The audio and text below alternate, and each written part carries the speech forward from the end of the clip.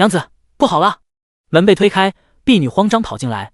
唐昭慢条斯理提起茶壶倒水，有什么事喘口气再说。哎呀，娘子，您还有心思喝水？有人闯宫门告御状呢。唐昭喝水的动作一顿，蹙眉看他，告的是我。婢女被问的一愣，而后跺脚，不是告您，但与您有关。唐昭放下水杯，说清楚。婢女忙把事情讲一遍。原来是早间晨会时，有一女郎手持血书敲鼓告御状，言明相府有人以移花接木法子，在昔年换了相府婴孩，她才是真正的唐相爷亲女。朝堂之上，少有人不知唐昭乃国师测定的天命之女，能为陆国永固山河。若真出了天女被换之事，便是欺君罔上了。因此，女郎当即被押解进朝堂。婢女也跟看热闹的百姓在外等，想看对方是否会被下大牢，不想却看到中官马驾，车旁还有早晨随夫人进宫伴太后吃茶的婆子。见婆子脸色阴沉，婢女心知不好，立即拔腿就先跑回来。可她也只是比车驾早到一会。唐昭转头朝门看去，便见婆子带着一群下仆进来，那架势跟要来抓人似的。唐昭心下一沉，看来报错的可能性很高了。婆子特意在屋外站了一会，便是等婢女说完，再细查唐昭反应，想知道他对此事是否知情。可惜他并没有看出有用的东西。这位娘子近2年已是越发令人捉摸不透。他俯身一礼：“娘子，皇上遣中官来宣您进宫，请随老身去大堂接旨吧。”唐昭眼眸微闪，他微颔首对婆子道：“我换身衣服便走。”婆子却是皱起眉，语气中多了几分厉色：“娘子莫要误了时辰。”唐昭眯眼冷笑道：“嬷嬷威势好大，不知情的还以为你才是中官。你是要我身着便服去面圣吗？若冒犯圣威，嬷嬷担得起罪责。”婆子表情一变，大概也没想到这一遭，她倒也能屈能伸，俯身一礼：“是老奴考虑不周，那奴婢等便在外候着，还请娘子尽快。”说完便带着所有人退出房间，连个梳妆更衣的都没有留下。但此举反而中了唐昭的意。他看着被关上的门和窗户，转身步入内室，把拔布床上的柜子一一打开，取出其中堆叠整齐的10几个香笼。拔布床，有的拔布床像一个房间，里面有床铺、坐榻、桌子、梳妆台等等，丫鬟陪床就在睡在拔布床里的小床榻。自2年前他灵魂修复结束，完全接手这个身体后，便一直在做离开的准备。趁年底婚期，他更是以准备嫁妆为由，把许多金银打造成金银叶子和珠子。如今倒是方便了，他把东西全部收入空间，只留空箱放回，而后才在催促中慢条斯理换好衣服进宫面圣。此时朝堂之上百官尽立，陆明皇高居皇座，下方中心处站着3人，跪着1人。3人中身着一品朝服的是陆国丞相唐元朝，此时他正绷着一张脸，面沉如水。旁边是丞相夫人和一名素衣清丽女郎，2人此时正互相揽着，似在垂头哭泣，整个朝堂显得格外压抑。左侧皇子队列中，3皇子旁侧的5皇子含笑道：“这可真惨。”一语双关，也不知在说谁。而3皇子本就阴郁冷沉的脸更难看了。当年唐昭出世，国师以命披挂，留下一句福星出世，帝后之资，永固山河，千秋万代，便断气了。如今5皇分立，已有1000年无帝制，这不是便说谁得天女便可一统天下称帝吗？因此陆明皇当下下旨，钦定唐昭为准太子妃，及笄后则一皇子成婚，再定太子。虽然陆明皇没有明说，但也相当于唐昭嫁给谁，谁便是太子。因此众位皇子自唐昭还是婴儿时便争夺不休。不过3皇子技高一筹，把原身哄成恋爱脑，本以为过了今年便能当太子了，谁知竟出了偷龙转凤之事。若唐昭真的不是丞相之女，岂不是竹篮打水一场空？这便也难怪3皇子连表情管理都做不了。唐昭迈步进来时，受到了如以往一般的万众瞩目，只可惜如今的目光不再是慈爱、和善和期盼，更多的是嘲讽、怀疑、愤怒、怜悯、怨怼以及幸灾乐祸等。唐昭垂手上前，规规矩矩下拜行礼：“臣女叩见皇上，愿皇上万安，山河永固。”偌大的朝堂内只有他的声音，众人不由都朝上座看去。可惜陆明皇被珠帘遮住，没有人能看清楚他的神情。不过从陆明皇久久不言来看，已经可以猜出他的态度了。毕竟唐昭自出生后，陆明皇对他一直极为宠爱，常带在身边亲自教导，甚至还允他不需行礼通报的特权，乃像如今一般冷落。好一会后，陆明皇才轻抬了下手，却不是让唐昭起身，而是让中官代言。中官会议上前同唐昭说明情况，这时唐昭才算真正了解清楚。前情如婢女所言，后续便是名阮玲玉的女郎已与丞相夫妻滴血认亲了，确定已是亲生。如今是要他与阮家人滴血认亲，看是否有无亲缘关系。唐昭听完，不由抬头看向一侧以上的金盆。阮大人，唐大娘子，请吧。中官上前对两人示意。唐昭嘴唇微抿，下意识转头去看身边这个据说才是元神亲爹的男人，心想对方也是倒霉，从证词上来看，可以说是无妄之灾了。证词说的是老奴夫家欠钱，才会答应相府婆子换子，阮家人并不知情，可再无辜也是欺君之罪，何况事关天命之女，陆明皇为安抚丞相一家，必会重判。听中官的称呼，对方应该还是一名官员，大抵是做到头了。只是不看还好，这一看，他瞳孔骤缩，嘴唇微动，一声罢下意识就要脱口而出。第二章滴血认亲。阮仲明也正好转头看向他，眼中满是复杂和沉重。显然他也已经预估到了阮家可能会有什么下场了。这般陌生的眼神和表情，让唐昭刚热起来的脑子瞬间又凉个彻底。众人见他面露惊骇，脸色惨白，都当他是被打击过头，不由也面露不忍。阮仲明已经抬起手，被扎了一个口子，滴入一滴血到水盆内。唐昭却还在恍惚中，中官叫了几声都没反应。中官只当他是在抗拒，说了声得罪，便抓起他的手用力一扎，疼痛让唐昭彻底回神。他又猛地转头去看阮仲明，心脏突突直跳。真的一样，一模一样。这个阮仲明跟老爸长得基本一模一样。为什么说基本？是因为对方眼角多了一颗小痣，唇上也续了八字胡，不像他老爸，下颚一圈狂野胡须野蛮生长，脸上还有一道长长的疤，那是末世后遗留下来的英雄象征。他目光直愣愣地落在那颗多出来的黑痣上，心里头莫名一空，鼻头发酸，眼圈发红，久违的被压抑在心底的思念就这么涌上心头。阮仲明看到他这副样子，心下也是一叹，一朝从云端跌入谷底，也是个可怜人。不管她是不是自己的女儿，只希望皇上能看在昔日的宠爱上，从轻发落于她。正这时，周围响起一阵轻微的骚动，而后就听中官尖利的嗓音响起：“回禀皇上，阮大人与唐大娘子的血相融了，二人确实是血缘至亲。”闻言，其他人还没动静呢，唐丞相立刻悲痛跪伏在地，高呼道：“请皇上为臣及臣女做主。”丞相夫人也拉着阮玲玉跪下，哭求做主。母女俩抱着哭成一团。唐昭下意识转头看去，却正好看到了阮玲玉的脸，顿时又是一愣，而后眼神便复杂起来。哪怕容貌的确与丞相夫人有几分相似，但一对双眼皮夫妻怎么可能生出一个单眼皮的孩子？想到什么，他转头看向众位皇子，只是昔日对他百般讨好的皇子们，这会避开的避开，看好戏的看好戏。倒是三皇子迎上他的目光，却是怒目而视，表情极度扭曲。唐昭心中不知为何突然涌起几分可惜之情，可惜原身意识已经彻底消散，不然该好好让他看看渣三的嘴脸。那10几年他眼睁睁看着原身恋爱脑，简直差到被气死。所幸他几次差点被渣三哄上床，他都挣扎醒来接管身体，不然真得自枪再找具身体。不过这回他也基本明白了，既然阮玲玉并非丞相之女，那这局便是个假局。何人要这般设计他，其实不难猜。他与三皇子婚期将及，这2年陆明皇身子日渐虚弱，一旦三皇子成太子，说不定转眼就成新君。这些人定然不会这么眼睁睁地看着三皇子被册立为太子，所以这是一个局，针对三皇子的局。那么这局无解吗？不，其实很好解，只需与丞相再做一次滴血认亲即可。不论他们动什么手脚，他都能用异能给出一个满意答案。但他为什么要解呢？难得这么好一个摆脱朝堂的机会。他不觉转头看向旁边这位与父亲长相相似的人，他不知道是不是冥冥中有什么注定，但既然此人非体真正的父亲，他也不可能靠一张相似的脸就放弃自己的筹划，所以他也低垂下头，没开口。一时间，整个朝堂陷入一片死寂。沉默数十息后，陆明皇终于发话，他没回应丞相，只问道：“唐昭，此事你可知情？”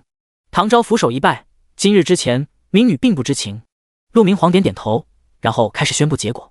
如唐昭所料，虽然阮家并不知情，但此事乃他夏普所做，罪同欺君，全家尽数流放北疆，3代不可考。至于唐昭，因其也是受害者，所以只剥夺所有封赏，由真正的丞相之女承接，去留则由唐家做主。闻言，唐元朝还没说什么，丞相夫人厉声道：“皇上，他害得我夫妇与亲女分别18年，此等旧物，我唐家必不再留。往后他如何，与我唐家再无干系。”文武百官不由都看过去，表情各异。有人觉得这样太过，好歹抚养18年，说弃就弃，未免太无情；有人却觉得这样是人之常情，无端被迫与亲生血脉分割，抚养他人之女，任谁都会心生怨怼和迁怒。只有唐昭低垂着头，没有任何感想。虽然他有一半可能性依然是这2人的女儿，但他对这2人并没有感情。这18年，他的灵魂时睡时醒，也拥有原身所有记忆。但更清楚了解到周围所有对他好的人全都是在完成任务，根本不带任何感情，他自然也不会投入半分感情。他余光扫了眼黯然的阮仲明一眼，心中叹息，一时朝堂上气氛显得有几分尴尬和古怪。这时唐元朝出来请罪，明颜夫人心绪浮动，言辞过激，请皇上莫怪，但丝毫不提及对唐昭的处置，显然是默许了夫人的做法。不少人顿时对唐昭同情起来。不过这会又有人出列询问唐昭与三皇子婚事，显然是三皇子党派，句句都在说唐昭已是罪人，配不上三皇子。这件事陆明皇似乎也有些头疼，毕竟谁人不知三皇子与唐昭两情相悦，深情相许，论理唐昭既然无罪，也可以嫁皇子，但婚书又是丞相之女，这便不好办。因此所有目光不由都聚集到三皇子身上。三皇子皮肉一紧。这时陆明皇突然沉声道：三皇子，你与唐昭尚有婚约，如今你可愿继续履行婚约，娶唐昭入府为妃？众人都以为三皇子好歹会做做样子，谁料他却怒红了脸，义正言辞道：禀皇上，唐昭如今是罪人之女，又如何能为皇子正妃，玷污皇室血脉？堂内顿时一阵沉默几息。这脸翻的还真不要太快了，也不知道是蠢还是无情。连陆明皇大概也没想到三儿子竟然这般直接，一时都有些无语。三皇子显然也反应过来，自己以往都是神情扮相，如今这般未免太过无情。他忙想说什么补救，谁料旁边却有一人出列。四皇子朝上作躬身道：皇上，昭儿于此事本就无辜，何况她尚未并入阮家，并不算罪人之女。他说此话时，众人只以为是要给唐昭求情，谁知他下一句便道：儿臣自小便心仪昭儿，之前念三哥心系与他，便也不夺人所爱，但如今既然三哥已无心，那么儿臣想请旨娶昭儿为正妃。此话一出，顿时全场皆寂。第3章自愿流放。陆明皇想必也是被惊到了，半晌没说话。三皇子也一脸不可置信地看向这个一向精明的四弟，不明白为什么他要出来捡个没用的破烂，就为了踩他一脚。可现在谁都知道阮玲玉肯定是恨死唐昭的，跟唐昭交好不是得罪阮玲玉吗？而唐昭此刻却暗暗眯起了眼睛，已经知道这幕后之人是谁了。便在一片寂静中，唐昭突然俯首一拜，清亮空灵的嗓音在朝堂内响起：皇上，民女有话禀君。唰的一下，所有人的目光再度投注到他身上，众人都想看他会作何选择。陆明皇也想知道他会作何选择，便点点头道：你说。唐昭掷地有声：禀皇上，民女既是阮家女，无论如何何该与家人同行，何况18年来民女与亲缘分离，不能在西前尽孝，如今相认，也希望未来能好好尽孝，弥补18年缺失的孝行，因此民女恳请皇上准许，让民女随家人前往北疆。寂静，死一般的寂静。以往不管谁遇到这种事，都是要撇清逃离的，没有人还会往上撞的。北疆那是什么地方？最是苦寒之地，说不定没到北疆就死在路上。如今外面正乱，洪涝与干旱齐发，只要有点脑子的都恨不得躲在皇城，好歹安稳。何况四皇子都说要娶她为妃了，这般舍弃荣华富贵和安逸生活，前往北疆受苦，傻子都做不出。但唐昭的话偏偏也让部分人动容。这个时代以孝为先，无疑唐昭的笑颜博得不少人的好感。此时阮仲明却突然激动道：皇上，罪臣既无抚养于他，他自无尽孝之责。唐昭娘子尚且年幼，突遭大变，一时错想，还请皇上莫要当真。四皇子也反应过来，忙道：对呀，昭儿，若你是忧心家人在北疆，等往后有机会，我可陪同你前往北疆探望。唐昭，你怎么说？陆明皇开口了。唐昭直起身子，表情前所未有的坚定：民女只愿与家人同甘共苦。唐大娘子，你……阮仲明还待说什么，唐昭只是朝他一笑：我意已决，父亲莫要再言。一声父亲，顿时让阮仲明红了眼眶，喉咙一阵哽咽，也说不出什么话来。而丞相夫人也不觉得转头看向他，不知道为什么，心里突然空落落的，好像有什么不见了。阮玲玉眼眸微闪，立刻垂手低声道：娘，唐昭也是无辜的，要不别赶他走了。丞相夫人闻言，低头就看到女人忍泪的模样，顿时心疼不已，忙低声坚定道：不行，他已经抢走你18年的人生，我怎么能允许他还继续留下享福？他吃苦也好，这才能偿还你这些年的苦。阮玲玉抿唇面带迟疑，但终究没再说话，只是又窝进丞相夫人怀里。地方就这么大，母女俩的话自然传入旁人耳中，包括唐昭。阮玲玉既是怨恨又是得意地看向他，可惜唐昭的表情并没有丝毫变化，而是坚定地等着陆明皇应允。四皇子咬着牙想再说什么，但终究没说。毕竟如果他表现得太明显的话，难保不会引起其他人的怀疑。这时陆明皇开口了：既是你所愿，寡人便成全你一片孝心，与你随行北疆，不以罪论。即是跟流放队伍一起走就可以，不用当罪人一起背负枷锁流放。谢皇上。唐昭俯首叩谢。他当堂除去华服，在陆明皇应允下，与阮仲明一起被带回大牢。大牢内，阮家其余人也被带过来关一起。虽说是一家，但也就几个人而已。阮仲明只是一个五品员外郎而已，为官又向来清廉，一家子都靠他的俸禄生活，所以家资也不丰。阮仲明现有3子2女，大儿子阮林瑞22岁，暂无官身，之前在私塾里当名普通夫子。二儿子阮林觉19岁，今年刚考中秀才，才名远播，本该前途无量。三女儿原来是阮玲玉，不过现在变成唐昭，18岁。后边还有一对6岁的龙凤胎。除阮林瑞外，其余人都是季氏所生。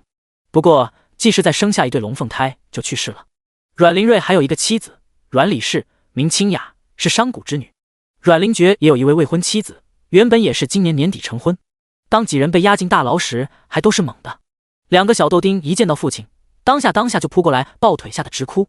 其余人也激动的连声询问情况，怎么好好的，他们一家就要被流放背江呢？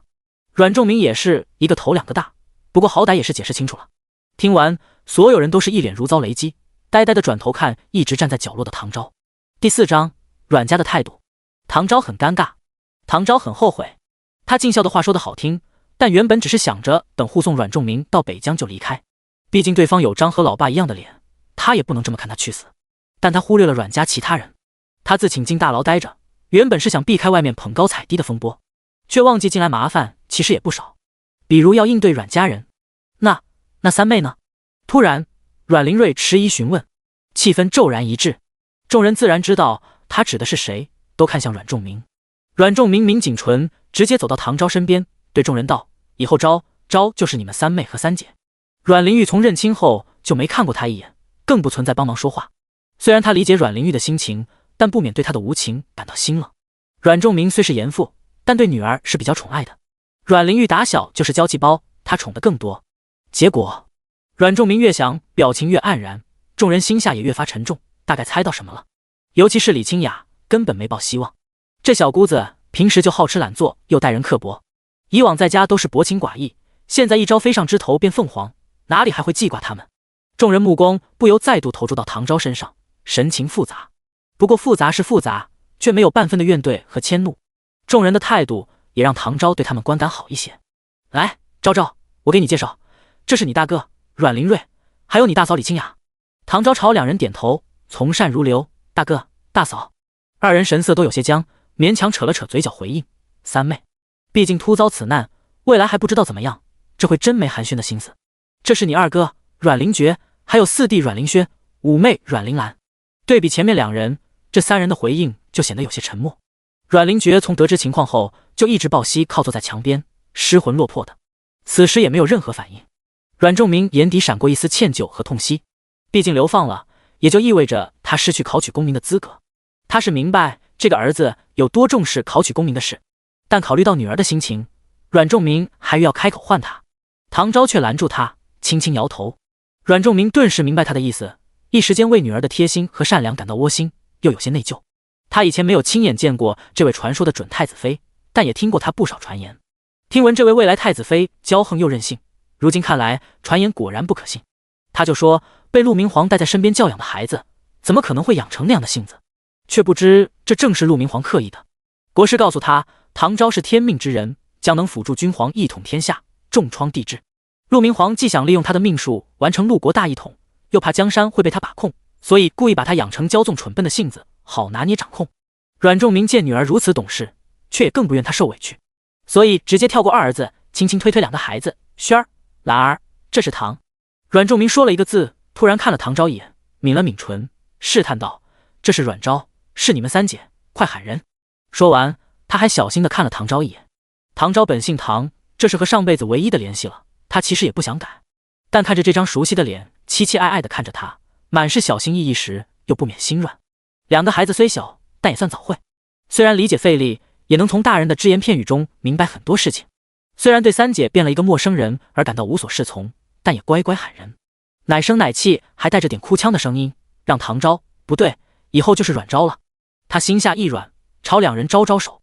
2孩子抬头看了下自家爹爹，阮仲明轻轻推推他们的后背，暗示两人只能抿抿小嘴巴，小心翼翼地慢慢凑近。阮昭伸手轻轻摸了摸两人的小脑袋，木系能量不着痕迹地输入两人体内，慢慢舒缓他们紧绷的神经。两个小孩就像突然沐浴在温和清凉的水中，一种前所未有的舒适感让他们突然涌起一丝困倦来。不过这种感觉消失得很快，让他们惊诧又疑惑。阮昭收回手，微微一笑：“你们好，初次见面，以后请多指教哦。”两个孩子回过神来，也不知道是不是被木系异能舒缓过，所以能与阮昭身上的草木亲和力产生共鸣，不觉对他也产生几分亲近感。这个姐姐好像很好相处的样子，也很漂亮呢，比以前的三姐还好看。最重要的是，比起总是凶巴巴的三姐，这个三姐好温柔啊。阮仲明怕阮昭得不到回应尴尬，就走过来主动跟大家解释阮昭跟着进大牢的因由。得知他原本不用跟着一起流放，只是为了与家人同甘共苦才自请跟着一起走，所有人都面带惊愕。而后对阮昭观感便更好了。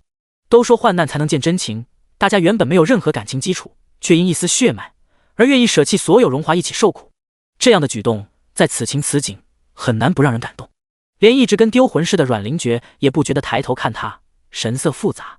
正这时，大牢外响起动静，听声音是有人来探视。不消片刻，这间大牢外就站着一位华服男子。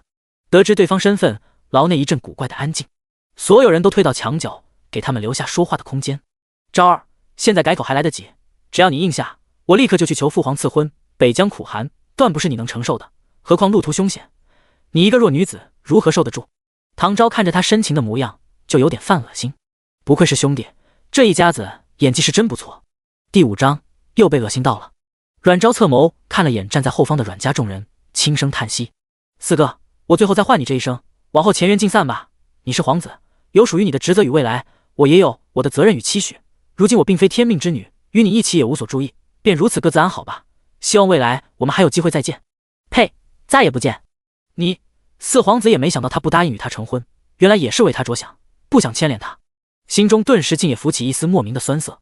生于皇家，从小就在尔虞我诈中生存，哪怕是身边最亲的人，不是想着怎么要你的命，就是把你当权力工具，逼着你去冲锋陷阵，真正关心的又有几个？他以前是非常看不起唐昭的，觉得他又蠢又骄纵，如今才发现他竟是如此善良体贴。昭儿，那些我都不在意，我只想要与你一起偕老。若是寻常人听到这些，早已经感动得以身相许了。看阮家众人的表情就知道，可惜阮昭只想吐。他深吸了口气，坚定道：“别再说了，我心意已决，如今只想与家人一起。你贵为皇子，必不能与我一起走，便当我们有缘无分，忘了我吧。”说着，直接转身背对四皇子，不再看他。阮家众人都被这情形虐得心口疼，结果在看到阮昭那一脸仿佛踩到屎的嫌恶表情时，都是一愣。啊，这画风好像有点不大对。没看到他表情的四皇子面色僵硬，顿时也不敢开口。他怕他再继续说下去，他一受刺激就直接去求父皇，让他跟着一起走。他暗暗吸了口气，顺着台阶下，落寞点头：“我知道了。”等他离开，沉默许久后，阮灵瑞忍不住迟疑道：“可妹，你不喜欢四皇子吗？我看他对你用情颇深，你何不如与他一起，好过同我们一起受苦。”“是啊，昭昭，北疆苦寒不是你所能想到的，我们都明白你的心意，你着实无需随同一起。”阮仲明也道。倒是李清雅突然道：“我倒觉得那个四皇子态度有点怪，至于哪里怪他也说不上来，就感觉总有点不太对劲的感觉。夫人万不可乱议皇亲。”阮灵瑞立刻绷着脸，一副夫子训人模样。李清雅撇撇嘴，不过也没再多说。阮昭倒是多看了他一眼，发现这个女人还是挺敏锐的。他叹气道：“四皇子曾对一位女子用情甚笃，后来被我意外撞见，之后那名女子便意外染病去世了。天界的情非寻常人能消受。”除了2个小孩外，其他都是明白人，闻言大受震惊。阮灵瑞还有点不太相信，期期爱，这是否有误会？阮昭轻扯嘴角，皆是我亲眼所见，那些话与今日对我之言并无多少差异。后来我曾查过，那名女官是负责为他在宫中探听的。众人不觉张嘴，仿佛打开新世界大门。许久，阮灵瑞呐呐道：“那他现在找上你，可你如今已经……”他满脸纠结，似乎无法想通。阮昭摇头：“我也猜不透他的目的，但总归不单纯便是了。”阮仲明见他在墙边坐下来，想着他这回心里肯定很不好受，见傻蛋儿还想说什么，立刻开口道：“离开也好，宫廷内风起云涌，危机难料，等出了京城，你便寻机会前往赣州，投奔我一位好友。我曾与他有恩，应会善待于你。阮昭看他皱着眉，忧心忡忡的模样越发像老爸了。他叹了口气，父亲便放心吧，我这些年也非只是享乐，我既敢远赴北疆，自是有保我们一家周全之法。离开之话，父亲莫要再说了。阮仲明顿时哑口，随后心中更是酸涩感动的。他明白女儿只是为了能照料他们才不愿意离开。阮林瑞心中也是感动不已，三妹，大哥知你心意，只是大哥也非自私之人，无法眼睁睁看你随同我等受累。这次的三妹是叫的真心实意，这么善良体贴的妹妹，谁拒绝得了呢？阮昭无 fault 可讲，他严肃道：大哥，如果你是我，会在此时抛下我们离开吗？一句话正中靶心，众人顿时无言。的确，换位思考，谁也无法心安理得抛下亲人离开，所以以后这些话莫要再说了。他微微一笑，而后抬手朝两个小豆丁招了招：小轩、兰兰，过来姐姐这。两个孩子只犹豫半秒就颠颠走过去。三姐，阮昭笑着伸手把他们拉下来，在旁边坐下，一手揽一个，拍拍他们的小肩膀。小轩和兰兰喜欢吃什么呀？后天姐姐出去多准备一些。这是陆明皇给他的另一个特权，也算是给他最后一次机会。在流放队伍启程的前一天，准许他离开牢房去置办物资。可他身无长物，哪来东西置办物资？也就是给他逃走的机会。因为这些举动，陆明皇仁德之名更甚。阮昭自是不会走，物资他空间应有尽有。末世开启时，他没有觉醒异能，但老爸和大哥却费尽心力，九死一生给他抢来一个随身空间。后来为了救下老爸和大哥，他在最后一刻把要自爆的丧尸皇带入空间，一起同归于尽。原本以为人死空间也被毁，没想到他穿到这个不知名时空，在一个小孩身体里温养灵魂。等他修复后，不止空间和物资都在，还因为吸收丧尸皇的能量而升级，土地生命力强度提升，种植速度提升，地域也扩大不少。最重要的是，他也继承了丧尸皇的木系变异异能，不止可以促进植物生长，还能转移植物的生命力为治愈力。所以他对于流放去哪里真的半点都不担心。只不过某些东西取出来还是得有借口过明路，因此他打算后天离开大牢。见阮仲明皱着眉要说什么，他笑笑道：我曾与一位友人合作，尚有些许银钱在他那，若不取用，一旦被发现也只会充公，对外便说与他借便是。他都这么说，众人也无话可说，甚至暗暗松了口气。毕竟此行路途遥远，能带点粮食银钱半身也多了种保障。第6章退婚。阮仲明也没再拒绝，只是声音微哑道：谢谢。毕竟他就算不在意自己，却不能不在意两个最小的孩子。阮昭笑笑，一家人何必说谢？是啊爹，谢来谢去就生疏了。三妹，嫂子也不跟你客气，不过以后只要有机会，嫂子一定会好好报答你。李清雅倒是很干脆，她虽有娘家，但也明白家人秉性，此行别说帮助了，怕是已经明言断绝关系。如今能给予帮助的就只有阮昭，能有机会活，没有人想死。几番话下来，大家之间的距离都拉近不少。不过看着依然不言不语，仿佛失魂一般的阮灵觉，还是令人心情沉重。阮父也只能温声劝说，好说歹说，终于把孩子说动弹了，多少给了点反应。可不等众人松口气，下一个来探监的人就彻底一榔头把阮灵觉打自毙了。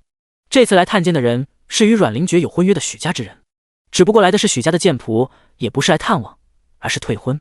原本这件事大家心中也已经有所预料，即便许家不提，阮仲明也打算等许家来探监实体。现在人家只是先一步而已，问题是对方的行为未免太过折辱人。许家只是商户而已，以往许员外见阮家人都要先行礼，如今两家婚约解除，却是派一个家仆来羞辱。家仆见阮家众人面露愤怒，半点不怕，还挺得意。我们家主说了，二郎君你也别怨，她好好一个闺女，总不能嫁给罪人。流放北疆暂且不说，以后说不得还要成为别人的奴仆。如果阮家还有点良心，就请签了结婚书吧，别耽误我家娘子了。另外，我家家主也说了，只要签字，这些盘缠就当许家给予阮家的心意。他说着，随手把包袱丢在地上，一块坑坑洼洼的粗面饼正好滚了出来。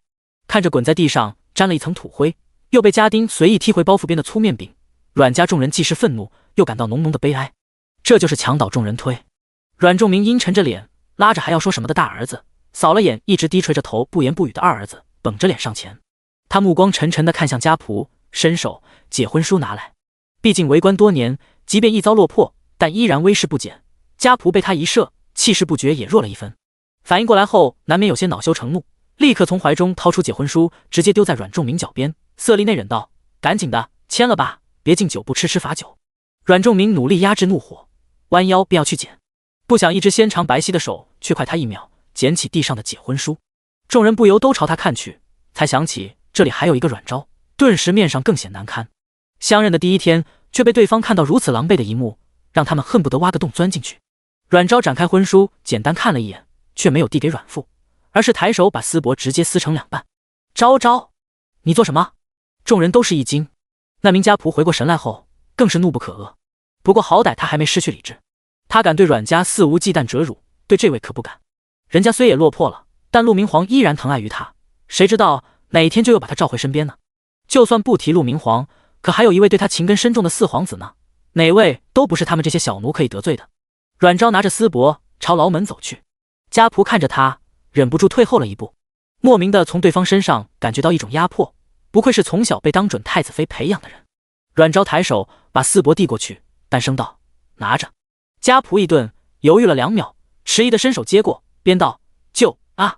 不想他才说一个字，手腕骤然被用力一扯，整个人直接被带着重重撞上牢门，而后被阮昭揪住衣领提起，脚尖微微着地，吓得他面无血色，跟只大王八似的不断乱滑四肢。回去告诉你们主子，想要解除婚约就带上诚意过来，不然就乖乖等着婚期一到，把宝贝闺女送往北疆，反正苦寒开荒，多个人不嫌多。说完，直接一放一推，人便重重摔落在地。带上你的垃圾，滚吧！家仆龇牙咧嘴，捂着屁股和腰，脸色发白的看向阮昭，却对上了那一双从尸山血海中练出的眸子，心下猛地一寒，抓起包袱就屁滚尿流的跑了。听到动静的狱卒打开外层牢门要进来看，就被慌乱逃命的家仆撞了个屁股蹲。他龇牙咧嘴的转头骂了声，谁知家仆已经一溜烟跑没影了。而此时阮家牢里也是一片寂静，阮家众人都还呆傻傻的张着嘴，没回过神来。阮昭转过身，揉了揉手腕，明知故问的问：“怎么了？”众人嘴巴张合，还是发懵中。这时阮玲兰却雀跃的跑过来，抱住他的腿：“三姐好厉害啊！”阮玲轩回过神来，也是双眼亮晶晶的凑过来，仰着头满含敬佩和期待问：“三姐会武功吗？”阮昭揉揉2个小家伙的脑袋，点头：“会一点，可惜以前没认真学，不过自保还是可以的。如果你们感兴趣，找机会我教你们呀。”“好呀好呀，三姐我要学。”阮玲兰立即高兴起来。阮玲轩虽然稍微沉稳一点，但明显也很兴奋激动，小脸都变得红彤彤的。几位大人这回才彻底回过神来，而后神情异常复杂，大概是本来以为面前的是一株菟丝花，谁知道转眼菟丝花就张开獠牙，一口把猎物吞下去的既视感。那个三妹，我也能学吗？李清雅竟然也期期爱爱的凑过来，实在是阮昭刚刚那一手太飒爽，也太让人解气了。第7章许清荣，当然可以。哦，那要怎么学？是要练力气还是扎马步？我力气还行，能提2桶水。三姐我力气也可以的，可以抱起小黄。顿时2大2小就开始就如何学武叽叽喳喳讨论起来，完全把3个男人忘在一边，连自闭的阮灵觉都忍不住抬头看了一眼。沉默半晌，阮灵瑞小心拉着老爹到一边，巧声劝道：“爹呀，你别怪三妹鲁莽，三妹也是为了我们，只能说许家太欺人了，让轩儿和兰儿他们学武也不错，至少能多点自保。”不爱。阮仲明一脸黑线，咬牙切齿低声道：“我什么时候说要怪昭昭了？闭嘴！”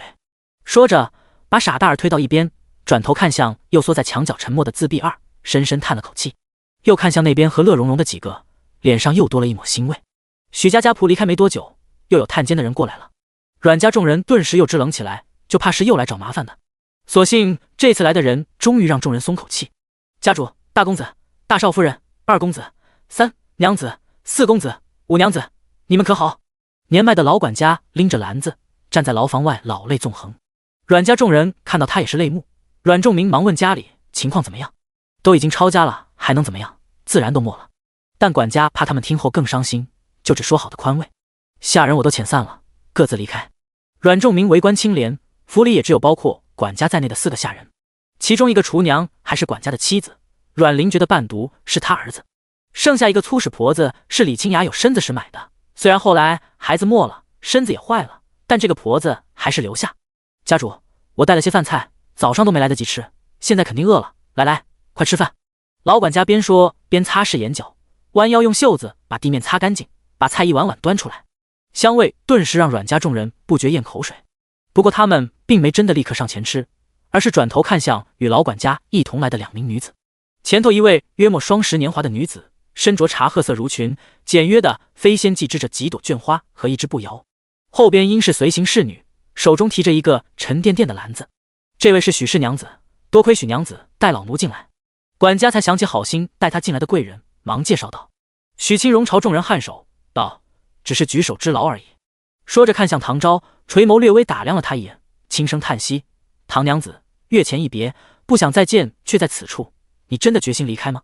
阮昭淡淡一笑：“如今我已更名阮昭，此处再无唐昭，我自离去。”两人都是聪明人，不管外面任何谣言，如今只听他一句，许清荣就明白他的打算了。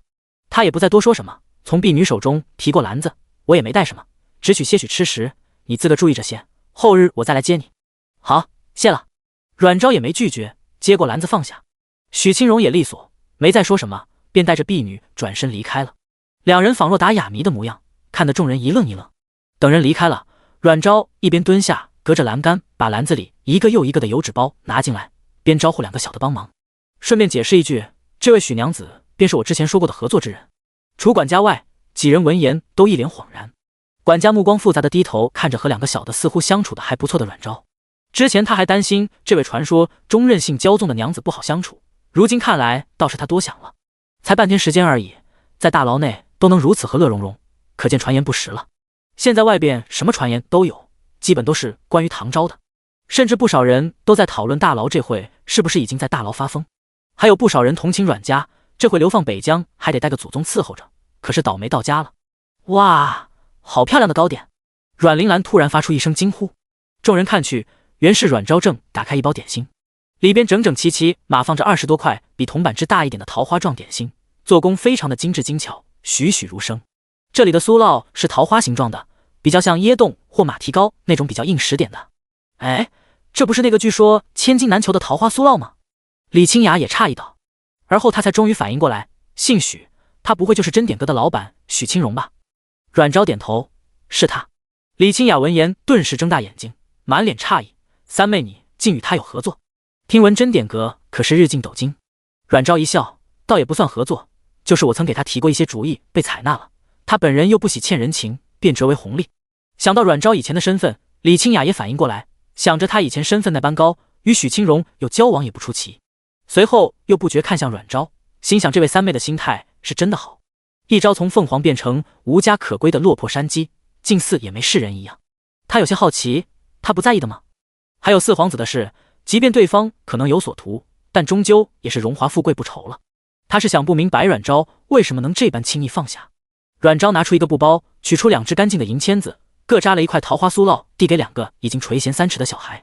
2个小孩欣喜地接过，甜甜道：“谢谢三姐。”阮昭又把纸包递给李清雅，都尝尝，味道还不错。李清雅立刻小心接过纸包，看着精致的点心，不觉咽了咽口水。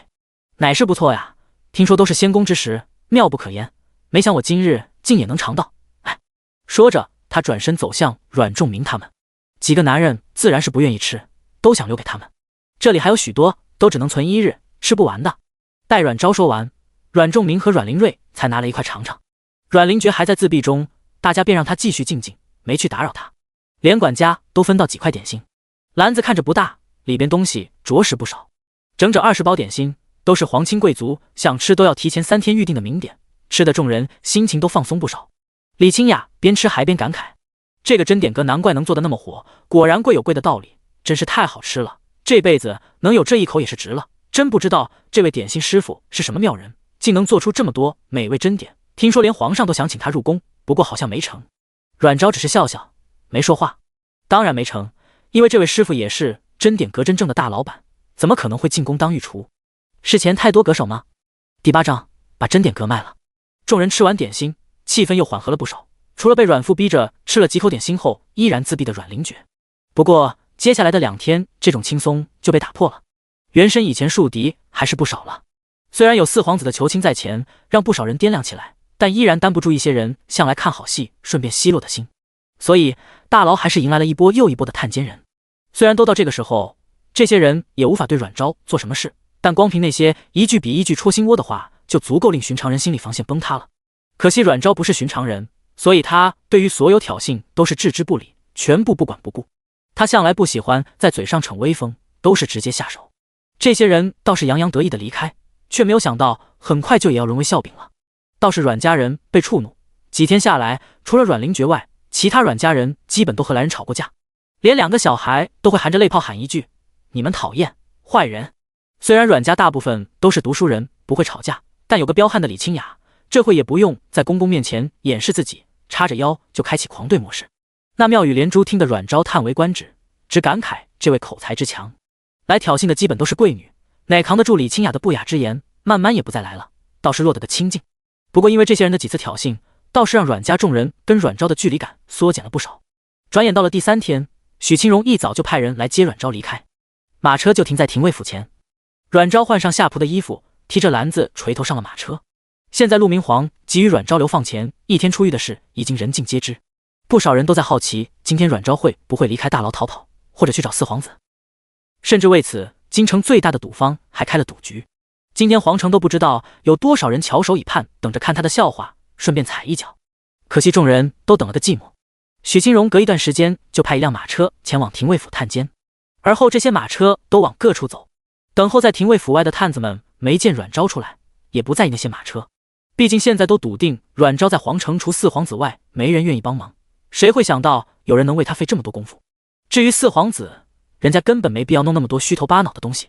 何况都听说了，四皇子自那天来探监后回去便病倒，听说是忧思成疾。东家，马车行到北郊一座普通的旧宅里，一进大门，堂屋内等着的许清荣立即站起来。今天的许清荣没有戴面薄，一张姣好的面容上布满忧色。东家，您接下来是何打算？提起茶壶，飞快给阮昭倒了杯茶，他便迫不及待问起。阮昭喝了口茶，才道：“先跟我说说这几天皇城内的情况。”许清荣虽急，但还是点点头，详细给他说了这2天发生的一些大事以及与他相关的言论。听到襄府举办了为期3天的流水席，阮玲玉不对，正式更名为唐安兰的真千金也被陆明皇册封为雨阳县主，不过暂无封地。阮昭挑了挑眉，看来陆明皇为了安抚这位天女，还真是煞费苦心了，就不知道以后发现投资无法回本后，会不会直接弃进皇陵。他摆摆手，跟我说说前往北疆各路线情况如何。许清荣点头，从上次探监时确定他真要去北疆，他回来后就做了不少功夫。他取出一本册子递给他，里边记录了前往北疆可能走的几条路线的地形图、灾荒情况，是否有匪徒等。许清荣蹙眉，您真要随行北疆吗？其实若您放心不下阮家，于北疆之外反而更方便照料，前往北疆才是与我最有利的。他飞快浏览册子上的内容，边道。许清荣皱眉，倒也能明白他说的有理，只是北疆也太危险。阮昭飞快把所有记录都记住，才把册子合上，而后抬眼看向面带忧虑的许清荣。他与许清荣合作是在5年前，那时他醒来的时间也越来越长，最长时可维持1天。这些时间他都会离开襄府为未来未雨绸缪。正是这个时候，他意外遇见了正逃婚的许清荣。彼时他未婚夫与他庶妹苟且，他不愿再嫁，却被逼着跟庶妹一起嫁。不过许清荣母亲虽是，外家也不可小觑。他被救后投奔外家，其外公直接进宫求陆明皇做主取消婚约，这才消停。但作为外甥女，寄人篱下的滋味并不好受，所以阮昭在观察一段时间后，找上他开了这个针点阁。外人只知道针点阁是许清荣的产业，因有老太傅做后台，所以连陆明皇都不敢觊觎，却没人知道这家日进斗金的店真正的东家是阮昭。不过他微微一笑道：“清荣有没有想法把针点阁彻底盘下来？”许清荣一愣，随后明白过来他是什么意思，顿时瞪大眼睛站起：“东家是何意思？难不成也当我许清荣是那等趁火打劫之人？”阮昭见他气红了眼，心知他误会，忙拉着他坐下，失笑道：“清荣怎会这般想？你当我是和心胸狭隘之人吗？”许清荣眉心微蹙：“那你又为何这般试探于我？”阮昭摆手：“非也，我实话与你说了吧，此行后我必是不再回皇城，未来如何也不知晓，山高路远的，这里的产业我也顾不上，倒不如换了盘缠，以备东山再起。”许清荣闻言，神色这才好些：“若是这般，倒不必卖铺子，这边我帮你打理即可，等你日后安稳下来，不是有更多资金置办产业？”阮昭摇头：“其他或许可以，但针点阁不行，线下针点阁越做越大，未来必定会引更多人窥视，若被发现与我有关，怕会借机强夺。与其白被人占了，何不如由你拿下？何况我听闻老太傅正为你张罗亲事，有针点阁伴身，你去了夫家也有底气不是？人啊，靠天靠地靠自己。”他说完，见许清荣一脸深思，明显心动的样子，便道：“若你有意，我便5万两黄金卖断于你，另外附赠3张新方子，钱也不用立即给我，先寄放你处。”第9章2朵白莲花。许清荣微张了张嘴：“5万两多吗？多，但对针点阁来说却远远不及。可他也着实心动。他咬了咬唇：“你真决定了？”阮昭咬着点心颔首。许清荣见他并无半分勉强与难过，咬牙点头：“既然如此，我答应了。不过5万两太少，我加1倍，银两我会1年内还清。”钱许清荣不是拿不出来，老太傅为他做主后，娘亲的嫁妆也都给了他。许清荣在经商上本就有些天赋，这些年又有阮昭在后指点，本就丰厚的遗产现在也增了几10倍营收。不过那么大的流水，他也不敢一次性调出。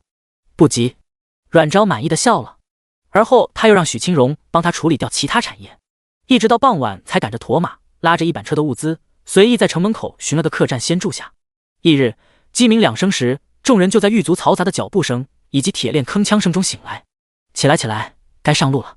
天尚未亮透，长长的流放队伍便离开廷尉府大牢，拖着镣铐被赶着徐徐往城门走。队伍100余人左右，其中解差有12名，余下近100人全是此行被流放的犯人。其中因偷龙转凤案如同阮家一样被流放的还有20-30人，皆是调换孩子那2名婆子的3族之人。而那2名婆子的本族血缘至亲已基本被斩杀。这3日阮家在牢中还好，但外界并非那么寻常。菜市口每天都需要大量的人员清洗血水，若只是寻常调换孩子还好，可这世事关天命，陆明皇怀疑到他国奸细作乱，自然要大动干戈。被流放的罪责反而算是最轻的。天虽未明，但城门已开，街上已经有人往来，四处皆是商贩的吆喝声。见到流放队伍经过，众人都好奇围观起来，不过也只是指指点点而已。阮昭靠坐在车辕上，一早就等着。他戴着斗笠，穿着短打的粗布麻衣，也没人能认出。队伍将到城门口时，阮昭跳下车，掀开斗笠木巾，朝队伍中的阮家人招手。见到他真的竟然在等他们，没有自己离开，阮家众人又感动又松了口气。拖着20-30斤的锁链才走这么段路，他们便已感艰难了。若还无物资，真是怕到不得北疆便会殒命。阮昭正要走过去，突然一辆马车从后方赶了过来。看到那辆马车，阮昭眉心就紧紧拧起，满脸不耐。马车在城门口停下，城门兵卒和解差认出乃是皇子车驾，都是一惊。马车门被打开，四皇子被剑仆搀扶下车，手执白绢轻捂着嘴，时不时还轻咳2声。果真应了传言，四皇子忧思成疾了。阮昭心中冷笑，整挺好。四皇子朝阮昭走近，面容憔悴，声音微哑：“昭儿，你真的决心要走吗？”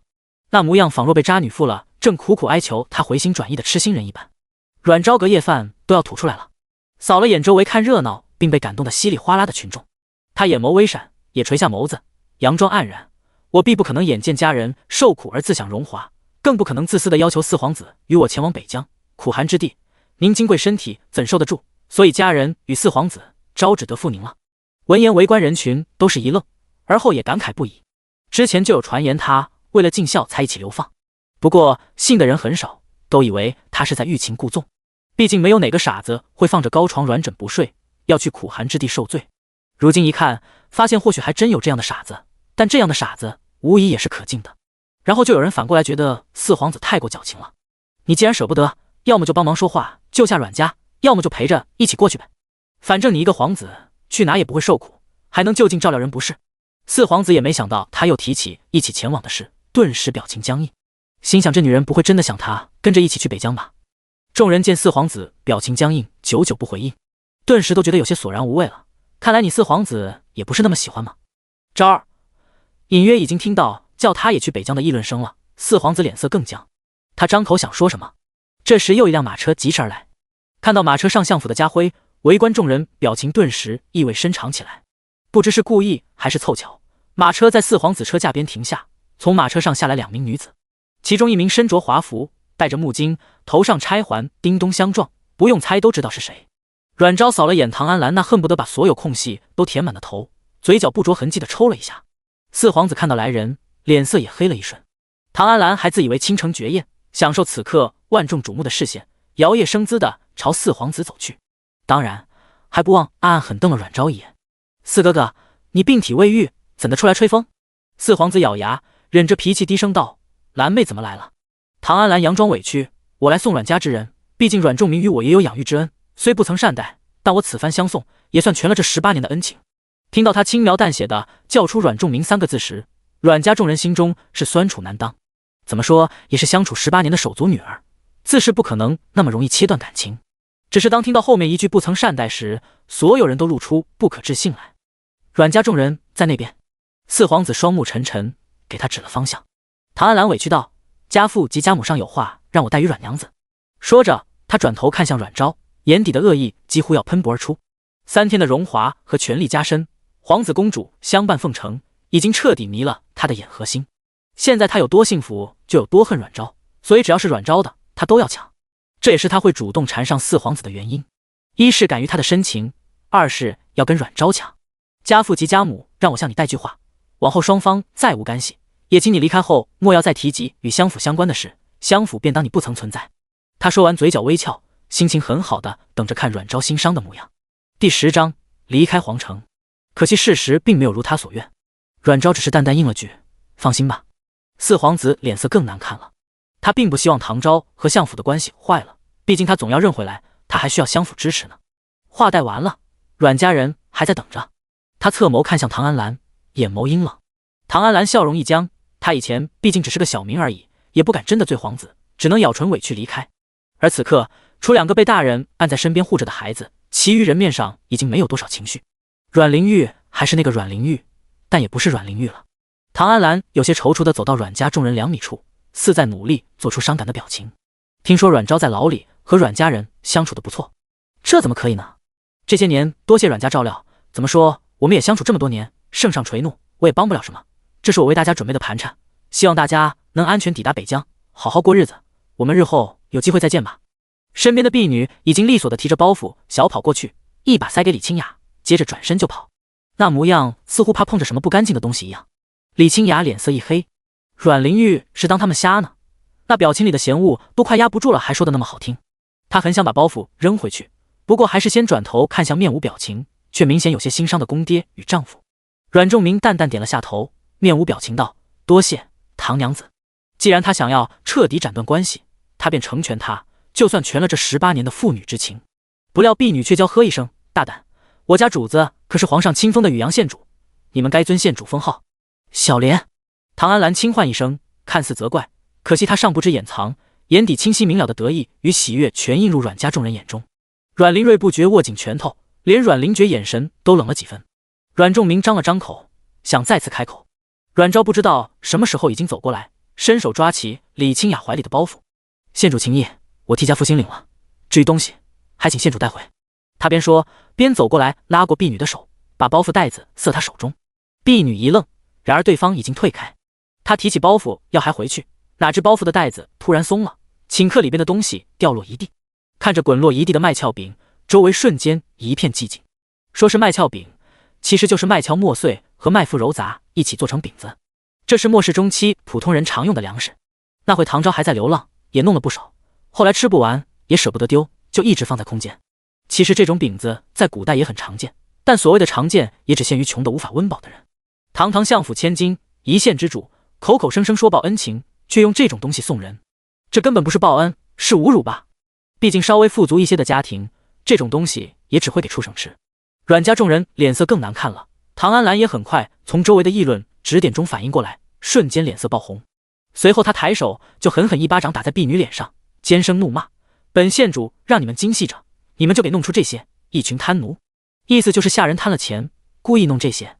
但他这解释反而更加欲盖弥彰。18年的养育之情也没给你缺胳膊少腿，还养得这么肤白，可见也没多差。你连准备些饼子都不仔细看，跟打发叫花子似的，怎么看怎么虚情假意。阮昭轻叹了口气，蹲下来把饼子一块块捡起来包好，随后塞给被打懵的婢女怀里。如今正是荒年，有多少人连这样的饼也吃不起，莫要浪费了，多谢县主好意，此处闲杂，县主还请回去吧。唐安兰目惊吓的脸一阵扭曲，却又有些无措地看着周围嘲笑指点的人。他又怒又羞，也顾不上再和阮昭呛声，转身便快步回马车。回府！车夫被他一喝，吓得立刻甩马鞭，驱着马车便走。婢女反应过来，丢了包袱就在后面追。主子，等等奴婢！见那落荒而逃的模样，也不知道谁先开口，周围突然响起一阵嘘声和哄笑声。四皇子脸色已经黑得如同能滴墨了。当初若非这个女人与相府夫人有几分相似，他根本不会选中这个蠢女人。阮昭又弯腰把地上的饼子一一捡好，放到墙边，好歹是粮食，若有需要的便取了吃吧，别浪费了。说完又看向解差领头人，大人，日头已升，是否可以启程了？周围群众顿时因他这连番的举动生出好感。以前谁说唐昭骄纵刁蛮又任性的，明明就很温婉柔和，大方得体。解差迟疑地看了眼四皇子，四皇子此刻已经没有任何心思继续了，只悠悠叹了口气，朝阮昭道：“此行保重。”四皇子身边的剑仆立刻也提着一个精美的盒子要朝他走来。阮昭立刻道：“四皇子心意，阮昭心领了，东西便不必送了。此行路途遥远，待多盘缠也非是好事。”说完，他直接转身去牵上驼马，先径自往城门外走。解差见四皇子没有阻止，暗暗松了口气，拱手告辞后，也带着队伍继续朝城外走。他们倒是走了，但皇城内的热闹才开始。第11章会来事。皇城外和城内几乎隔开两个天地，黄沙漫天，骄阳如火。才半日而已，坐在车辕上的阮昭便已汗流浃背，更别说还拖着锁链的犯人。好在岔头终于发话，寻了一处实地，命人先原地休整半个时辰。阮昭伸手把板车上的两孩子一一抱下来。有皇城那一幕，知道四皇子对阮昭的态度，解差也不太敢为难他。见他想要两个孩子上板车，也是睁只眼闭着眼。爹，小心！来！阮灵瑞和阮灵觉一边一个，扶着阮仲明在石头上坐下。李清雅忍着疼痛，拿出水囊给三人。三人忙接过水囊，连灌几口水。也不知道是太过干渴，水入喉间宛若清泉，瞬间舒缓神经，好似减轻了些许疲乏，连脚都没那么痛了。娘子，来，你也喝。阮灵瑞忙拉着妻子坐下，把水囊递给他。李清雅喝完，也顿感通体舒适，不由喟叹了口气。阮昭已经提着东西，带着两个小孩过来。昭昭，快过来歇会。阮仲明忙抬手招呼。龙凤胎已经抱着东西小跑过去。爹爹，大哥，二哥，大嫂嫂，吃饭了。两人都抱着两个大竹筒，跑起来还有点费劲。天气酷热，中午我们就吃绿豆汤就饼子吧。阮昭也走过来，一手提竹筒，一手提食盒。李清雅忙过去帮忙拿，结果入手惊了一跳。咦，冰的，这是什么？是许娘子帮忙准备的冰绿豆汤，能驱暑热。她蹲下来，打开食盒，盒子里是一捆薄饼和一碗酱肉，广式京酱肉丝，嘿嘿。一张薄饼包上几筷子酱肉，便是难得美味了。轩儿、兰儿，你们怎么还抱着竹筒？阮灵瑞见两孩子还抱着竹筒，以为他们贪凉，就要去拿。两孩子却齐齐退一步，然后看向阮昭，有些犹豫。阮昭只是给他们一个鼓励的笑容。两孩子对视一眼，抿抿唇，转身埋头往解差那跑。哎，你们去哪啊？李清雅想喊住他们，却被阮昭拉住。众人都有些莫名，倒是阮仲明猜出什么，不由心中感慨。越相处，越发现他这个女儿有多好，懂事体贴，做人通透，是入世的好料子，可惜是女子。岔头刚打开水囊，喝了一大口水，抬手抹掉额头上的汗，转眼就见两个小孩一颠一颠的跑来。阮家那两孩子过来做什么？旁边一个解差正从包袱里掏出面饼递给岔头，边朝阮家那边看去，也没见发生什么，甚至在看到不远处那辆满满当当的车，还羡慕了一小会。其余犯人也一边啃着干巴巴的硬饼子，目光随着小孩跑，有羡慕，有嫉妒，也有怨恨。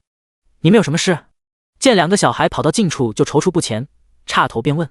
阮灵轩拉着妹妹，抿着唇，小步小步往前走。差爷，这是绿豆汤，给。哼，他目光忍不住落在解差腰间悬挂的大刀，说话都结巴起来。哦，给我们的。岔头有些吃惊，伸手接过两孩子举着的竹筒，入手冰凉的触感让岔头惊诧地挑了挑眉。这半日下来都还能这么冰，要么就是一直放在冰块中存着，要么就是里边放了不少可食用冰。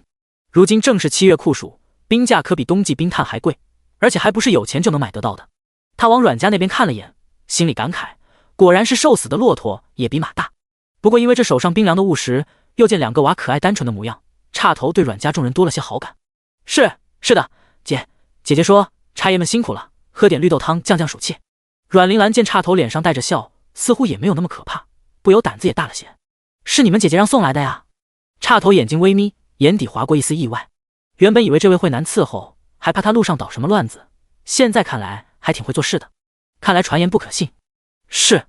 阮灵轩点头。好，心意我们收下了，谢谢了，你们快回去吃东西吧。好，两孩子齐声应答，转身手拉手便跑。咦，冰的。岔头转手把其中一个竹筒递给身边的解差，对方随手接过，刚想八卦两句，就被手上的冰凉给惊到了。其实被两孩子抱那么久，已经有些升温了，但在这样的大热天，这样的温度还是难能可贵。一人2口，分着吃，降点暑气就行。叉头打开手上的竹筒，喝了2大口，而后舒服地吐了口气，随后有些不舍地递给下一个人。也不知是不是这口冰汤真的驱暑，叉头吃完顿感通体舒畅，热气都散了不少，疲乏也去了几分。广式绿豆糖水，不知道有没有跟我一样喜欢绿豆海带糖水、绿豆番薯糖水、绿豆陈皮百合糖水的？哎，这绿豆汤味道可真不错，哇，舒服！没想到都来这还能吃到这等东西。吃，说的好像你不出来就能吃到一样。不好说，记得去年最热的时候，廷尉府不是发了冰粥吗？那滋味，不知道今年还有没有。有你也吃不到，等咱从北疆回来都入秋了。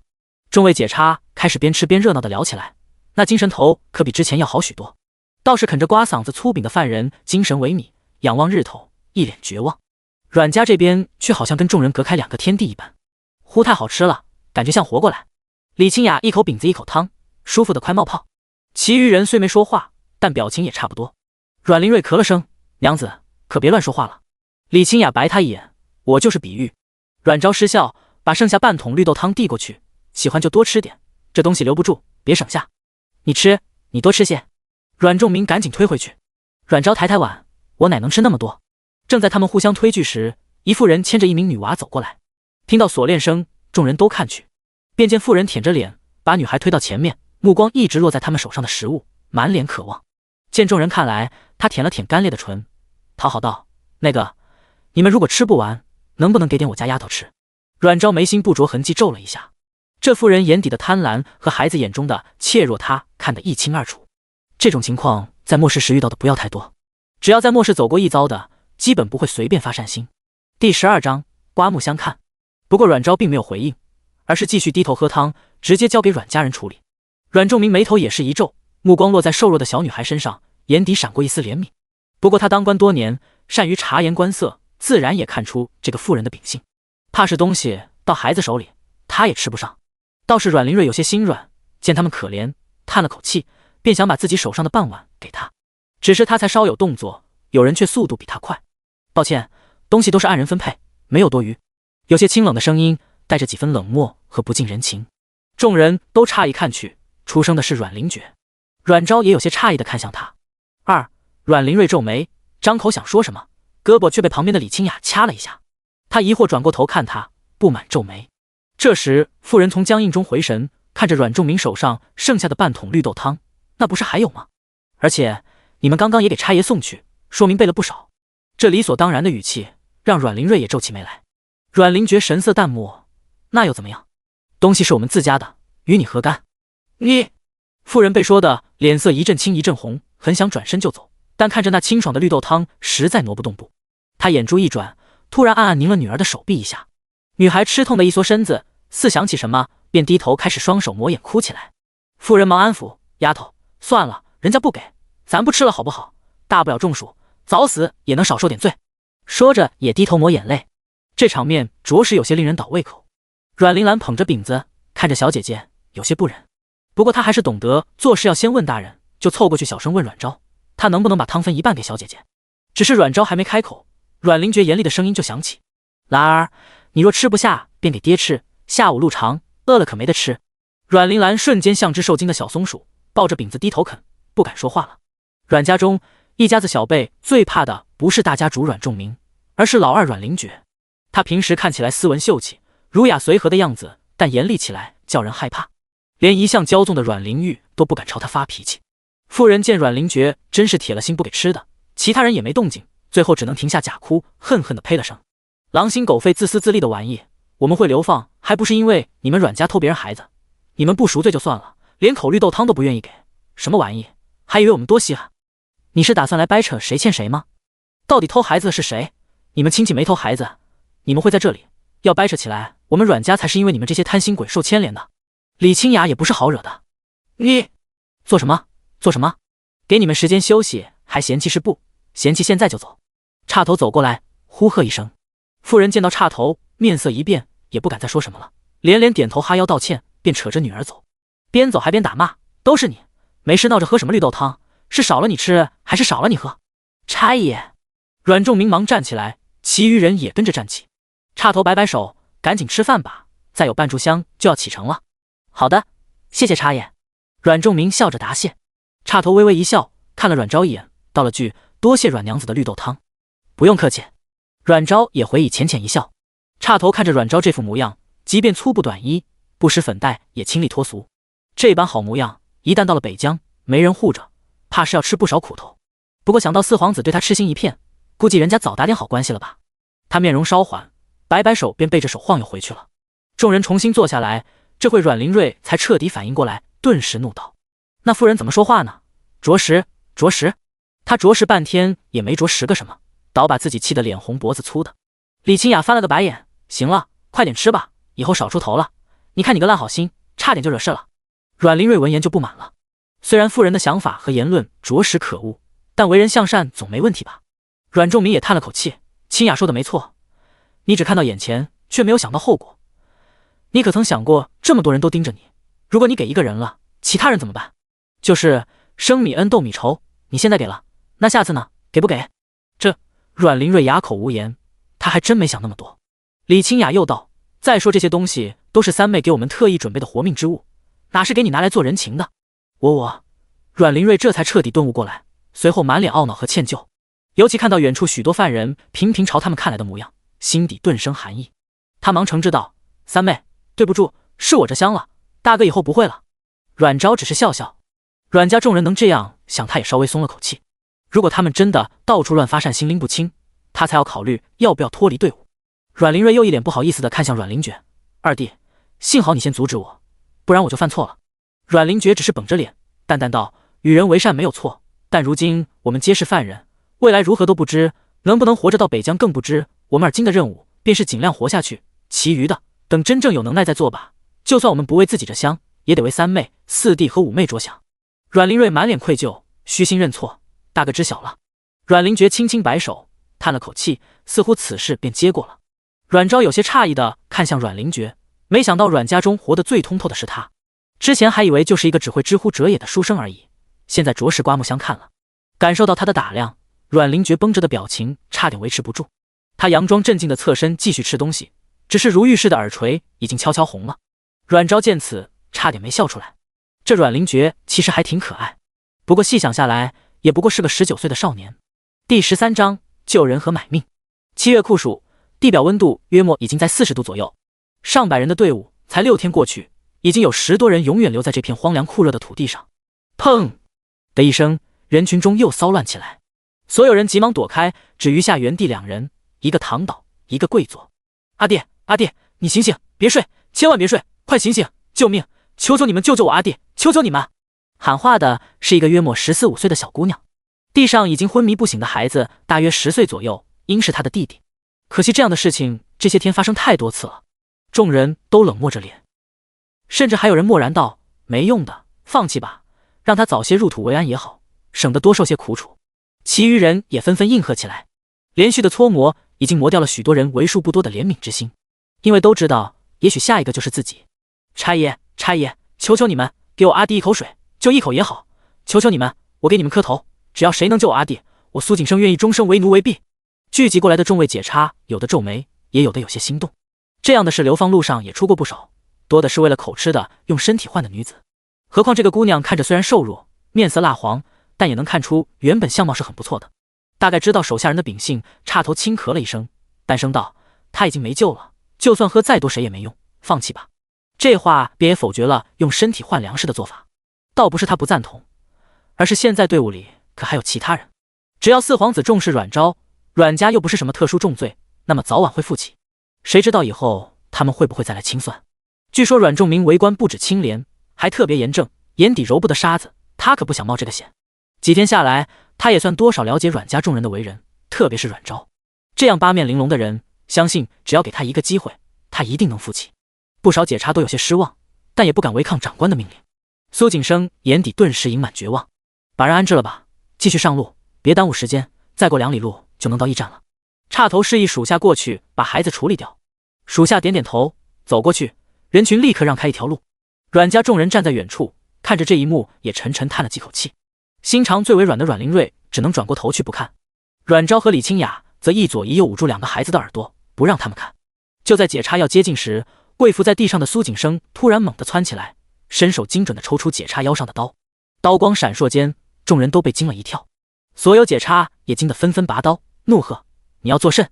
阮昭也有些意外地看着这一幕，但出乎意料的是，苏景生并没有伤害他人，而是反手在自个手腕上重重划了一道口子，鲜血顿时顺着白皙的皮肤不断流下。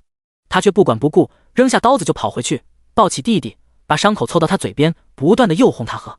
大概是真的太过口渴了，在嘴唇接触到液体时，少年竟也扇动嘴唇，开始艰难地舔舐起来。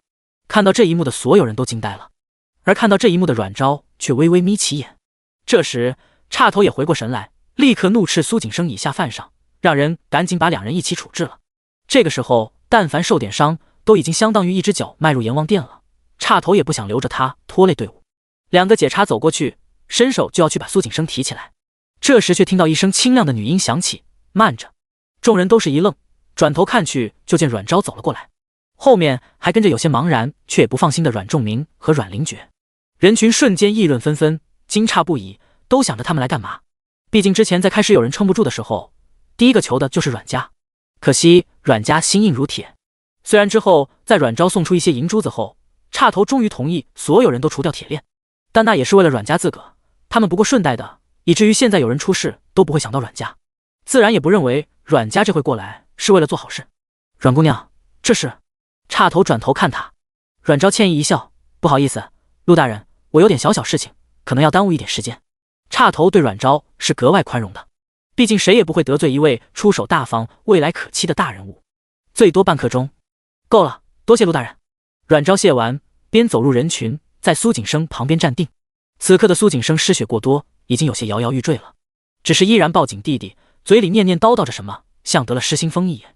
阮昭蹲下来看向苏景生：“你刚刚说谁救了令弟，便愿意为奴为婢？”围观众人有些讶异，原来他是这个目的，而后又感慨不已，不愧是做过千金大小姐的，这都流放了，还不忘要买奴仆伺候。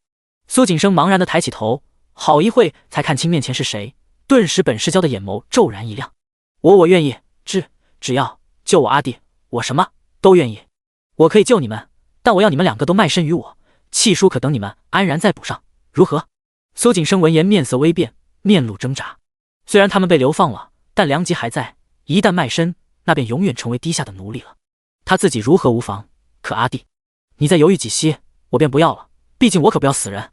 正好此时少年轻咳了几分，刚刚喝进去的血都被咳出来，这情形看着还有点瘆人。苏景生慌乱的帮他擦拭血迹，一边绝望的看向阮昭：“不能我一个人吗？我其实很能干的，我什么都能做，就算……”他说着看向阮家其他人：“就算生孩子也可以，我身体很好，肯定很能生。”被暗指的阮仲明和阮灵觉顿时脸一黑，阮昭却是摇头：“事实上你只是顺带，我要的是他。少年人身体养好了，以后也是壮劳力。至于你……”他轻轻笑着摇头。第14章驿站遭劫。苏景生脸色更白了：“我给你3息的时间考虑，1、2。”“我答应，我答应。”苏景生赤红着双眼，嘶哑着喊出声。阮昭淡漠的点头，不喜不悲的模样，更看得他人心寒。这位是真的铁石心肠啊，即便做他的奴隶，估计也得不到好吧。阮昭伸手从头上扒下来一根木钗，拧开一头，从中倒出一颗细小的丸子。“爹，水囊。”阮仲明立刻解下水囊递过去。阮昭把小药丸和水囊递给苏景生：“喂他吃下去，你也喝点水。”说着又从木钗里抽出一根银针，飞快在苏景生手上扎了几下。众人一直好奇盯着他的动作，更多的是好奇他那根不起眼的木钗。那药丸到底是什么？真的能救命？连解差眼睛也亮了亮。阮昭在皇城风光这么多年，以他这样的性子，肯定朋友不少，想来这次应该带了不少好东西在身上。而这回少年情况如何，别人倒是不知道，却是眼睁睁看着苏景生深入骨的伤口竟然就这么不流血了。不流血了？舅舅怎么不流血了？就扎一下就不流血了？这什么法子？这阮昭竟会医术不成？岔头也有些诧异的看向阮昭，神色变得郑重起来。毕竟这个时代医师可都是稀缺资源，何况他们这些大热天在外面跑的，有个能治病的更难得。阮昭如果会医术，那重要性就更加不可同日而语了。苏景生也看到自己的情况，甚至他感觉更深，不止血止住了，而且他能感觉到身体好像有一股暖流通过，人瞬间精神不少。顿时他对阿弟能活下来更有信心了，边激动地给阮昭道谢。事实上阮昭用针给他止血是真，但这样大的伤口还真没瞬间就止住那么夸张。他只是通过银针把木系异能导入他体内，迅速提高某些机能的活性。他给少年吃的也只是普通的驱鼠药丸，真正救命的是水囊里的水，那是他用异能提炼了整整10亩地作物，再用治愈异能转化成凝液兑水而成。这也是几天下来阮家一个个面色红润的原因。做完这些，阮昭又朝岔头走过来，抱歉一笑：“抱歉陆大人，我私自做主留下2人，不知可否？若是不行，我可先把他们留下，待他们恢复再寻来。”岔头对他的做法本也没有反感，现在他又来问他的意见，便更觉心情舒畅了。他摇头：“无事，我便当这2人已殒命，不过他们以后的一切都需要你自行担负。”“没问题，多谢陆大人。”阮昭笑着从袖子里取出一物，借着魏飞快塞给岔头。岔头拿过垂眼一瞟，见竟是一串精致的珍珠手链，顿时瞳孔微缩，立刻攥紧手心，咳了一声：“阮姑娘客气了。”这件事便这么过了。苏家姐弟很快被阮家父子搀着坐上板车，队伍继续行进。毕竟解差们这里也快弹尽粮绝了，必须尽快赶往驿站补充物资，不然别说犯人，他们也得饿肚子。期间也不是没有人自荐当阮昭的奴隶，反正都是活不下去，做奴隶多少能有活命的机会。可惜都吃了软钉子。临近傍晚，天气最为闷热时，一行人终于到了驿站。驿站规模结构都不统一。岔头拿下帽子，一边扇风，一边扯着已经湿透的衣服，转头朝下属道：“你先过去那边通知一声，先安排食物和住宿。”是。解差应着，脚步虚浮的往驿站跑去。所有人此刻也是一副逃出升天的感觉，都是满脸希冀。只要到驿站，他们就有吃的，有水喝了。众人继续徐徐朝前走。当走到驿站门口时，却见之前先来驿站的解差面色发白的跑出来，一副如临大敌的模样。“头儿，不好了，头儿！”岔头心中顿时有不好预感，立刻快走2步问：“发生什么事？”解差哆哆嗦嗦指着驿站里：“驿站空了。”“什么意思？什么叫驿站空了？”岔头面色一变，周围众人也纷纷议论起来，顿时一阵喧哗。岔头不等解差解释，自己已经快走2步冲进驿站，可所见却是让他身体一晃，差点就站不住了。其余跟进来的解差也都是脸上刷的惨白，有的忍不住捂住口鼻开始干呕起来。只见驿站里边此时一片糟乱，似乎遭遇过残酷的洗劫。为什么说残酷？是因为周围不只有暗黑的血迹，地上还躺着几家遗留少许肉丝的人体骨架，身上的肉显然是被利器一点一点骗走的，看情况死亡应该不会超过4、5天。岔头立刻拔出刀，先出去。众人也拔出刀，小心翼翼后退出驿站。外面的人看到他们这举动更慌了，立刻就喊起来：“差爷，驿站里还有粮食和水吗？都给我闭嘴！”岔头怒喝一声，一刀劈在门柱上。众人都被吓了一跳，也不敢再吱声了，只是不安的感觉越发浓厚。阮昭走过来问道：“陆大人，是出了什么事吗？可有我们能做的？”岔头看到他，眼睛倏然一亮。他想着四皇子那么重视阮昭，应该有安排人暗中保护着，或者他有办法能在危机时刻调动援手。现在没粮没水还是一回事，就怕这些人还在附近，而且声势浩大，不然也没胆子公然抢劫驿站，还把驿官当粮食吃了，简直是明晃晃的对朝廷的挑衅。阮大娘子，请随我来。岔头朝他示意，然后走到一边。很快阮昭便从他口中得知情况，也是瞳孔一缩，惊愕不已。他原以为末世人吃人以泯灭人性，没想到在这个地方竟也能遇见。不过惊愕也只是一瞬，很快他就明白岔头的暗示，陆大人是怕这些人就在附近。不错，所以阮大娘子可有法子？岔头对他这么快镇定下来也很是诧异和欣赏，面带希冀地看着他。第15章主动上交粮食。阮昭明白他的意思，顿时苦笑：“陆大人可是太高看我了，我如今不过是普通人而已。”都是聪明人，话不用说得太明白就能清楚。岔头见他表情不似作假，随后又想着，他之前那般义正言辞地拒绝四皇子，四皇子怕被他再拒绝，暗中派人不告诉他也有可能。他既然不知道，便也无法联系那些人，怕是只能等危险他们才会出来。就是不知道有多少人，武力如何。何况现在他们还要面临一个巨大的问题，那就是断粮了。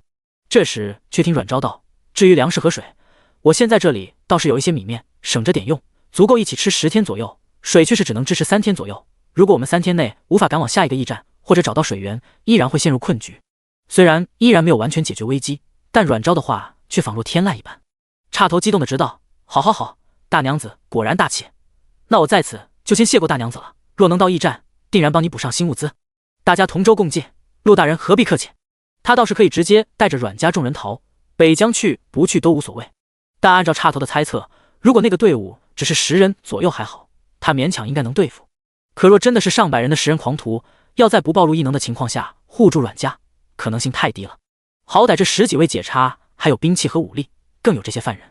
如果真的起冲突，打不过也好，制造混乱带人逃离，总归都比脱离队伍安全系数高。有阮昭的话，岔头松了口气，随后才跟众人宣布这件事。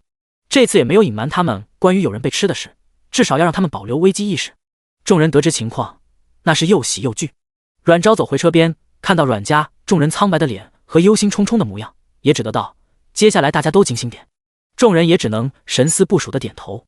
为了避免夜长梦多，解差取走所有米面，借用驿站的厨房，面粉全烙成饼，新米都在阮昭的指导下做成米花糖，这样既能保存久一点，还能补充一定糖分。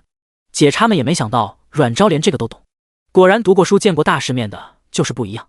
不说米花糖了，就是米花刚爆出来的时，吃起来嘎嘣脆的都很香，他们都觉得这样吃都行，每次一人一小把都够了。可等米花糖做出来后，瞬间所有人都爱上了这个东西。之前他们还以为酥脆的爆米花捞上糖浆会变得绵软，没想到等干了后更加酥脆香甜。米花糖，小时候的最爱。这种做法真是又简便又好吃。头儿，要不等回去您提一提，看看以后咱干粮能不能换成这个。一个解差垫着脸凑上来，看着岔头手里的米粒，不觉舔了舔嘴。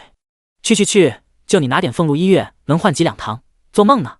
岔头白了属下一眼，众人才想起来糖有多贵，着实是阮昭准备的糖太多了，让他们一时都忘记那也是种金贵玩意，顿时一个个都蔫了。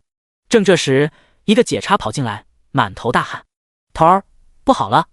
又怎么了？难道那些暴徒来了？岔头面色微变，众人也忙停下手上的工作，气氛瞬间严肃下来。解差忙摆手：不是，是井水，井里也有尸体，水怕是不能食用了。众人闻言，脸色更严肃。阮昭和李清雅也停下手里的动作，李清雅一脸忧心忡忡。现在他们的水都浇上去了，若没有井水补充的话，也只能喝几天。岔头已经跟出去了，阮昭想了想，也跟着出去看看。李清雅正恍惚走神，都没发现井边正躺着2具同样被削成骨架的尸体，不过因为被扔在水里，所以还没有出现蛆虫，但也恶臭难当。旁边有一桶打上来的水，水看着清澈，但细看就看到里边有一些浮游生物，味道也不太好。这样的水肯定是不能喝的。岔头脸色异常难看，这里就这么一口井？对，只有这口井。旁边帮手的犯人也一脸跟要死一样。差爷，没水了，我们怎么办？要不我们掉头回去吧？有犯人祈求道。然后那人就被一位解差给踹到一边了。随后众人齐齐看向插头，一个个愁眉苦脸。其实他们的想法是干脆就在这里解散算了，反正这些犯人押送到北疆也不剩几个，干脆就说都死光就是了，省下的水粮也够他们到下一个驿站。岔头伸手一遍遍捞着温热的井水，也头疼的紧。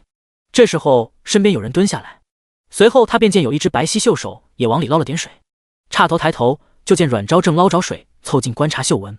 岔头嘴角一抽，心说这位娘子是心太大，还是真那般不拘小节？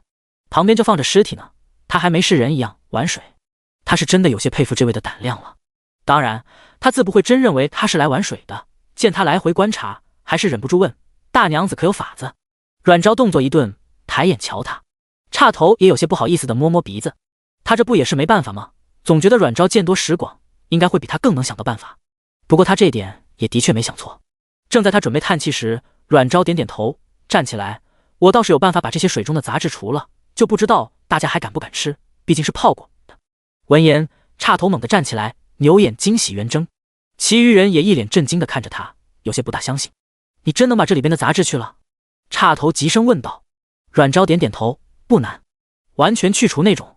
阮昭继续点头，肉眼无法再见杂质。那可要费时间，3个时辰即可。那如果现在开始，大娘子可否？可需要什么东西？可以，东西我已备好。好。岔头没有继续问下去，激动的肌肉直抖。那就麻烦大娘子了，这口井我便交于你，若你真能办到，算我陆半欠你一条命。这何止是一条命，是近100条命。下个驿站至少要10天左右才能到，如果只剩3天的水，根本无法活下去。何况这为数不多的3天，谁也是阮昭提供的。阮昭相当于是救了他们所有人。第16章净化水源。阮昭一笑，我们既是同一条船上的人，陆大人何须客气？哈哈，阮娘子仗义大气。岔头见阮昭这般轻松模样，更是信了几分，心下也轻松许多。之后便不多言，给阮昭指了一个解差帮忙，便带着人离开。净水之法乃是不传之法，若真有这样的法子，去哪都能成为座上宾。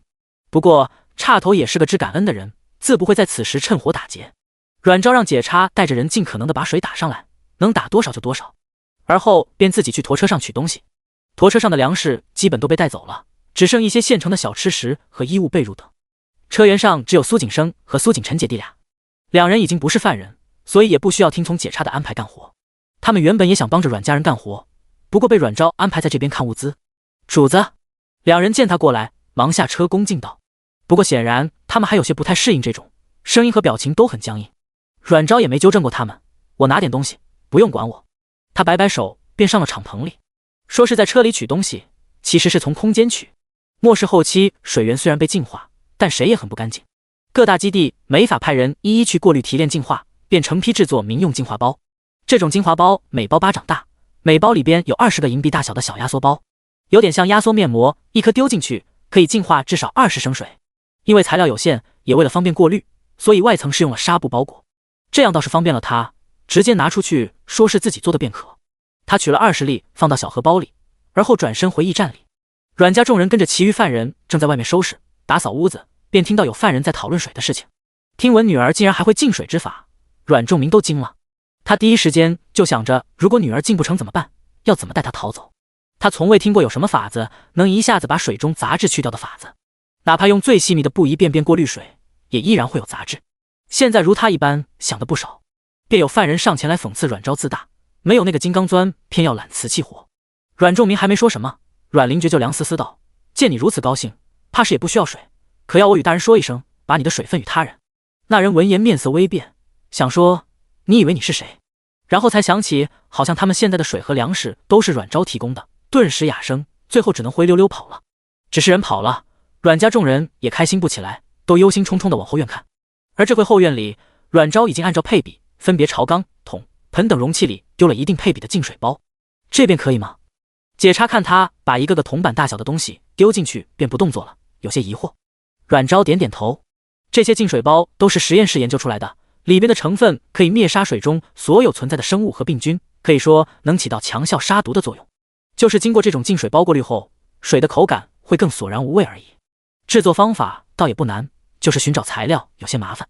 解差有些不太信，不过现在也只能靠阮昭，反正等3个时辰后就知道结果了。阮昭放好后，让解差自己守着净水区，便又回厨房。岔头对于净水的事情没多问，从他口中得知已在净化，便点头表示知道。天黑得很快，岔头让人出去张罗吃饭。阮昭和李清雅便也各取了阮家的事物，一起离开。李清雅也听说净水的事，他对此不太了解，所以反而没有其他人那般大惊小怪。他只是巧声问：三妹，你这真能净水，有把握吗？阮昭也凑过去低声道：放心吧。李清雅一听他这么说，便真的放心。三妹向来一个唾沫一个钉，他说可以拿就绝对可以。两人一到前院就引来不少关注，或者说他们手上的事物引起关注，他们都能清楚地听到咕噜声和咽口水的声音。阮家几人见此，连忙挤开不觉靠近的人群，跑过来把两人护在身后。你们想干嘛？打架吗？阮灵瑞咽了咽口水，一边撸袖子，那模样瞎子都能看出色厉内荏。李清雅眼白都翻出来了。阮昭也觉得有些好笑，倒是犯人们被他一喊都反应过来，虽然停止上前了，但目光还是灼灼的，似乎想要透过人看到他们手上的食物。好在这个时候有位解差已经提着一个布袋走过来，见此情形立刻呼喝：干什么干什么，都散开。众人见到解差，顿时作鸟兽散，呼啦啦跑开。不过很快都闻到了食物的味道，顿时又站在原地不肯跑了。解差转头笑对阮昭：阮大娘子，你们没事吧？这态度就很双标了，看得众人直冒酸水。可谁叫人家有个豪气又能干的小娘子呢？没事，多谢差大哥。解差憨憨一笑：那行，你们赶紧去吃饭吧，我也给分食去。好。阮昭点点头，便带着阮家几人到马车边吃。阮仲明等远离人群了，才着急忙慌问：昭昭啊，那个净水。阮昭就知道他想问什么，顿时有些哭笑不得。爹，你放心吧，净水没问题的。要说阮昭现在在阮家众人心中的信任度还是挺高的。他既然这么一说，众人便都信了。这一下是真松口气。但彩虹屁谁吃蛋道？阮玲瑞感慨不已：“三妹，你可真厉害，感觉你什么都会呢。”阮昭讪笑：“都是以前闲着无事乱看书的，也不知道看了什么杂书学会，就记下了。”“哦，是什么书？”闻言，阮仲明也有些好奇。净水之法倒也不是没有，只是大多失传。千年前这片大陆也辉煌过，当年夏国大一统，国家富足，百姓安居乐业，百家争鸣，各展奇技，出现很多实用的法子。可惜后来夏帝驾崩，二世继位，外戚把持朝政，诸侯纷争不断，后来帝国彻底崩裂，战争持续了200-300年，最后才重新安定下来。但已经没有帝国，只有5国分立，很多学派和技法也在战争中丢失，比如这净水之法。所以阮昭说可能在杂书上看过，也不是不可能，说不定就是某个学派偷偷记录下来的呢。第17章小课堂开启了。阮昭对上3双满是求知欲的目光，嘴角抽了抽：“我不记得了。”“哦，没事没事。”3人顿时有些失望，不过还是不忘照顾他的心情。阮昭，李清雅这时候已经打开手上一个布包，是岔头额外给他们多分出来的米花糖。他打开后拿出一个，就凑到阮玲瑞嘴边：“相公，有好东西，可好吃了，你快尝尝。”“这是什么？”阮玲瑞有些不好意思的拿过米花糖，发现入手有些黏，甜香味也很明显，不由眼睛一亮。阮玲瑞有个毛病，是甜。以前就爱偷藏麦芽糖块，然后经常会害得老鼠一窝又一窝。夫妻俩没少因为这事吵架。他已经许久没吃甜食了，现在闻着这样的香味，舅舅开始咽口水了。是米花糖，用米和糖一起炒制的，三妹给的方法，我刚尝过，可好吃，爹、二弟给，还有4弟和5妹。哇，好甜哦，好吃吧？好好吃啊，这是给你们的。苏景生和苏景晨顿时一副受宠若惊的模样。我们也有，当然，快拿着。李清雅给2人各塞了一块糖，然后也喜滋滋又吃一块。苏家兄弟拿着糖有些无措的看向阮昭，阮昭轻轻点头，也取出饼子开始分。小生，拿罐酱菜过来。哦，好。苏景生忙爬进敞棚里取了一罐酱菜出来，众人便开始饼子配酱菜吃。这次被分到1人1块大白饼的苏家姐弟也不惊了，只是低着头认真吃。阮昭便加酱菜色进饼里，边道：“对了，等会吃完饭你们到外面，我开始教你们一些防身术。”众人一愣，阮玲瑞手里的米花糖差点都掉了。阮玲瑞忙道：“不是在这里没问题吗？会不会引来？”听昭昭的就是，问这么多做什么？见动静隐约引来周边人的窥视，阮仲明低斥一声。阮玲瑞嘴巴张了张，李清雅顺势把手上的半块米花糖塞他嘴里。相公，现在路上那么凶险，我们多学点东西，三妹的压力也能清闲。你总不想做大哥的总拖妹妹后腿吧？阮玲瑞眨眨眼，还没说什么。阮玲觉道：“我没问题。”阮仲明也对女儿道：“都由昭昭你来安排，谁不听话跟我说，我来教训。”阮玲瑞忙拿出米花糖低声辩解：“不是，三妹你别误会，我不是不想学，我只是当心动静太大会引来危险。”放心，阮昭都被这一家子的反应给逗乐了，这点动静应该还好。说完他又转头看向吃惊看他的苏家姐弟：“至于你们今天暂时不用，先休养好身体。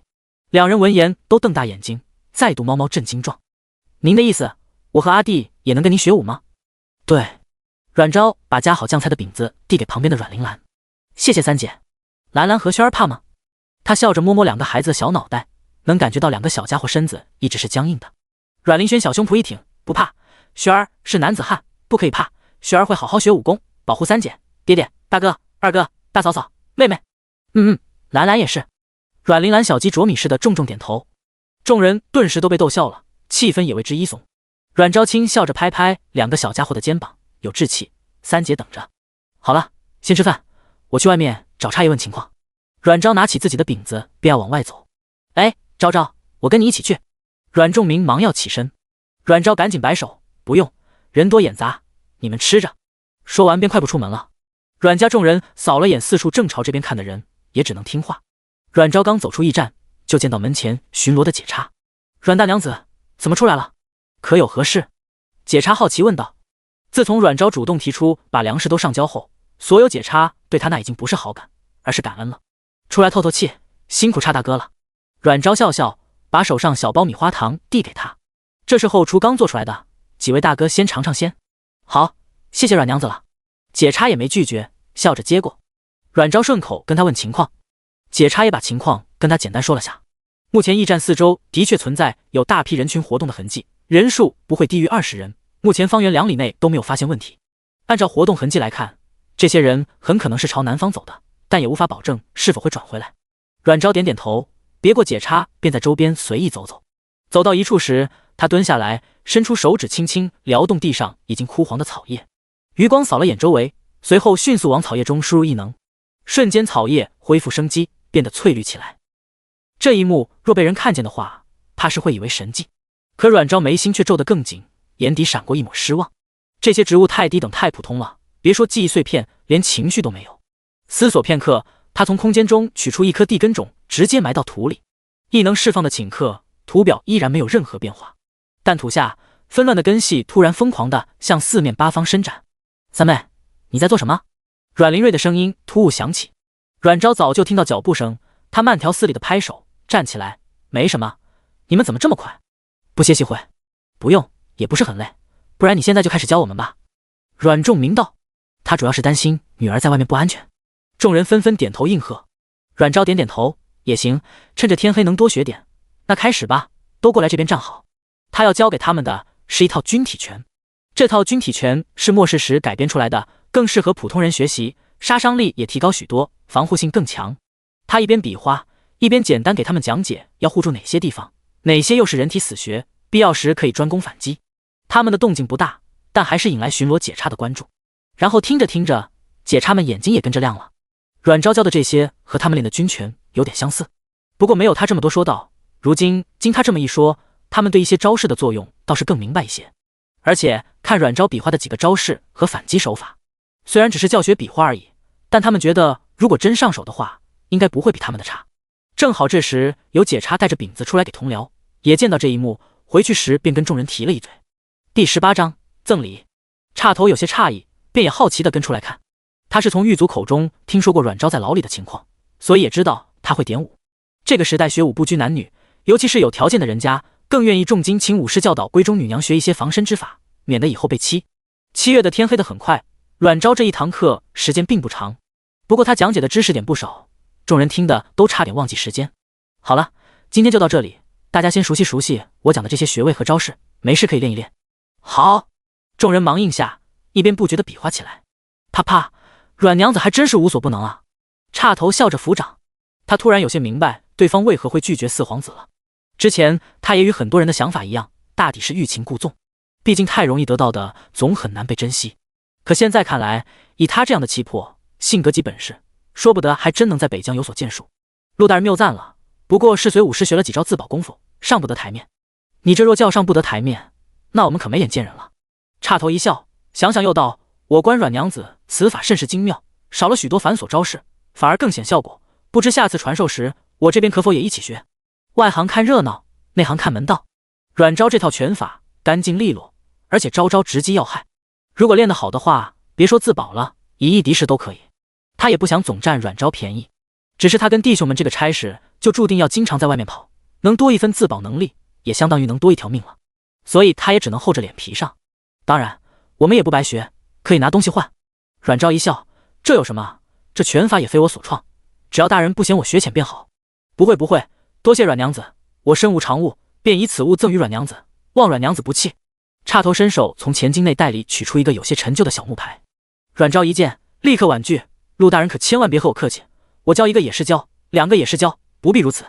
哎，你大度心好，不愿计较，但我们却不能总这般白取你之物，若你不收，我可不敢学。差头道：这阮昭略迟疑了下，似乎也觉得他说的有理，便道：那好，我便收下了。差头这才满意点头，乐呵呵道：哦对了，这牌子是洛水郡郡太守主柏流尚先生所赠，昔年我曾帮过他一个小忙，他也许我一试，若你往后有需要，可持此牌前往相询。听完，阮昭有些诧异，没想到这块牌子还有这样的来历。他立即道：竟是如此贵重，那我万不能收。哎，赠出去的东西哪有取回的道理？阮娘子便收着，或许往后还能用上呢。洛水关虽也是边关，但比北疆可好太多了。如果往后阮家在北疆实在待不下去，也可稍微活动一下，调往他处。人生地不熟的，正是需要这样可以走关系的机会。他这也算是投桃报李，只是这次不再是因为四皇子，而是单纯因为阮昭这个人。好了，天也黑了，大家还是赶紧回屋吧，夜里外面危险。叉头说完，先转身走了。不过送礼并不是到这里就结束，等其他解叉也得知情况后，所有人也都各自送出自己认为可以出手的东西。不过大家出行身上自然也不会带什么贵重物品，所以基本都把身上背的小刀或匕首送给他。这些刀反而送到阮昭心坎上，所以他没有拒绝，全部收了。其他犯人也只能继续眼红。不过也有人垫着脸上来，也想说学什么功夫，可惜人还没上前呢，就被解叉呼喝着去睡觉。阮家独占一个角落，安逸得很，这大抵就是特权了。阮昭睡在墙边，左右是2个孩子。阮铃兰忍不住蹭到他怀里，抱着他的腰，三姐，你身上好香呀。阮昭一愣，什么香？不知道，就是好香呀，是不是呀哥哥？阮玲轩不好意思像妹妹一样，不过也乖乖点头，像早上花园里的香味。阮昭听阮玲轩也这样说，顿时有些纳闷，得闻闻手，哪有香味？就是有吗？特别好闻。阮铃兰忍不住又蹭蹭，阮昭无奈抓住他的小领子，你不热呀？不热呀，三姐身上香香凉凉，好舒服。阮昭嘴角一抽，感情他是薄荷吗？兰儿，别闹你三姐，快睡觉。不远处响起阮仲明不太自然的咳嗽声。阮铃兰吐吐舌头，阮昭失笑揉他脑袋，快睡。哦，小家伙这下不闹腾了，乖乖窝在他怀里睡觉。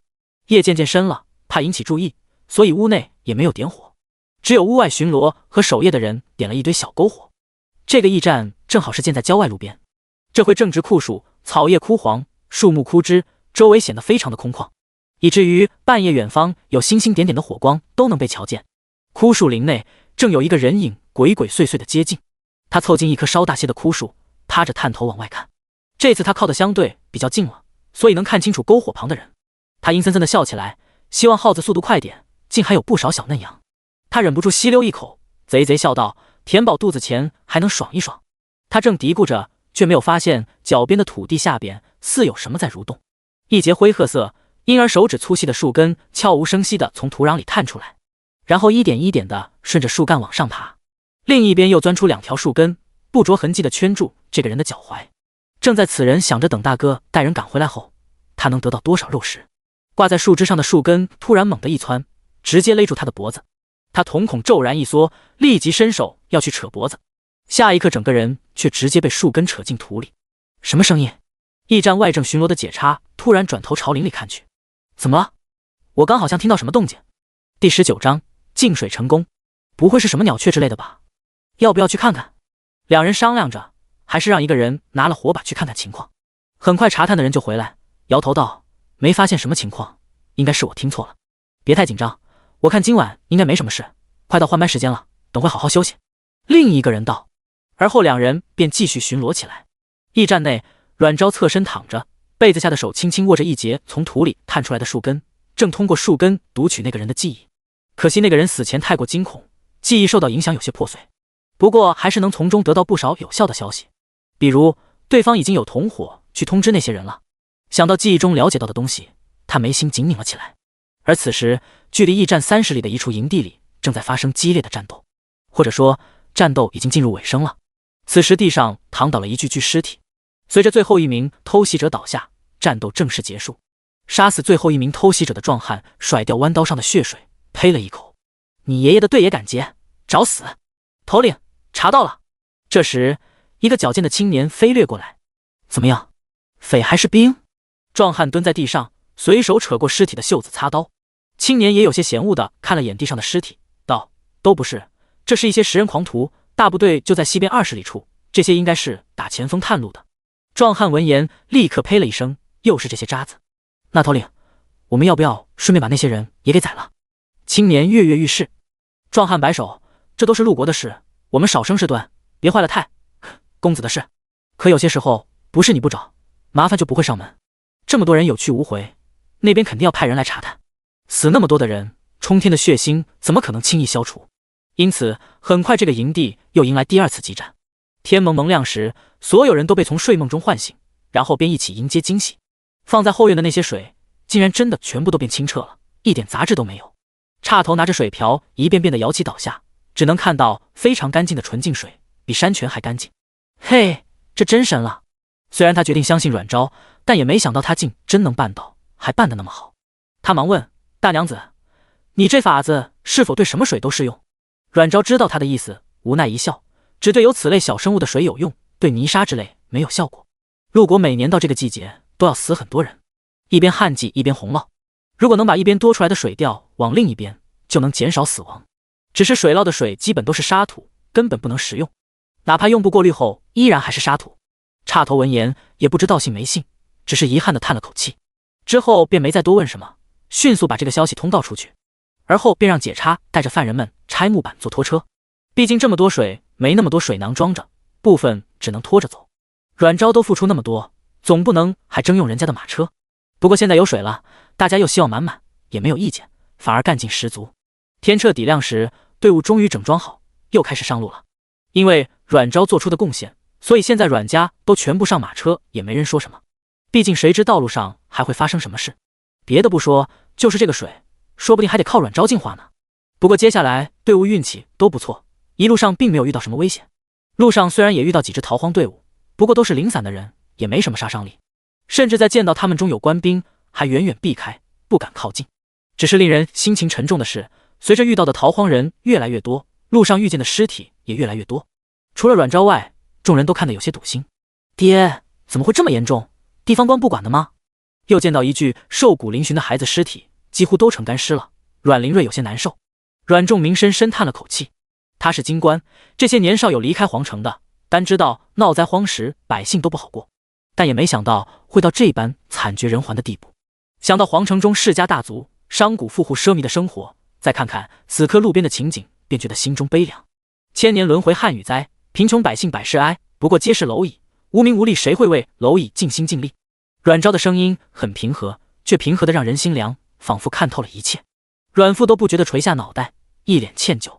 他以前只以为自己当官还是挺好的，如今再看，感觉这10几年好似什么也没做。可是当官不就该为百姓做主吗？阮灵瑞喃喃。苏景生突然冷笑道：“哪个当官是为了百姓？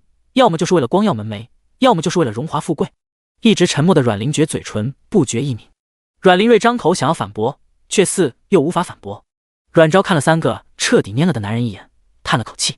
这是现状，是思想的问题，不是个人的问题。队伍行到一处时，岔头看着日头，再度叫停，寻了一处宽敞的地方，先原地休息半个时辰。原本正跟游魂似的拖着身体走的犯人们，顿时精神都是一振。休息就意味着有饭吃，有水喝了。阮家众人也纷纷下车，随意寻了个地方坐下，开始取东西吃。还在等着发饼的众人只能羡慕。如果说队伍有阶级之分的话，那是罗。可惜都是逃荒的人，身上哪还有什么东西，连衣服都破得不能看。几乎所有人都无视了这队正朝他们这边走来的逃荒队。只有郑家酱菜的阮昭突然动作一顿，起身转过看着这些人。第20章刺杀。太熟悉了，他已经好多年没有感受到这样浓厚的杀气了。他的表情很平静，似乎只是在好奇打量而已，所以几乎没人发现异常。只有苏景生注意到他的手探进敞篷里，取了把匕首竖在身后。他眉心一皱，却聪明的没有声张，眼睛也不觉看向前面走来的那些人。随后他也默不作声地摸出匕首藏进袖子里。阮昭突然朝岔头喊了一声：“陆大人！”岔头正吃东西呢，闻言抬头朝他看来，面带询问。阮昭面色如常：“麻烦您过来一下。”对面那些人脚步似乎稍微顿了一下，不过很快就又不急不缓地继续逼近。岔头朝他走来时，也看了那些人一眼，眉心皱了皱，有些纳闷，似乎也觉得不太对劲。这个地方虽然靠大路，但也不在路中间，而且周围宽阔，若是想从这边通过，也没必要朝他们直直过来吧。不过他也没多想，走到阮昭身边问：“怎么了，大娘子？”他嘴上还叼着饼子。阮昭笑眯眯道：“陆大人，有敌，袭！”啊！岔头还没反应过来时，阮昭已经抽出他腰间的长刀，长刀在地上重重一划，漫天的沙石纷扬着朝那些人飞去。那些人显然也发现自己暴露了，当下也不再掩饰，手中的拐杖瞬间破裂，露出其中的铁剑，而后齐齐飞快朝他冲来。众人这才反应过来，岔头才喊出一声，就发现手上被塞了什么东西。一看才发现刀回到手上了，但旁边的阮昭早就没了身影，只能看到黄土纷扬中一抹倩影飞快冲入人群，仿若游蛇又如鬼魅。岔头虽惊疑，反应却也快，立刻喊了解差，一部分警戒四周，防止还有其他暴徒从他处攻来，一部分也手持长刀小心迎上暴徒。黄沙落下，众人视线也变得更清晰起来。地上已躺倒几人，阮昭两手各执一把匕首，如若无人之境。每每在要被砍中时，总能迅速避开，反手给敌人一击必杀。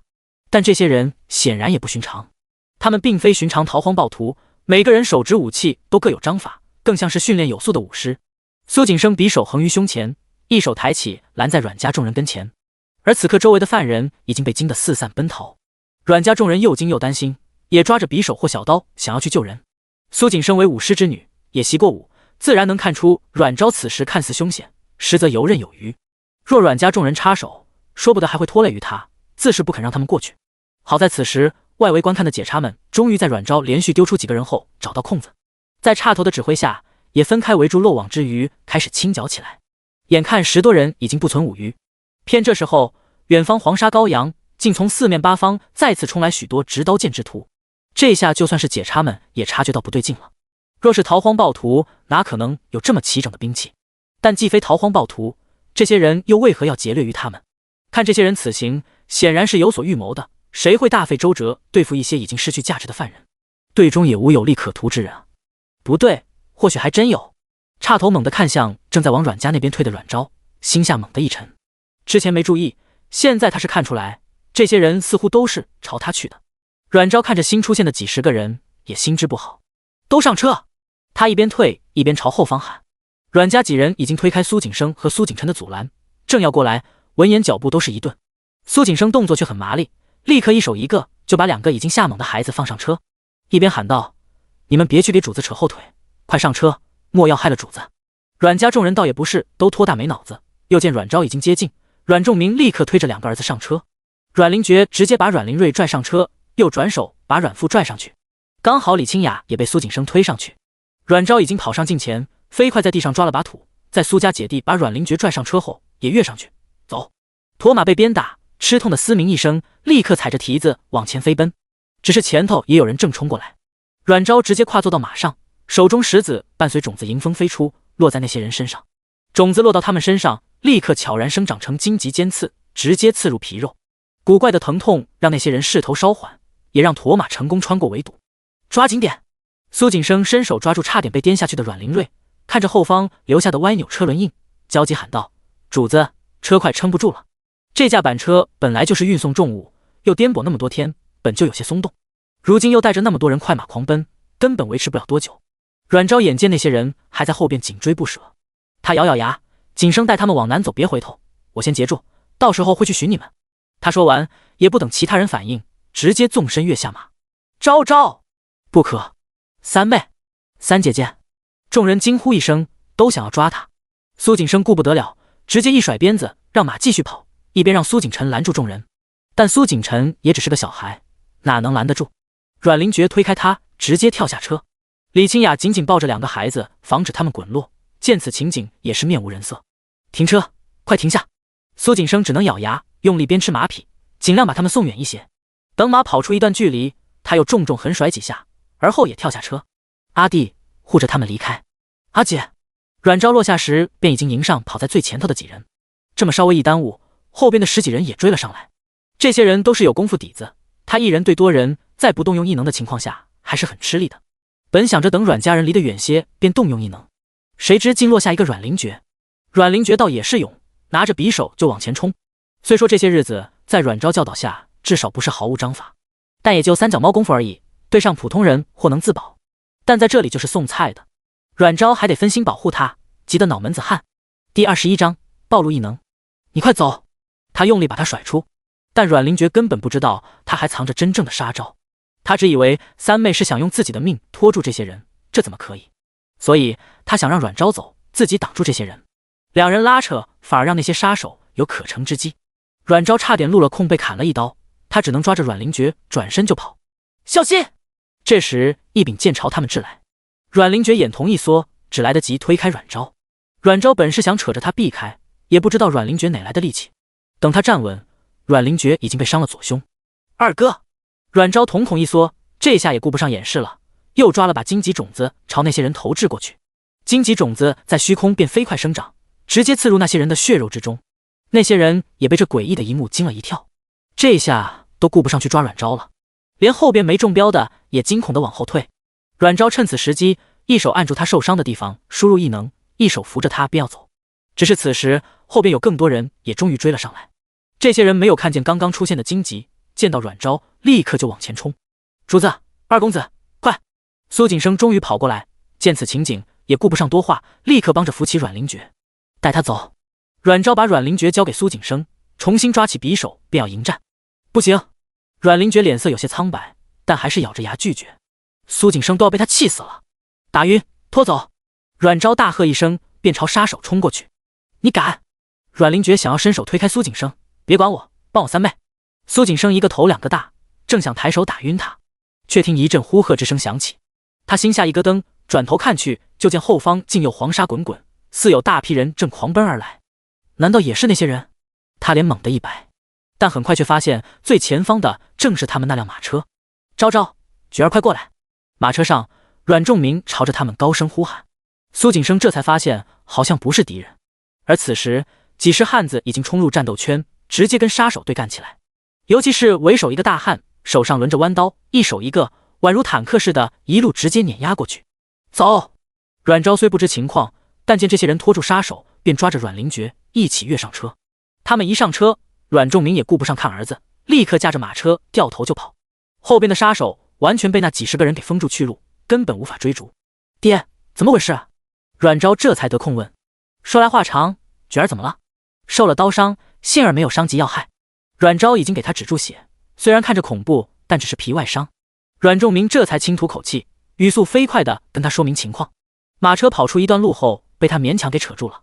原本他想寻个地方放下李清雅和3个孩子，然后和大儿子回去救人，结果就看到了一个庞大的逃荒队伍。他这会也顾不上对方是不是好人，他赶紧上前，以自己知道某处有个私藏粮仓为条件，让这些人帮忙救人。这个时候没有什么比粮食更具有吸引力，为首的领头人当下就答应了，之后便是阮昭所见的。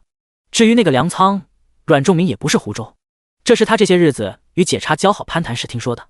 漳州府郊外有一个司库，是府衙有些人私自建立的粮库，朝廷的部分粮食都会被扣下。这种在很多地方都有，只要不是太过，朝廷一般都是睁只眼闭只眼。当时解差也是看路上那么多死人，随口吐槽2句而已。他们常年在这条线路上走动，对这些地方都颇为了解。阮仲明当时也是因为眼下的惨状而记住这件事。马车没跑一会，他们果然就看到了不远处站着一群人。看到这些人，阮昭眉头就皱起来。这些人的数量已经超乎他的想象，至少得有700、800人左右。最重要的是，这支队伍基本都是年轻男性，还有少许大童，竟无老人女人。而且他一眼就能看出，其中有些人显然都是手染过鲜血的。见他们过来，便有一个汉子上前拦住。阮仲明拉住驼马，立刻跟那人说明情况。那人听到竟有受伤的，眉头就皱起来，也过来后边看情况。阮昭盯着他打量了一眼，又快速收回目光，没有作声。我可说了，我们莫要的，这种天气，他虽只是皮外伤，但未必能活下去。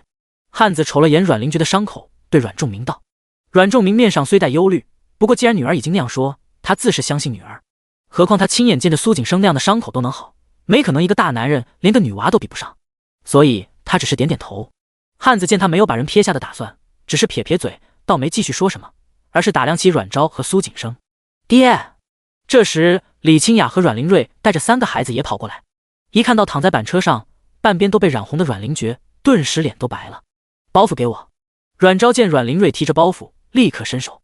阮灵瑞忙颤着手拿下包袱递给他，看着二弟的模样，脸都白成纸了，仿佛受伤的是他一般。阮昭伸手到包袱里取了一瓶金疮药和纱布出来，这个时候也没法精细，他只能撕开阮灵觉的衣服，给他伤口上药，然后包上纱布。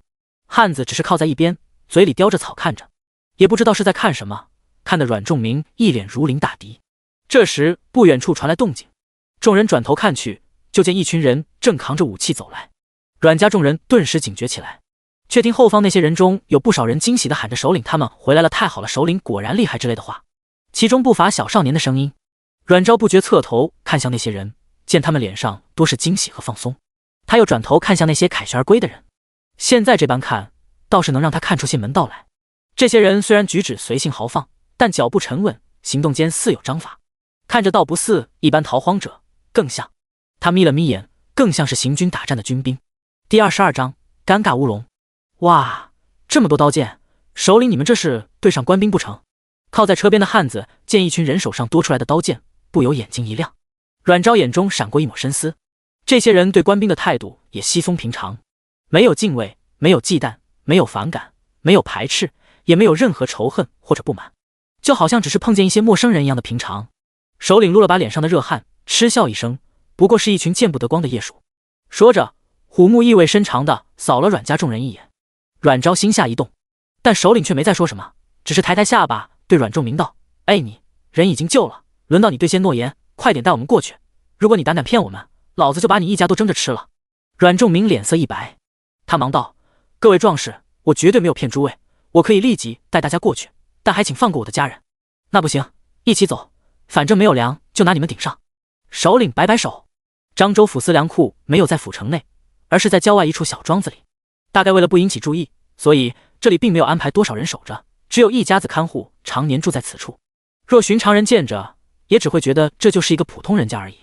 谁又知道里边底下粮食百万石呢？操，竟是些贪官污吏，陆国早晚得完。看着满地下室堆叠的粮食，头领咒骂了声。阮昭不由转头看了他一眼。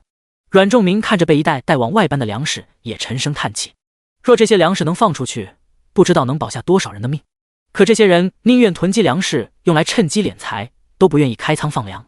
那个头领，现在粮食也找着了，不知我们可否离开了？他小心翼翼问道。你们首领倒也没打算为难他们，既然粮食到手，便要放他们离开。只是他才开口，阮昭却突然道：“首领，我这里有一桩关于水的买卖，不知道您可感兴趣？”昭，阮仲明惊诧。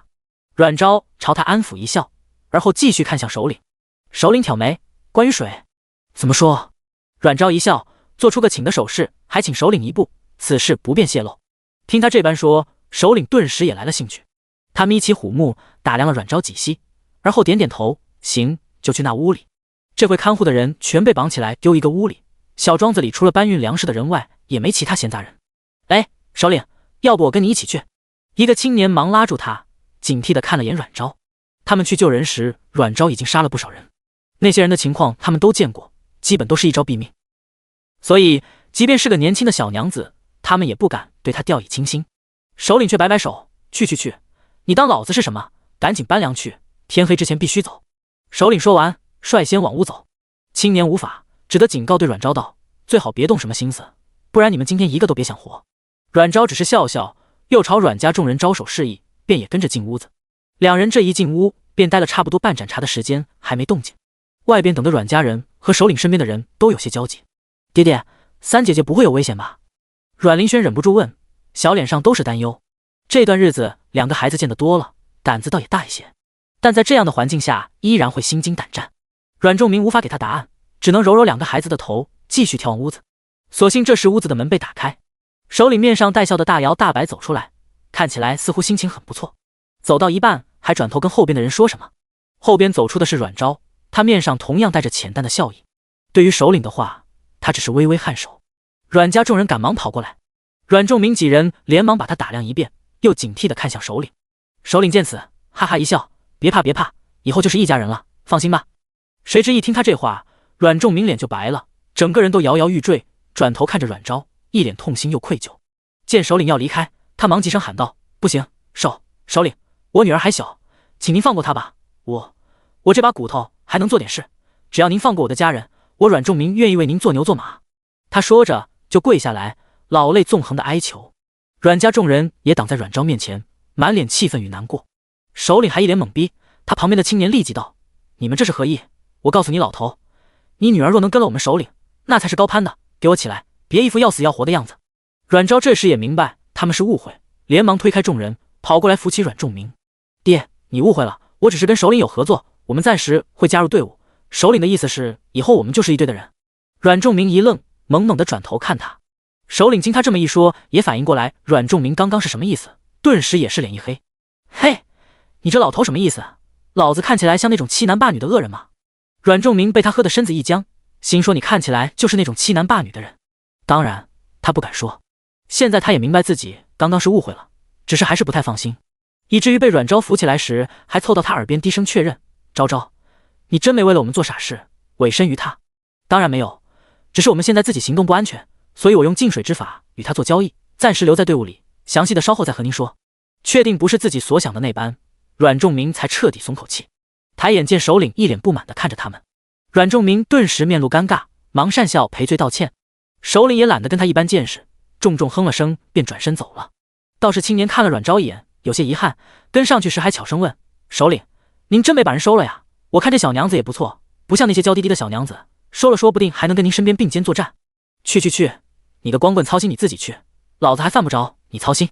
嘿，我也不想操心啊，但咱大公子估摸也被老夫人催怕了，这不也让我帮您盯着看吗？哎，首领，我觉得今年您要是再不带个人回去，老夫人可就得给你送人来了。送便送，吃不了苦自会回去。两人渐行渐远，这边阮家众人也终于等到机会说悄悄话，连忙询问阮昭情况。第23章，爱当红娘的汉子。此次追杀非同小可，我怕往后还会有埋伏，与其我们自行躲藏，还不如先跟着队伍离开。阮昭解释道。说起来，那些人怎么回事？李清雅忍不住问道。明眼人都看得出，那些人都是冲阮昭来的。如今阮昭已经不是准太子妃，又无什么权柄，为什么还要追杀他？阮昭心里已经有了答案，但他不能说，便只道：“我也不清楚，兴许是四皇子的政敌。”他这么一说，众人就恍然明白过来了。虽然阮昭没有接受四皇子，但见对方对他如此痴心，难免就会有其他皇子想要抓阮昭去要挟四皇子。想到此处，众人眉心都拧起来。楚军之争果然凶险，得亏阮昭没有答应四皇子，不然怕会更危险。可这个队伍似乎也并不安全。阮灵瑞忍不住道，他毕竟是书生，在一堆匪气十足的人之间，难免不安。阮昭笑笑，我观这些人虽带血气，杀性却是不重，且目含正气，对中孩子也很是依赖，应不是什么十恶不赦的坏人。而且如今我手上有他们所需，应不会刻意伤害我们。众人听着也觉得有道理，何况现在阮灵爵还伤着，他们万一分开上路，又遇到杀手，就很危险了。既然前后都是危险，那便先赌一把。阮仲明点点头，行，一切都听昭昭你安排。100万10亿行人无法搬完，只能搬了一部分便抹黑继续上路。而等他们离开的第2天，庄子里的异常才被发现，只是那10人早就走远了。昭昭啊，那些人有没有说过他们是要去哪里？天气越来越热，马车也散架了，一群人都只能徒步行走。阮昭转手扶住李清雅的肩，只是摇头道，暂且不知。事实上他大概知道队伍是要去哪里，前往北疆方位的大部分路线都被他记在脑子里。虽然对方这条路走得有点偏，但显然也是前往北疆的路。可听这些人偶尔漏嘴的话，可以肯定一点是，他们不是路国人。不是路国，又可能是军兵，还前往北疆，并且带这么多青壮走。最大的可能便是与陆国北疆遥遥相望的赵国潼关城。但他暂时不会跟阮家说，毕竟是要前往他国，说轻点是背井离乡，说重点可能就是叛国了。他也不会强迫阮家一定要去赵国，反正等到了那边再看，大不了就在北疆隐姓埋名生活下来，也不一定要进赵国。不知道还要走多久。李清雅摸摸额头，阮灵瑞托起他的手，也是有气无力。娘子，你别给三妹增加负担了。向哥，小心。李清雅转手扶住一个趔趄的阮灵瑞，你们少说点话，留些力气。阮仲明和阮灵爵互相搀扶着，旁边还有照料两人的苏家姐弟俩。大概是因为两个孩子自小习武，之前又喝过阮昭给的浓缩药水，所以身体素质还不错。阮灵爵算是最虚弱的，毕竟他带着伤，好在现在伤口已经愈合结痂，只是有些虚而已。先原地休息1个时辰。这时前方发话了，队中其余人显然也都很累，闻言顿时都松了口气，开始结伴寻地方坐下休息。兰兰，这边凉快些。几个黑瘦小少年飞快在树下占了个位置，抬手招呼阮铃兰。要说这一路待遇最好的就是阮铃兰了，和其他人是因为逃荒聚集起来不一样，阮家是被流放的，而且一路上还有阮昭照顾，尤其2个小孩依然白嫩圆润，加上整个队伍都是男人，来这么个软活乖巧又可爱的小萝莉，大家自然都喜欢。当然最重要还是小家伙性格好，所以队伍一些小男孩在找他说话没被拒绝后，都喜欢跟他一起。只是还不等阮铃兰回应，阮玲轩已经跟护崽的鸡妈妈似的，立刻拉着妹妹走。兰兰，走这边。阮铃兰顿时一脸歉意的朝少年们摆手。阮家众人见着小孩们的交锋，也都一脸欣慰。阮仲明还挺欣慰的，好歹2个孩子有玩伴了。之前流放队里虽然也有孩子，但都比他们大很多，而且总是离他们远远的。后来虽然多了个8岁的苏锦晨，但小家伙少年老成，也跟2个孩子玩不到一起。现在终于找到玩伴了，阮仲明也没干涉，由着他们去。小少年们见阮铃兰不来，便也都放弃自己的风水宝地，朝着阮家这边过来。李清雅正拉着阮玲瑞垒灶生火，阮昭也掏出食材和器皿。之前那些粮食，队伍里每个人都分到5斤，阮家基数大，合起来也有几10斤，吃到现在都还剩下不少。阮伯伯，我们能不能一起搭伙啊？少年们呼啦啦跑过来，提着自己的粮袋，腰间还挂着粗糙的木碗。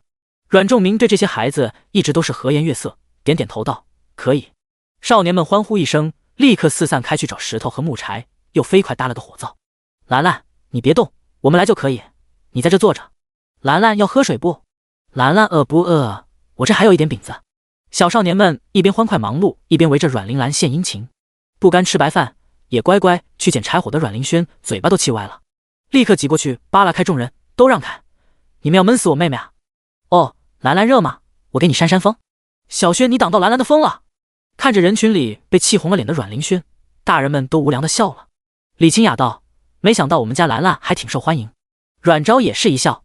这时陆青走了过来，陆青就是总跟在钟首领身边，有点管家公架势的那个青年。阮娘子，这是我们首领给你的。陆青拿着一条熏肉过来递给阮昭。阮仲明父子3人顿时就支棱起来。阮仲明立刻呵呵笑道：“劳烦首领照料，不过现在肉都是金贵东西，首领还是留着吃吧。”这些日子有眼睛的都能看出陆青想要撮合阮昭和首领。阮家父子那是恨不得把自家女儿妹妹藏起来，生怕真被野猪给拱了。他们也不是看不上钟首领，一段日子相处下来，他们都觉得这首领人不错，虽然有些憨，有点粗犷，但是个好人。只是对方来历不明，而且现在看着居无定所，长相还有点凶悍，就算要给女儿妹妹找个归宿，也不能随便找。我们首领有呢，首领说了给阮娘子补补身体。陆青也是个憨的，话里全是漏洞。阮昭嘴角抽了抽，不明白挺好一个小伙子怎么就喜欢当红娘。他敢打赌钟硕都不知道他过来的事。陆青也没办法，陆青心里苦，太子催，老夫人催，他自己一个单身汉都没着落呢，还要担负起给将军找对象的事。林子里，钟硕刚解完手回到火堆边，转头没见着陆青，就问：“青子呢？”第24章，山里都是宝藏。正烧饭的汉子古怪地瞅了他一眼，随后轻咳一声，低头语速飞快道：“他给阮娘子送腊肉去了。”闻言，钟硕哪还不明白，脸顿时就黑了，立刻想要去逮人，然后就看见陆青垂头丧气地提着腊肉回来，脸就更黑了。他忍不住抬手捂脸，没法见人了都。陆青见此，忙道：“首领别灰心，烈女怕缠郎，只要你好好表现，阮娘子早晚得答应。”钟硕抢过腊肉就往他头上砸：“我让你狼，让你狼，还表现？老子让你表现！”被踹了好几屁股的陆青在地上直蹦跶，旁边众人低头忍笑，都没个上去帮忙拉架的。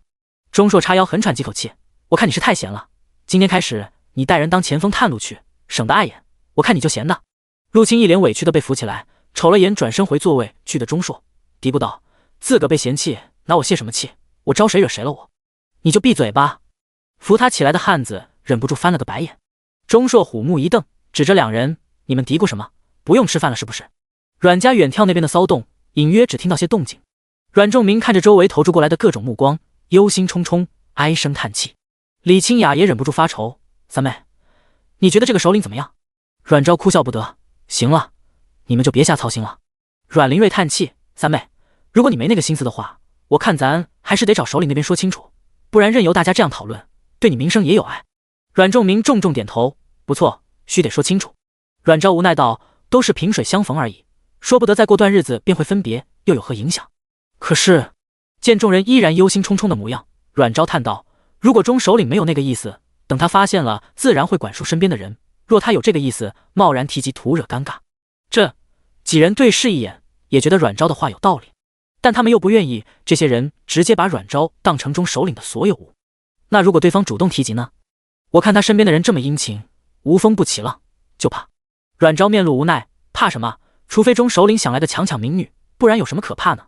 若最后实在相处不下去，分道扬镳便是。”几人又互看了一眼，一时没话说。这时小少年们嘻嘻哈哈的抱着一堆东西跑回来：“兰兰，给你花，好看。”一个小少年抓着一把野花就递给阮玲兰，后边的少年们也呼啦啦凑上来：“兰兰，我也摘了灯笼花，给你，我做了草帽，可以遮阳。”一群小家伙笑嘻嘻的上前献殷勤。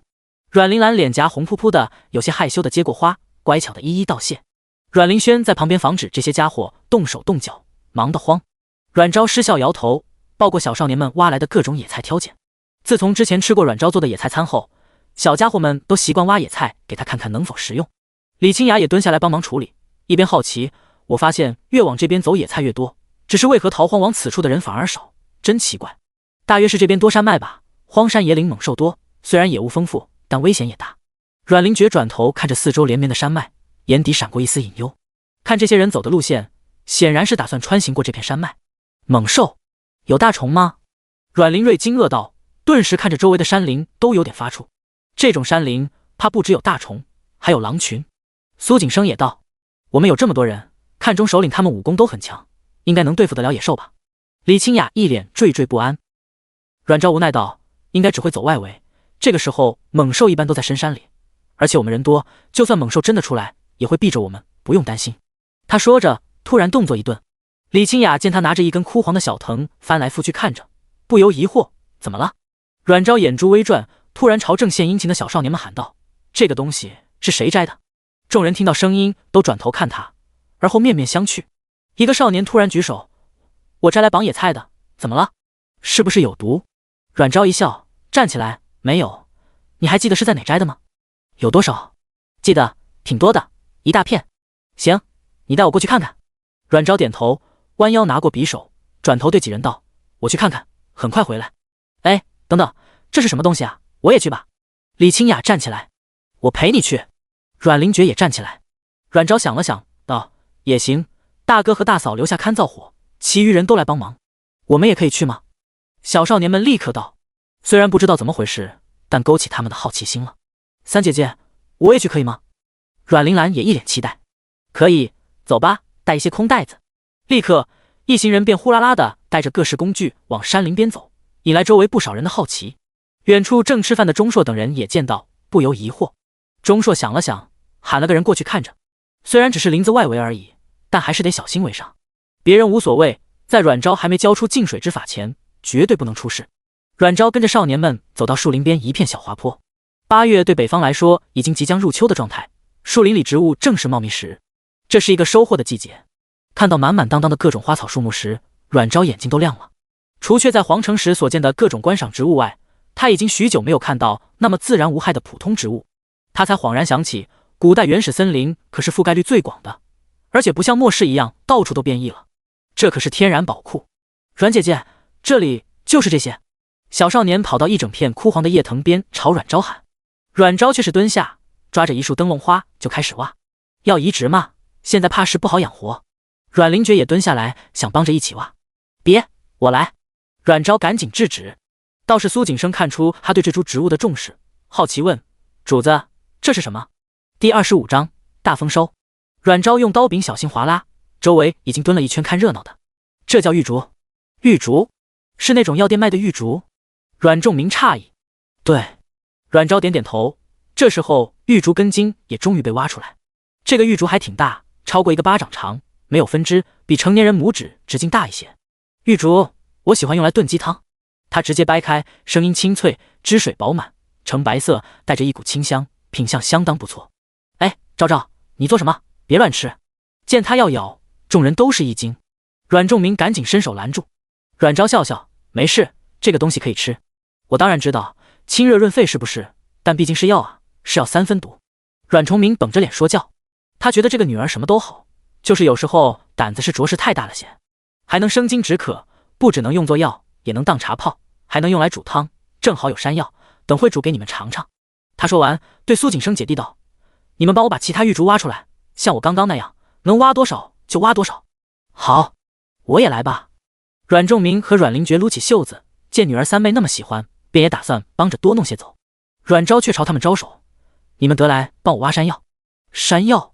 父子俩对视一眼，起身跟着走过去。一群孩子也呼啦啦的跟着过来。阮昭走到被爬藤覆盖的小斜坡，转头四顾。山药，我喜欢用来炖乌鸡和煲粥，养胃又好吃。正好这个时候，钟硕派来看情况的人过来了，正问。阮昭立刻道，这位大哥，能否借用您的斧头？啊，可以。汉子把斧头从腰间拿下，不过没有递给他，而是问，要做什么？你说我来就行。阮昭倒也没推拒，顺势让开身子，伸手比划，劳烦你把这一面土层竖着砍下来。汉子有些懵，不过还是点点头，按照他手指画的线，举起斧头便用力往下砍。他的力气很大，才砍几下，整片厚厚的土层就断开滚落，而后露出里边一些粗树根似纠结的根茎。汉子砍完，继续看他，然后呢？还要继续吗？不用。阮昭看着露出来的一根根小臂粗的野山药，惊喜不已，立刻招呼一群大人小孩过来，把这些山药尽可能的挖下来，还有别弄破，也别沾上汁水，小心点。兰兰和小轩，你们去挖玉竹，这里我们来就行。说着，已经拿着匕首开始上手挖。这又是什么药？怎么没听说过？阮仲明一边挖一边问。汉子也好奇凑过来，什么药？不就是些树根，挖这些劳什子做甚？难道能治病？这叫山药，的确也能入药，不过它还能当主食。三个男人一愣，主食？汉子忍不住伸手去捏一根山药根茎，就这树根能当主食？怎么吃？只是他的力气太大，只是随便一捏就把一截山药捏碎了，露出里边洁白无瑕的肉，当然还有一手的黏腻汁水。他嫌恶的赶紧在土上擦掉。阮昭忙道：小心别碰到汁水，你看看你有没有觉得皮肤痒？啊，有毒吗？没啥感觉，就黏黏的，这玩意真能吃？汉子翻看自己的手。阮昭见他确实没事，便解释道：有些人会对山药的汁水产生过敏，不过一般只会出现瘙痒，清洗就行。这东西的确能吃，而且饱腹感很强，最重要的是它可以储存很久，存放得当的话可以储存6个月左右，晒干的话可以储存更久，稍后你也可以取一些回去试试，烤或者水煮都行。听他这么一说，汉子顿时也来了兴趣，一双虎目微微发亮，还带着几分犹疑。6个月真能填饱肚子？正常成年人的话，一顿大概这么一节就能吃饱了，不比面食差。汉子看他比划出那一段，也就小臂长一截而已。这下他眼睛更亮了，看着那密密麻麻的根茎，他忙道：你们这样太慢了，等着，我去多喊些人来。说完也不等阮昭回应，立刻就往队伍那边跑。阮昭也没阻止，这一片的野山药太多了，看植被覆盖情况，就这一小片估摸能挖出上千斤的山药。现在他们队伍虽然不缺粮，但近1000号人的消耗也是巨大的。越往北方估计会越贫瘠，多储存点食物总归没错。不消片刻，钟硕就带着10几个人过来。这会阮昭几人已经挖出了一小堆。钟硕弯腰拿起一根山药，这东西真的能当主食，还能储存半年。他边说还边拿弯刀切下一小块丢嘴里。哎，首领，这玩意不能生吃，汁水有毒。带他们来的汉子忙焦急地上前制止。钟硕已经咀嚼起来，有点甜，口感有点怪，有毒。他最后是问阮昭，没毒，只是汁水对一些人可能会造成皮肤瘙痒，虽然可以生吃，但还是不建议，等会我教大家怎么吃。行，来，都去挖，能挖多少就挖多少。钟硕也不含糊，立刻让众人都去挖。阮妹子，你们别忙活，让他们去挖就行。阮昭看着这一群人高马大的人形坦克直接霸占这一片地，哭笑不得。他干脆也不去凑热闹了，带着一群孩子开始找起其他东西。钟硕左右看了看，叫汉子回去再找几个人来，随后叫了2人一起进林子里，打算看能不能猎点猎物。阮昭也有些心动，不过阮家大小都在身边虎视眈眈，他也只能放弃。好在这里是真的物产丰富，不只让他发现不少草药和营养价值不低的野菜，还发现了一棵花椒树。花椒树最喜欢用来做花椒酸菜鱼 YYDS。 阮姐姐，这是毒果，不能吃的，舌头会被烧坏。一个小少年见他去摘花椒，连忙提醒。阮昭笑道：这叫花椒，没有毒，不过不能直接吃，会麻舌头，可以用来入药，也能当调料做菜。又是药还能吃？阮仲明好奇打量，他都快对药有些不认识了，怎么女儿找的基本都是又能当药又能当菜的？阮昭笑笑，有机会做给你们吃就知道了。发现花椒他还挺惊喜的，毕竟他空间只有做好的调料，没有花椒种子。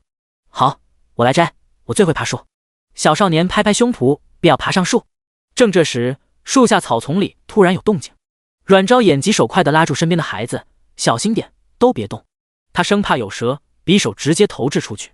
匕首大概刺中了草丛里的东西，只见草丛又震了几下，便渐渐平静下来。阮昭要过去，阮仲明忙拉住他。我过去。第26章大锅饭。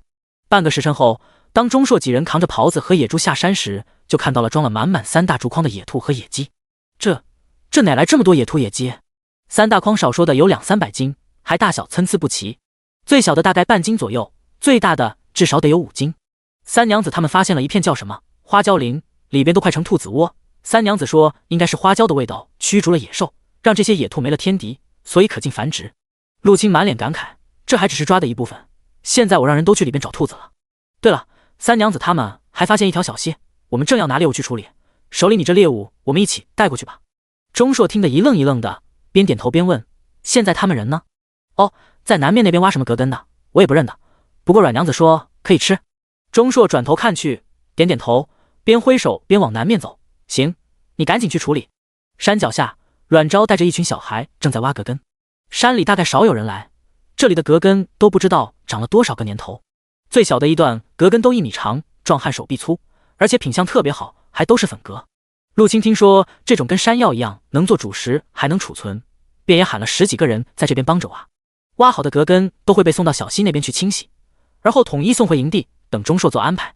钟硕深一脚浅一脚踩着草丛过来时，就听阮昭正在跟几个小孩说葛粉的各种吃法。听到动静，众人立刻回头。小孩们跟钟硕相处久了，对这位首领也没那么害怕。小少年们对他还挺崇拜的，见到他都高兴地喊起来，叽叽喳喳跟他说今天抓到很多兔子。钟硕笑呵呵赞扬，目光落在没了一层土，可以明显看到根茎的东西上。这个看着比山药还要像树根，这也跟那个什么山药一样吗？钟首领，你如果指的是食用的话，的确，不过它的优势在于方便2次加工储存。什么意思啊？阮昭道，正好，我也想找您说，这个东西制作成葛粉的话会更方便携带和储存，巴掌大的一包，只需要兑水就可以饱腹一整天。这片葛地的量还是不少，搬运的话也挺费事，所以我想着不如我们就地做成葛粉。钟首领觉得怎么样？钟硕的注意力都在另一点。你是说这东西能制作成面粉一样的东西，只需要这样一包就能顶1天饿？阮昭点头，对，而且它本身具备很高的营养价值，能补充人体大部分所需营养。这些钟硕都听不太懂，但他只需要知道这种东西便于携带，能抗饿，还方便食用就可以了。若真如此，那简直就是行军药物啊！他当下应允道：没问题，队伍先暂时休整，你看着做，需要什么跟我说，我让亲自配合你。还有发现什么吗？钟硕又问起。钟硕觉得自己这是捡到宝了，他也没想到这小娘子看着像是从小被娇生惯养，谁知竟还认得这些东西。阮昭笑笑，还挺多，一时半会也说不清，正好营地那边已经搭上火灶，待会做出来给您尝过便知了。行，那我们先回营地，这边让他们干就行，走走走。钟硕摸摸肚子，招呼他回营地做饭去。之前他已经是吃了饭的，不过这么小半天下来又饿了。我也饿了。小少年们也忍不住捂肚子，虽然他们一路走来也吃了不少野果，但也不顶饿。阮昭这才想起他们也都是没吃饭的，他刚刚太兴奋都没注意，现在被提起也觉得有点饿。那行，走，我们先回营地。走了，一行人便呼啦啦的回营地。正好陆青已经带着人把部分清洗好的食材都送回营地。阮昭看了眼食材，跟钟硕说了声，便让人把那口装着水的大陶缸直接搬上火灶。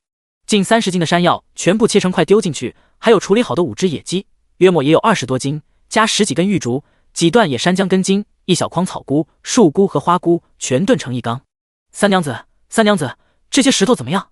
一个壮汉兜着一大兜石头跑过来，哗啦啦的倒了一地。阮昭扫了一眼，从中挑出2块岩石，这种的可以做成石板难吗？不难，很快，你且等着。壮汉拿着2块石头又风风火火跑走了。为什么只能是那种石头？这些不行吗？之前阮昭让人去找可以做石板的石头，阮仲明也听到。不行，这类石板受热容易炸开，想要在高温下不炸开，需要找能受热均匀的石头。阮昭解释，众人听得一头雾水。不过虽然某些词汇听得不太懂，但大体是能理解的。阮灵觉也忍不住问，不都是石头，为什么这些会炸开？当然是因为石头的材质结构和密度不一样了。只是话说一半他就卡住了。众人都一脸求知若渴地看着他，连钟硕也面带好奇。阮昭张了张口，是因为石头形成的材质不一样，比如有的石头是沙子凝结的，有的是泥土，有的是矿石等等，受热时的反应自然也不一样。众人似懂非懂的样子。阮灵觉还想问，正好这时候陆青几人抬着清洗完的猎物跑回来，他顿时如见救星一般，连忙转身迎上去。整整40多只野兔，一部分按照阮昭说的都剁成块，一部分留整只。阮昭蹲下招呼众人过来帮忙，提前捆好的小野葱和野姜筋、花椒、野蒜，还有一些酸蘑汁都塞兔子肚子里，表面抹上一层细盐和野果汁，然后用大叶子包起来，抹上一层泥，直接丢进事先在火灶底部挖的土坑里。这种方法就是叫花鸡的做法，通过土焖的法子，焖出来的鸡汁水充足，鲜嫩可口，不止没有肉腥味，还会带着一股清香。野猪的肥肉他直接取了一个小陶锅炸油，没一会，营地里就飘出了一股浓郁的焦香味。阮昭把油都滤出来，油渣倒在叶子上，撒上13香，简单拌一下，先给大家解解馋。第27章美食的力量。300多斤的野猪，肥膘分离出来，最多也就30-40斤左右，油渣也就3斤左右，只能给小孩们当零嘴馋鲜。钟硕吃了一颗后，眼睛就亮起来。你那是什么调料？他也不是没吃过油渣，这次的油渣如此美味，定然是调料的原因。阮昭一笑，指了指花椒，便是用这些香料晒干磨粉制成的。这样啊。钟硕摸摸下巴上的一圈胡茬，问：若能给你寻来材料，你可否大量制作？阮昭取出一小罐装在竹筒里的13香递给他，这里有13种香料，想要找齐可不容易，不过只要齐全了，制作起来并不难。这瓶便赠与钟首领，以后若有机会，我倒也可以试试批量制作。钟硕也不是个一根筋的，当下就听出他话中的意思，他倒也没再细问，而是哈哈一笑，伸手接过，行，那就谢过了，以后若你能制出，可要提前通知我。阮昭笑眯眯，自然。石板来了，三娘子，这样的可以不？10几个壮汉抬着2大块1人高的石板，吭哧吭哧跑过来。阮昭眼睛一亮，连连点头，可以可以，足够了，辛苦大家了，等会给大家多做些好吃的。嘿嘿，那我们可等着了。壮汉们抹了把脸，嘿嘿直乐。你这个要怎么做？煎吗？怎么不烤？陆青也蹲下来搭把手。做法不同，味道不同。阮昭把石头擦干净，随后在上面刷上一层猪油，接着把葱姜蒜花椒迷迭香等都放上去炒香，而后再把兔肉全倒上去翻炒。野外石板烤肉，不过要注意，烤的时候石板一定要保持干燥，烤热刷油，潮湿时烤容易炸。还借了钟硕一点酒淋上，不到几息的时间，一股霸道的香味便窜了出来，迎风飘10里。周围正忙着搭营地的人也都控制不住双脚的凑过来，一个个努力嗅着空气中的香味，哈喇子差点没直接掉下来。好香啊，这是做什么？怎么这么香？好像是阮娘子在做菜。啥菜呀？这香要命了都！明明我刚吃饱，怎么又饿了？不知道待会能不能分点？做梦呢你！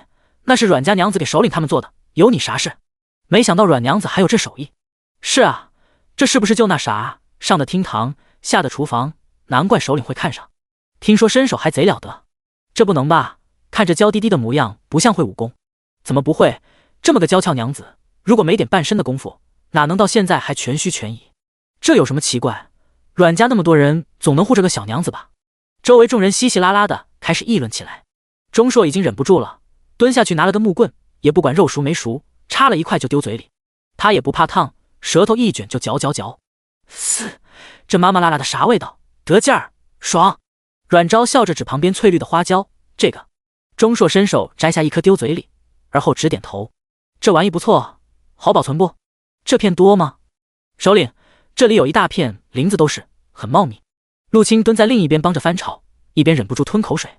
这会他们也充分感受到这个花椒的好来了，只是味道就那么香，都不知道吃起来怎么个样。他已经迫不及待想要尝了。可以，晒干后至少可以保存1年，磨成粉保存得当的话，2-3年也是可以。这个不错，青子你等会带人去摘，都给我薅秃噜了。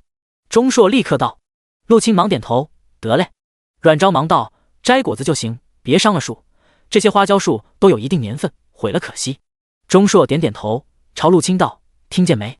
陆青一边嗅着磨人的香味，一边点头答应，忍不住问阮昭，三娘子，这应该可以吃了吧？还没好，再等等，先把狍子烤上吧。阮昭抓起一把9重塔丢下去，这下香味更不得了了，简直是翻倍冲击。钟硕又忍不住抓了一个丢嘴里，可以明显的感觉到比刚刚好吃很多。这玩意又是什么？阮昭一边翻炒一边回答，这叫9重塔，可以去腥提味炒香。9重塔，我们这叫金不换，好像还有个名叫罗勒，炒贝壳一定要加，不然没灵魂。钟硕点点头，又问能保存不？阮昭哭笑不得，制成干的话可以存1-2个月，只是味道会逊色些。那没事，这个也摘，知道吗？钟硕又对陆青道。旁听的阮家众人嘴角抽抽，这架势是要把林子薅光啊。陆青点头，边道，狍子不炒吗？感觉这样炒着好吃些。阮昭袖子一抹额头，斜睨他一眼，是好吃，就是费劲。陆青闻言立刻道，不费劲不费劲，我来，我会了。阮昭哭笑不得，那行吧，半扇野猪烤了吧，其实调料加的好，烤肉也很好吃。钟硕立刻问，比如这个？他晃晃阮昭刚给他的13香。阮昭点头，不过不用这个，烤肉有烤肉的料。钟硕立即拍板，你们去把架子搭上。莫一会，整个营地都被各种霸道的肉香给覆盖，让人都无心工作。而此刻，远在皇城的四皇子正站在廊下斗着笼中的雀鸟。这时，一名剑仆捧着鸽子快步走来，殿下，北边来信了。四皇子动作一顿，转头看向被他捧着的鸽子，似乎已经知道信的内容了。他轻声叹了口气，眼底闪过一丝遗憾和可惜。想必这个时候那些人已经得手了。其实他本没想要阮昭的命，只是对方已经脱出他的掌控，又不愿留在他身边，那便不能留了。至于天命之女的说法，他本就没信过。他从不认为一个女人能做什么。剑仆已经从信筒中取出一小卷丝帛，双手奉上。四皇子接过仆人递过来的丝巾，擦了擦手，才接过丝帛展开。只是悲悯的表情在看到丝帛的内容后瞬息变了。他似乎很震惊，也很不解，半晌后紧紧攥着丝帛，咬牙怒喝了声废物。他怎么也想不到派出那么多人，只是杀一个手无缚鸡之力的女子而已，竟然还失败了。原本以为是万无一失的事，竟然失败。周围的奴仆被他怒气所慑，纷纷惊慌跪下，殿下息怒。四皇子死死攥紧丝帛，来回走了几步，随后狠狠一脚踹上栏杆，结果栏杆没事，脚法踢疼了。笼中雀鸟似不知喜乐，还在跳来跳去鸣叫。四皇子便觉得连只鸟都在嘲笑他，当下把鸟抓出来一把掐死。这时又有剑仆跑来通传，说宇阳县主来了。四皇子脸色瞬间就阴下来。第28章进入赵地。赵国皇庭，夜幕降临，东宫内烛光摇曳，偶伴随低低的咳嗽声响起。叩见皇后娘娘。宫外，皇后落下娇辇，边走边问：太子还未歇息吗？回娘娘，殿下尚在处理公务。皇后闻言，眉心轻轻一蹙，复又轻叹了口气，点点头，没再说话。小黄门已经先过来通禀。闻言，太子放下毛笔，合上奏本，只是动作过大，不免又引起几声咳嗽。内侍忙上前递水，一脸忧心：殿下今日咳嗽似有加重之势，不如奴去请太医来为殿下诊脉。不必。太子喝了口水润润嗓子，轻咳了2声，推孤迎接母后。诺。内侍推动轮椅朝门口而去。这时外边已经响起叩拜声，而后大门被推开，身着金丝凤袍的皇后抬脚步入殿内，正好便见着轮椅上雍容华贵的儿子，顿时眉心便蹙起。别出来别出来，现在风大，小心着凉。边说着边上前接替内侍的活儿，推着他往内室走。母后怎地这时来？可有何事？无事我便不能来看你了吗？刚听你父皇说今儿边境又有加急，我便知晓你又没休息。你父皇也是，劳什子都丢给你，我看他这君皇之位也早些给你得了。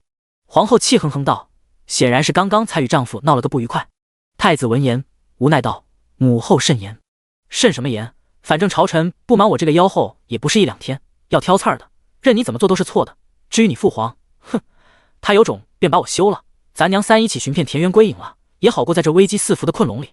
太子听着母亲唠叨，哭笑不得，一双清冷凤眼少了几分冷锐，柔和了些许，带着几分无奈。词儿如何了？风寒可还好？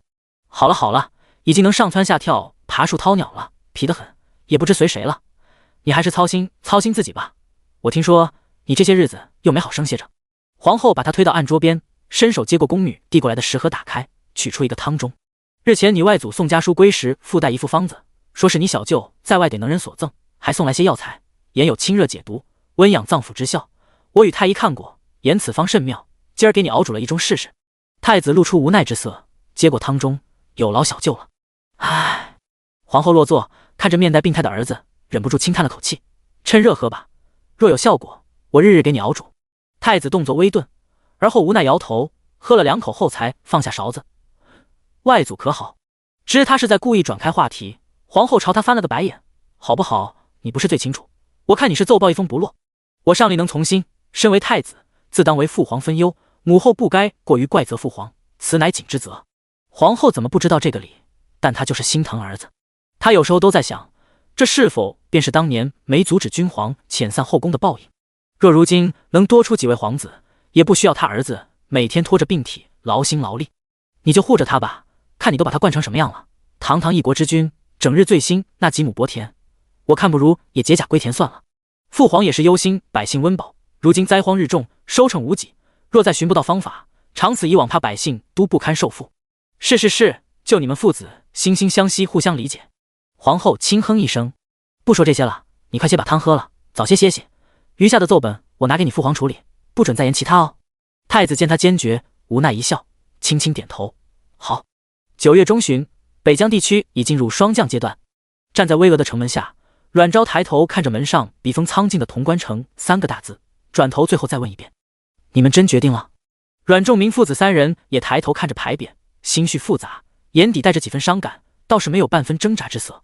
毕竟背井离乡，远离故国，总不是那么令人好受的。尤其是阮仲明，他毕竟还曾临朝为官，此番更觉几分背叛。但为了儿女，他依然选择进入赵地。朝中既有人追杀女儿，那么他留在北疆只会更危险。还有他的其他儿女，虽说在北疆能建功立业，但那是军兵的事，他们老弱妇孺，还都是书生，能建什么功立什么业，能否在搓磨中活下去都未可知。可进入赵国不同，如今他们已得许诺，入境后可以赵国良民身份存活，而非罪人之身，便是说以后他们在这边有无限可能。至于阮家2兄弟，阮灵瑞自然会觉得惆怅，但却多少也松了口气。他曾听队中之人说，及北疆流放之人的生活简直生不如死，冰冻3尺铸马厩，日不饱腹，时时劳作，还得受鞭刑之苦。即便他可以，也不想让家人老小受此苦痛。阮灵觉的话，他本就是个通透的人，何况此事他对朝廷也生了几分心灰意冷和怨怼。阮家本是最无辜之人，君皇明知，却还是为安抚他人而舍了阮家。何况这一路走来，看尽生死苦痛，生灵涂炭，他不认为这样的朝廷值得他忠心以奉。因此对于入赵国境内成为赵人，他并无太大挣扎，唯一的遗憾便也是那个他住了10多年的家，此生应是无再还可能了。李清雅和苏家姐弟想法就直接了，不用去北疆受苦，真是太好了。虽然还不知道赵国边境如何，但至少是自由之身，凭借他们有个健康体魄，有手有脚，总归能活。2个小孩就更没啥想法了，反正只要能跟家人一起就好了。放心吧，其实这样也好。阮仲明吐了口气，释然一笑。阮昭见众人都坚定了神情，也是一笑，点点头，行，那么从今日起，这里便是我们的开始。队伍徐徐入关，钟硕一行人早被引走，余下他们上千人暂且被安排到一处营地。不过阮家众人没有跟其他人一样被安排在集中营，而是开了特权，被安排在一个独立的帐篷内，应该是钟硕那边打过招呼。安排他们入住的军兵虽然没什么表情，不过态度也不错。潼关城似乎有些过于荒凉。阮仲明突然道：第29章，大都督有请。边境应该都这样吧，不然怎么说是苦寒之地呢？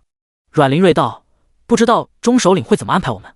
虽然已经知道对方是赵国边城将领了，但他们还是习惯喊他钟首领。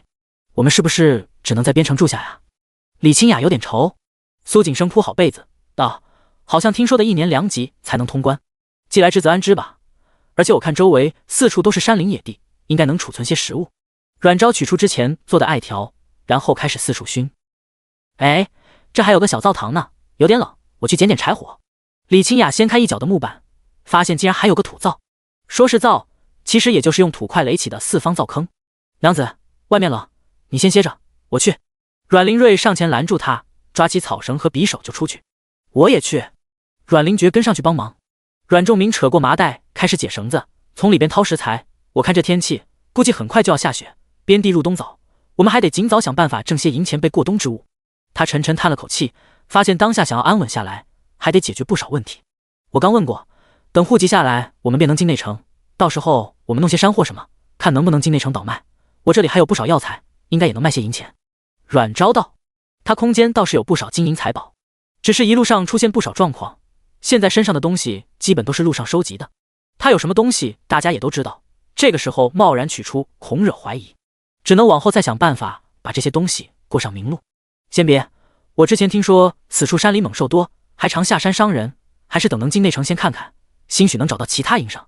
阮昭也没跟他争辩，点点头，到时候看吧，一步步来。这时小林兰诺诺道：三姐姐，我会绣帕子，还会做荷包打络子，我也可以添补家用。小林轩一听妹妹也能做事，顿时急了，我可以抓蛐蛐，听说有钱人就喜欢买蛐蛐，可是冬天抓不到蛐蛐的。小林兰一脸认真跟哥哥解释。小林轩张张嘴巴，一脸懵，为什么呀？小林兰一脸哥哥真是笨蛋的表情，理直气壮道：因为冬天很冷啊，蛐蛐没衣服穿，他们要挖洞藏起来，你找不到的。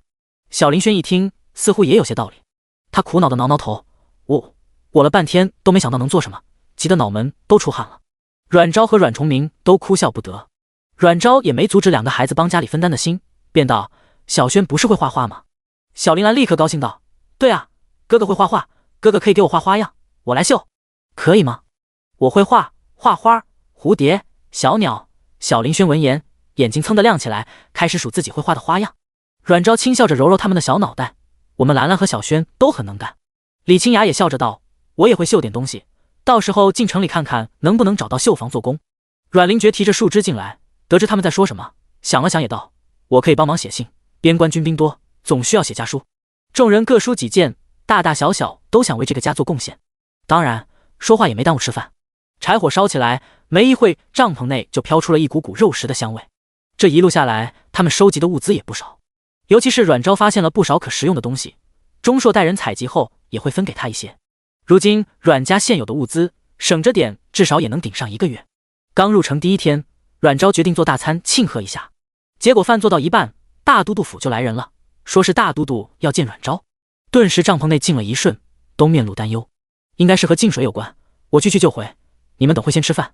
阮昭回来取了个小箱子，便随来人离开。阮家众人自然无法放心，但大都督没发话，他们也不能跟过去，只能提心吊胆地等着。大都督府在内城，距离外城有不小的一段距离，阮昭乘坐马车，到时都过了1炷香的时间。大都督府内，钟硕正在大堂门口来回走着，时不时地往外看。正座上，一名中年男子端坐着，看着面前晃来晃去的人，忍不住放下茶碗：“别晃了，晃得老子头晕。”钟硕停下来，走近道：“爹，你就不该这时候喊三娘过来，人估计还饿着呢。”大都督冷笑：“怎地，心疼了？”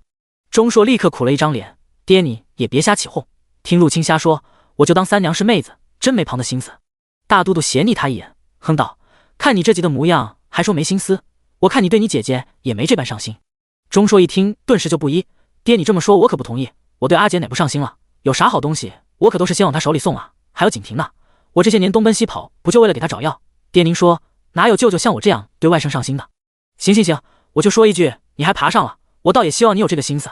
你娘都写了多少信来催了，还不是老子给你顶着？我不逼你，但你自己的终身大事也紧着些。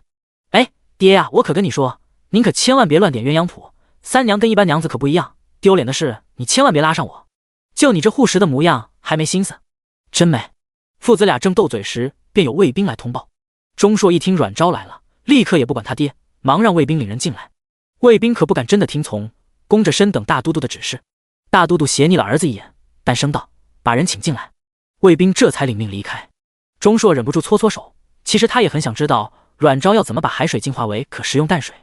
赵国这2年也是多地旱灾频发，百姓和农务总因缺水而无法存活。可偏偏这些地方又不全是滴水接干，很多地方周围都有湖海。如果阮昭的法子真的可以，那便是解决了赵国一大难题了。毕竟赵国可耕种的土地本就不多，还总遇到旱灾，每年产粮日益减少，很多时候都要花高价从他国买粮。若海水真能变为淡水，不止百姓有水可饮，农耕一事应该也能有所改善，也无需他那外甥天天拖着病体操心。这也是大都督闻言立刻便招阮昭过来的原因，因为这件事对赵国来说太重要了。第30章净水与制盐之法。不消片刻，阮昭便被引着过来，禀大都督，阮昭已带到。贾氏拱手复命。大都督点头，挥退众人，而后才开口：“你便是阮昭？”民女阮昭拜见大都督。阮昭低垂着头，也拱手行礼。大都督摸着胡须，略微打量他一眼，见他举止飒爽大气，不卑不亢，也挺满意。本官听钟将军言你欲现净水之法，可是？回大都督，民女的确有能将海水净为淡水之法，不过此法略有不易。哦，你且说说。是。阮昭应完，打开手上的小箱子，取出一卷羊皮，双手呈上。海水净化需在水源之处建立净化设施，此乃图纸，令民女也带了模型，若方便，可现场为大都督演示。钟硕已经上前拿过羊皮递给大都督，然后也站在旁边看。大都督展开羊皮，便见其上绘制着详细的图样，竟是从未见过的。模型是何物？便是此物的模子。阮昭从箱子里取出那套模型，一一摆好。这套模型是他在路上用木头做的，图纸也是路上绘制的，连皮都是路上揉制的。这个时代目前虽有纸张，却极为金贵，寻常人记录文字多是丝帛或者竹片、木片，一路下来可够让他烦的。大都督不由走下来，打量那套模型，看起来似乎也不那么复杂，虽然他也没看懂。怎么弄？你试试。他道。阮昭颔首取出水，兑入盐，而后开始操作。其实他用的这个方法是相对比较简单的蒸馏法，这种法子在他所在的时空古时便已出现，便是引用太阳蒸发海水，而后积为雨云降水的原理。这种蒸馏法子就是通过蒸发水蒸气，然后汇聚提炼，再通过活性炭吸收净化，最后成功转化为淡水。他的操作很详细，而且时间也不长。很快，两人就看到有水从像小屋子的模型一侧管子滴落在杯子中。等滴了半杯水后，阮昭便道：“现在的水已成淡水。”就这样，两人诧异。钟硕下意识就要拿起尝一口，却被大都督拦住。大都督喊了一名剑仆进来，把杯子递给他。剑仆尝了一口，有些不明所以。大都督忙问：“是何味道？”剑仆忙道：“回大都督，此水并无味道。”父子俩眼睛顿时便都亮起。大都督对剑仆道：“去取些水和盐过来。”而后他便蹲回原地，开始自己操作起来。阮昭对他明显的防备和不信任没有表现出半分的不满，还耐心地给他讲解。大都督很快便上手了，正好此时剑仆也带着东西到，大都督便重新操作了一遍。等又盛了半杯水后，大都督直接一饮而尽，随后虎目圆睁。他又似有些不信的拿起还没沥完的半杯盐水舔了一口，果然是咸的。爹啊，怎么样？你别顾着发呆啊！钟硕眼巴巴等着，都顾不上规矩。阮昭有些诧异的看了他一眼，倒是没想到两人竟是父子。大都督咂巴嘴，嘿，奇了，竟真的无味了。真的，我也试试。钟硕立刻也一脸兴奋地操作起来。大都督再看阮昭的眼神都变了，连称呼都变得亲切起来。三娘啊，你这法子做起来可难，日常能进出多少水，可会劳民伤财，能否持久？他和蔼的一连问出10几个问题，阮昭都认真一一做了解释。一听到只要装置建起来，每日至少能净化出1万斗左右的净水，大都督立刻忍不住搓手。阮昭却是一笑，事实上这个法子也不单只是净水而已。两人都是一愣，全转头看他。阮昭笑笑，伸手在装置上一扭一拽，便把一个柱形的小竹筒断开。哎，见这东西被弄断，父子俩一同发出惊声。阮昭却把竹简口对着桌子轻磕了一下，而后便见到桌面竟有些如雪似的白色细沙。钟硕在看到白色晶体时，还问了句这什么，但大都督已经反应过来，猛地站直了身体，错愕地看向阮昭，这难道是盐？啥？盐？钟硕也惊了一跳，毕竟现在的盐大多都是大颗粒的盐晶，有的呈白色，有的色泽微黄，品质差的还略带苦味。比如边城吃的食盐便是品质比较普通的，带有明显的苦味，色泽淡黄。但是现在桌子上的盐白若雪，而且非常细小，虽然其中也伴有杂质，但已经可以忽略不计。钟硕忍不住伸出手指沾了点放嘴里，而后瞪圆了双眼，转头震惊地对大都督道：“真的是盐？”阮昭微笑颔首，便是盐。大都督一双虎眸紧紧盯着阮昭，表情瞬息万变。阮昭嘴角含笑，不卑不亢地与之对视。大都督微眯双眸，转头对儿子道：“这件事必须保密，你立即去安排人守门，所有知道此事的人必须做封口处理。当然，所谓的封口并非杀人灭口。”钟硕也明白这件事的严重性，立刻点头：“我马上去。”说完看了阮昭一眼，便快步跑出去。没一会，外面便响起假释的动静，大堂的门和窗户皆被关上。大都督朝阮昭做出个请坐的手势，而后转身落座，开始细细询问净水与制盐的相关问题。阮昭自然是知无不言。其实一开始他要给出的法子的确是古时候比较简陋的一种转化方法，那个步骤少了制出盐这个步骤，产量也不高，这是他在后期重新调整的。他本是打着2手准备，如果阮家不愿意去赵国，那么他们留在边境，这个法子给钟硕也算是送了个大大的人情，可以跟钟硕换取各种所需的东西，而且只是净水之法而已，以钟硕的人品倒不至于要杀人灭口。但如果阮家决定进入赵国，那么净水之法加上制盐之法便足够他们在赵国立足，以及获得一定的庇护，这也相当是一份投名状。后者显然是更能利益最大化的，所幸阮家都选择了后者。大都督对阮昭的态度显然非常满意。等阮昭回去时，马车后还多了一辆板车，上面堆叠了不少物资。此时天已经黑了下来，帐篷内点上油灯，阮家众人都还未用饭，都在不安地等着。来了，回来了。这时在外面等着的苏景生等人激动地喊了起来，其余人也纷纷掀开帘子跑出帐篷，便见2名甲士驾着马车过来，马车里隐约可见人影。第31章入内城。马车到帐篷近前停下，阮昭走出马车，轻巧跃下，多谢2位大哥相送。两名甲士只是点点头，便也跃下马车，转身徒步离开。昭昭，你没事吧？等人离开，众人忙围上前。阮昭知道他们担心，忙道：我没事，不用担心，大都督只是询我问些事。对了，这些皆是大都督赏赐之物。众人这才有心思去看马车以及后边的物资。阮家众人都知道阮昭是去献净水之法，如今看来应该是成功了。阮昭说的含糊，他们也聪明的没多问。阮仲明让阮林瑞兄弟俩安置好物资和马车，然后拉着女儿赶紧进入帐篷。李清雅和苏景生忙把温着的饭菜一一端上桌。等人齐齐入座，阮仲明才忍不住询问起来。阮昭便简单把事情说了一遍，当然他只说是净水之法而已。所以你接下来还需要去海边指导搭建呢，净水坊。众人面面相觑。阮林瑞忙问：可有危险？不会，不过约莫要费些时日。另外，关于落户方面，大都督许我2个选择，我暂时拿不定主意，所以回来与大家商讨一番。众人一听落户的事，不由精神一振。什么选择？李清雅忙问。可落户在内城，届时会附赠一座宅院；另一选择便是落户在外城东南的村落，每人可分得1亩地，并一户1块宅基地。听他一说，众人对视一眼，似也有些不好选择。内城有内城的好处，外城也有外城的好处。内城可有做工机会？可安全？阮仲明问道。这里毕竟是边城，虽有军队驻扎，但也鱼龙混杂，且民风必定彪悍。在内城生活或许会比在村落里舒适些，但也要考虑诸多问题。首当其冲就是活计，如果内城没有太多做工的机会，那么他们这么一大家子守着个宅子生活也是问题。倒不如在村里还有几亩田地，至少能自给自足。这些暂且不知，明日可去看看再做决定。阮昭道。阮仲明想了想，问女儿：昭昭你怎么想呢？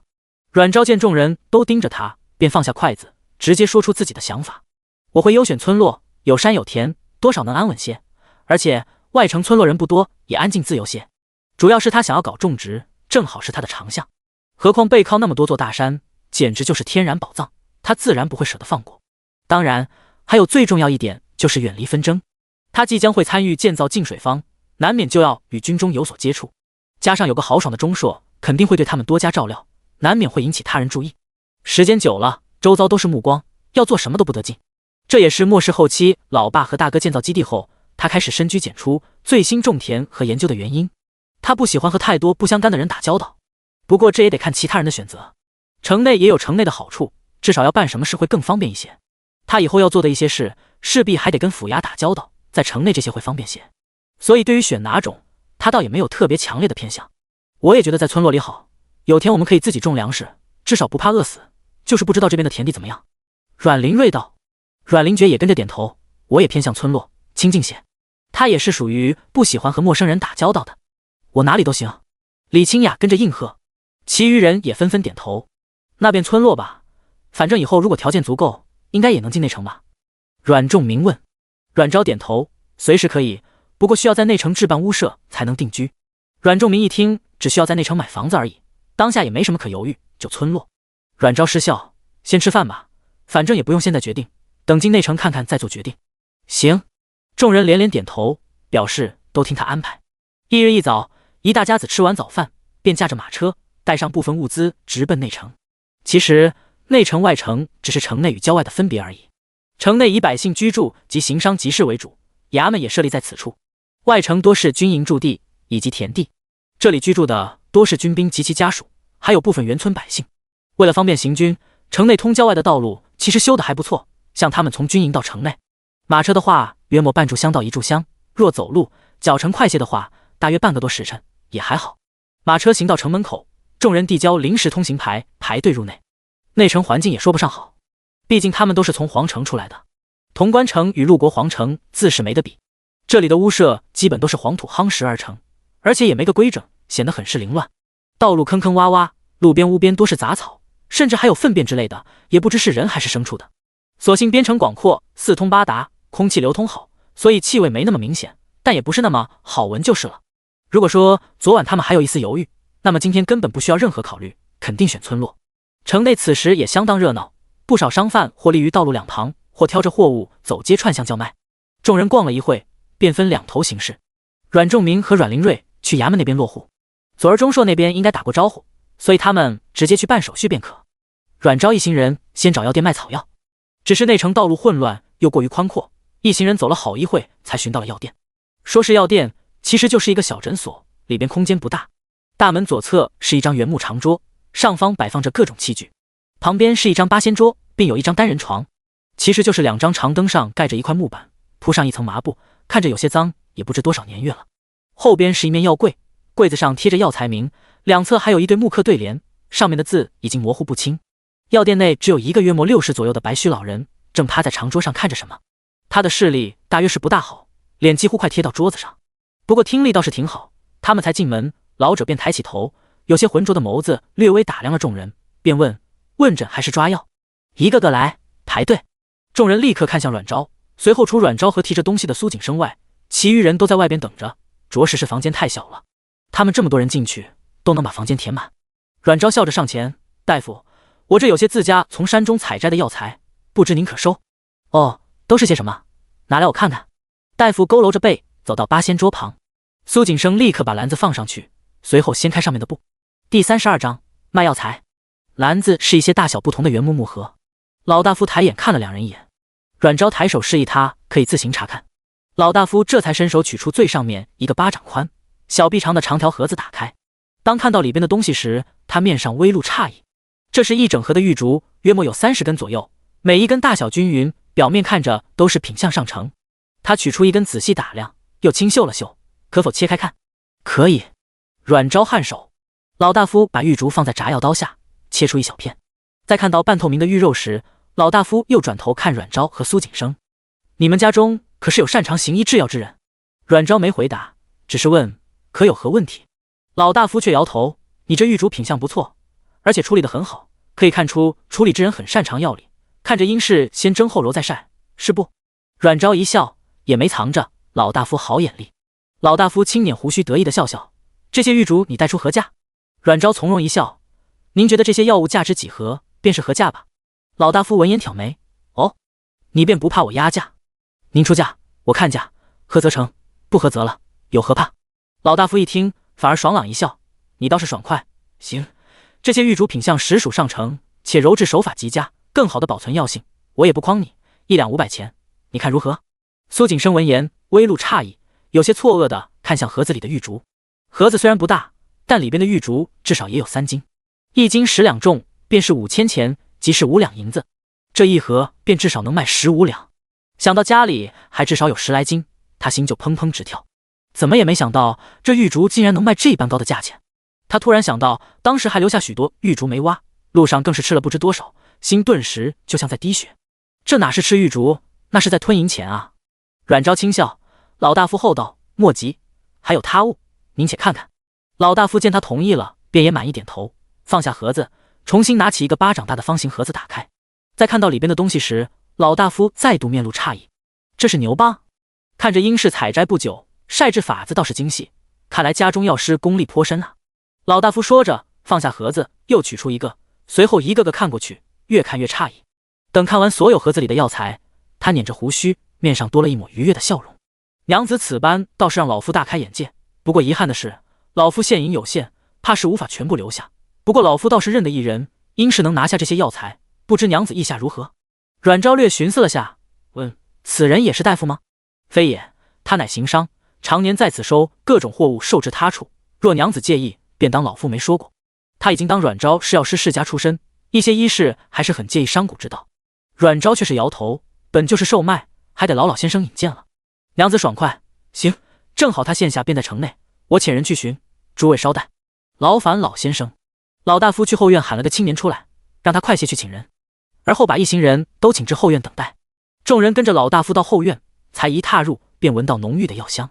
只见不大的后院此刻摆放着许多的架子，上方放置一个个扁筐，里边铺开各种处理好的药材。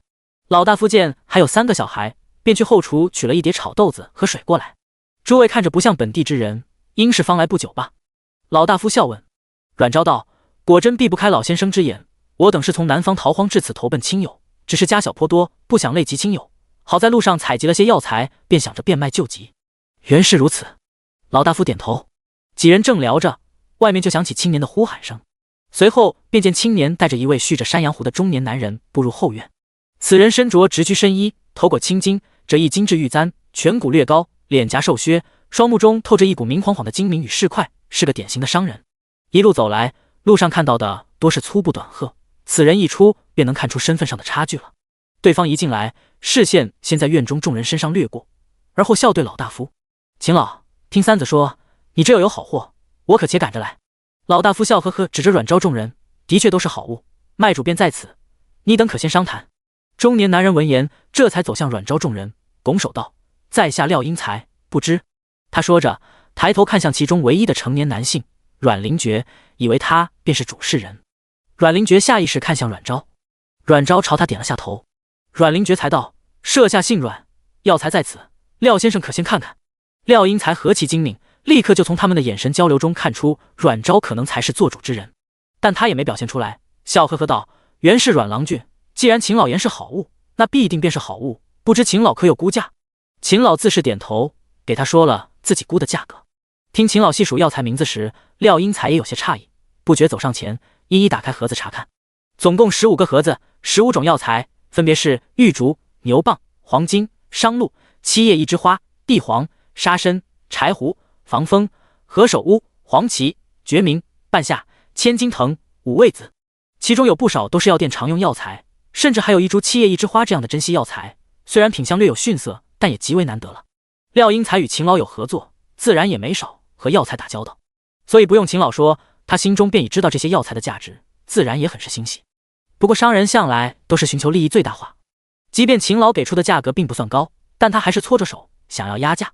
买卖东西做地起价是寻常，只要对方给出的价格不是太过欺负人，阮昭倒也无所谓。好在廖英才也算是厚道，价格虽比秦老低，但也在可以接受的线上。我也是没办法，这药材收了，我还得花钱保管好，而后要运往各处郡县州城，耗费也是极大，若不慎遇到贼寇，还得血本无归。价格合理，阮昭也不想听他诉苦，便先声道：“富贵险中求，何况买卖上也无有卖方为买方的避险买账的道理。我们这些药材品质如何，您心中也有数。若能卖到繁华州府，价格翻上5、6倍也是有的。不过今日得以秦老引荐，又是首次合作，便是当我们双方留个好，交个朋友，因此我们也不还价，便这个价吧。”第33章大赚一笔。廖英才也没想到这位小娘子还挺伶牙俐齿的，不过目的达到，他便也心满意足了。这位娘子爽快，我也不抠搜，这些药材除秦老所要的，余下我便给您个整数，共358两银子，如何？闻言，其余人都瞬间瞪大眼睛。从秦老说出药材的价格开始，他们的目光就一直在药材上，那表情和之前的苏景生差不多，大概也都没想到，就这些山中随处可采的药材，竟能卖出这么多银钱。358两，要知道阮家之前1年的开支最多也不过30两，这还是在皇城的生活水平，300多两在以前都可以给他们生活10年了。想到漫山遍野那些没有采摘的药材，以及路上吃的一些，一个个心都在滴血。早知道就不吃了，早知道就多采摘一些了，那可都是银子啊！李清雅一脸痛心疾首，因为阮昭不要银票，所以廖英才还得回去取钱过来，因此耗费的时间更长了些。阮仲明和阮灵瑞去衙门落完户，按照说的地址等了半天都没等到人回来，都心焦不已。最后阮灵瑞被叫来寻他们，好在都知道他们是要找药店卖药材，这里就一家药堂，一路问过来，倒也是被他寻到。他来的时候，众人正好离开药堂。你们没事吧？见到众人，阮灵瑞忙迎上去，一脸担忧询问。除阮昭和2个小孩外，其余人都是一脸恍惚，看得阮灵瑞更担心了。阮昭笑道：“无事，只是售卖时耽误了些时间，爹呢？”“哦，他在集市口等着，久等你们不来，便叫我来寻。”“那行，我们赶紧去吧，正好快正午了，先吃饭再去买东西。”阮昭道。阮灵瑞习惯性的听话点头，突然想到什么，又问：“对了，药材都卖出去吗？”“都卖出了。”阮灵瑞没想到还真能卖出，不由好奇道：“卖了多少银钱？”众人闻言，表情又是一阵古怪。阮灵瑞还以为是卖不了几个钱，怕阮昭面上过不去，便道：“没事没事，能卖出便行，走走，我们赶紧去和爹会合。”众人表情更怪了，显然都看出他误会。不过这回在大街上，连孩子都知道财不露白的道理，他们也不敢随便说，只能一脸复杂的看着阮灵瑞，心想等他知道药材卖出多少钱时，不知是何表情，竟还有些期待起来。阮仲明正在集市口焦急的来回踱步，抬眼就见阮昭一行人走来，脚步一顿，立刻快步走过去。“昭昭，你们没事吧？有没有遇到什么麻烦？”他把众人都看了一遍，见都好像没什么事，才松了口气。“没事，有些事耽误了。”阮昭安抚道。阮仲明这才吐出一口气，连声道：“没事就好，没事就好。”阮昭笑道：“爹，今儿卖草药赚了些钱，正好已近50，不如我们先寻家馆子吃点东西吧。”啊！阮林瑞一听，忙道：“不用不用，现在也还不饿，反正今天要办的事也都办妥了，要不现在就回吧。”阮昭哪不知道阮林瑞怕他尴尬，失笑道：“大哥，今日药材收入颇丰，一顿饭还是吃得起的。”他说着取出几颗碎银子。阮林瑞一愣，阮仲明这会也明白儿子的意思，看阮昭拿出几两银子，便以为都是药材卖的。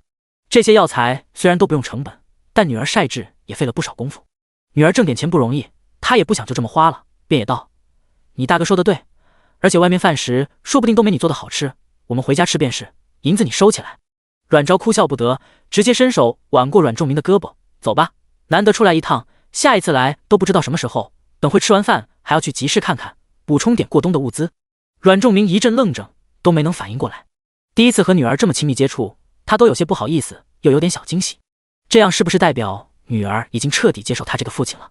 阮林瑞还想说什么，也被李清雅拉住：“夫人，你就把心放回肚子里，别瞎猜了，听三妹的就是。”说完，他又忍不住踮起脚尖，凑到阮林瑞耳边小声道：“三妹的药材今天可是卖了不少钱。”阮林瑞绷着脸，皱眉低声道：“就算卖了钱，也不能乱花，得好好存起来当嫁妆。”李清雅闻言倒是一愣，随后也觉得有理。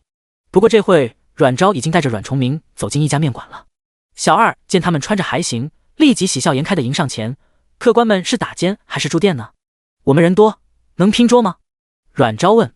小二忙点头：“可以可以，客官们随小的来。”小二把众人带到靠窗的位置，把2张8仙桌拼一起，边问：“客官们想吃点什么？我们这儿有羊肉面、打卤面、酱肉拌面。”墙上也挂了不少写着菜单的木牌，看着还挺丰富。阮昭便道：“大家想吃什么面自己点。”然后对小二道：“我要1碗打卤面，除面外再上2只烤鸡，1盘酱肉，1份炒腊肉。”“哎，昭昭，不用叫那么多，吃面就可以了。”阮仲明忙阻止。阮昭转头让小二记上，边催促众人点面，而后才对阮仲明道：“来都来了，其实我也想要尝尝外面的饭菜味道，以前都没怎么在外边吃过。”阮仲明一顿想到女儿以前是丞相千金，虽然荣华富贵不缺，但规矩想必也是极重。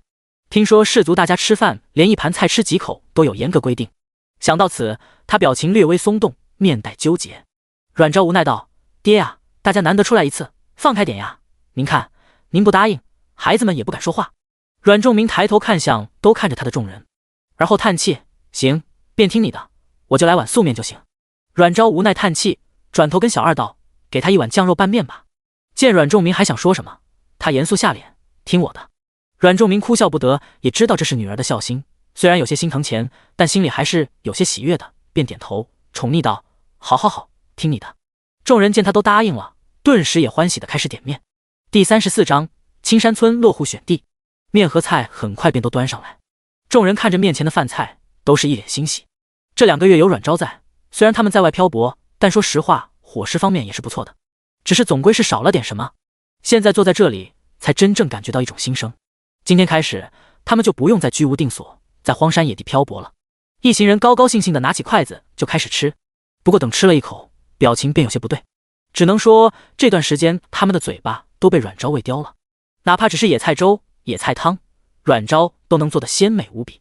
现在在吃这面，明明东西是挺多的，但总感觉味道有些寡。阮昭倒反而好些，虽然他擅长做饭，也喜欢研究饭食，但那都是因为老爸和大哥，他自己对食物要求倒是不高。虽然这些菜味道的确一般，但也是能入口的。刚吃完2口，见众人都表情怪异，连2个小家伙都眉头紧锁的样子，不由问道：“怎么了？”小林兰撅嘴：“没有三姐姐做的好吃。”众人都非常认同的严肃点头。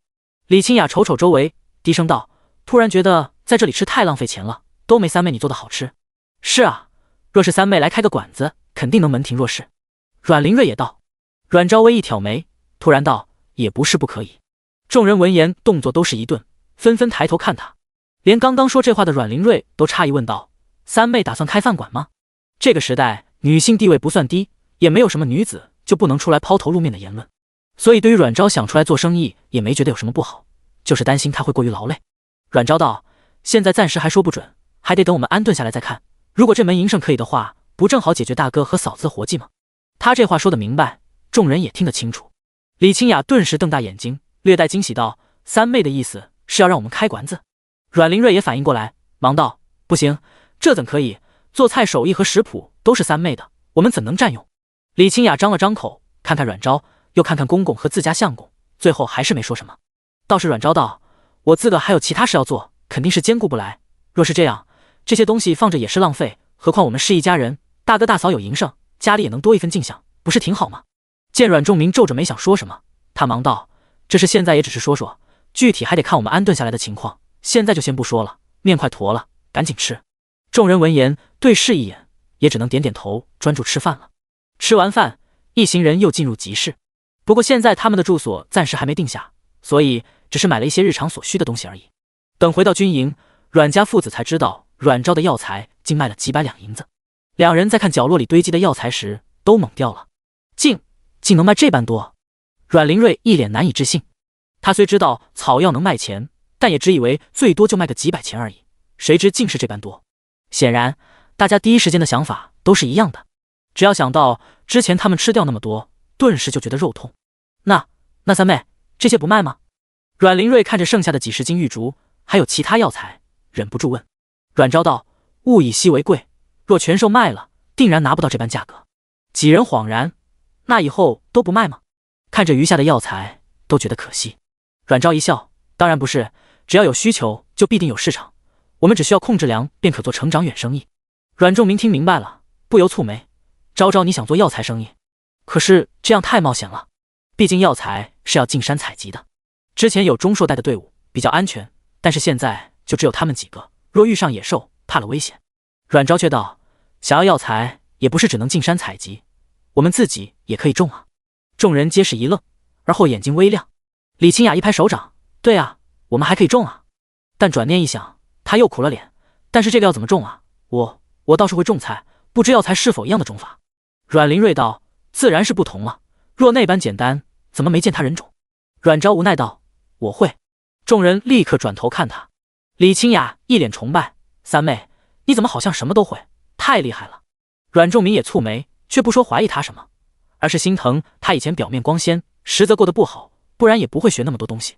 阮昭摸摸鼻子，以前没事做，便都随便学学。一家子正聊着呢，外边便有兵丁来告知府衙那边来人，要带他们去青山村入户，并丈量宅地和田地。这事本来一人去处理便可，不过大家都很好奇未来要生活的地方是怎么样的，便也都跟着去。青山村距离他们所在的北营不算远，大概5里地左右，走路也就20几分钟。青山村如其名，是在一片大青山里边，不能说四面环山，但至少也是背靠大山。现在天气虽然已经开始打霜了，但大山里却并没有秋天萧条之景，整个大山看起来依然翠绿一片，生机勃勃，就是雾气有些大，打远看着似被遮上一层纱。青山村约莫有30-40户村民，大致有200多人，在古代算是一个人气颇高的村落了。众人随衙役先到了李正家办理入户手续。李正是一位年逾半百的老人，土屋连有4座，应是多口之家。不过这回家里只见到李正夫妻和一个6、7岁的小孙子。李正给他们落了户后，一边带他们去丈量土地，边简单给他们介绍青山村的情况。偶尔路上遇见有村民，也会给他们互相介绍。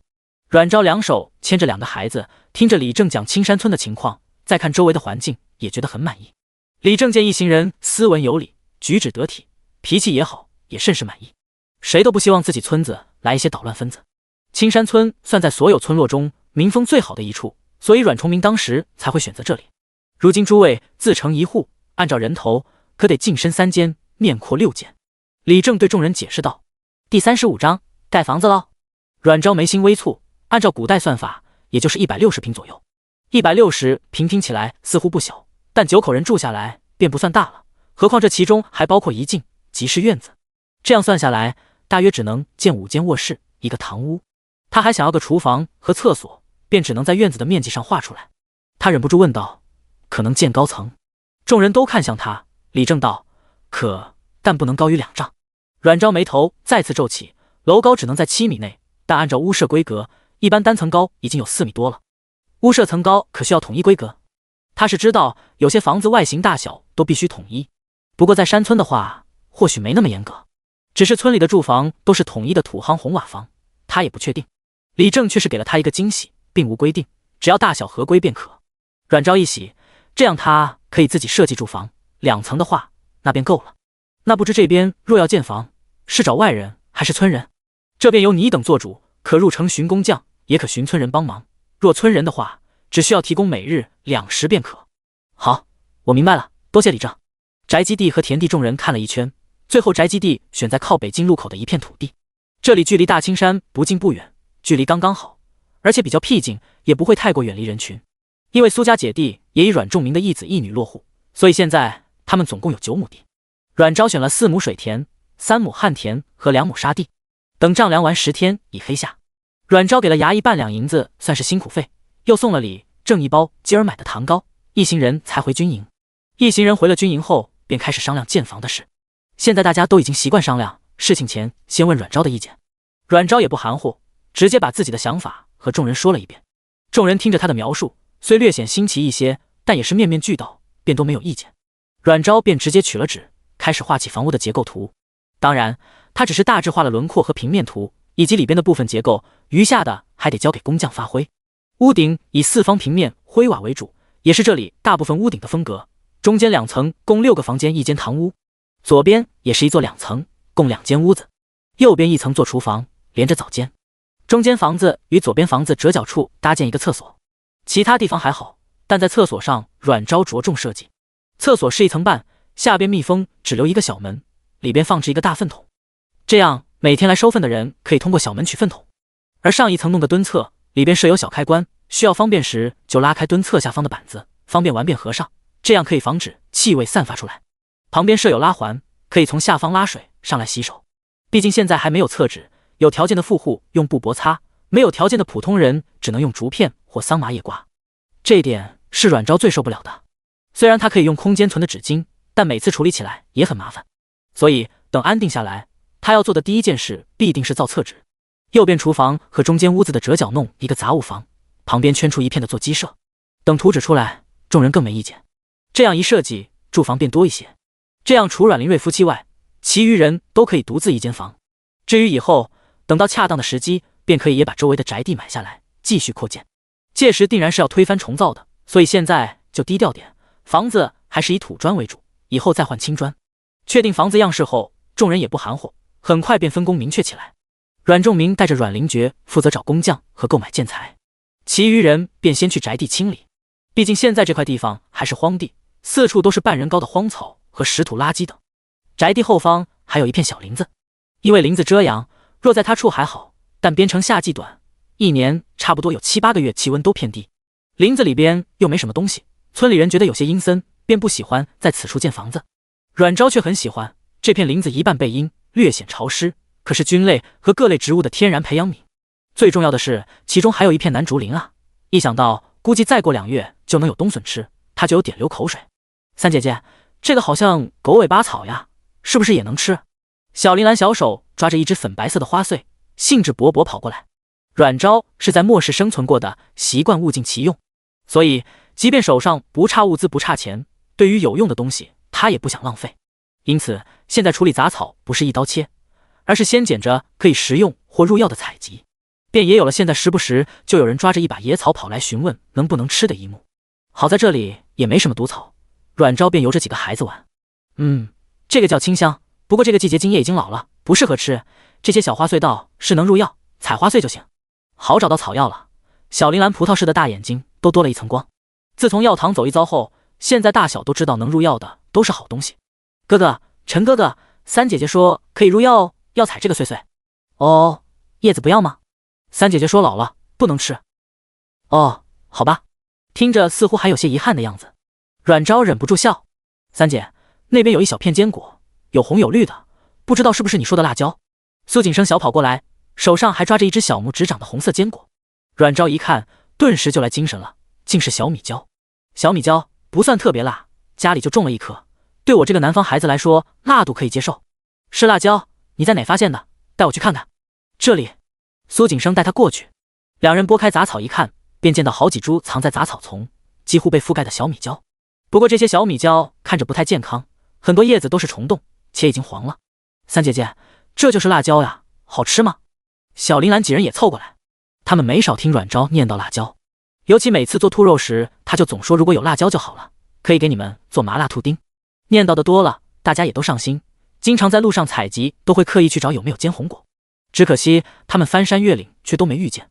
阮昭都要以为这个时空还没有辣椒，还想着以后找机会在山里催生一些，没想到今儿就被找着了。阮昭正想说，却听不远处传来一个小孩怯怯的声音：“那个果子有毒，不能吃的。”第36章，一群吃货。众人抬头看去，就见不远处杂草垛后探出一个小脑袋。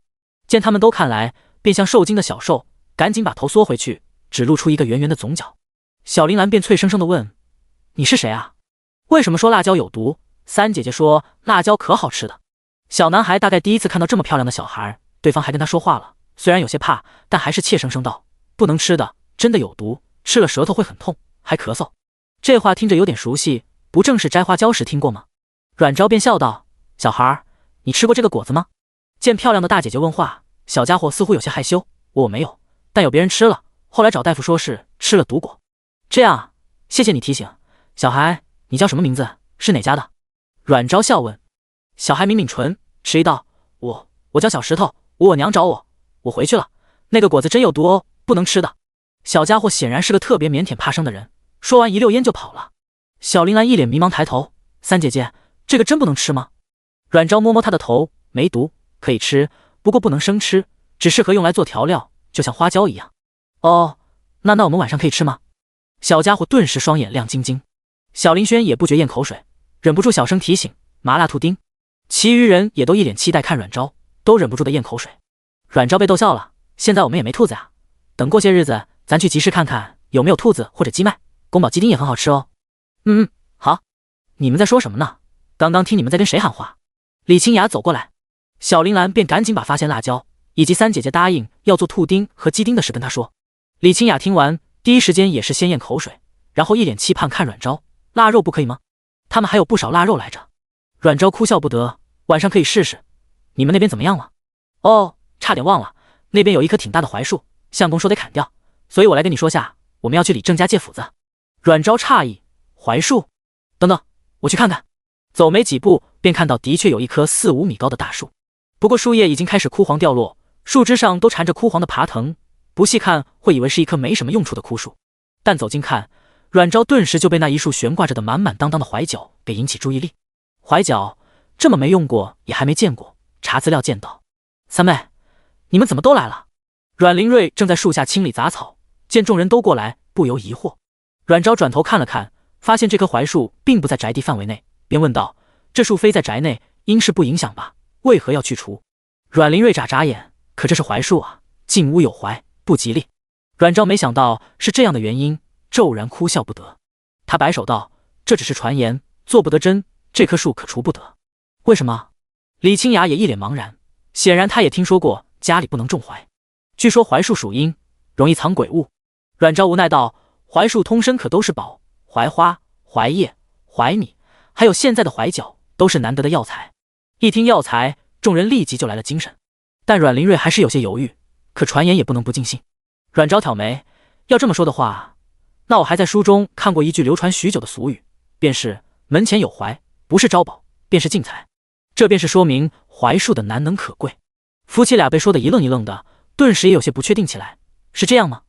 那留着。”“留着。”阮昭坚定道。“真的没问题吗？”阮灵瑞还有点不安。阮灵轩立即道：“大哥，听三姐姐的话，准没错，是药材哦，能卖很多很多银钱呢。”阮灵瑞这一路已经见识过阮昭的见多识广，略犹豫下便点头，随后又一脸期待问：“那三妹，这槐树的药材可能卖钱不？”阮昭有些好笑，这才2个月，阮灵瑞已经完成从夫子到商人的转化了。自然可以，虽然目前市场上还没有槐类药物，但需求都是造出来的。好，那就留着。这时候，不远处响起一阵窸窸窣窣的声音，众人抬头看去，就见有好几个大小孩子躲在草丛里，偷偷打量他们。其中有一个胆子比较大的孩子站起来，朝他们喊：“你们就是李正爷爷说的要搬来我们村住的人吗？”其实很多村人从今天他们进村子就一直关注，包括好奇心最盛的孩子。不过大家也只是看而已，甚至拘着小孩不准接近他们，因为阮家大小都会随身带着一把匕首。现在对铁器，尤其是武器的管制是很严格的，寻常人弄把菜刀都得打申请，更别说匕首，甚至连小孩都配上。所以觉得这些人都是不好惹的。但耐不住小孩们好奇心强，哪怕大人耳提面命，他们还是偷偷过来看。只是远远看了半天，原以为他们是来除草的，结果看半天就见他们在摘花挖草的，也不像除草，都好奇死了。后来见到石头跟他们说话还没事，他们才壮着胆子过来。小孩外交自然由小孩来，所以阮玲轩先开口：“是啊，你们有什么事吗？”小孩见有回应了，就更大胆，朝他们又走近一些。后边还缀着一串孩子，看来这个孩子应该至少也是个孩子王了。小孩原本想放下宣言，表示自己是村里的老大，先来个下马威。不过在看到探头看他们的小铃兰时，顿时红了脸，娜娜脱口出：“你们需要帮忙吗？我叫刘元，拔草可厉害了。”其他小孩见老大都开口要帮忙了，连忙也跟着表示自己可以帮忙。阮昭见一群小孩看着小铃兰一脸害羞模样，心里不由感慨，小家伙以后长大估计得百家球了。其实不止阮铃兰，阮玲轩也很是漂亮可爱。两个小孩从一开始就跟在阮昭身边，经受他照料。路上为了让两个孩子能少受罪，他都时不时的用异能给他们增强体质，加上给他们吃喝的东西也都是用异能提炼过的食物，本来底子就不差，这番下来自然更是出众。只是阮家众人天天在一起，所以都没特别大的感觉，但在别人看来就不一样了，何况是在边城这样的地方。尤其是山村本就不富裕，还常年温饱不济，孩子们缺少营养，外貌看起来自然也逊色了些。阮铃兰一个浴血娃娃突然出现在这么一群孩子面前，不得就是跟小仙女下凡似的。阮玲轩自然做不了主，所以转头看阮昭。第37章皇后的惊喜发现。阮昭想着孩子最适合套话，他正好缺少了解这个村情况的机会，便温和道：“好啊，我们正好缺人手呢，我们也不让你们白帮，干活到傍晚，一人一块糖糕怎么样？”真的，糖可是金贵东西，一般的家庭都舍不得吃，也只有过年时家中才会勉强买点糖做吃食，所以一听帮忙还能吃到糖糕，孩子们眼睛蹭的都亮了。当然是真的，我三姐姐不骗人的。小铃兰骄傲道。小孩们听着更兴奋了，立刻都跳着举手：“我要！”阮昭轻笑，简单给孩子们分配任务，并让龙凤胎和苏锦晨带着他们干活。可能是因为有小孩的加入，提高了亲和力和安全感，有些闲着没事好奇过来瞧的村人也忍不住过去帮忙。等傍晚阮仲明和阮灵觉来的时候，这片宅地已经被清理了大半。父子俩也没想到大家这么快就能和村民熟络起来。今天在外面办事，还一直担心他们在这里会不会被村民欺负，现在一看便放心了。村民们见两人看着似乎挺和气的，顿时也少了几分忌惮和排斥。小孩们甚至还大胆地上来观看马车。这辆马车毕竟是大都督送的，自然和普通的马车不一样。村民们看到这辆马车，对阮家人又有了新的认知。这家人显然跟寻常逃荒或者投奔的不同。昨天也有人见衙役对他们也都挺客气的，便想着是不是有什么背景。因着各种脑补，村民们对他们的态度也越发好，甚至有不少主动提出要帮忙盖房子。阮家自然也不会拒绝，这可是一个快速融入这里的机会。而就在阮家开始如火如荼地进行盖房大业时，赵国皇庭东宫内，皇后满脸焦急，快步往太子寝殿走。宫女内侍连忙行礼，皇后都顾不上音，立刻提起裙摆走进殿内。殿内听到动静的赵景亭已经放下御笔，抬头便见母后急匆匆过来，眉心不由一蹙。母后怎地如此焦急？是发生何事了吗？谁料皇后却是不答，而是目光紧盯儿子打量，而后快步上前，伸手捧住他的头，近距离观看。赵景亭一怔，忙轻握他的手腕：“母后，真的，姐儿你气色似真的好了些。听李安说，你这2日已经不怎么咳嗽了。我刚从太医院来，太医也说你这2日脉按有变，可症渐缓了。自从当年她怀孕被下毒后，儿子生下来便伴有先天喘鸣之疾，自小便历经多次九死一生，如今随着年岁越长，症状频发越发重了。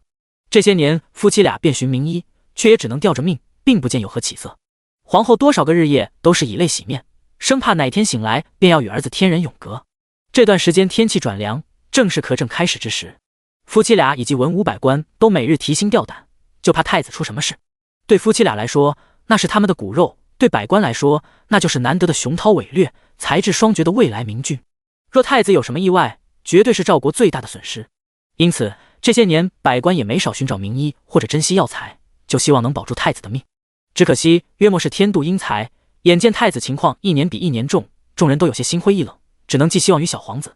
但皇后却突然从太医院得知太子这2日身体有起色，咳症减轻，又从太子的随侍内官李安口中得知太子这2日咳嗽的确少了许多。往年这个时候咳嗽都是日益增强，偏现在就减弱了，怎么能叫众人不惊喜？自己的身体自己知道，赵景亭自然是最清楚身体的变化。他早就找了太医问询，不过太医们暂时也还没找到让他咳症缓和的原因。倒没想到先惊动母后了，让母后忧心了。我这2日的确好了些，现下太医正在查缘由。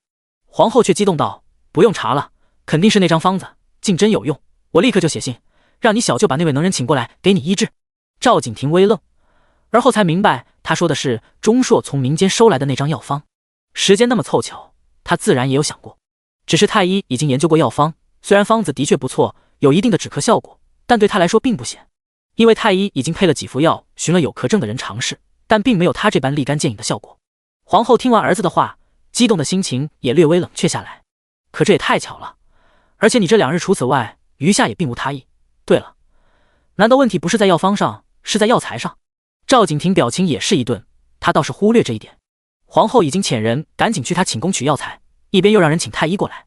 不消片刻，宫女与太医同时来到。听闻皇后的猜想后，太医们也有些好奇，都上前打开盒子查看。总共有5个盒子，分别放着玉竹、沙参、麦冬、五味子、川贝，其中前4样是阮昭亲自采集处理过的。当时钟硕提起他有亲人患有先天喘鸣之疾，即是先天哮喘，还说每到入秋便会开始咳嗽不休。阮昭因为有种植空间，所以在基地建立后也加入研究所，辅助科研者研究疫苗。期间他与科研者们学了不少东西，中医、西医都没落下。哮喘他没亲自看情况，所以不能随便开方子，但要止咳的话，他倒是可以给副比较温和的方子，甚至还用异能处理了药材，提高活性和药效，保证万无一失。当时阮家已经决定去潼关城了，所以阮昭也想通过这个法子让钟硕多欠点人情。他只以为钟硕是寻常将领，这个亲戚也只是寻常亲戚，根本不知道要是送入赵太子口中，若知道，他铁定不会开。不是他对自己的药没信心，而是宫廷意外多，谁知道他这药送过去会不会就正好给谁背锅。便是因为这个疏忽，才有了现在这一幕。太医们一一查看几份药，而后挑出了阮昭制作的那4种。不知皇后娘娘此药是从何处来？臣观此药药性极佳，虽都是寻常药物，却皆是上上难得之品。太子症状有所减缓，兴许真的与此些药物有关。第38章，这位能人是谁？皇后闻言，脸上难掩喜色。可能确定？此药乃定远将军在外所寻，若真有效，本宫即刻写信与他多寻些来。太医忙道：是否是因此药，还需试过方知，只是如此难得的药材，必是不易寻。要不易寻，便是多用一点，便少一点了。皇后眉心微蹙，也有些犹豫起来。倒是赵景亭淡声道：总须明了，便取些去试吧。皇后抿唇，但到底没说什么。太医赶忙应下，诺。而后他便按照方子配了一副药出来。所幸钟硕怕外甥不够吃，跟阮昭多要了些，这里边少说也能配出10几副来。而太子才1天1副，2天便有起色，可见药量是足够的。太医取了药，便也火急火燎的去试验。皇后立即让工人把药小心收好，而后直接借用儿子的案桌，便准备给父亲和小弟写信求药。反倒是当事人一脸平和，不急不缓，似乎已经看淡生死。正这时，外边又响起了一阵叩拜声。皇后一听是丈夫来了，也有些诧异，心说难不成她也是知道这事了？赵皇已经大步迈进殿内，看着似乎还挺急，而且心情大好的样子。一进门就喊：姐儿，姐儿，好事，大大的好事。赵景亭见父皇如此喜悦，也以为是他病情的事，面露无奈。皇后走过来不满道：你小声点，别吓着我儿子。赵皇这才发现皇后也在这，顿时笑容更甚了。青儿也在啊，正好来与寡人同乐。皇后与太子同样想法，给了他个白眼，都还不知结果呢，你就乐上。赵皇一愣，而后见母子2人似乎早知道的样子，又想到他们素来与老丈人有书信来往，先知道也不为奇，便道：原来你们已经知道了，大都督都已经试过，也说了成功的几率很高，若真能成，简直是天佑我大赵百姓啊。母子2人皆是一愣，也听出点不对来。赵景亭便问：父皇所言为何事？皇后也问：我爹跟你说什么了？赵皇见2人神情，也发现不对，不由疑惑道：净水与制盐之法，大都督尚未与你们说吗？母子俩都面露诧异。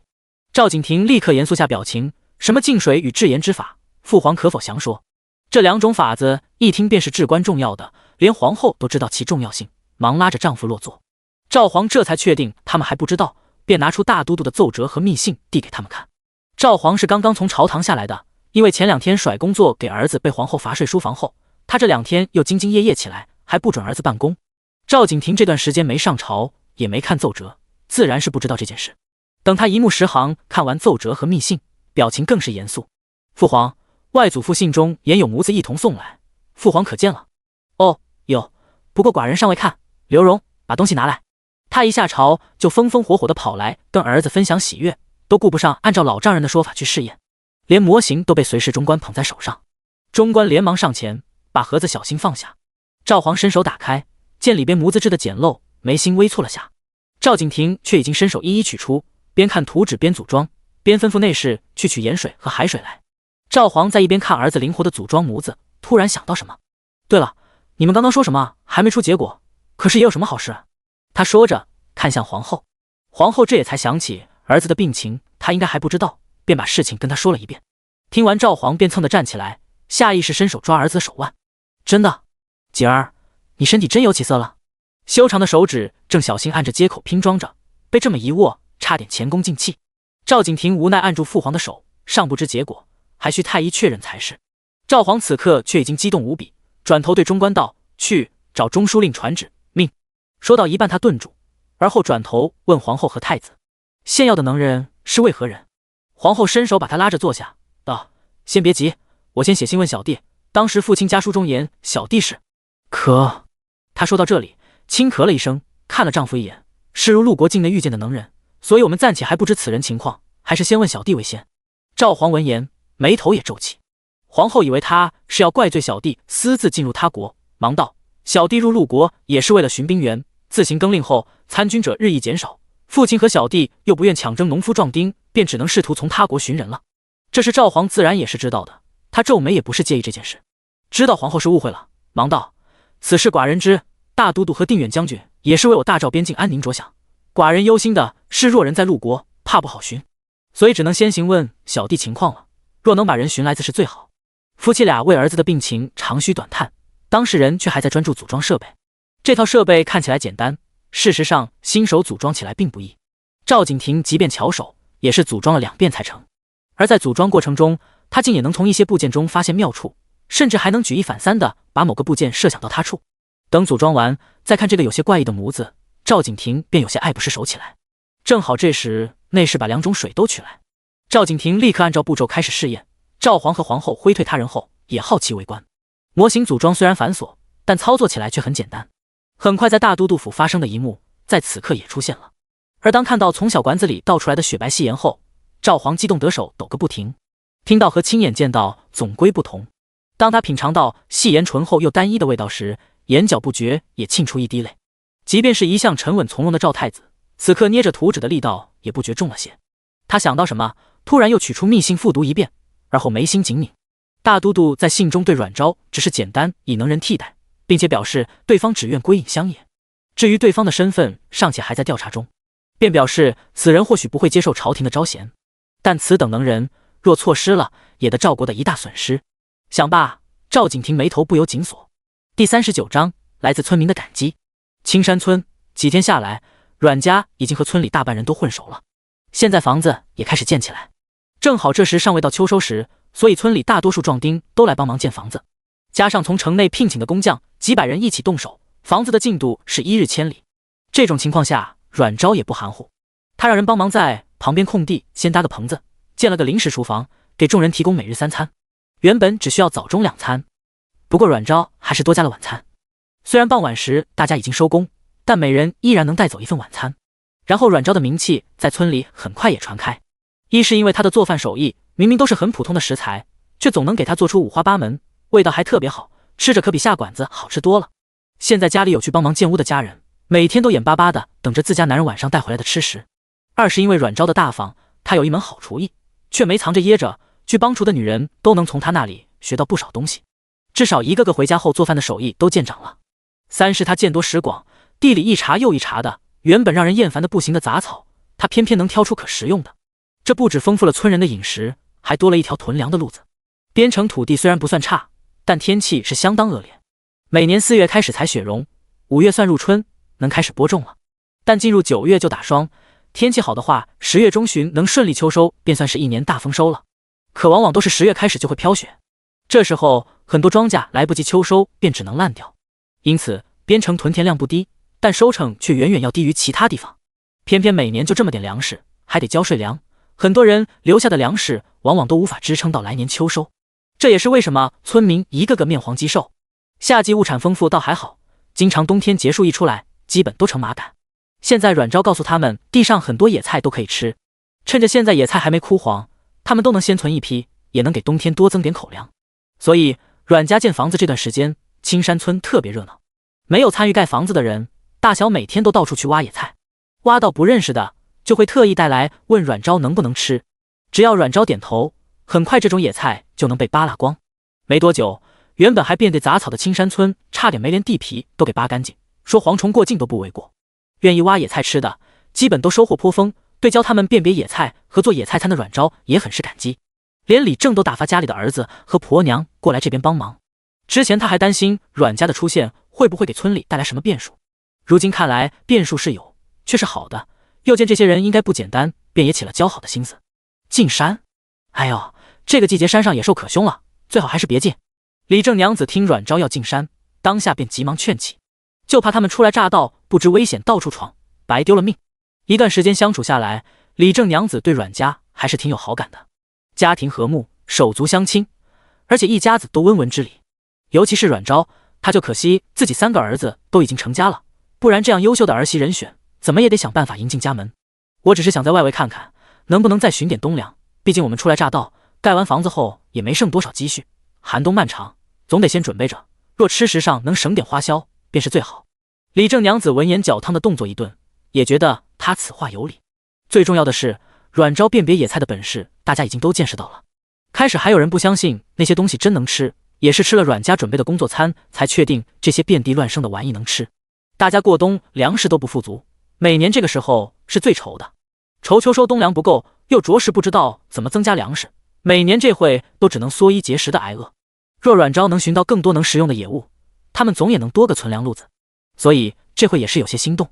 想到家里8张口，李正娘子想要劝说的话便怎么都吐不出。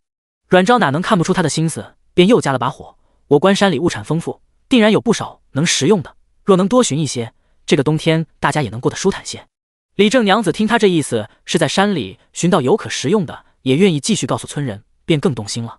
不过阮昭话中又多了抹迟疑，只是我们一家初来乍到，对这边也不熟悉，若无熟悉山路之人引路，的确难保危险。李正娘子闻言开始担心他因此不进山了，忙道：村中倒是有猎户，时常进山打猎，我家3郎也与老猎户学过几手，若你们真想进山，我家3郎倒能领个路，不过还是得再寻猎户相帮，稳妥点。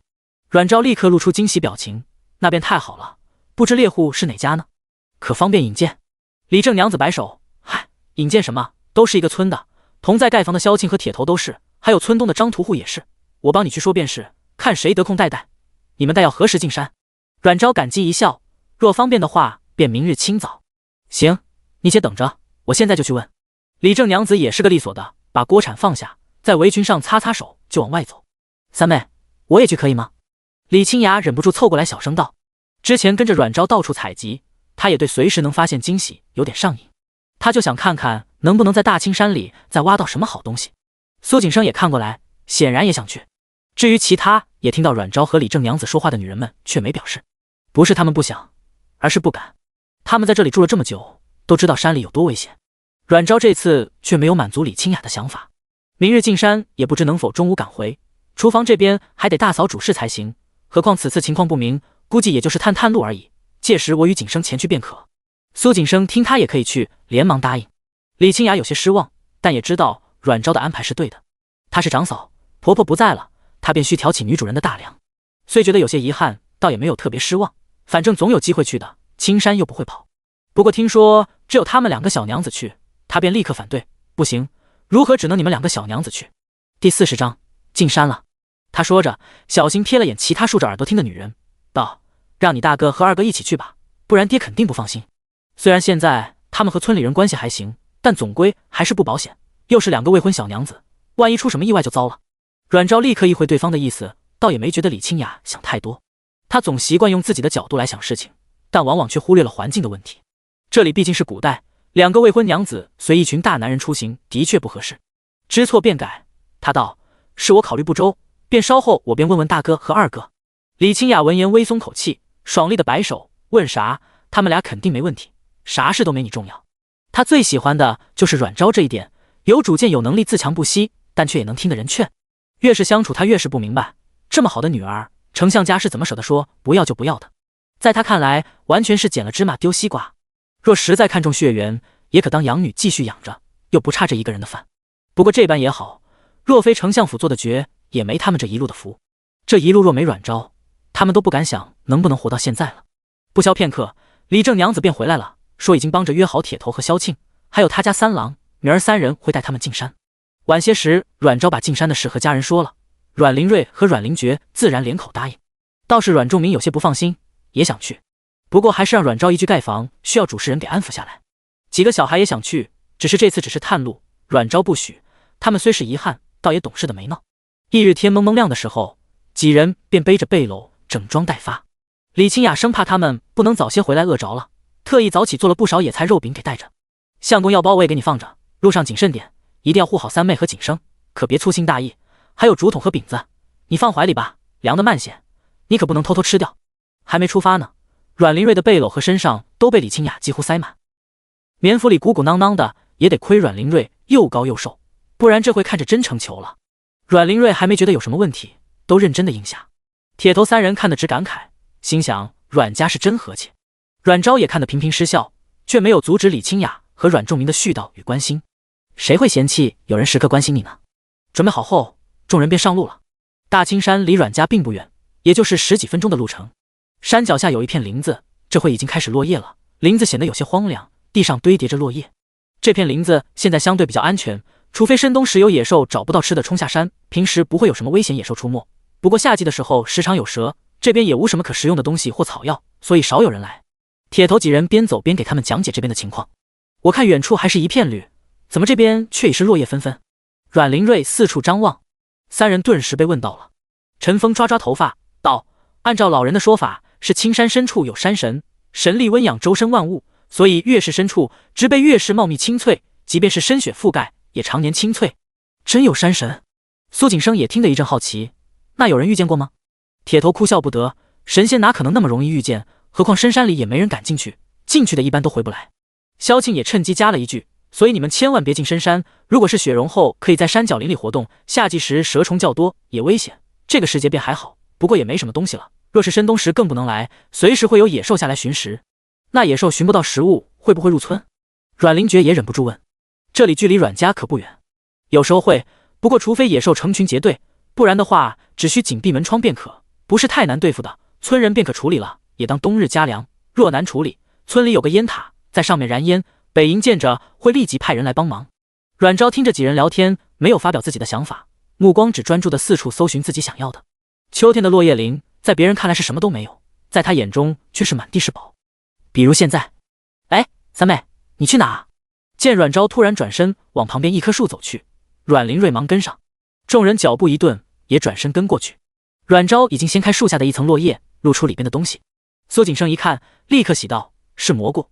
对了，三姐说过，阴凉潮湿的林子容易长蘑菇。阮昭之前带着他们采集的时候，没少教给他们各种野物辨别和生长知识。不过之前因为气候原因，他们在山林野地采集时能见到的菌类很少，像这次的便是没见过。阮灵瑞也好奇蹲下来，三妹，这也是蘑菇吗？铁头三人也过来，陈峰忙道：这个林子菇子虽多，但许多都有毒，并不能食。阮昭一笑，已经拿着小石锄挖起来。这叫真蘑，是一种味道极佳的菌菇。真蘑有点像蟹味菇，比之大些。一听味道极佳，阮家几人眼睛顿时就亮了。铁头三人也来了精神，也是可以吃的。对，不过采摘时得认清楚，毕竟不少菌菇都长得相似。阮昭说着，拿着一颗递给最近的铁头，余下两人立刻凑过来认真看。阮灵觉道这附近应该也有，说着便拿着木棍掀开树叶查看起来，果然又在另一棵树下找到一小片。众人见此，便也纷纷弯腰四处找起来。三姐，这种是不是也是菇子？看着有点可怕，是否有毒？苏景生用木夹夹着一颗菌菇跑过来。阮昭抬头一看，却是面露错愕，他忙伸手拿下菌菇，这是在哪发现的？苏景生见他表情，就知道这东西肯定能食用了，立刻指后边，那边还有几个。阮昭跟着他过去，果然看到几根露出泥土、铺满青苔的树根间隙，长着大大小小的羊肚菌。第41章，满山都是宝。这些羊肚菌最大的有15厘米高，最小的也有7、8厘米左右，菌柄纯白，菌散呈淡黄深褐，凹坑均匀漂亮，是最为难得的极品羊肚菌。羊肚菌有一说一，煲汤特别鲜美。若在末世之前，这样的羊肚菌几乎是有价无市的，毕竟5厘米高的就已经是极品了。三姐，这个也是菇子吗？怎么长得这么古怪？苏景生问道。阮昭已经蹲下来小心挖，这叫羊肚菌，的确可以食用，不过它更适合入药，尤其做药膳最好，是一种非常珍贵的菌菇。一听能入药，还很珍贵，苏景生就来精神了。那我再去找找。说着就跑走了。听到动静，跟来看的陈峰也有些诧异。三娘，这东西真能吃？确定没毒？虽然阮昭的本事他们已经见识过了，但看着这种外形可怖的东西，还是没法相信竟然能吃。它虽长相可怖，但的确没毒，可食用。不过因其药性更高，所以食用也需讲究，不然对身体也无碍。陈峰顿时来兴趣了。那这东西要怎么吃？寻常时候用来熬汤便可，不过不可多，3人量的汤只需放3根左右即可，有强身健体功效。强身健体，凑过来的萧庆也来了兴趣，而后道：这个我知道在哪里有很多，我之前常见到，不过见此形状可怖，便以为有毒。哦，在何处？阮昭也来精神了。虽说菌菇的生长都不固定，但因为孢子的放射，一般出现菌菇的地方便更容易继续出。要更深点，在山脚处往山上那边，等会正好过去看看。阮昭顺着他指的方向看去，也点头。这时铁头也忍不住把手上的类似菌菇的东西给他看。阮昭一看，发现这片林子还真是宝藏，菌菇的种类竟然不少。他给指出能食用的和不能食用的，见能食用的种类占多数，几人顿时也热情高涨起来。寻常时他们也有吃菇的习惯，不过只会食用花菇和草菇2种。菇和野菜不一样，它还有一个很大的优势，就是能晒干储存。所以如果能多发现可食用的菇子，便相当于能多些物资储存了。这么大的林子，菇子肯定不少。陈峰这回都想要立刻跑回去告诉父亲，到时候组织村人来采菇，这样今年寒冬大家便有更多食物可吃。想罢，他对阮昭更是敬佩不已。没想到他年纪如此轻，却懂得这般多，也不知阮家以前是做什么的。一群人在林里分别采了差不多半篓子菌菇后，阮昭便叫停了。毕竟今天过来还是以探路为主，只是这里有太多菌菇了，他一时都差点忘记任务。几人继续往上山的路走，阮昭视线突然落在前方某处地方，他脚步微顿了下，正想开口，这时铁头也突然伸手阻止众人前进，都停下。众人同时停步。铁大哥，发生什么事了？阮灵瑞和阮灵觉立刻一边四处警惕张望，一边护在阮昭两边。阮昭见他们举动，又感暖心，又觉好笑。这时铁头已经拿着木棍上前几步，小心翼翼地挑开一层叶子，下一刻便听到几声道吸气的声音。蛇！阮灵瑞脸都白了，牙齿也开始打颤。阮昭刚刚发现的也是这条蛇，看花色应该是一条白条锦蛇，个头也比他所了解的要大一些，全长约莫2米左右，3指宽。看样子应该是正处于冬眠。这种蛇在东北那边比较常见，是一种无毒蛇。他眼睛微眯，好东西。铁头3人也认出蛇的种类，顿时都松了口气，但还是小声提醒：这蛇无毒，应该是在冬眠，附近应该还有，小心点，别惊动它。说着便要带着众人绕过去。阮昭却道：铁大哥，这蛇能抓吗？众人闻言都是一愣，阮灵瑞脚都被吓软了，闻言哆哆嗦嗦问：三妹，你抓这蛇干什么？阮昭嘴角微翘，笑得像个引诱人犯罪的魔女，有一道蛇羹，极是鲜美，一口便能让人把舌头都吞下，大哥想不想尝尝？阮灵瑞震惊的张嘴，身体却很诚实，非常没有原则的咽了一口口水。这蛇肉还能吃？萧庆见他这般，也是乐了，道：无毒的蛇肉的确能吃，就是处理起来麻烦，又没多少肉，很多人也怕，便没寻着吃了。三娘若想要便抓了。他说着，柴刀一落，精准的砍断蛇头。阮灵瑞吓得身子一震，往后退了半步，差点摔倒。阮灵觉和阮昭忙扶住他。阮灵觉也有些哭笑不得：大哥，你毒蛇都遇着了，还怕这无毒蛇？之前穿梭在荒山野岭时，他们也没少遇到蛇。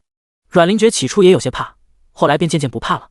阮昭笑着拍拍阮灵瑞的肩膀：大哥别怕，等回去我便叫你望其可怖，只知其妙处。阮灵瑞被他也弄得哭笑不得。连抓了5条蛇后，众人也终于走到山下，一一扶树上山。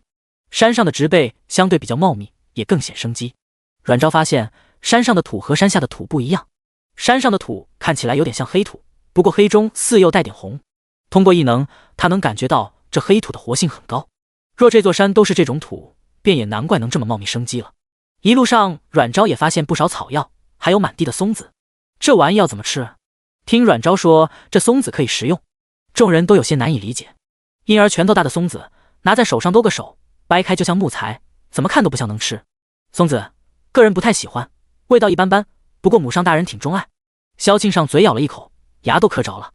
阮昭哭笑不得，外壳自然不能吃，这个是吃里边的松子。他捡起一颗松子，直接用匕首撬开，取出里边指甲盖大小的松子，撬开小壳，丢进嘴里。众人一见，便也学着他撬了一颗丢进嘴里，只是嚼着都皱起眉来，这味道可不算好。铁头道：“这玩意即便能吃，也太麻烦了，像瓜子一样，就算整片都摘下来，也没法饱肚。”阮昭挑眉：“谁说不能饱？找到窍门处理并不难，而且松子做法多样，不一定干吃。”第42章又发现主食。阮昭说完，转头对阮家三人道：“这个先捡一点吧，回去给你们做松饼尝尝鲜。”属性为吃货的三人立刻连连点头，然后听话的捡了大半篓。铁头和萧庆都没拿，陈峰倒是跟着捡了不少。他娘和媳妇跟阮昭关系不错，说不定能跟阮昭学几招。他也想吃那什么松饼，不知道啥味道。阮昭继续往前走，一边把一些可使用的植物和树木位置记下来。刚抬手挥开一条藤石，突然从上方掉下来一个什么东西，他立刻敏捷的避开，再低头一看，眼睛顿时亮了。他再抬头，便看到左侧不远处竟有板栗树，就是通往板栗树的地方有一片荆棘丛，不太好清理。他眼珠一转，从地上捡起板栗，对铁头三人道：“这个东西这里多吗？”铁头看他手里拿着刺球，顿时又是一脸难以言喻。板栗，一想到糖炒栗子就开始流口水。不过我一般用来做板栗木耳鸡，无敌好吃。这个不会也是能吃吧？北边有一大片还挺多，这个季节山里经常也能瞧见。萧庆用柴刀尖直接从地上扎了一个，这玩意特别恼人，夏秋时漫山遍野都是，不慎便容易被伤到，我时常都是避着走。他有些古怪的看着阮昭，心想这位阮三娘是什么癖好呢？怎么挑的东西都古里古怪。陈峰也问出最关心的一个问题：“三娘，这是能吃还是能入药？”阮灵瑞几人也凑过来，好奇拿过他手上的板栗。阮灵瑞还被刺到手，惊得忙甩掉。苏景生忙帮着接住板栗，用袖子拖着，好奇问：“三姐，这东西是像松子一样吃种子吗？”阮昭给了苏景生一个赞赏的眼神：“没错。”说着用匕首轻巧撬开外壳，取出一颗2个拇指大小的板栗。这个叫板栗，和松子一样吃种子，不过不同的是，板栗的饱腹感极强。铁大哥，你们这可真是放着一山的粮食，白挨饿了。它可也是一种难得的主食。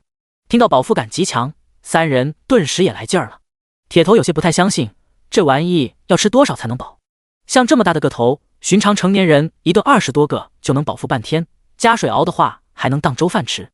真的？陈峰眼睛骤亮，在看这些其貌不扬的刺球时，眼神都炙热几分。阮昭想了想，不如午间便不回了，我们便就地取材，正好也给你们尝尝看。好，这个没问题。铁头立刻应下。边城的人对粮食的重视多于银钱，因为在这里有时候就是有钱也买不到粮食。如果这刺球真如他所言能有这般饱腹效果，一想到山中这么多的刺球树，铁头便为有些激动。那我们先去摘一些。萧庆已经按捺不住了，掂了掂柴刀，就开始噼噼啪啪地砍起荆棘丛。其余2人也立刻上前帮忙开路。这还是一路走来3人最是干劲十足的时候。阮昭几人也跟在后边帮着清理。阮灵瑞3人对于阮昭总能找到各种饱腹主食已经见怪不怪了。他们还想着，也不知道这山中有没有山药或者葛根，不然估计他们更要乐死了。至于这板栗味道怎么样，他们完全不在意，因为他们知道，不管什么东西到三妹三姐手上，肯定能变成令人垂涎的美食。他们这回都期待起来了。今天他们找到不少以前没见着的食材，不知道午间三妹三姐会做出什么好吃的来。3个壮汉强力上阵，很快就把一大片半人高的荆棘丛清出一条道来。荆棘丛被清理，众人也能看到地上还掉着不少的刺球。萧庆先到板栗树下，把柴刀咬在嘴上，攀着树干就利落地爬上去。你们先退后些。他踩在一根粗壮的树干上，对众人喊了声。等他们都退开后，他便拿着柴刀用力劈砍。边抖动树冠，瞬间褐色和绿色的刺球伴着叶子哗啦啦地掉到地上。这些板栗的个头很大，大约有成年女性拳头大小，一个刺球中能开出2至3个板栗。大概是板栗树这边动静太大了，惊动了周围一直潜藏起来的小动物。铁头双目较利，当下便发现窜逃的猎物。他眼睛一亮，嘿，竟是倭狗獾，加餐的来嘞。狗獾，他他边说边往前抬手张弓搭箭，连续5支木箭破空而出，其中一只跑得最慢的狗獾终于被钉死在地。被这番惊动，不远处也响起了野鸡的动静。陈峰也举着柴刀，兴奋地跑过去。萧庆从树上轻巧跳下来，对阮家众人道：“你们在这里不要随便跑，我也去看看能不能多抓点猎物。”“好，小心！”阮昭轻轻颔首，只是他才说完，便猛地抬头朝铁头跑走的地方看去。同时，众人也听到了一声猛兽的低吼声，以及一阵撞击响动。众人瞬间变了脸色。萧庆连忙转身就往铁头那边跑。阮昭转头想让3人先等着，不过话没出口，便让他咽回去了。这3人肯定不会答应，便只能说：“我们也去看看。”说着便率先往前跑，一边不着痕迹地丢下种子。阮林瑞3人虽有些担心和惊惧，但还是果断跟了上去。铁头距离他们原来的地方不算很远，他们赶到的时候，正好见到铁头滚落地面，避开野兽的一击。但野兽的反应非常灵敏，一击不成便扭身跃起，又是一击。萧庆见铁头就要被抓到，立刻柴刀脱手就投了过去。野兽耳朵轻颤，而后灵敏避开，俯下身子朝着萧庆张口低吼：“豹子！”阮林瑞惊叫一声。萧庆一惊：“你们怎么过来了？快走！”他喊了声，便飞快往一边跑，引开豹子的注意力。铁头也飞快起身，从腰间拔出柴刀，边后退边呼喝着引豹子的注意。豹子大概是被彻底激怒了，吼叫一声便朝着萧庆飞扑过去。豹子的速度本就是最快的，萧庆动作再灵敏都躲避得很是吃力。铁头转动套绳，想要套住豹子的脖子，却被成功避开，还引来豹子的怒火。阮林瑞和阮灵觉下意识地抓着阮昭的手拉他后退。阮昭抬头看了一侧，眼见铁头快避不开豹子，他立即抽出手，快速跑到一棵树藤下，抓住2根树藤狠狠一扯。铁头滚落在地，抬头便见豹子已经再度扑来。他瞳孔微缩，转头想要去抓掉落在旁的柴刀，却已经来不及。第43章击杀金钱豹。萧庆面露害色，一边呼喝吸引豹子的注意力，一边及时过来救人。但这时豹子已经朝铁头扑下，铁头伸手抓住豹子的前爪，豹子吼叫一声，张口就朝他脖子咬去。铁头避无可避，心中顿生绝望，脑中一片空白。但就在豹子要低下头咬住他喉咙时，突然又发出一声嘶吼，然后头猛地抬起，接下来整个身子也往后飞起。萧大哥！跑过来的萧庆也是一猛，听到阮昭的喊声才反应过来，立即抓着柴刀就冲向豹子，砍向他的脖子。但这只豹子太灵敏了，他旋身爬起，目标精准地朝阮昭所在的地方冲。三妹，三姐，小心！别过来！阮昭双眸一凝，异能输入，双手一抖，树藤灵活地在豹子的腰腹又圈了一圈，而后他转身抓着树干飞跃而起，再跳下，树藤一端抛给跑来的萧庆。萧大哥，接住！萧庆伸手接住树藤，不用阮昭说，立刻飞快往后跑。阮昭拔出匕首，后退几步，豹子被树藤带着狠狠撞到树干上，他愤怒地爬起，想要挣脱。萧庆差点被拉了个趔趄，铁头已经缓过神来，过去帮忙拉紧树藤。阮昭已经抓着匕首，避开豹子疯狂摆动的爪子，躲在树后，侧身匕首狠狠扎入豹子体内，一边催动异能，通过匕首快速吸取豹子的生命力。这是原丧尸皇的吞噬能力，虽被他用作治愈力，但其破坏力依然存在。豹子惨嚎起来，但生命力快速流逝，让他渐渐变得虚弱起来。见3人要跑过来，阮昭抽出匕首跑向他们。三妹，你怎么样了？没事吧？有没有受伤？阮灵瑞和阮灵觉忙抓过他，急切询问。阮昭忙压下他们的手，我没事。而后转头看去，豹子已经被缠在树干上，只偶尔抽搐一下。萧庆和铁头依然不敢放手。这时草丛一阵骚动，众人立即又警惕起来，便见陈峰从草丛里窜了出来，因跑得太急，还被草绊住脚，直接往前摔了个跟头，却恰好滚到绑着豹子的树后。哇！草！抬头就见到那么粗壮的树干都挡不住的豹子，他猛地后撑着手往后急退，手上的野鸡都被丢在一边顾不上。萧庆便喊道：阿峰，你看一下这豹子死没，即便现在豹子不动了，他们也不敢随便放手，动物最是狡猾，保不定是撞死炸他们。陈峰这才反应过来，见豹子被绑住，身上都是血，一动不动的，他便爬起来，小心翼翼地靠近，用柴刀去捅了捅，见没什么动静，才继续靠近，而后隔着树干小心伸手过去，轻颤着摸豹子的脖子，摸了一会，他才吐了口气，整个人都放松下来。萧哥，铁哥，这豹子已经死了。两人闻言对视一眼，随后一把松开绳子，齐齐一屁股坐下。尤其是铁头，差点在鬼门关走一遭，这回双手还在抖。阮灵瑞几人也大大的喘了口气。陈峰没看到之前的情况，还以为豹子是被萧铁二人所杀，兴奋道：“厉害啊，萧哥、铁哥，这么大的豹子得快200斤吧？第一次见到这么大只的豹子。”他兴奋地围着豹子啧啧称奇。萧庆缓了2口气才站起来，摆手：“这豹子可不是我们所杀。”说着，他转身看向阮昭，没想到三娘竟也有此般武力，此番可是多亏你。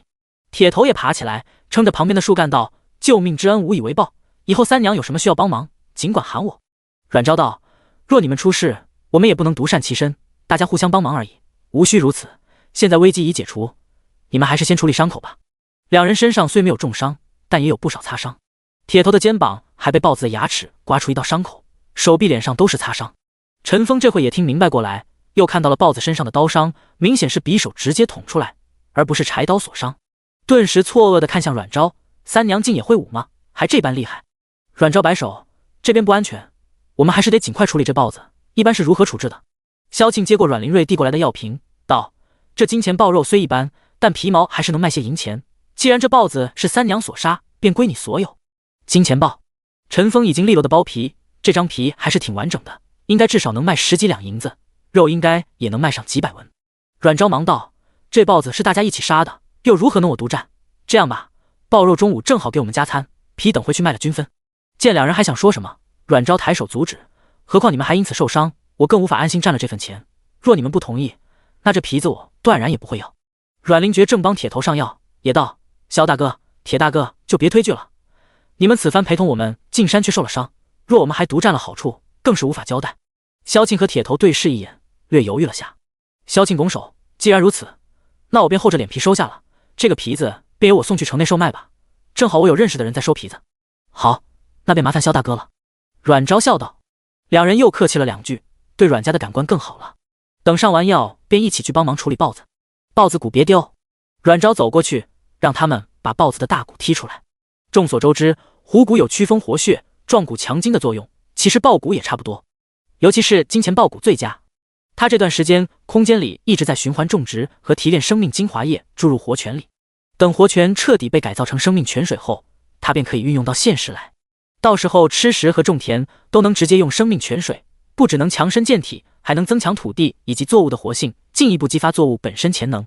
像这些金钱豹骨，若用泉水兑入泡酒，药性要比寻常豹骨酒强上好几倍，甚至能达到立竿见影的效果。他采集那么多可入药的东西，之所以不担心没市场，便是因为这个。只要东西被用过了，他人自会知其妙处，哪里还会没有市场？而医药不管在哪个时代都是最为重要的，那是攸关生命的东西。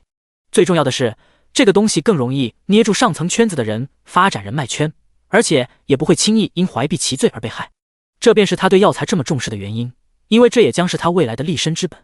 题外话，今天看到评论有书友不理解为什么要跟阮家一起流放，还感情很好的样子。我不清楚大家对此的想法，这个剧情我是按照我的想法和逻辑来的。刚开始也有提及，阮昭本来不想插手这件事，后来因为阮仲明和自己爸爸长得一样，才决定跟他一起去北疆，并且期间心理活动也有解释，他是打算护送他们去北疆便离开的。关于这点，我的想法是，阮昭从末世来到这个陌生的时空，突然遇到了和老爸长得一样的人，而且这个人可能还要因为他的原因流放丧命。以我代入的话，我是没法做到无动于衷的。何况那个局他原本是轻易可以解开的，阮家也就不用被流放。但他为了离开丞相府，最后还是选择沉默，所以他选择护送阮家去北疆稍作弥补。至于与阮家后来一起生活，人心都不是铁做的，阮家即便路上帮不了他什么，但感情都是真的。一个人突然来到陌生的时代，孤单了10几年，突然有一家子对他付出感情，这其实是很难不动容，更别说他们还遇到刺杀，同生共死过。何况阮昭本来也没有特定的目的地，既然和阮家相处不错，那自然就留下来一起生活，毕竟人是群居动物。不过每个人都拥有独立的想法和逻辑，所以有书友不理解或接受不了实属正常，我也只能按照我自己的想法去代入来写，希望大家看书愉快吧。若哪里体验不佳，也希望咱能好聚好散，谢谢。第44章售卖调料。日头高挂正中时，在山林中搜寻半天的众人终于寻了个临时营地，开始生火做饭。因为少了烹饪器具，所以主要还是以烤肉为主。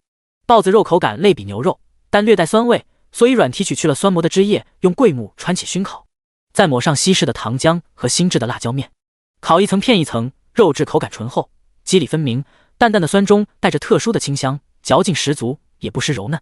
板栗被撬出后，划上10字刀，放在一层又一层的树叶中，一包撒上13香，一包撒椒盐，一包淋上些许糖浆，另一包还放了一只塞了板栗肉的野鸡和果子，而后在火堆下挖坑埋了，旁边还用叶子盛了点水，煮了一个菌菇肉片汤。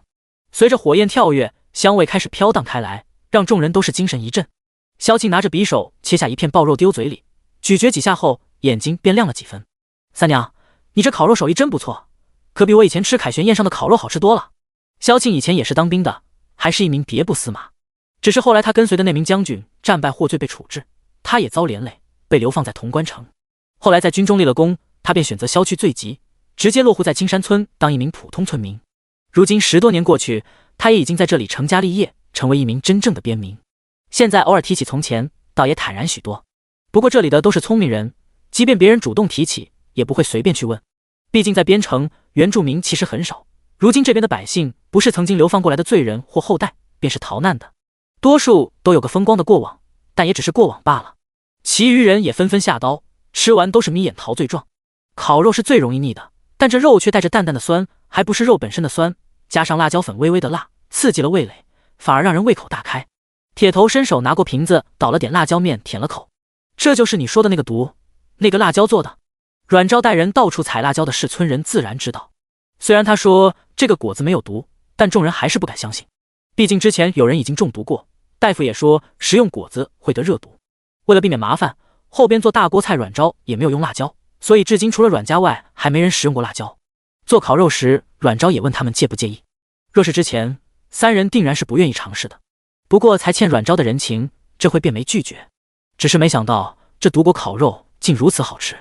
虽然这辣味时候的确会让舌头有所不适，但过后却又有点享受这种感觉。总结一句话，就是越吃越上瘾。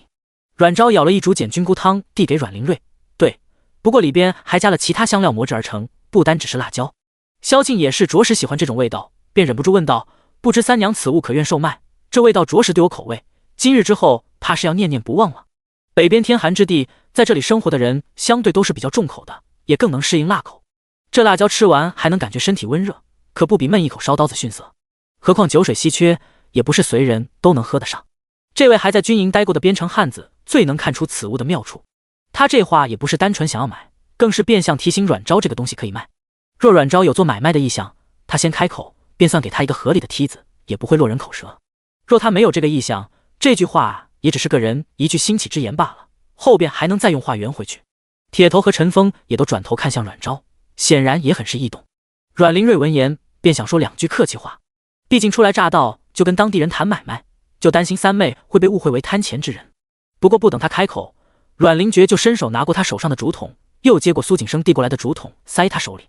大哥，这菌汤味道不错，你尝尝。阮灵瑞立刻被转移了注意力，甚至还有点懵。阮昭有些意外地看了萧庆一眼，显然明白他话中潜藏的意思，倒是没想到这汉子看着粗犷，心思却是如此细。他微微一笑，又非在市集，说什么售卖都是随地摘的东西，若大家喜欢，稍后赠与三位一些便是。萧庆心下一动，也笑着接话道，那怎么行，采集与制作都需费功夫，何况此物既味美又难得，我等如何能厚着脸皮白拿？若三娘愿给我个面子，便是个价吧，不然我可不敢要。铁头和陈峰连忙点头应和，不错，三娘你可千万别跟我们客气，该什么价就什么价。阮昭微微蹙眉，似乎有些迟疑，此物若要售卖，也需有个章程，贸然市价也是不妥。不若这样，此次便以物易物吧，一只野鸡换一斤如何？余下的便以后再说吧。陈峰张口还想说什么，萧庆却笑道，也可。见他答应，陈峰和铁头便也不好再说，只是有些不好意思，觉得又占了阮昭的便宜。野鸡在集市上的价格最高也就是1斤20文，他们今天运气好，抓的野鸡虽然都挺肥，但最重的也不超过4斤。若换一小罐还好，结果阮昭却给出1斤。他们可是尝出来，这辣椒里似还有盐和糖，可都是金贵之物。两人都搔搔头，不好意思的答应了，想着过后还是得再补贴点什么。好了，天气凉，这汤得趁热喝，板栗应该也好了。阮昭说着，便要去把土里的食物挖出来。阮灵瑞兄弟正要起身，萧庆三人已经先起来，哎，我们来就行，三娘你赶紧坐着吃吧。说着便去挖土，没一会4个叶包就被挖了出来，还没打开便已经闻到一股特殊的香味。三人迫不及待一一打开，众人凑过去，便见板栗已经都开口，露出金黄色的果肉，香味更诱人。另一个叶包里的鸡也是色泽金黄，鸡肚子里的板栗肉被油脂焖得油光发亮，味道更是令人垂涎。接下来，铁头三人便再次享受到了美食的力量：鲜钓蛇的菌菇汤，咸香十足的烤肉，鲜嫩爆汁的焖鸡，还有最重要的板栗味道，口感绵密，是一种他们从未尝试过的食物的口感。仅只需一口，不需验证，他们便很清楚，这个东西的饱腹感恐怕不比粟米差，更别说还如此的美味与特色。第45章全村恩人。尝过板栗的滋味后，三人便有些坐不住了，恨不得立刻就回村去告知大家这个消息。阮昭看出他们的心思，便贴心的提议再收集点板栗，便返程，正好晚上可以直接用板栗给大家做些吃食，也叫大家更清楚的认识这个东西。三人闻言，顿时对他越发感激。若说野菜的事让他们对其略有好感，板栗的事便是恩情了，而且是全村的恩。漫山遍野的板栗，不只是青山村人们这个寒冬的活命粮，也是未来每一年的救命之物。有这些板栗，至少他们不用再每天缩衣节食饿肚子，不用天天担心收成不好睡不着觉。它是青山村的后路，这便也难怪三人这般激动了。等他们返回阮家时，也差不多临近傍晚了。众人见他们平安回来，都松了口气，然后就看到了一个个满满当当的背篓，顿时都是眼睛一亮。野鸡还有肉，你们进猎到这么多，这回山中猎物这般多吗？也不怪村人们惊诧，单野鸡就有7、8只，还有处理好的好几块肉，看着至少得有近100斤，更别说还有其他东西。哎，你们捡这些刺球做什么？有人发现背篓里填满了刺球，不由皱眉。不过暂时没人解释。萧庆放下背篓，抓起一个竹筒和一包用叶子包的东西，便说要去找李正，而后便火急火燎地离开了。众人见他举动，都是一愣，而后都七嘴八舌地问起来。李正娘子也从灶房出来，见此情形，便赶紧上前拉着儿子问。众人也都安静下来，看向陈峰。陈峰压抑着激动，但嘴角还是忍不住的高高翘起，快速跟众人说明情况。听说阮昭这一趟找到不少能食用的东西，而且都不算难采，大家也挺高兴的。而当在听到这个平时众人最是防备嫌弃的刺球竟然能当主食，都懵了。一个汉子擦擦额头，问道：陈三，你莫不是糊涂了吧？这东西怎么能吃？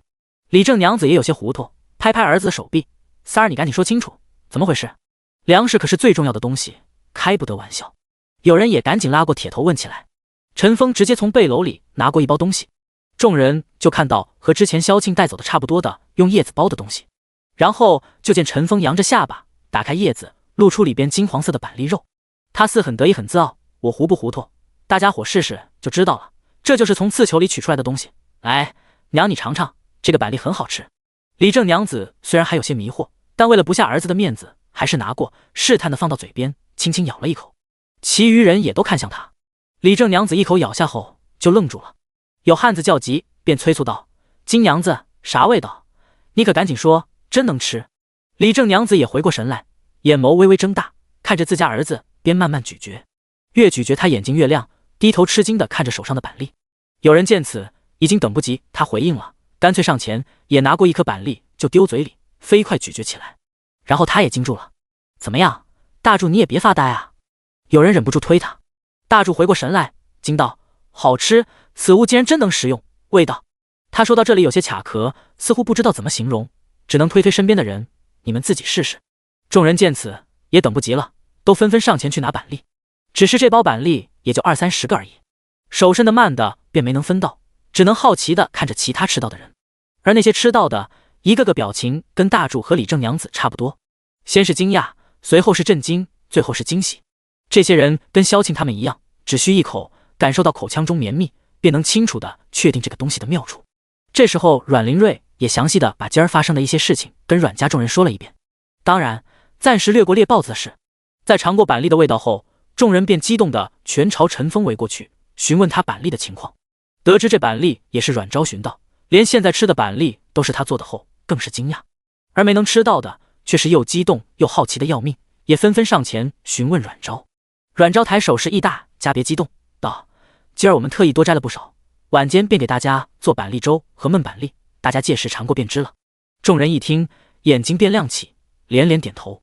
这时候李正也火急火燎地跑过来，气都没喘匀呢，就上去抓过一个刺球问阮昭，也不顾手上被扎疼。阮昭见他如此急切激动，忙安抚：陈叔，您别急，稍后我便做一些，正好也跟大家说说这个板栗的处理方法。好，辛苦你了三娘，若这板栗真能当主食，你可是我们青山村的恩人啊！李正激动得手直颤抖。阮昭也是经历过饥饿的，自然对他们的心情能感同身受。您客气了。说完，他便招呼造房帮忙的娘子婆子们过来，有几个干活比较细致的汉子也被推出来帮忙。萧敬三人捡的板栗也没带回家，都放一起煮。然后众人才发现背篓中还有一张极大的金钱豹皮子，接着便在陈峰激情澎湃的叙述中，对阮昭再度惊叹连连。在边城的女子少有柔弱的，即便没有学过半身功夫，也是能练就个把力气。而阮昭这样一个看似柔弱的小娘子，竟然能猎杀一头近200斤的金钱豹，如何能不叫人震惊且钦佩呢？阮昭也不含糊，霸气地把余下的近100斤肉全贡献出去，还跟李正提议干脆在这里多搭几个临时火灶，让所有人晚上都过来尝，这样之后也能更好地调动村人的积极性。李正对他的提议是满口答应，还让人把村里平时祭祀的一口大铁锅搬过来，并喊来更多人帮着阮昭做饭。当他们亲眼见到刺球里开出来的板栗，亲眼看到板栗煮熟后的板栗肉，一个个都面露惊奇。阮昭则指挥婆子和娘子们做菜，总共做3道，1道板栗肉片粥，1道板栗焖肉，还有1道单纯蒸板栗。全村人200多人都过来，大人小孩叽叽喳喳，热闹的不行。与此同时，身处东宫的太子在接到大都督星的密信后，眉头却紧紧皱了起来。第46章，身份暴露了。大都督的密信和太医的试验结果先后送到他手中，前者已经确定太子咳症好转，的确是因为定远将军送来的方子和药材起效的。太医们分别选用了普通热度咳症、普通风寒咳症状、喘鸣咳症各2名，一批用定远将军所送药材，一批用太医院的药材。结果证明，用定远将军所送药材的患者效果显著，普通患者不论热症还是寒症，基本1服1天便见效。有喘鸣之疾导致的咳症，也是2服便有成效。而另一批虽然也有缓解，但微乎其微。普通患者在服用后2日才见隐有起色，喘鸣之疾的或还要更长时间。要知道太医院所备药材多是上之品，如今对比下来却是堪比下品，可见定远将军送来的药材药效之强。太医院那边已经请旨，希望能尽可能的获取这类的药材。而大都督送来的密信之所以让太子皱眉，便是因为此次密信还附赠了一份能人的身份背景调查函。便是此时他才知晓送药材与赠净水、制盐之法的能人竟是同一个。若是寻常时候，他自该喜，可偏偏这个阮昭身世背景却是极是复杂。陆国自立国师，事事以钦天监为准，这是诸国皆知的事。那位国师也的确有些本事，而18年前关于天命之女的传言，他们也是略有耳闻。不过同日国师身死，关于天女批言真假难辨，各国也不是没有派遣奸人前往陆国打探消息。这18年来，曾经的唐昭事无巨细，经常都有备案送归各国。只是唐昭被陆明皇养废了，10多年来根本无从发现他任何特异之处，更让各国怀疑天命之女的说法。何况多月前还发生了偷龙转凤之事，若当年天命之女被换，与国师的批命岂不矛盾？再看如今新寻回的天命之女，也是品性不佳，无任何异状。因此各国基本已经否决了天女之命的说法，只当国师将是陆明皇为稳朝纲所传谣言，所以后续便无人再去关注天命之女相关事宜。阮昭这个假千金自然也不会有人去在意。可现在从信上所看，阮昭所表现出来的与过往完全大相径庭，擅长制药和医法，还知净水与制盐之法，并且武艺不俗。若非此阮昭已非唐昭，那便只有一个可能，过往他一直在藏拙和伪装。且按照定远将军的说法，追杀阮昭的那些人分明都是士族圈养的死士，人数还不少，必是只有皇亲大家士族方可。既然阮昭是假的天命之女，又为何会被追杀？最重要的一点是阮昭为何要入赵境，是故意为之，还是巧合？若他过往10多年都在藏拙，如今又为何要暴露出来？这些若无解，阮昭的存在对赵国恐怕是弊大于利。可要说此乃陆国阴谋，净水之法倒也罢，制盐之法至关重要。陆国这些年也是日渐衰败，民不聊生。若陆国有此良法，断不可能藏着不用。因此赵景亭很是费解，在对阮昭的处理上一时也无法决断。显然赵皇也是如此，才把这事直接丢给儿子去处理。赵景亭思索许久，才长长吐出口气，放下信函，修长如玉的手指轻捻眉心。是机遇亦或危机，如何选择，攸关赵国未来。骨节分明的食指缓慢而韵律的轻扣桌面，狭长的锐凤眼闪过一丝凌厉冷色。正此时，赵皇跟前的中官刘荣奉命前来：太子殿下，刚有陆国使者携请柬前来，陛下命奴给殿下送来。李安拿过盒子，走到太子身边，打开盖子。赵景亭伸手从中取出一封请柬，打开，看到请柬的内容，他眉心又不着痕迹地轻蹙了下。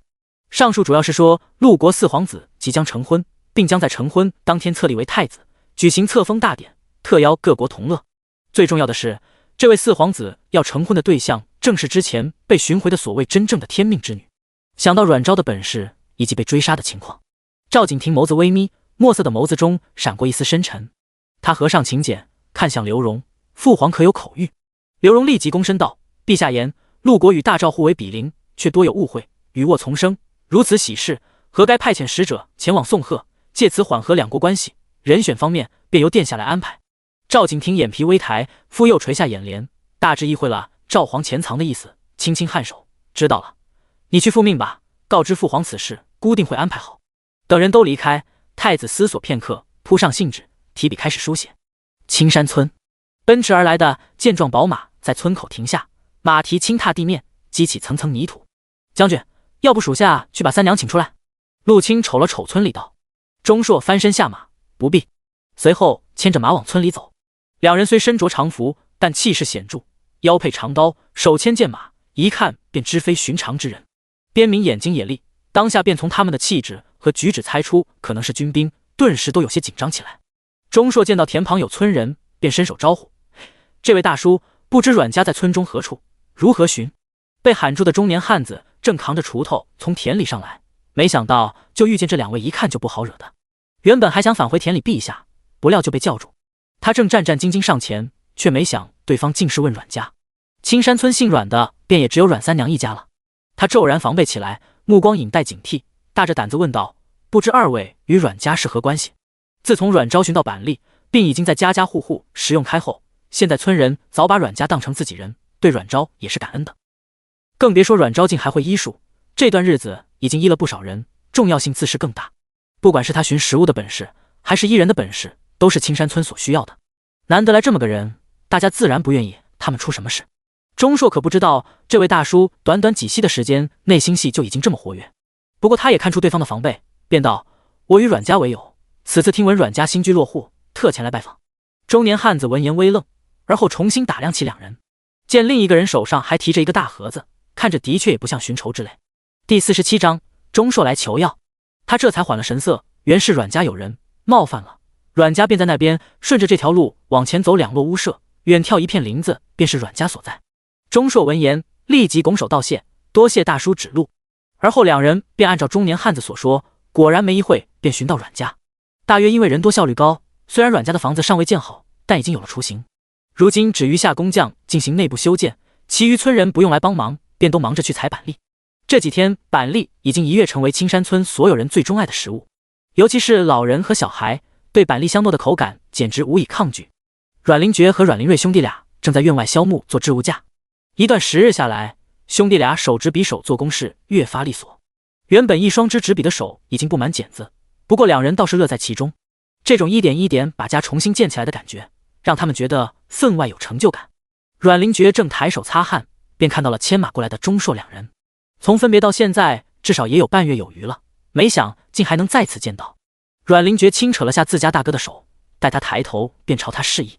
阮灵瑞转头看到钟硕和陆青，也是很意外。两人倒没有遇到分别许久的故人那种喜悦，反而有些提心。不管之前钟硕如何平易近人，待他们如何和气，总归对方是朝廷将领，莫名经历一遭磨难。现在阮家众人对朝廷两字多少都有些阴影，对朝廷中人也有些防备与抗拒。倒是陆青看着挺高兴的，还远着呢，就高兴的挥手：“林瑞大哥，灵觉兄弟。”兄弟俩对视一眼，也扯出和善的笑容，收起匕首朝两人走去。只是到近前想要行礼时，又有些犹豫，因为两人的高调一路引来不少人好奇观望。他也不知道对方是否有意隐瞒身份，所以一时不知道如何称呼。陆青平时看着有点憨傻，但这回却是机灵。他笑道：“一别多日，钟将军忙于公务，今日得闲，便想着来探望一番，不知大家在青山村如何了？”他的声音有意放高，所以周围许多人都能听到。一听将军两字，不少人明显都变了脸色。阮灵觉心思细腻也聪慧，当下便明白陆青此举的意思，特意抬出钟将军的身份，也是为他们撑腰而来。毕竟穷山恶水出刁民，何况是边城人民都不是好惹的。哪怕青山村情况相对好许多，但他们初来乍到，也难免会被刁难或欺负。只是钟硕近段时间的确忙，也没让人特意来了解，根本不知道阮家现在在青山村的情况。毕竟是人家的好意，阮灵觉虽不愿多欠人情，但还是配合的拱手行礼。多谢钟将军挂念，我等一切安好。钟硕爽朗的哈哈摆手，你们无需客气，这是应该的。对了，三娘可在？听他问起自家三妹，两位哥哥顿时警铃大作，然后看向四周那些偷偷围观的人群，似乎也一脸怀疑，小声议论起来，顿时脸都有些黑了。若那谣言再传进村里，那他家三妹名声真的要坏了。钟硕看着大老粗，心思却也很细腻，当下便看出两人的想法，他便笑着朗声加了一句：之前三娘为我家人开了药方，如今家人病情好转，所以特来寻三娘再问些情况。闻言，周围正开启头脑风暴的吃瓜群众一阵恍然，原来是寻三娘治病的。而后对阮昭便更是佩服，看将军都来寻他看病，可见他医术之高。兄弟俩倒是还有些怀疑，不过也不能把人拒之门外。阮灵觉笑道：三妹正在后陵，房舍尚未建好，无法款待，只得请将军雨露参将捎带，草民便去换舍妹前来。哎，不用，直接带我们去见三娘就行，这里也不是讨教之地。钟硕忙道。阮灵觉眉心微皱，不过看周围聚集起来的村民，抿抿唇，也只能应下。而后便带着两人往屋后的林子走。屋后靠近林子的地方，在李正的默许下，被他们用栅栏圈起来，弄成一个后院。院里一侧开出一片田地，暂时种着各种草药，另一边放着不少架子，正在晒草药。几人过来，见后院只有苏景生，便问道：阿生，你三姐在何处？苏景生正蹲在药田松土除草呢。闻言抬头，见到钟硕和陆清两人，也有些意外。见大哥和二哥表情似也没什么不对，便往树林指：三姐带兰兰他们去林里挖草药了，可要我去寻？他站起来。阮灵觉点头：你快去寻，便说钟将军到访，有要事寻他。好。苏景生点头，转身就往林里跑。阮灵觉便伸手请两人先入后院就坐。得亏阮昭经常带着几个孩子在这里处理药草，所以都只有桌椅。钟硕眼睛却都在架子上一层层的扁框上，目光灼亮。钟硕此行过来，自然不是探访那么简单，他是接了自家姐姐的信，得知阮昭的药方和药材对外甥真有作用，所以特意过来求药的。如今再看这各种草药，也不管都是些什么，便都想着给外甥送去，保不齐也有用。不消片刻，阮昭便从林里快步走出，见到钟硕两人，也露出笑容。见到他，钟硕立即快步迎上，笑道：嘿，三娘，多日不见，你可越发光华夺目。阮家兄弟俩听到他这话，表情顿时变了变。陆清嘴角也是一抽，有些惨不忍睹的转头。阮昭见他难得露出这般略显讨好的表情，也是脚步一顿，面露疑惑。毕竟见到净水和智言之法的时候，也没见对方这般。他和煦一笑：钟将军谬赞了，闻听将军有要事相询，不知是何事？钟硕不觉搓手，那举动看得阮家两兄弟更是警觉起来。莫不是这位将军针对三妹有什么非分之想？若可以，他们是万不想三妹嫁与对方。军将升官虽快，却也是刀口舔血，危险重重，何况还是常年驻守边城的。两人正绞尽脑汁寻思着，如果以后提亲的话，要怎么回绝才好。便听钟硕道：三娘，我之前同你说过，我有一亲人有喘鸣之症，你与我药方与药材，如今家中来信，言可正有所缓解，命我重金前来求药，不知三娘可还有？另外，我那侄儿也常有呼吸不畅和胸闷气短之症，不知你可有法子？第48章，她才是天命之女。阮昭不意外他会来求药，他对自己的药还是很有信心的。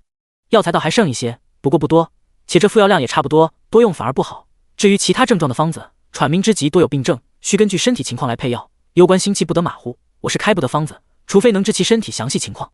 钟硕闻言，脸颊骤然一抖，有些激动道：三娘的意思，这喘鸣之疾你也可治？阮昭淡淡一笑，在未知其确切情况之前，我可否断言？他有心和这里的地头蛇打好关系，这件事自然是最好的契机。不论赠多少重要之物，最多你在人心中也只是个有点价值的人，但若有救命之恩，便是不一样了。古代君子一诺重千金，更别说救命之恩。看钟硕如此表现，便知他对那位亲人是如何重视。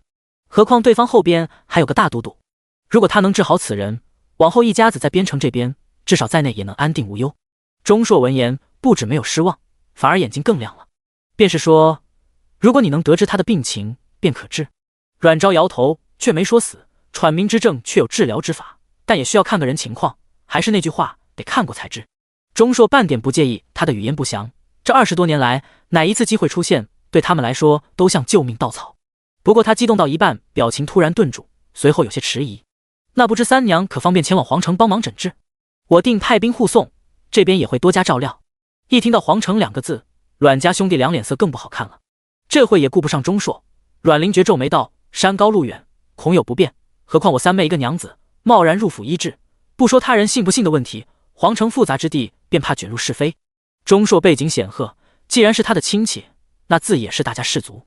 这些大家族中争权夺利更甚，可一点不比朝廷风波弱。阮灵觉大概是想让钟硕打消念头，所以这话说得非常不客气。自家妹妹好不容易摆脱那个龙潭虎穴，为此还要逃入赵境，如今更不愿他再重蹈覆辙。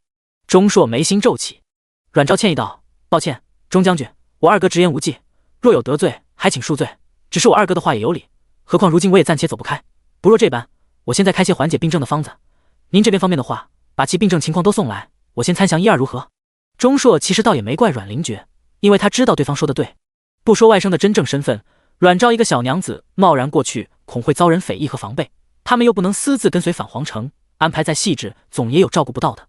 再说他也的确年轻，哪怕他姐姐和姐夫愿意让他给太子瞧病，朝臣恐怕也不愿。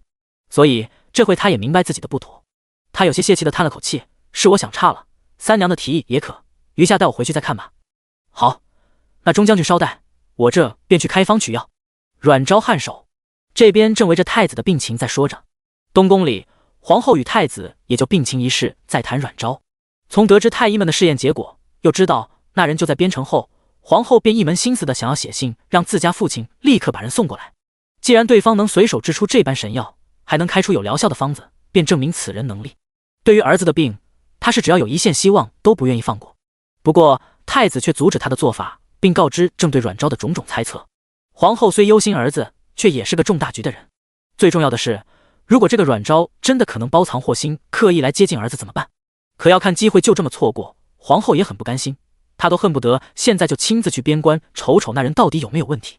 母后无需忧心，我已去信让外祖父多查看些，若有问题，早晚会露马脚；若没有问题，这么多年也等过来，便也不差这些日子了。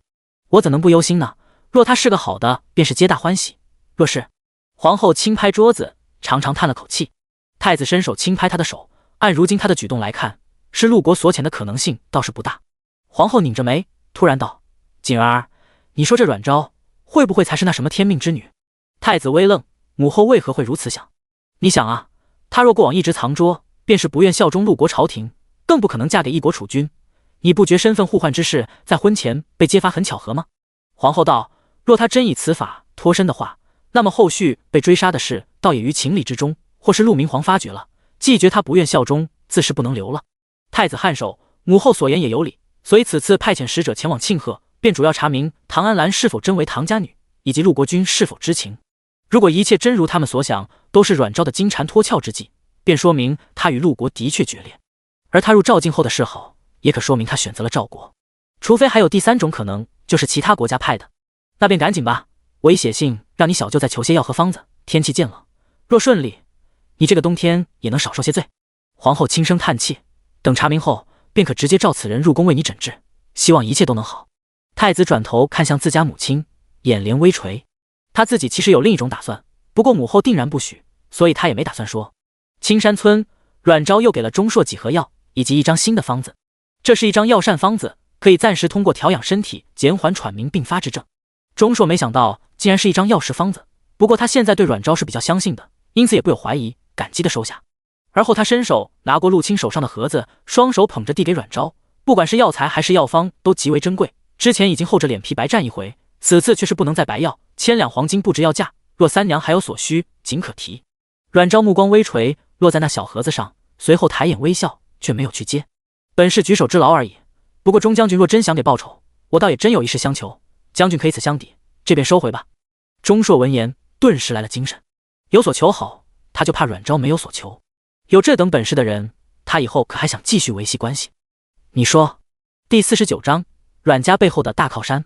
阮昭从容淡笑，也没客气，落落大方道：我等初来乍到，既在此处定居，自是需要长远营生，因此我近来寻思主想在城内置下铺面，钟将军不如以铺面为筹吧，无需太大，小本生意。钟硕听完连连点头答应，没问题，此事我回去立即让人去办，不过这些你还是得收下。他又把盒子往前推了推。阮昭飒然一笑，学医救人是为本职，取医铺面便以两清，再收受他物便有违本心了，还请钟将军莫要与我为难。钟硕一愣，而后重新认真地盯视他几息，最后朗声一笑：三娘仁义，得遇你是我钟硕之运，大赵之福。既如此，便多谢三娘相助，以后若有需要，尽可至将军府寻我。他说着，转身从陆青腰间扯下一块铜制符牌，持此牌便可进出将军府。这块牌子相当于是将军府的通行令牌了，是相当重要的东西。毕竟将军府中有诸多战事机密，这样的牌子也只有急事忠心之人才有。钟硕此举甚为冒险，但也体现了他对阮昭的信任和感恩。这次阮昭再没拒绝，毕竟这样的牌子在这里也可以相当于一次免死金牌了，他自然不会推拒。那便谢过钟将军。他拱手笑道。钟硕见他拿了，才松口气，笑道：该我谢你，既如此，我便不打扰了。好，钟将军，陆参将慢走。等送了两人离开，阮灵觉和阮灵瑞才拉着妹妹询问情况。后边送钱时，两人都是压低声音说，因此他们并没听到。他们就担心钟硕是想通过送东西同三妹拉关系示好，以后好方便再发展更进一步的关系。两人为了妹妹的终身大事，也是操碎了心。阮昭自是知道他们的担心，无奈的再次宽慰一次，而后给他们说清楚情况。得知钟硕只是要给报酬，而不是趁机送什么定情之物，两人才松口气。至于阮昭说的铺面，两人倒没什么想法。铺面是三妹的，以后她有个营生也好，至少有些产业嫁人后也有底气。不过随之他们便更迫切起来了。他们当哥哥的，总不能让三妹真的给自己准备嫁妆，家里还是要备下的，所以得更努力了。至今他们都在依仗三妹，还是得尽快落下营生。兄妹几个正说着话，李正和阮仲明便快步赶了过来。阮仲明一见到他们，便焦急问：听说刚刚有客来访？阮灵觉看了眼也略显激动和焦急的李正，点头：不错，钟将军刚刚来同三妹求药，现已离开。阮仲明一听对方真的只是来求药，而且已经离开，一直卡在喉咙那口气瞬间就松了不少。显然父子三人对钟硕的防备都不少，怪只能怪一路走来两人的谣言太多了，而且对的人都理所当然的把阮昭当成钟硕的人，他们还不能公然解释。反之李正倒是面露失望和懊恼，显然对方是为钟硕而来。钟硕来的时候，李正刚好和阮仲明在说田地耕种和税收之类的事。得知村里来了位钟将军来寻阮三娘后，李正旁敲侧击询问了阮仲明。阮仲明也是聪明人，得知是钟硕自报身份，便也明白他的意思，他也就没有刻意隐瞒，不过也只说路上逃难时被对方所救，因他家中有亲人感了恶疾，三女儿赠了些药，如今因事有了效果，再来求药。至于这位将军具体是哪位，他却表示不清楚，只知他本名钟硕，但他不认识。李正认识啊，在潼关城姓钟还叫钟硕的将军，那也只有定远将军了。李正怎么也没想到阮家竟然还认识定远将军，甚至让对方亲自求上门。要知道这位定远将军在潼关城这片地，说句大不敬的，便可相当于太子了，因同样常驻于此的大都督便是其父。最重要的是他还是当朝国舅，算是皇亲。阮家能结识对方，若能得其庇护，在潼关城便可横着走。李正想得很通透，而阮昭正也因此才会不要千金，只要铺面。他们是初来乍到的外地人，在这里暂时没有任何根基，想要在城内做生意，若是小本生意尚且无大事，但他想做的生意必不可能小。钟硕在潼关城地位定然是不低，他的一举一动城内外都会有所关注。他要在城内买铺面，盘踞此地的势力定然会知道，那么以后他人也会只当这个铺面背后的人是钟硕。钟硕官级或许不高，但他的背景强大呀。别说有个当大都督的父亲在这里，宫里可还有个皇后姐姐和太子外甥呢。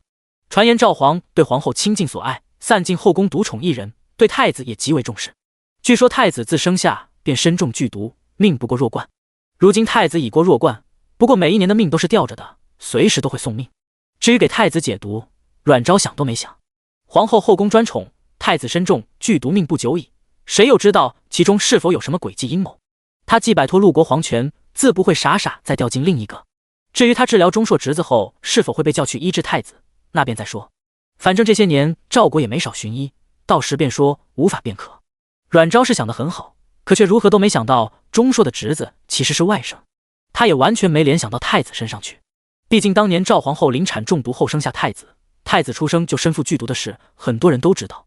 这些年赵国寻医救治也是说解毒，根本没听说过还有喘鸣之疾，这便也造成了阮昭的疏忽。再说李正这边得知钟将军已走，虽是万般遗憾，但却也很快收拾好心情。而后对阮家众人那是越发的殷切亲和了，还把阮昭翻来覆去又给夸了一遍，都快夸出花来。很快，村里所有人也都知道这个消息了，对阮家便又重新定位起来。阮家既然能得定远将军赏识，便注定了这一家子未来不会普通，大家自要重新慎重对待。不过钟硕的出现有好有坏，这样会更方便阮家在村中行事，但同时好不容易拉近的距离感也会再度被拉开。当然，阮昭是无所谓，本就各取所需而已。第50章百货坊。晚上，阮家人齐齐回到军营后，阮昭招呼众人坐下，然后说起铺面的事。众人对视一眼，这件事他们都知道了，有些疑惑阮昭怎么还提起。阮昭面对众人迷茫的目光，微微一笑：“这家铺面我欲要建成一座百货坊。”众人都是一愣。阮仲明问：“何为百货坊？”字词都认得，但合起来却叫他们有些费解。便是售卖百货之地，如同杂货店一般，不过比杂货店要再高端一点。一听杂货店，众人就明白了。阮昭见他们都明白了，便继续道：“不过我要在其中售卖的东西会有些不同，恐会招惹麻烦，所以才让钟将军出面购买。以后这个店怕也是要与之合作的。”他是明白阮家对钟硕的忌惮和抗拒，所以提前打好预防针。众人却都有些懵了，怎么开个杂货店还要和钟硕合作？显然他们都以为阮昭这个百货坊就是卖些杂七杂八的小物件而已。堂堂一个将军，还是当今国舅，犯不着还要跟人合作卖杂货吧？显然他们至今都还没意识到阮昭出手的东西珍贵程度，除了药材。不过既然是杂货店，那就不可能卖药材。李清雅见父子三人看着阮昭欲言又止的模样，干脆就帮着问出口：“三妹啊，为什么要和钟将军合作？是他提出的条件吗？”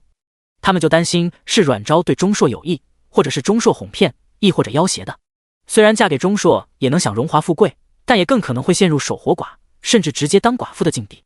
李清雅如今已经把阮昭当亲妹子看待，自然也不想她年纪轻轻就要孤独终老。阮昭对他们天天操心自己的终身大事也是无奈。你们别再胡乱猜测了，钟将军对我无意，我也是如此。之所以要与之合作，只是想用其名义镇住宵小而已。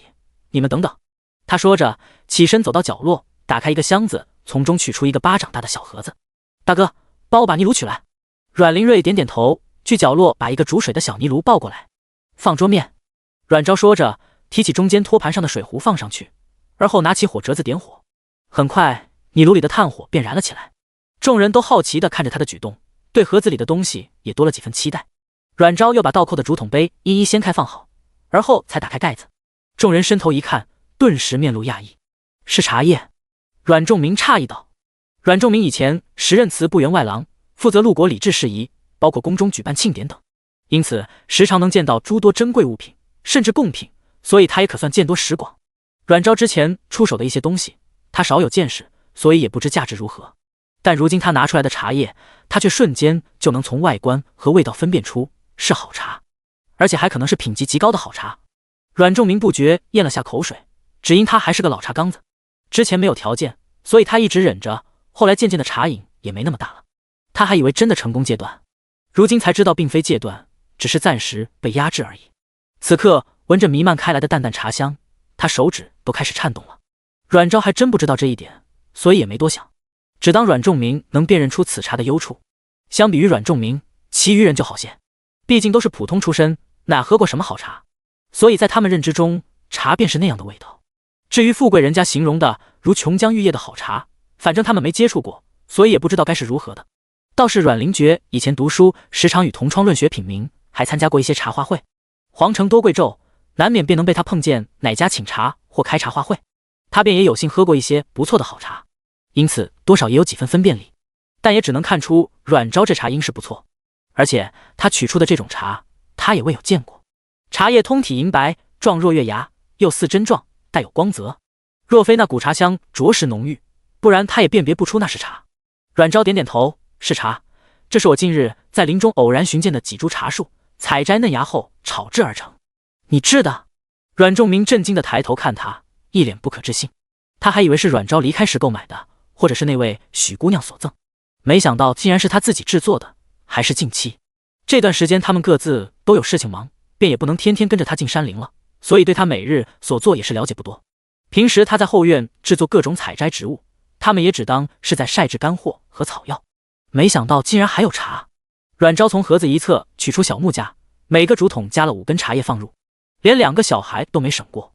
阮仲明看着茶一点点减少，手指颤得更厉害了，满脸都是心疼。以前女儿做什么，他虽觉得厉害，但却没有此次这般直观。此茶我叫白毫银针，是从一种名为大白茶的茶树上采摘。白毫银针，其实这种茶是他从空间取出的。以前基地研究所有一位老中医是个茶痴，还是个制茶高手。他在有条件后，便开始试图重新培养茶株，通过变异种和普通茶种一起培育，还真给他培育出了新的茶种，也就是他手上这些。这种茶没有变异种的攻击性和毒性，却保留了几分能量，因此不止品质更好，本身具有的优点也被放大。最重要的是，它少了季节的限制，原本只是春季方能采摘的茶树，而且本身只适合温带气候，但经过变种培育后，它只要不是寒冷的天气都能生长。所以他借着近邻，偷偷用异能在林中种了几株。阮玲兰突然道：“三姐，这就是那棵白毛树的叶子做的吗？”阮玲瑞诧异：“兰兰你也见过？”阮玲兰点头：“是呀，就是我们房子后边林子往里一个小山坡下去的小谷里，有3棵白毛树，叶子下都长着小毛毛。不过三姐说叫大白茶，说能做茶叶。小家伙对茶叶还不太了解，不过阮昭当时还跟他说茶叶可以做茶饼、茶糕等，说的他口水都要下来了，所以一直记挂着，这回听到才记起来。”第51章合资开食铺。阮玲轩也想起来，跟着点头：“我也看到了。”苏锦晨也跟着点头。因为3人年纪小，所以大人没给他们分配工作，他们就天天跟着阮昭进林子采集和帮忙打下手处理各种东西，所以见过的东西还真不少。其中有的是山林中本来就有的，有的是阮昭暗中种植催生的。阮仲明一听就来了兴趣了，这里竟然有这般好的茶叶，那他还真得去瞧瞧。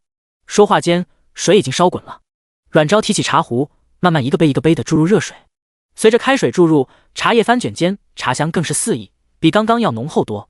阮仲明忍不住伸头去看，这白毫银针色白似银，芽叶又肥壮富有光泽，冲出的茶汤色浅杏黄，香气清芬，沁人心脾。阮仲明已经口齿生津了，多少有点坐立难安起来，他太想喝了。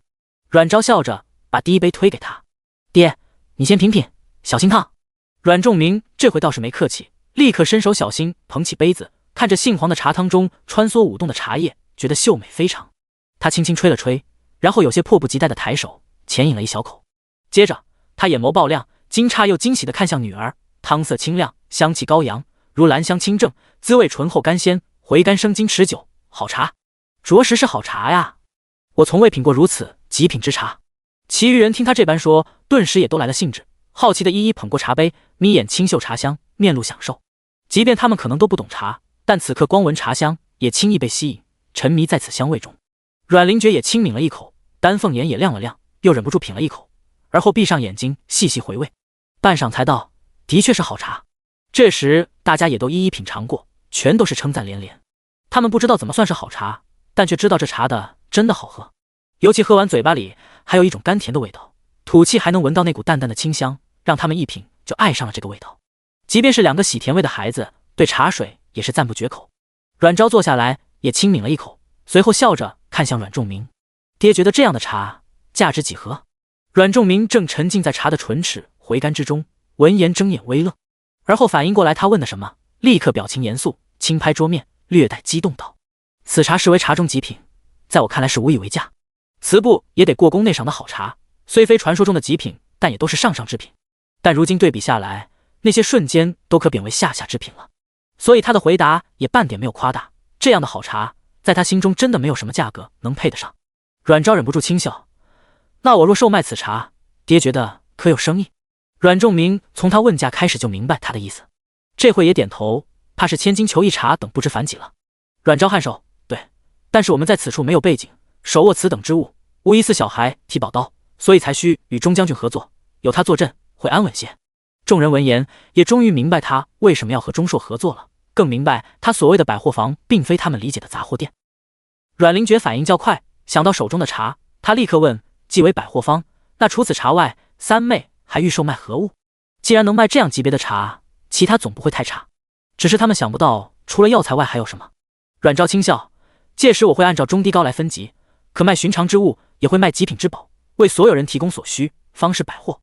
如调料、果酱等皆可。”众人恍然，阮昭声音不断：“所以今晚我还有另一件事。”他说着看向阮灵瑞和李清雅：“大哥大嫂可有意向也开店？我们可合作？两人都没想到话题突然就到他们身上了，都是一愣，半晌没反应过来。还是阮灵觉轻轻推了自家大哥一把，才反应过来。阮灵瑞迟疑道：“三妹是想让我们也开百货坊吗？”阮昭摇头：“自然不是。之前我们曾说过，在吃食一道做营生，不知你们可还有意？若有，我们可以合作。”李清雅闻言，眼睛骤亮：“如何合作？”娘子，阮灵瑞忙喊了他一声。这件事之前夫妻俩私下就谈过了，即便阮昭愿意无私教他们，让他们用这些吃食做生意，但他们心里多少还是过不去，觉得这样白占阮昭的便宜。阮昭却先他开口，自然是我出食谱，55分成，如何？夫妻俩都是一阵诧异，李清雅眼睛更亮了，面颊酡红，很是激动。若是这样，便不是他们白占了。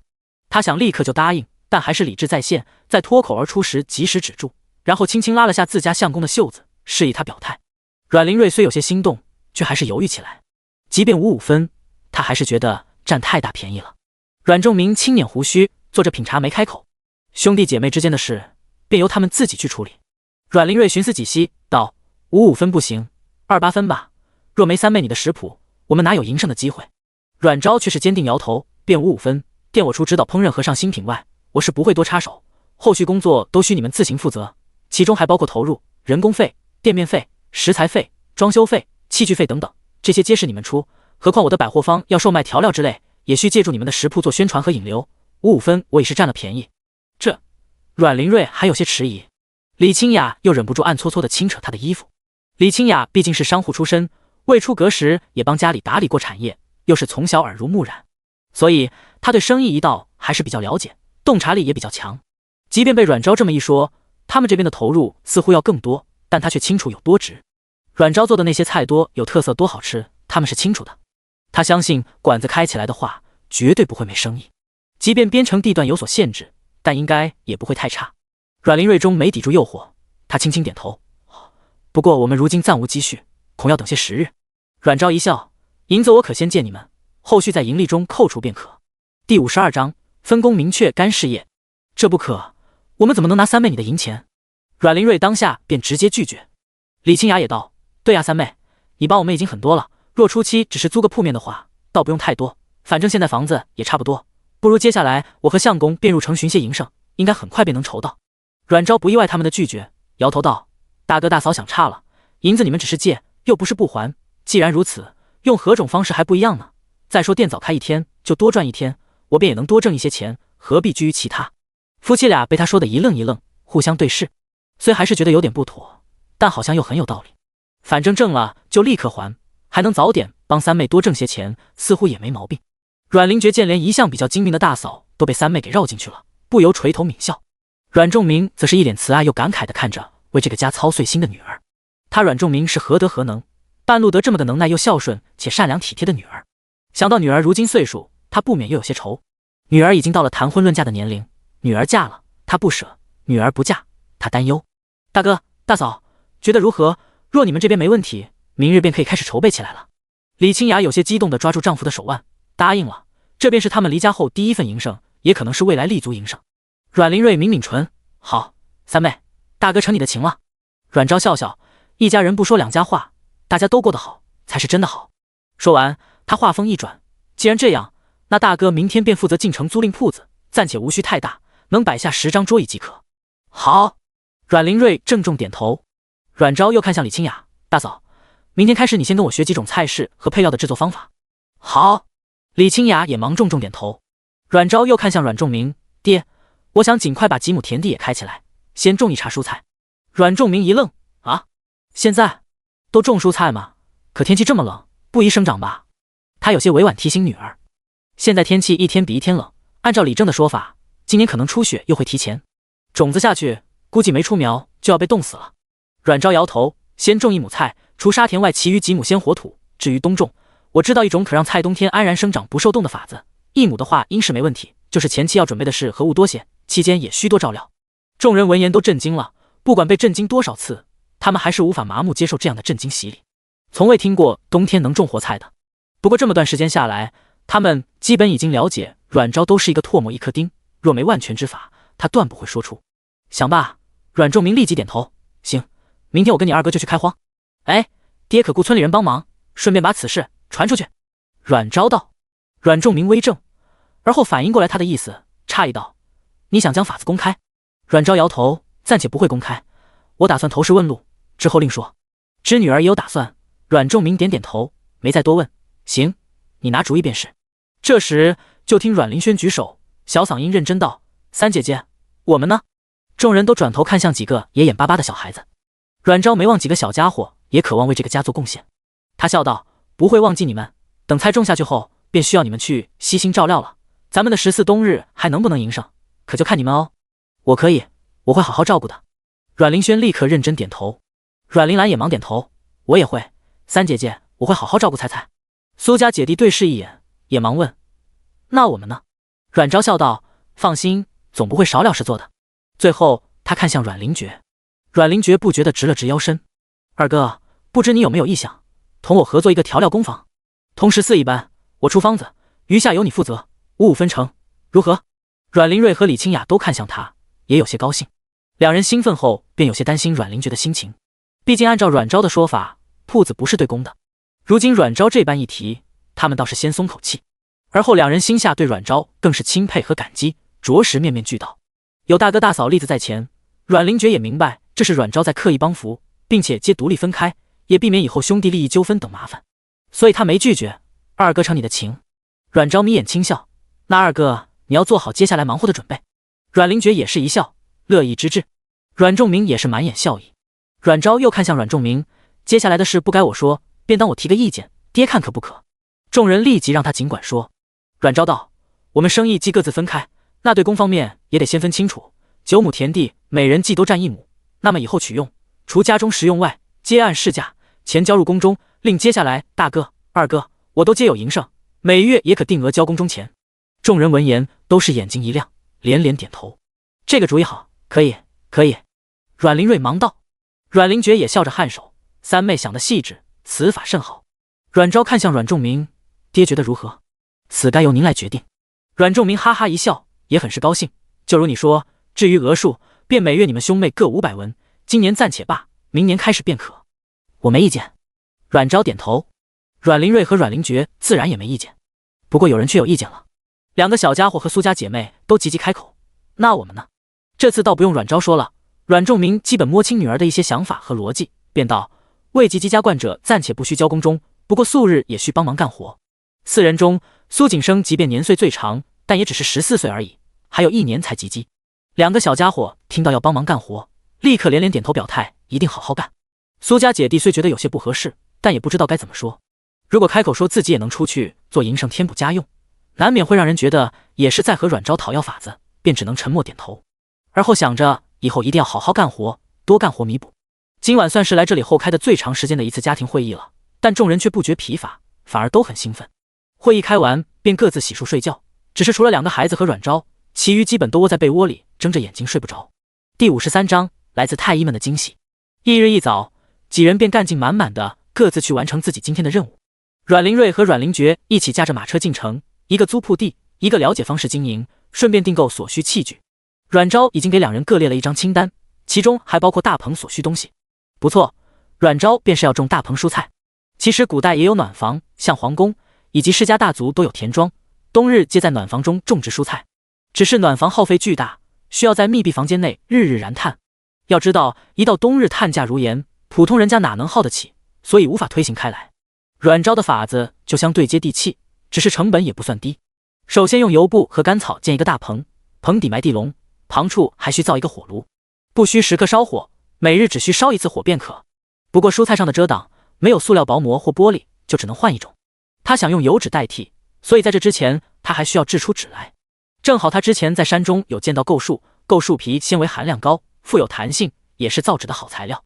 目前市面上也有流通纸张，基本用麻叶制作，只是价格太高，几张纸便要上2银子，非寻常人家能买得起。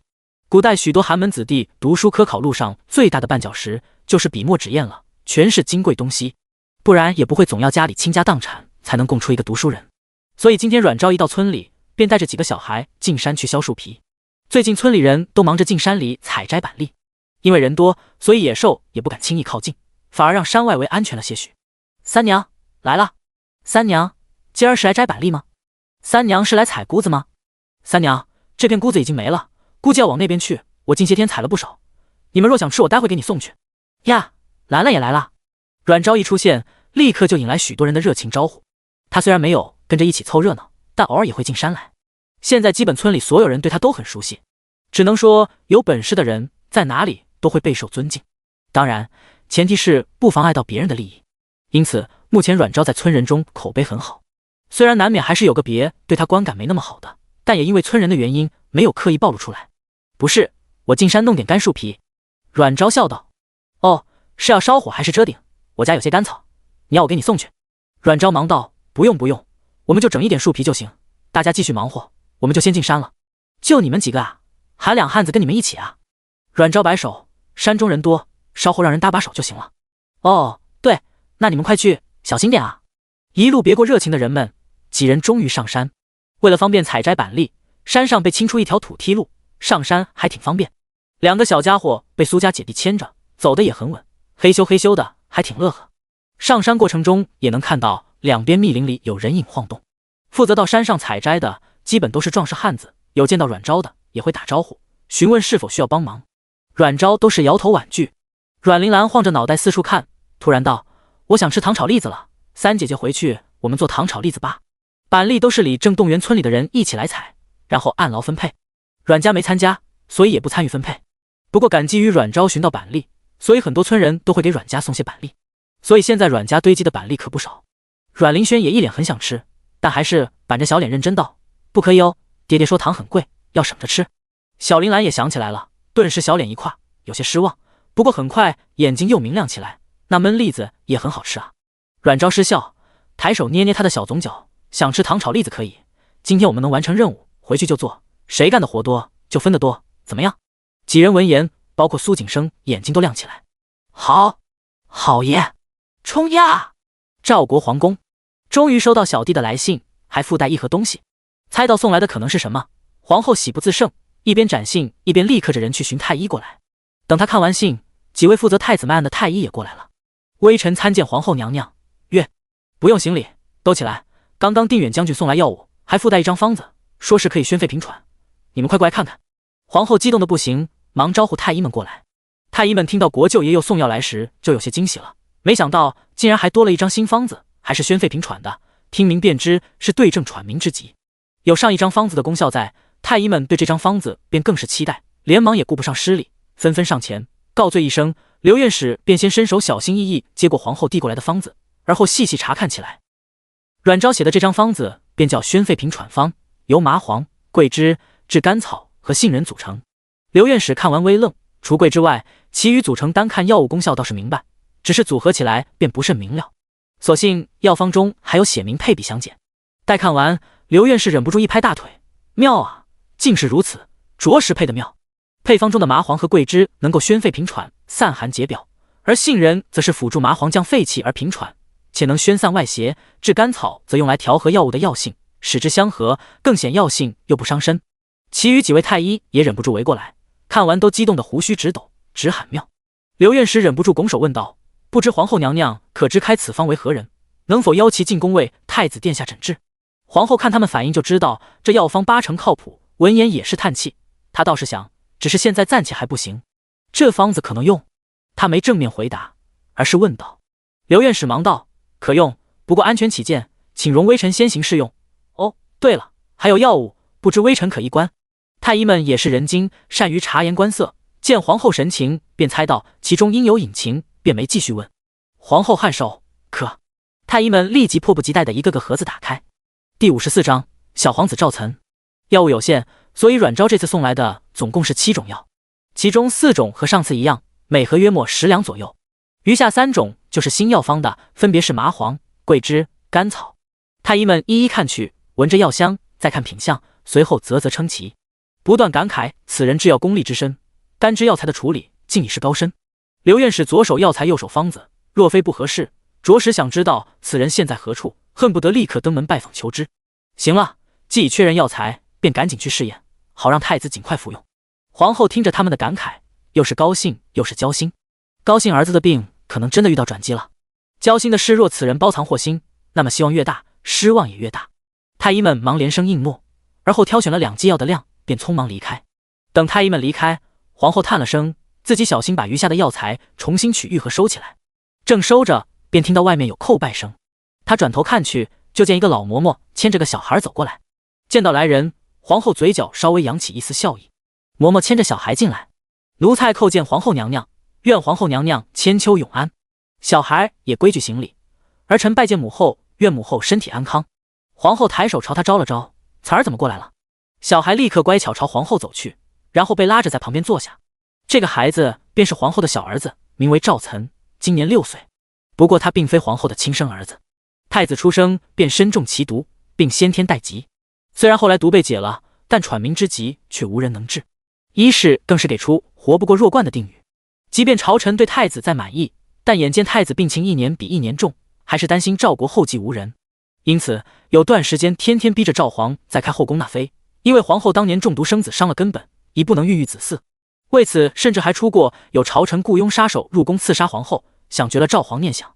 皇后即便不甘丈夫与他人共享，但也无法自私的看着赵国江山真的后继无人，更担心那些人丧心病狂对儿子下手，所以也妥协了。但他也着实厌恶朝臣那些自以为是的嘴脸，所以最后灌醉赵皇，让自己身边的女官承宠。因这件事，夫妻冷战了将近半年的时间。好在女官也争气，一次便怀上龙种，于10月后诞下一对龙凤胎。赵皇必是不肯再纳妃，那么一旦太子出世，这个孩子便要继承大统。因此孩子出生后就被赵皇交由皇后抚养，公主则由女官，也是后来册封的舒美人抚养。皇后起初心里还有些小疙瘩，不过6年下来，也是真把这孩子当亲生儿子对待了。只不过每次看到孩子，就会想起大儿子的情况，难免感伤，心中多少也有些芥蒂，因此母子间感情也不甚热络。小孩最是敏感，所以自小对皇后也有几分小心翼翼。反倒是与太子的关系更好，因为他自小就被太子带在身边教养。陈嬷嬷躬身道：“今儿二皇子一篇文章被太傅褒奖，所以便想过来给皇后娘娘瞧瞧。”陈嬷嬷说着，还双手托起一卷纸。赵岑耳朵微红，似乎有些不好意思，但看着皇后的双眼盈满期待。皇后见他如此神情，心便也是一软，笑道：“是吗？那可让你父皇看了。”边说边伸手去拿过纸卷，打开细细品读。赵岑乖巧点头：“父皇说上欠缺远见，但儿臣不甚明白。父皇说让儿臣自省。”皇后很快读完，也点点头，策论的确不错。既然你父皇让你自己想，便好好想。如果实在想不明白，也可去找你大哥询问。赵岑眼睛更亮了，立即点头。儿臣便想去寻太子哥哥。父皇和太傅说的太过深奥，还是太子哥哥讲的浅显精细。皇后当然喜欢听别人夸奖自己的儿子了，闻言笑意真挚了几分。你太子哥哥向来耐心，正好母后也要去看望你太子哥哥，便一起过去罢，正好让太子哥哥考笑你一番，看进来功课有无懈怠。皇后说着起身，伸手拉过赵岑的小手。赵岑还没开口，陈嬷嬷就躬身接茬道：“二殿下这段时间日日耕读，夜里掌灯迟眠，奴都担心殿下熬坏身体。”老嬷嬷此话显然是想为赵岑说话，表明他读书很用功，没有懈怠过。但皇后闻言却只是斜睨了陈嬷嬷一眼，眼中的笑意也淡了些许，轻轻点头：“那便好。”陈嬷嬷虽不见皇后神色，却也从语气听出些异样。她神情微变，垂下头不再说话。倒是赵岑年纪小，根本没能发觉这些变化，这回正在为能见到太子哥哥而开心。自从入秋后，为了避免人多隐疾，赵皇和皇后都会让人少去打扰太子，包括赵岑，基本也是几日见一次。不消片刻，母子便到了东宫。太子哥哥见到太子，赵岑稚嫩的小脸上笑容终于明媚起来，带着几分欢乐和想念。赵景亭见到赵岑也有些意外，微微一笑，先跟皇后打了声招呼，再伸手朝赵岑招了招：“岑儿，过来。”得到允许，赵岑立刻哒哒哒地跑到他身边，不过只是站在轮椅旁边，不敢随便扑。童音诺诺：“太子哥哥近日可好？”“很好。”“岑儿呢？听说这些时日太傅常夸赞你。”赵景亭清冷的眸子里难得多了几分浅浅笑意，薄唇也微扬起一丝弧度，抬手轻抚他的总角。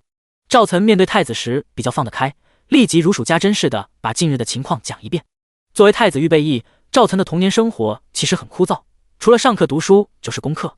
舒美人为了避嫌，一直带着女儿在清芳殿深居简出。朝臣倒有不少想送孩子入宫伴读，不过赵皇怕他们利用孩子带歪赵岑，离间兄弟感情，所以一直不许。因此赵岑自小也没什么玩伴。皇后也自顾寻了位置坐下，听着兄弟俩谈话，坐了半晌都没见儿子咳嗽或抱恙，心下稍安。皇后喝了半盏茶，等兄弟俩说的差不多，才开口道：“好了，词儿，可别引着你太子哥哥多说话。好不容易寒客转好，可别伤喉复发。”第55章被欺负的小石头。赵岑闻言，立刻紧张看向太子，一脸关心：“太子哥哥，你别说话，听词儿说便好。”赵景亭失笑，揉揉他的小脑袋：“无事，近来已经好了许多。”皇后放下茶盏，突然道：“对了，景儿，你小舅来信了，这次不止送来不少药，还多了一张治宣肺平喘的方子。刚刚母后赵太医瞧过，都言此方不错，现已去试验，若没问题，便能给你煎来喝。”赵景亭还未说话，赵岑便高兴道：“小舅舅是不是为太子哥哥寻到良医了？”皇后笑着点头：“不错，近日你太子哥哥病情好转，便是因良医神药。”赵景亭眉心微蹙了蹙，不过没说什么。赵岑却很是高兴，满脸惊喜：“太好了，那这样是不是太子哥哥的病很快就好了？”皇后盯着赵岑的表情，轻轻点头：“不错，等过段时间良医入宫，便应能治好你太子哥哥了。”赵景亭眉心微拧，轻声道了声：“母后。”皇后抬头看他，赵景亭轻抚赵岑鬓角，轻叹了口气：“让母后忧心了。”皇后垂眸，手轻轻抚着茶盏：“母后只希望你能长命百岁，安乐一生，其余都不重要。”气氛瞬间似有些压抑，连赵岑都感觉到不由有些无措。赵景亭轻轻拍了拍他的后背：“岑儿先随嬷嬷去偏殿吧，大哥与母后要说些话，稍后去寻你。”好。赵岑懂事的点点头，乖巧告退，便跟嬷嬷去偏殿。因着听到好消息，路上赵岑笑容一直都没下来。陈嬷嬷侧头看着他，突然说了句：“二殿下似乎很开心。”赵岑不疑有他，点头，抬头开心道：“嬷嬷，太子哥哥的病很快就能好了，等太子哥哥好了，岑儿就能天天寻太子哥哥说话。”陈嬷嬷却垂下眸子，轻声道：“若太子殿下好了，您怕是再也不得见他。”赵岑似没听清楚，疑惑道：“嬷嬷刚刚说什么？”陈嬷嬷忙摇头：“没有，老奴说若太子殿下能治好，着实是喜事。”是啊。赵岑笑眯眯点头，很是开心，却没注意到陈嬷嬷紧锁的眉头。殿内，赵景亭看向皇后：“母后多虑了。”皇后刚刚的话明显存在试探，试探的是谁？太子哪会不明白？皇后沉沉叹了口气，抬手捏捏眉心：“但愿吧。如果可以，她也不想怀疑一个6岁的孩童。赵岑是个好孩子，但抵不住有诸多外因。或许他小时是个好的，长大又何知呢？就怕他会被什么人诱导，或者以后被权力皇位迷了眼。”赵景亭推着轮椅过来，手放在皇后手上，轻轻拍了拍以作安抚：“放心吧，母后。”皇后抬头看他，忍不住伸手摸向他消瘦的脸颊。他的儿子姿容无双，才华横溢，本该引得千万女子倾心，风华无两，却偏落得个人人恐嫁的下场。如今已过双10，身边却依然无妻无子，怎如何不叫他心酸？只希望这次能是好消息。青山村，阮昭带着几个孩子包了2大捆构树皮，别过帮忙的人正往山下走。结果刚走到山脚下，就听到一阵细微的哭声。几人转头看去，便看到山壁落叶堆里有个小孩正趴着抽泣，他的小身板几乎埋在落叶堆里，如果不发出声音，估计都发现不了。阮玲轩轻轻蹦下来，一看立刻就认出是谁。“哎，是小石头哦。”说着便小跑过去，蹲在他旁边：“小石头，你怎么了？”叶堆里的孩子在听到声音时就已经噤声，正扭着身子准备爬起来，只是阮玲轩跑得太快，小孩顿时跪趴在地上，似乎有些进退为难。当阮玲兰也跟着跑过来，阮阮喊了声小石头后，小孩的身子陡然一僵，更不敢起来了。阮昭也认得这个小孩，这孩子便是第一个告诉他们辣椒有毒的孩子，是个腼腆有胆小的孩子，在村里孩子群里经常被孤立，就因为他的母亲被骂是扫把星，跟谁接近就克死谁。小孩们被大人叮嘱着离他们母子远一些，小孩不懂事，慢慢的不止孤立，还经常欺负。阮昭见他身上有鞋印，大致也明白了，应该又是被欺负。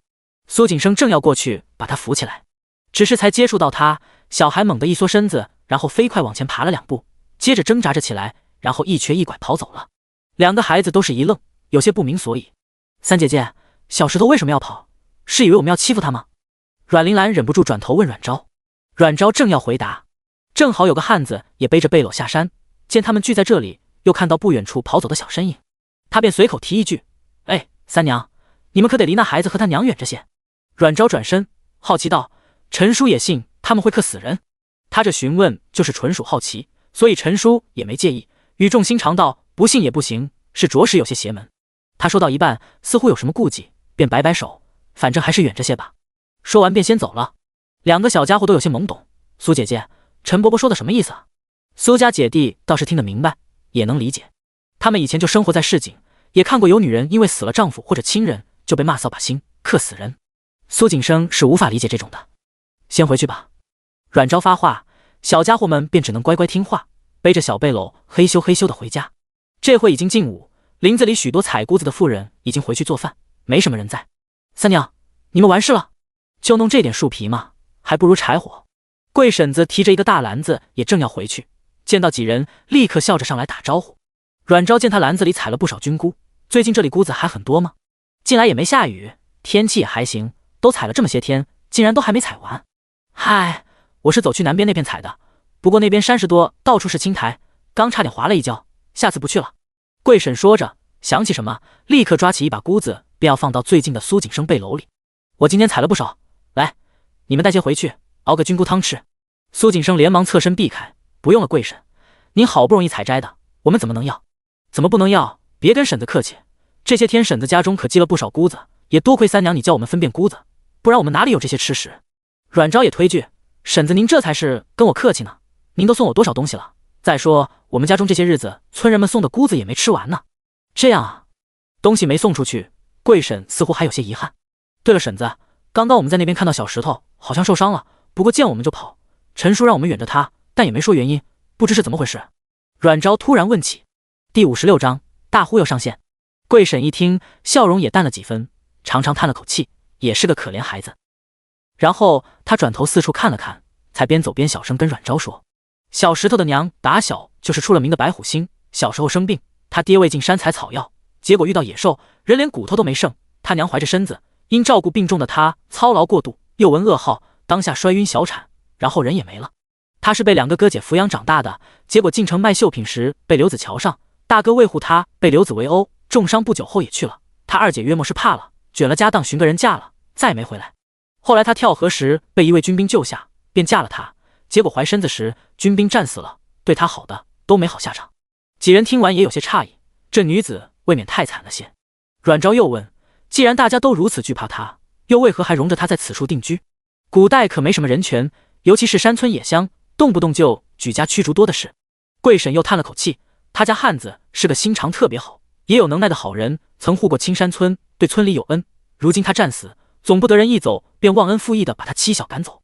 阮昭恍然点头，心里却冷笑着，为了不担忘恩负义的名声把人留下，却又对孤儿寡母漠视欺压。苏景生忍不住道，那这是关小石头什么事？总被欺负也太可怜，还那么小。嘘！贵婶忙嘘了声，又左右看了看，低声道，这话以后可别乱说。而后又叹了口气，其实大家这么做也是为小石头好。几人微愣，面露错愕。贵婶无奈道，当年啊，有人偷偷去问了神婆，有没有办法抵挡彩娘的凶性。神婆说小石头未出生便克死亲爹，是贪狼星转世，正好与他母亲相克。苏景生和苏景臣都不约而同地露出排斥表情来，对这种说法很不赞同。不过两人也知道有些人对这些事情深信不疑，所以他们也没有表现得太明显。苏景臣问，这与小石头被欺负有什么关系？贵婶继续道，神婆说贪狼星是要在凡间渡劫才能回天上，届时抚养他的白虎星也会一并功德圆满离开，而贪狼星一生需受尽磨难，这般也是希望他能尽快功德圆满。苏景生张了张口，想说简直就是荒谬，那位神婆根本就是在信口胡诌，但话没出口就被弟弟扯了一下，也反应过来，只能不忿地低下头。倒是阮昭表情一直没多少变化，只是附和地点头，原来如此。是啊，所以你们千万别接近他们母子。贵婶煞有介事道。阮昭转头好奇道，村里有神婆吗？怎么我好像没听过？哦，不是咱村里的，是溪水村那边，是一个特别有名的神婆，大家都叫她刘仙姑。以前村里有人生病什么的，都会先去溪水村找神婆治，不过现在有三娘你，咱就不用再翻山越岭求医了。说到这里，贵婶还挺开心，容不得她不开心，毕竟神婆收费实在太高了，住得要远，若病人动弹不得，把人请来还得交上门费，每次看一次病几乎都快把家底掏光。阮昭道，怎么不进城寻大夫？青山村到内城即便只是走路也就走1个多小时，何况村里有牛车，进城大概50分钟左右的车程。溪水村在东边，要翻过一座上，路难走不说，至少也要1个多小时的路程。贵婶闻言忙摆手，城内药可贵了，而且只有一家药堂，店大欺客，不能随便去。阮昭挑眉，显然对方说的应该是秦大夫。店大欺客？就那么个小店能称大？何况秦大夫看起来也不像会欺客的人，是有去过吗？那倒没有，是听刘大家说的，他家小儿子以前吃坏肚子就去要糖，结果人家一副药就要1两银子，他家没那么多钱，药糖也不给赊，还把他们打出来。那什么大夫就是沽名钓誉。阮昭恍然点头，原来如此。哎，这么快就到了？贵婶抬头便看到已经回到村里，那我这边走了，你们路上小心点。好，回见。阮昭笑着点头，其余人也纷纷摆手说了声回见，而后转向另一边走。苏景生这才忍不住道：“三姐，你也信他说的那些吗？”“哪些？就小石头那事。三姐姐，为什么说小石头和他娘亲是狼星和虎星？他们是狼妖怪和虎妖怪变的吗？”小铃兰也忍不住问了，因为有家人提醒他们在外边不要乱说话，所以刚刚2个小家伙也是憋坏了，但不敢随便问。阮昭摸摸他的小脑袋，兰兰觉得神仙是什么？小铃兰一愣，歪着脑袋想了想，神仙是住在天上，很厉害很厉害的仙人，会庇佑人间。那兰兰觉得神仙庇佑人间了吗？小铃兰微愣，被问住了。他没见过神仙呀，怎么知道？苏景生却轻哼一声，嘀咕道：“如果有庇佑，每年也不会有那么多灾情，到处都在死人。”显然他对什么所谓的神仙都是不信的。小铃兰恍然：“是哦，神仙为什么不帮大家呢？”阮昭轻笑：“因为神仙都在人间了呀。”众人都是一愣，一时没明白。阮昭继续道：“我们每个人都是神仙转世，变成凡人来人间，完成属于自己的使命。”苏景生顿时一脸纠结，他觉得三姐应该不会骗人的，但这话，小铃兰和小林轩倒是听得认真。“我也是吗？”“是的。”“那我是什么神仙啊？”“这个等你完成使命就知道了。”“那我的使命是什么啊？”“我们的使命就是遵循本心。”“什么是本心啊？”“就是你心之所向，心中所想，你的理想，你的愿望皆是你的本心，只要遵从你想做的去做，便是完成使命了。”“那我想挣好多好多钱，也是使命吗？”阮昭轻声一笑：“本心没有固定，是随你的想法和心绪而动。总之，不管你们要做什么，跟着自己的心走就对了。1次本心，2次本心，一次次积累，总能完成使命。”小铃兰点点头，似懂非懂的样子。小林轩则好像听懂了，他蹙着小眉头：“那我的心想跟小石头玩，也是吗？可以吗？”第57章，廖英才找上来。阮昭笑着捏捏他的总角：“你的心想什么，便做什么。不过前提是不能为恶，不能违法，不能违背道德。只要你明白做这件事到底对不对就行。那大家都说小石头不好，我想跟他玩，是对还是不对呢？这就得你自己去想。另外，既然我们已经来到人间渡劫了，就不是神仙，我们现在都是普通人，大家都是一样的。不管他以前在天上是什么身份，如今都是一样的肉体凡胎，懂吗？”小铃兰恍然道：“三姐姐，我明白了。大家怕小石头和他娘，是因为他们以前在天上会害人，所以害怕。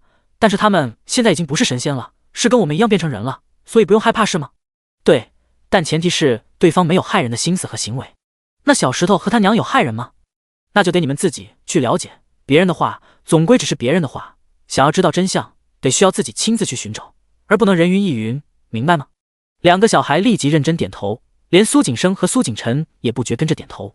虽然觉得阮昭开始的神仙言论有点怪，但听着听着却觉得很有道理。但是小石头他娘的亲人都去世，真的是因为他是白虎星的原因吗？苏景晨抓抓头发，忍不住问：“当然不是了，三姐都说了，现在大家都不是神仙，我们自己也不知道是什么神仙，要完成使命才知道。他们都没完成使命，怎么可能恢复神力伤人呢？”苏景生教育弟弟。阮昭抿着唇忍笑，但还是点头：“不错，世界上每天都有很多人去世，难不成他们的亲人都是凶星吗？”小铃兰恍然大悟：“所以大家都错了，他们误会小石头和他娘亲了。”小林轩也道：“我们要告诉大家吗？”阮昭轻轻捏捏2个小家伙的后颈：“我如果告诉你们我是个坏人，你们信吗？”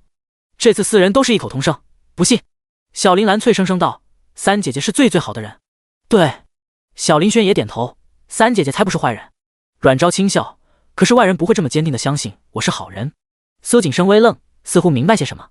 苏景晨也是若有所思。2个小孩还有点不太理解。小铃兰道：“为什么呀？”“三姐姐就是最好的好人，因为他们并不了解三姐姐啊，当然不会轻易相信了，除非能看到证明三姐姐的确是好人的证据。就像刚开始三姐姐说野菜可以吃，但大家都不信，后来大家都吃过了，才相信野菜可以吃。凡事都要讲求证据，没有证据之前，大家都只会相信自己所想。”小林轩思维比较灵敏，很快反应过来，三姐姐的意思是，因为我们没有证据证明小石头和他娘亲没有害人，所以就算说了，大家也不会相信。轩儿真聪明。阮昭笑着夸奖。总之，别人怎么想是别人的事，你们自己怎么做是自己的事，只要咱行得正，做得端，问心无愧即可。记住，遵循本心。几人边走边聊，不知不觉已经走到阮家院门外。李清雅正蹲在旁边棚子外摘菜，见他们回来，立刻伸手招了招。回来了。两个小孩见到做饭的棚子，立刻就想起阮昭之前许诺的糖炒栗子，顿时眼睛都是一亮。什么小石头、神仙的都不存在了，小吃货们现在的本心就是吃糖炒栗子。大嫂嫂，三姐姐说中午做糖炒栗子，是吗？那我去拿些栗子来开口。我来，大嫂嫂我帮你。阮昭哭笑不得，轻轻摇了摇头，也走过去。此时潼关城内，阮灵瑞和阮灵觉刚跟着伢子从一间铺子里走出，突然便听后边有人正急促地喊着：阮郎君，阮郎君，阮灵觉郎君，阮灵觉郎君。听到后边喊的名字，两人才停下脚步，转过身。廖老板。阮灵觉诧异，廖英才跑得上气不接下气，到跟前才捂着腰侧直喘气。阮郎君，我可算找到你了。兄弟俩都面露诧异。阮灵瑞虽然不认识对方，不过听二弟喊出称呼就知道是谁，不知廖老板寻某有何指教。阮灵觉下意识想的是，难不成药材出什么问题？不错，这个廖老板就是当初买了阮昭药材的人。廖英才还没能彻底缓过来，转头四看，深吸了口气。阮郎君，不知现下可有时间？阮灵瑞想到的也是药材的问题，便道：二弟，要不你先跟廖老板商谈，我自己去瞧就行。听他对阮灵觉的称呼，廖英才这才把注意力放到他身上，而后面露笑容，热情道：阁下原是阮郎君的兄长，失敬失敬，不知二位。廖英才抬头就看到了一个有些面熟的中年男人，中年男人显然也认识他，立刻拱手谄媚道：廖老板。廖英才诧异道：二位是要买宅子吗？两人对视一眼，阮灵觉转而问道：不知廖老板是为何事？看对方这客气的态度，也不像是药材出什么问题的样子。廖英才立即道：是有点急事，想要寻阮郎君，不知二位可赏脸至馆中堂时。两人没说话，倒是伢子先开口：二位客人既有事，那小人便先行离去。等等。阮灵觉叫住对方，而后朝阮灵瑞道：大哥便继续跟随伢子去瞧，稍后我去寻你。而后又看向廖英才：抱歉廖老板，我兄长今日还有事。廖英才一点都没表现出不满，忙道：不碍事，是我冒昧了，那便日后有机会再请阮郎君饮酒了。阮灵瑞也客气两句，而后与弟弟对视一眼，便先随伢子离开。这厢阮灵觉才跟随廖英才进了近处一个馆子，廖英才火急火燎的要了一间厢房。等两人进了厢房，相互落座，廖英才急急询问：阮郎君，冒昧一问，不知您手上可还有药材出售？最好如上次那般的品质。第58章购药。阮灵觉眉心一动：药材？对，上次同你收了一批药材，不知现可还有？廖英才搓着手，和气的笑着。原本那批药材也只是廖英才采购的其中一批货物而已，虽然品相不错，但富庶繁荣之地不缺好药，他本也就想走个低收高售，挣点辛苦费。药材收了后，他立即遣人送至徐州会兴郡，部分送回家中，部分交给店铺掌柜售卖。廖夫人近期终于走了门路，与太守夫人搭上线了。见此次药材品相不错，正好要去参加太守夫人的茶会，便选了一些包装好礼赠。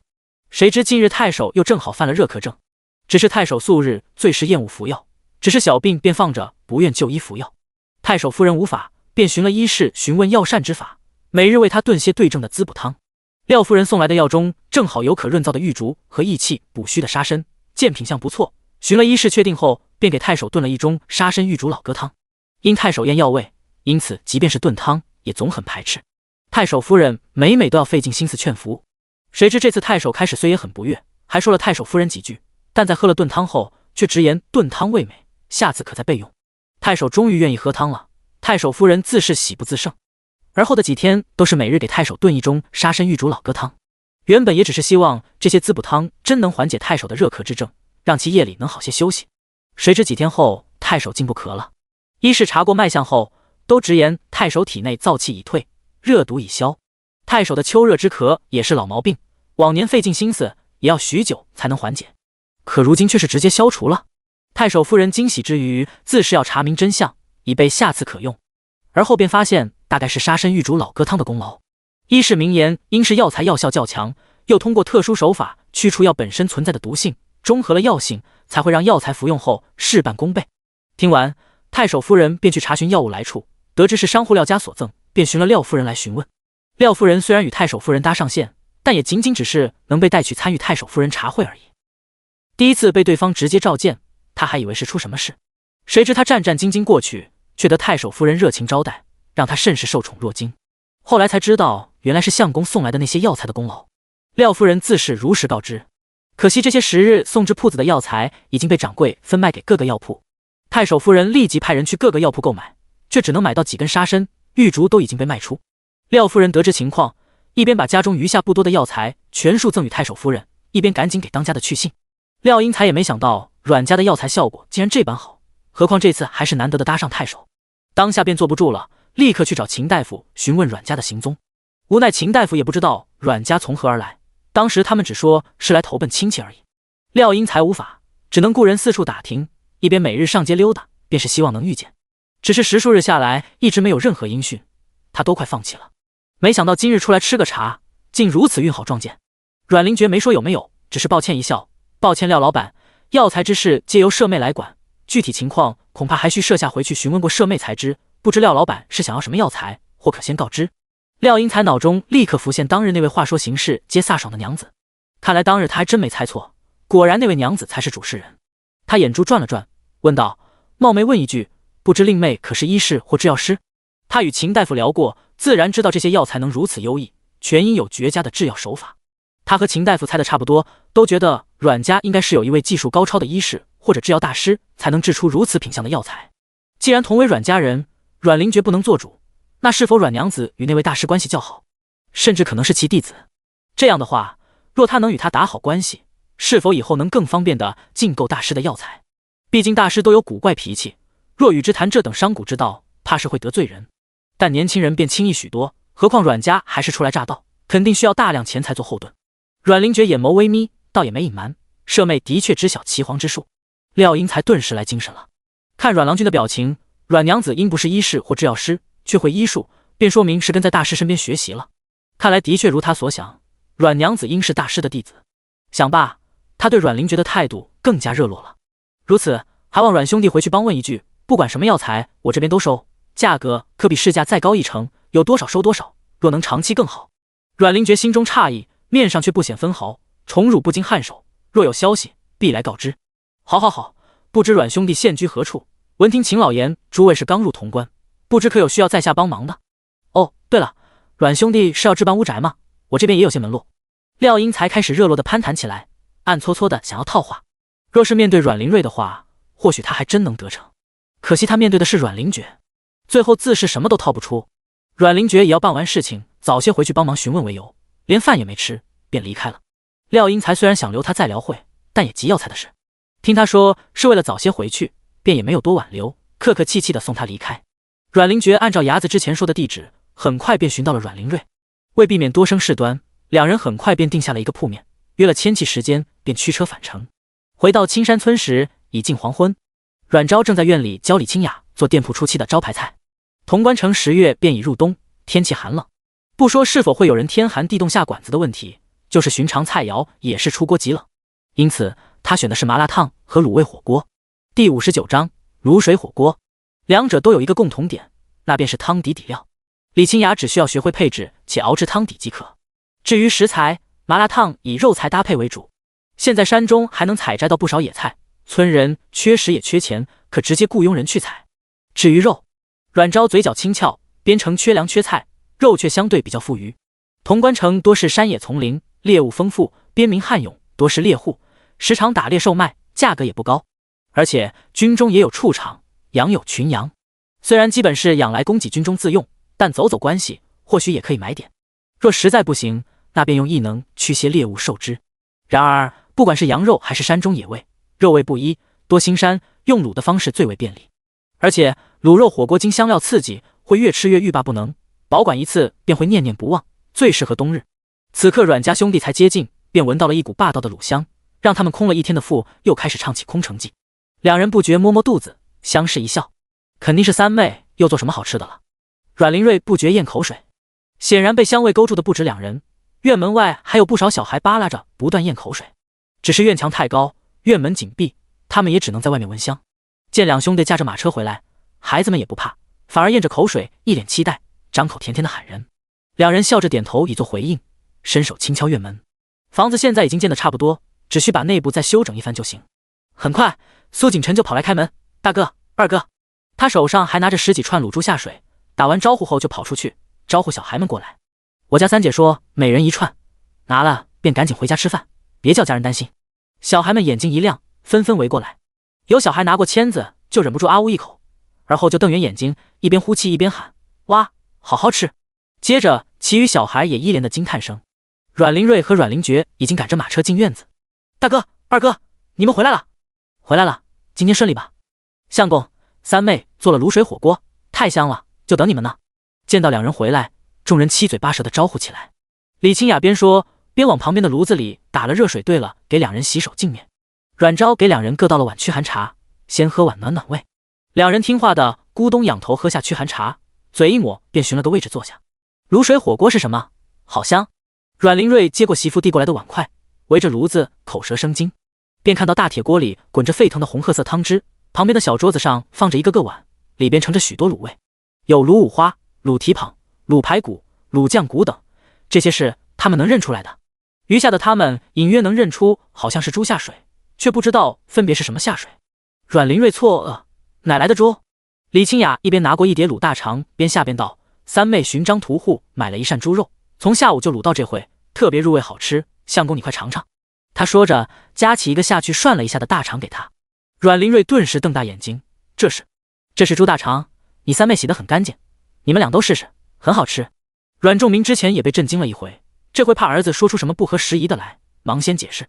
阮灵轩也开心道：“对啊，大哥、二哥，大肠可好吃了，还有粉肠也好好吃。”小林兰边吃阮昭喂过来的卤蹄筋，边含糊不清道：“我喜欢卤猪耳，这个筋也好好吃。”阮昭知道他们都是第一次吃猪下水，也笑着再解释一遍：猪下水清理得当也是不错的美食，而且每个部位各有各的滋补之处，平时吃些对身体有好处。阮灵觉闻言，立刻也夹了一块卤大肠，毫不犹豫放进嘴里，而后动作一顿。阮灵瑞盯着他，好奇道：“二弟怎么样？”虽然他对三妹是完全信任的，但心里多少还是有那么一点膈应。毕竟猪下水以前基本用去喂畜生的，主要是那味道太恶心，连穷困的人都不敢吃。第一次吃，着实的需要心理建设。李清雅却趁机夹了一块塞他嘴里。阮灵瑞瞬间僵住，不过很快就愣住了。入口的咸香与麻辣与以往吃的各种烹煮炒食都不一样，咸中带甜，甜中有甘，复又辣香，以及轻微的椒麻，并有他分辨不出的香料味道。味道丰富的他头皮微炸，牙齿已经忍不住开始咀嚼起来，而后便又为大肠的口感给惊艳到。阮灵觉已经下第3块了，阮灵瑞咽下大肠，也快速下筷子。呼呼，太好吃了，我还是第一次吃这样的，叫火锅是吧？太奇特，太好吃了。阮昭轻笑，给小丫头拿了一串熬煮的软烂的猪肚，喜欢就多吃点。三妹做的东西哪次不是第一次啊？相公，试试这个。李清雅边吃还不忘给自家相公和旁边的阮灵轩加肉。好吃。娘子，这是什么肉？嘿嘿，猪鼻子。噗，嗨嗨，哈哈！众人都被这夫妻俩给逗乐了，小院和乐融融。等吃完饭，收拾好东西，众人驾着马车回军营。两人才知道，原来今天的卤水火锅就是14的招牌菜。阮灵瑞欣喜道：“这菜一定会火，这么奇特的方式，这么有特色的味道，如此美味，谁拒绝得了呢？”李清雅笑拍了他一下：“那当然了，也不看是谁做的，三妹可太厉害了，我现在已经期待起那个麻辣烫。对，明天正好没事，我便进山寻些新鲜食材。”听他说起这个，阮灵觉也才想起今天在城里的事。对了，三妹，今天我们在城里遇到了上次买药材的廖老板，他想再给你买些药材，不过我看他的意思，应该是更想要做长期生意。我跟他说先来问你。听到卖药材，瞬间车厢里的人都支棱起耳朵，双眼亮晶晶。这段时间家里可是添了不少新药材，阮昭倒是不意外，他自己制的药材品质如何自己清楚。说到底，那些就是下的钩子，而且为了效果显著，都是直接用药泉处理制作的。虽然不及给钟硕那些直接用异能的，但相对于普通药材，那是完全没有可比性。所以他完全不意外廖英才找上门。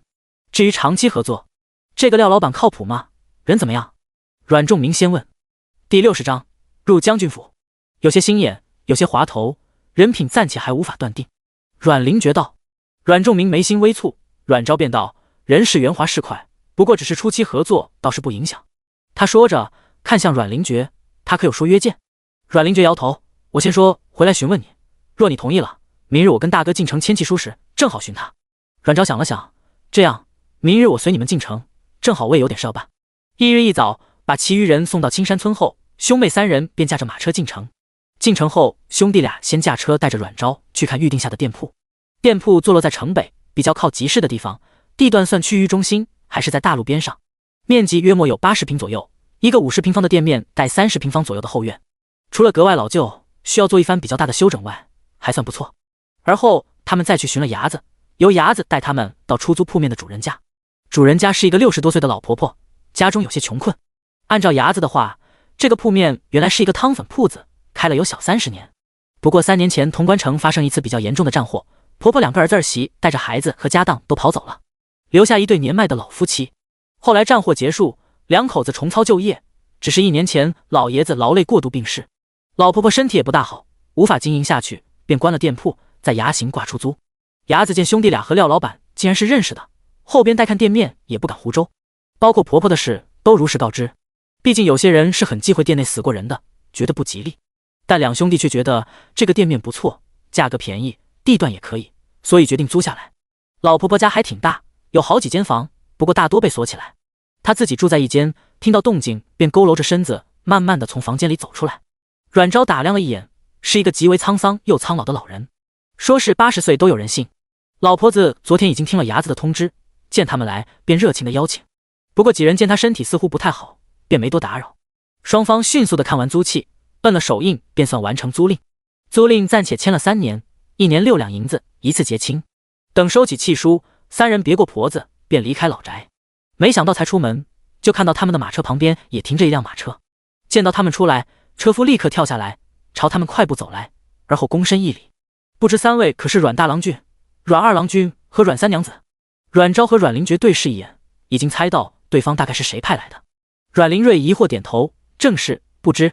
车夫忙解释，小人东家姓廖，闻听3位贵客进城，特派小人前来相邀。他说着，从衣襟里取出一封板板正正的邀贴。阮灵瑞伸手接过，打开一看，而后也给2人看了看，询问意见。阮昭对那名车夫道：“我们暂且还有些事要办。”车夫大概被叮嘱过，忙道：“没事没事，我们东家说了，3位何时有时间，廖府随时恭候贵客临门。”行，那便劳这位大哥先行回去告知廖老板一声，1个时辰后我们会准时到访。是。阮昭朝2人示意，别过衙子，便上了马车，前往下一站。而这下一站正是定远将军府。马车很快在将军府门口停下，3人先后下车，门口有位守门士兵立即上前，手上长戟一摆，轻喝道：“来者何人？可有拜帖？”阮昭朝2人安抚的摆了下手，率先踩着阶梯上去，边从腰包中取出一块令牌递给他们看。在下阮昭，有要事求见钟将军，劳烦小哥通传一声。2个守门士兵见到他手上的通行令牌，态度瞬间变了，忙拱手告了声得罪，然后退至门边，打开大门。一位士兵立刻做出请的手势，请阁下随小的来。阮昭收起令牌，倒没想这块牌子的威慑比他想的还大。他转头看了眼2位兄长，问小兵：“他们是我的兄长，能一起入内吗？”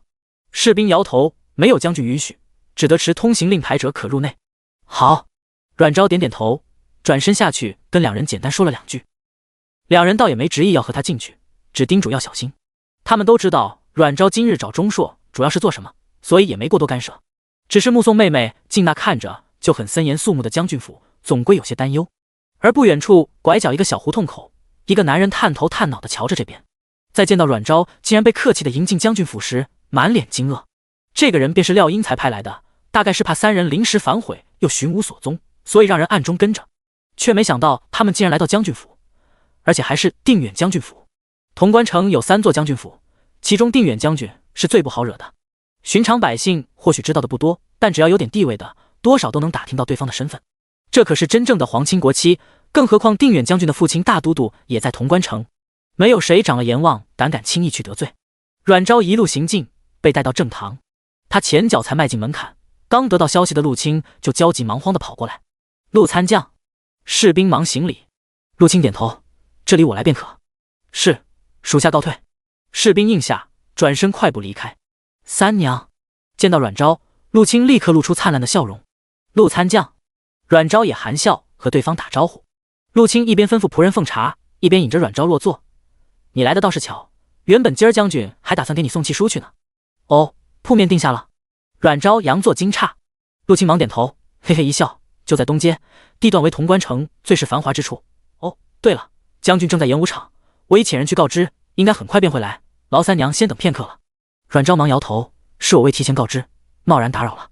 没事没事。陆青忙摆手。这时两人便听到外面仆从的问候声，转头便见钟硕正脚下如风的快步行来，他身上只是穿着一袭短打，也未束冠，扎着高马尾就走来，想来是一接到消息就立刻赶了过来。两人立刻都站起来。第61章下代廖老板了。钟硕人未进门声掀起，哈，贵客临门，真是贵客临门啊！钟硕最近与皇城那边的信件来往更加密集，得知外甥的身子日渐好转，自然心情也跟着好。而这一切都要归功于阮昭开的方子和提供的药材，即便目前只是做症状缓解而已，但能让外甥少受些罪，少增些危险，这恩情便不小了。更何况日后可能还要继续在阮昭这边求药求方子，甚至求看病，钟硕自然会对他表现出十足重视来。钟将军，贸然打扰，还请恕罪。阮昭拱手道：哎，有什么贸不贸然的？将军府你什么时候想来，我都扫榻相迎，用不着同我客气。你对我们帮助如此之多，我都不知道如何感谢，更是惭愧。来来，坐。阮昭含笑随着一起入座。陆青赶紧伸手从仆从手里接过托盘，把茶盏放两人旁边的案桌上，便赶忙离开去取店铺契书。等人离开后，阮昭也直接开门见山：钟将军，不瞒您，今日小民登门，实有一事相商。三娘无需这般客气，我长你几岁，便称我大哥便可。你有什么事尽管说。阮昭也没跟他客气，如此，那我便直言了。他打开放在案桌上的包袱，从中取出一个巴掌大的小盒子，近来新制了点新东西，想与钟将军谈一桩生意。钟硕看着递过来的小盒子，有些好奇的伸手接过，有些期待道：可是药材？阮昭笑着摇头：您一看便知，城西廖宅。廖应天在正堂内背着手来回走动，时不时往外瞅瞅，面露焦急。正这时，一名身姿婀娜的美娇娘摇曳着从廊下走来，迈入堂内。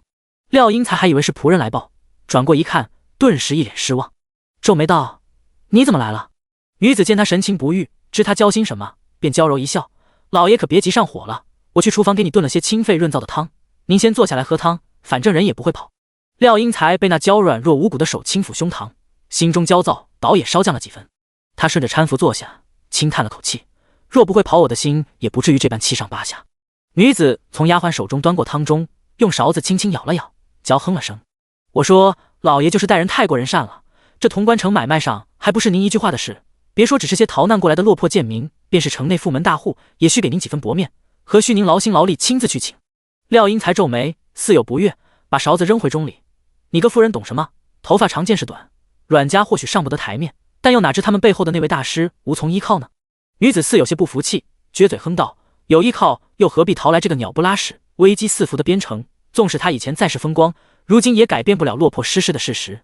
廖英才直接放下汤盅，或许声音有些大，让女子吓了一跳，怕他是真的生气了，连忙娇笑讨好，如若无骨似的窝进他怀里，抱着他的脖子撒娇：老爷别气了，人家就是心疼老爷嘛。您这些时日为药材的事总睡不好，妾身也是怕老爷身体熬坏了。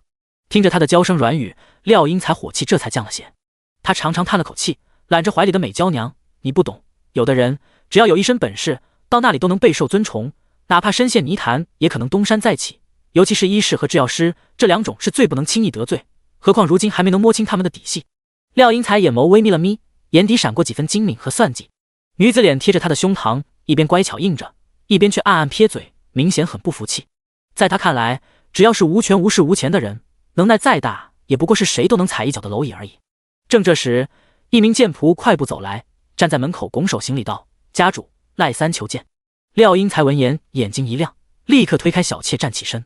赖三是他特意安排盯着阮家几人的地痞头子，这回来想必应该是有什么重要消息，让他进来。是。而后他转头对妾身道：你先回屋去。小妾脸色微僵，不觉得咬了咬唇。廖英才办事时从不允许他在场，以前他没觉得如何，但这段时间总听着廖英才念叨家里那个老女人如何能耐，他就心气不顺，便也想着能掺和到廖英才的产业。那个人老珠黄的女人，不正是靠着能帮廖英才打理生意才稳坐正式的位置吗？可惜他一直没找到机会。好，那老爷记得把汤喝了，我就先回去等老爷的好消息了。他娇俏一笑，手掌轻拍廖英才的胸膛：而后才扭着腰，婀娜多姿地踏着帘布离开。只是在转身时，姣好的一张脸却黑入锅底。抬头便正好瞧见被带过来的赖三，斜睨了他一眼，娇哼了声，扭着腰离开。赖三目送他离去，目光落在他的腰身上，嘴唇不觉地舔了下。家主，赖三带到。赖三站在门口，也跟着拱手道：“廖老板。”廖英才见他神色，便明白过来，立刻挥退下人。等人都离开了，赖三才上前，小声道：“廖老板，可知我刚刚见阮家去了谁家？”廖英才脸色微变，心想莫不是阮家想要货比三家，所以先去了其他商人那里了。他急道：“谁家？你赶紧说，别拐弯抹角。”赖三吸了口气，又凑近他一些，尽量压低声音：“定远将军府。”什么？定？廖英才愣了半息，反应过来后，惊得胡子都飞起来，惊愕的喊到一半，连忙收声，而后一脸不可置信的看着赖三，连忙抓着他的胳膊，把他往里拽了拽，再次压低声音：“你刚刚说什么？定远将军府？是那个定远将军？”赖三点头：“不错，我亲眼见到阮家三兄妹驾着马车到定远将军府门口，然后那位阮娘子不知道给守门士兵看了什么，便被客气的迎了进去。”什么？廖英才倒吸了口凉气，被迎了进去？不止呢。赖三一脸心有余悸：“廖老板，这次您可差点害了我们兄弟，得亏我们做的隐秘没被发现。还有什么？”廖英才都还有些愣。此刻他脑海里想的是，之前秦老说阮家是来投奔亲戚的，难不成亲戚是定远将军？第62章误会。他正这么猜着，便听赖三道：“我在那边等了约莫半个时辰，便见阮娘子被送出来了。您知道亲自送她出来的是谁吗？”谁？廖英才脑子一团浆糊，一脸失魂似的问道。赖三绷着脸，又深吸了口气，似乎着实被刺激的不轻：“是钟将军，而且人家是亲自把他们送上马车的，看着关系特别好。我还听钟将军喊那位阮娘子三妹。”司廖英才倒吸了口气，膝盖一软，差点摔坐下去了，好在赖三及时扶住。廖英才反应过来，忙揪紧赖三的领子，颤着双瞳激动问道：“三妹？真的是喊三妹？我听得清清楚楚，阮家两兄弟与钟将军也很相熟。廖老板，关于阮家这事，我这边就到此为止了，劳您结一下余钱。定远将军，我们这些市井小民可不敢招惹。”廖英才张着嘴巴，似乎还没能缓过来。赖三见此，便再提醒一句：“另外，我来使阮家的马车已经出行，应是朝这边过来，这回兴许快到了。”什么？廖英才懵懵的脑袋瞬间被他这话惊得直接炸开，霎时清醒过来。这时正好有剑仆跑过来，手里还拿着腰贴，在外喊道：“家主，外边来了3位阮姓客人拜访。”廖英才腿又是一软，下意识攀住赖三的肩膀。赖三急道：“廖老板，你赶紧结了余钱，我好快些离开。”廖英才被他催得头晕脑胀，掏出钱袋，取出一角银锭丢给他：“快走快走。”边对剑仆道：“快把人请进来。”赖三拿了银子，这才满意的离开，往后门跑。廖英才焦急的踱了2步，才恍然想起，忙喊仆从赶紧奉茶备点心，而后再看空荡荡的厅堂，不由一拍额头，满脸懊恼之色。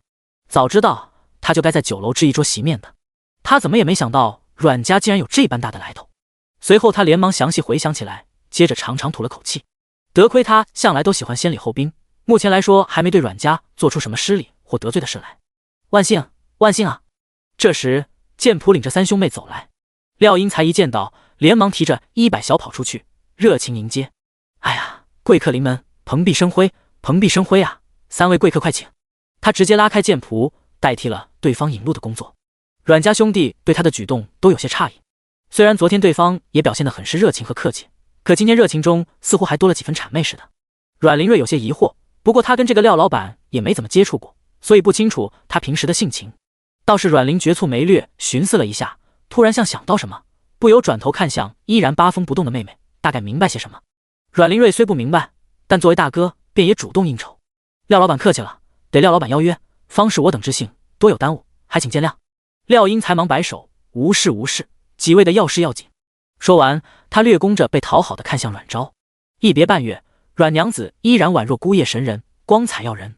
阮昭一笑，轻轻颔首：“廖老板谬赞了。”阮林瑞却微微皱眉，不觉得放慢半步，隔开他与妹妹，客气道：“廖老板也甚是气宇轩昂。”“哼，当不得当不得，2位郎君方是虚怀若谷，精才丰溢，一表人才。”阮林瑞见他彩虹屁不断，顿时心下更是警惕，只是买药材的话，不至于这般放下身段吧？难不成他还有什么筹谋？他不由得侧了侧身，彻底隔绝对方看向3妹的视线。猜到什么的，阮林觉嘴角也是一抽。阮昭则微抿着嘴角，似在偷笑。四人边说边入正堂，而这一幕却被躲在廊侧的婢女瞧得清楚。婢女见他们入内后，赶紧就提着裙摆小跑回去，很快便气喘吁吁地跑入一座院内，冲入开着门的屋里。夫人，夫人，不好了！屋中正拿剪刀剪花枝的小妾，也正是之前送汤中的女人，闻言惊得差点剪到手指，顿时气得一拍桌子，怒骂道：“作死的贱婢，敢丧呢！”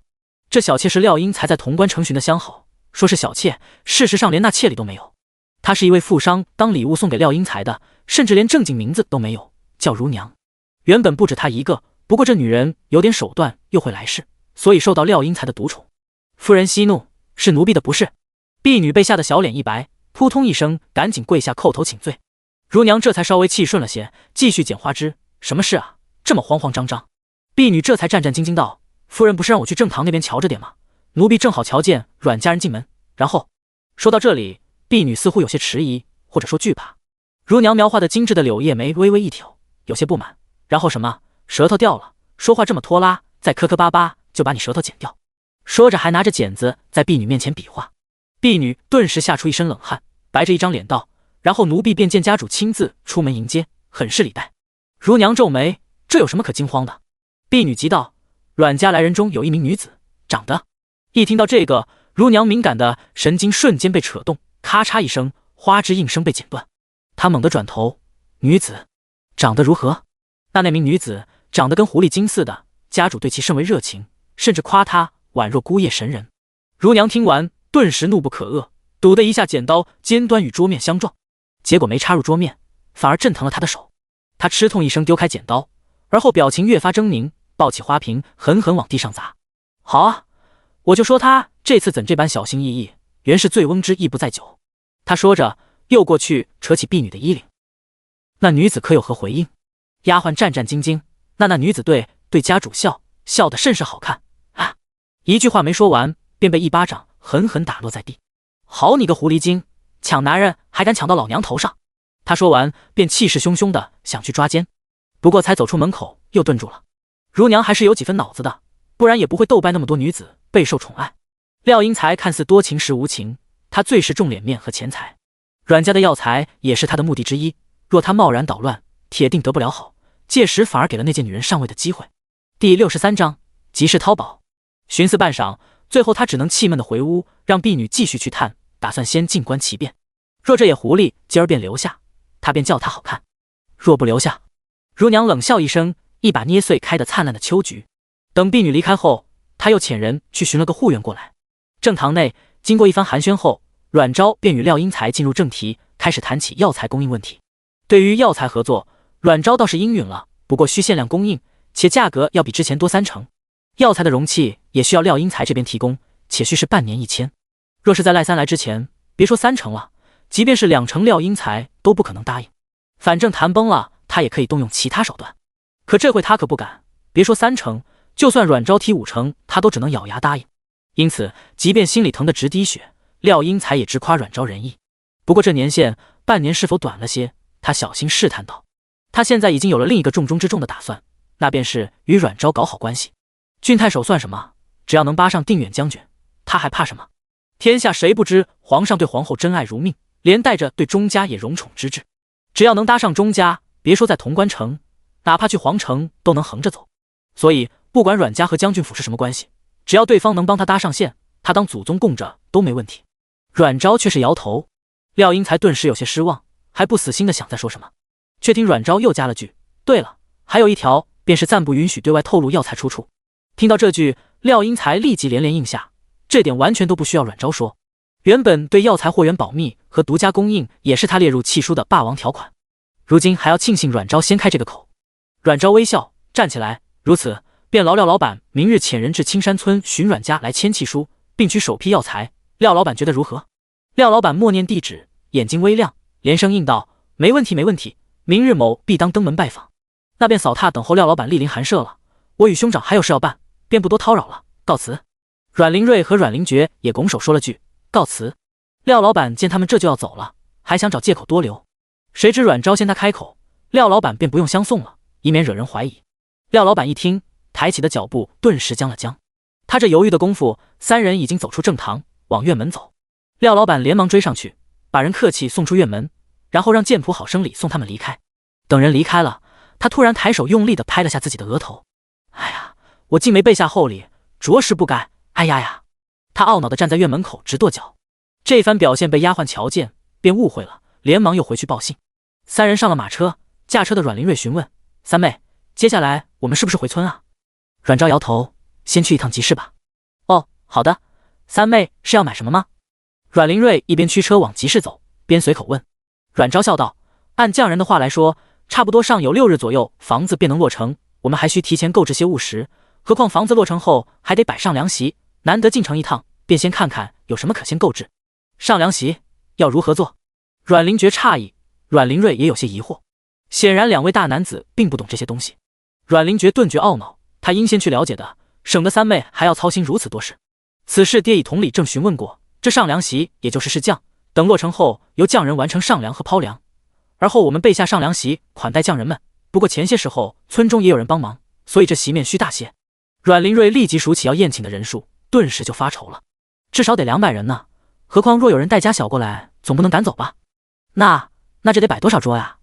听出他的忧虑，阮昭忍不住笑道：“不用担心，李正说届时只需煮上几大锅炖菜，全当流水席，一丝一丝便可。也是昨天爹去巡礼正时随口问的，昨儿因是忘了跟你们说。”阮灵瑞这才吐出口气，若只是几大锅炖菜倒还好，如果真要摆上个几十桌，那可吃不消。现在除了三妹，他们都还没有收入，如今的方子和生活都是先借用三妹的钱，他们是能省就省些。闲聊时，马车到了集市口。这个集市又叫马市，开始是军队开辟出来购置马匹和军备物资的，后来经过几次调整，慢慢变成了比较大众化的集市。虽然依然由军队管理，但百姓也可入内摆摊或购买，因此这里算是潼关城每天人流量最大的一个地方。三人先把马车寄放了，便开始在集市内逛起来。上次他们来集市只是匆匆掠过而已，没有仔细逛。这次阮昭看得比较仔细。潼关城作为异国边城，也算是各国行商的一个中转站，所以这里的东西还是挺多，五花八门的。阮昭一路走一路买，两位哥哥跟在后面充当搬运工，想劝又怕妹妹觉得他们干涉太多，很是无奈。三人走着走着便走到了水产区，当闻到一股腥气时，阮昭精神突然一振，而后再看到街市两边摊贩摆着的各种木桶、木棚，才想起潼关城也是靠海的，便在西南那边就有一个海，大都督第一个要建进水房的地方便是西南海。海里有什么？除了水和盐外，那便是极为丰富的海产啊。他目光一掠，正好就看到了旁边一个摊位上半人高的木桶里养着好几条鱼。鱼？他有些兴奋地朝摊位走去。哎，三妹，小心被水溅到。两人连忙跟上。卖鱼的是一个中年大叔，见到三人过来，立刻露出热情的笑容，招呼道：“客人可要买鱼？我这海鱼早上刚捕的，还鲜活着，一斤才10文，客人可要买几条回去做腊鱼、咸鱼和炖鱼都不错。”阮昭被阮灵瑞拉着，只能隔着1米的距离让老板捞一条鱼起来看看。摊贩立刻高兴地哎了声，单手伸进木桶里，很快就麻溜地卡着鱼鳃，提出一条腹部银白有花斑的鱼。看到这条鱼的全貌时，阮昭骤然瞪大眼睛，而阮家兄弟两下意识的动作就是又拉着他往后退几步。着实是这条鱼看着有些凶猛，还很野，被提着时尾巴狂甩，若非渔夫手稳力强，估计都会脱手。第64章全鱼宴。阮昭忙止步，有些惊喜道：“其他也是这种鱼吗？”这种鱼他正好认得，叫花鳟，可能这个名字很少有人听说过。马哈鱼，肉看起来和三文鱼很像，但它还有另一个名字，却少有人没听过，叫马哈鱼。最令他惊喜的是，看鱼的腹部，显然还是即将产卵的雌鱼。马哈鱼的鱼子做成的鱼子酱也是世界闻名。吃鱼子寿司时，那些红色的鱼子就是大马哈鱼的鱼子。我之前特意买了一罐去做饺子，然后就没有然后了哈。记得大哥以前跟朋友海钓时，曾钓到了一条13斤的大马哈，一部分被他清蒸，一部分做了水煮鱼，特别鲜甜好吃。鱼子他们都不喜欢吃，最后3斤以1500元的价格卖给海鲜城。现在想想，似乎还能记起那个味道。渔夫指着下方的水桶，这桶都是，这桶比较杂。说着，他另一只手随手抓起一条大约2斤左右的黄花鱼，然后又放了，再抓一条，是海鲈。之后连换几条，有的阮昭认得，有的不认得。这些鱼我们都吃过，别看有的颜色鲜艳，都是可食用无毒的。三妹，我看着鱼腥味极重，又多骨多刺，还是别买了。阮灵瑞道。陆国皇城不靠海，所以虽然也有售卖水产，但价格都不便宜。阮家只是普通小户，基本不会购买水产这种昂贵又不好吃的东西。至于为何知道不好吃，闻味便知了。腥气如此之重的东西，又如何能好吃？因此，水产在市井也不多见，很多人都受不得那种味道。只有富户有大厨懂得如何烹饪，才会买。若非手上都拎着东西，两人都想以袖掩鼻了。渔夫一听就有些急：两位公子，还有这位娘子，这鱼腥气虽重，但肉质细嫩且鲜美，而且不贵，一斤猪肉最低也需20文不是？我这鱼一斤才10文，吃啥肉不是吃呢？而且若买多了，还能再给你们算少些。阮昭转头看两人，我倒是知道怎么做去腥味的鱼，味道应该还不错，要不买些试试？两人原本是满脸嫌弃，闻言表情皆齐齐一怔。阮玲瑞低头凑近他耳边小声问：三妹，这东西真能做好吃？阮昭轻笑一声：大哥是在质疑我的厨艺？阮玲瑞对上他似笑非笑的模样，顿时一凛，忙直摇头：没有没有，绝对没有。阮灵觉不忍直视大哥犯蠢的样子，轻咳了声：那便拿一条吧。渔夫闻言高兴的直点头，应了声，麻溜的就把鱼提起来，就要去穿草绳。阮昭忙唤住他：等等。渔夫动作一僵，生怕开张第一单生意就这么吹了，忙小心讨好笑道：小娘子还有什么吩咐？阮昭道：买多少才能少点钱？渔夫眼底闪过一丝喜色，连忙道：这样，如果买3条以上，便按照每斤8文算，客人看如何？3条？阮灵瑞蹙眉，这一条鱼看着至少有10斤，3条就30斤了，可得200多钱呢。他倒也不是不信三妹的厨艺，就是这鱼看着着实不像好吃的。即便比猪肉便宜，但又如何能与猪肉比？还1斤10钱，一条10钱差不多。阮昭走上前，凑近看了下2桶鱼。马哈鱼这边有6条，有大有小，不过最小的也有7、8斤左右。另一边桶里的就比较杂，很多种鱼，大小不一，看着都很是鲜活。他满意的点点头，抬头问摊主：不知若我们全买下的话，可能送上门？啊，买，全买。摊主惊得手上的鱼都差点掉地上，连忙丢进桶里，而后惊喜地看向阮昭：小娘子，可说真的？您真要买下我所有鱼？而后才反应过来他问的什么，忙又急急补上：能，只要在50里地内都能送上门，不用钱。阮灵瑞也被惊了一跳，连忙上前：三妹，你怎地买这么多鱼？阮昭一笑：大哥二哥，我已经想到要做什么上凉席了，便来个全鱼宴吧，正好年年有余，寓意也不错。对，年年有余，那我现在就给您送去。渔夫生怕他们反悔，忙利落地收拾起东西。周围的摊贩见此，顿时又是羡慕又是激动，也忙跟着喊起来：小娘子，我这也有新鲜的鱼，肉嫩个大，不贵，1斤7文。小娘子，我这有拳头大的贝子，肉肥味美。小娘子，市场瞬间热闹起来，都是摊贩们的叫喊声。渔夫有些急了，面红耳赤的边跟摊贩们吵，便朝阮昭道：小娘子，我这些鱼总共有150多斤，我就只算1两银子，您看如何？老板愿意给优惠，顾客怎么会拒绝呢？阮昭微微一笑：行，那便劳您送到青山村的阮家。说着，他从荷包里取出一串铜板，共100钱。这100钱是定金，尾款便等送到再结。大叔意下如何？好，没问题。渔夫双手接过那串铜板，激动的脸颊肉直抖。我这边就给您送去，劳烦了。阮灵瑞目送渔夫拉着板车离开，张了张口，还想说什么，不过脚被二弟踢了一下，才发现三妹已经往下一个摊位走了。他赶忙跟上。有之前渔夫的开张，现在阮昭在这些摊贩眼中那就是大主顾。要知道水产是最不好卖的，或许这些东西在其他地方很稀有，价格也高，但在他们这边价格高不成低不就，除了一些富人家里会来买些外，寻常人少会买。一是肉少刺多不值当，二是不会做不好吃。可富人即便买，每天也就买一点而已，往往他们蹲一天也未必能挣上个几十文，卖不出的也只能拉回去。鱼还好，能做成鱼干，至于咸鱼，想都不敢想，毕竟盐可比鱼金贵多了。而不是鱼的，便只能自家吃了，因为死了就更卖不出去。像这般一下就上百斤包圆的，那得是大户人家做席面。不过接下来阮昭却没有买鱼，只是简单略过，让两位哥哥暗松了口气。结果一口气没松完，就见三妹又在一个摊子前蹲下来，伸手从木盆里抓了把指甲盖大小的贝壳。这个摊位虽然在比较尾，但前面动静他也听到。见到阮昭蹲下来，立刻惊喜又热情道：小娘子，买小贝吗？不贵，1斤就5文，您若买一盆，我这里边12斤左右，给你算10斤，50文如何？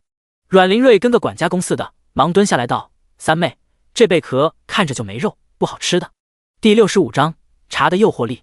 阮昭手捏着弦子，眼里却露出一丝怀念。老爸最爱吃他的香辣生腌弦子了，以前冰箱里总会放一大缸，每次吃饭，老爸定要弄一碟子下饭，也爱拿去当下酒菜。不过看着这些弦子，他却突然闪过一个念头：只要吃过生腌弦子的，基本10个中就得有8个会对其念念不忘。若用这个作为14的小菜，倒也是不错。看着还不错，回去试试看，能随个盆子吗？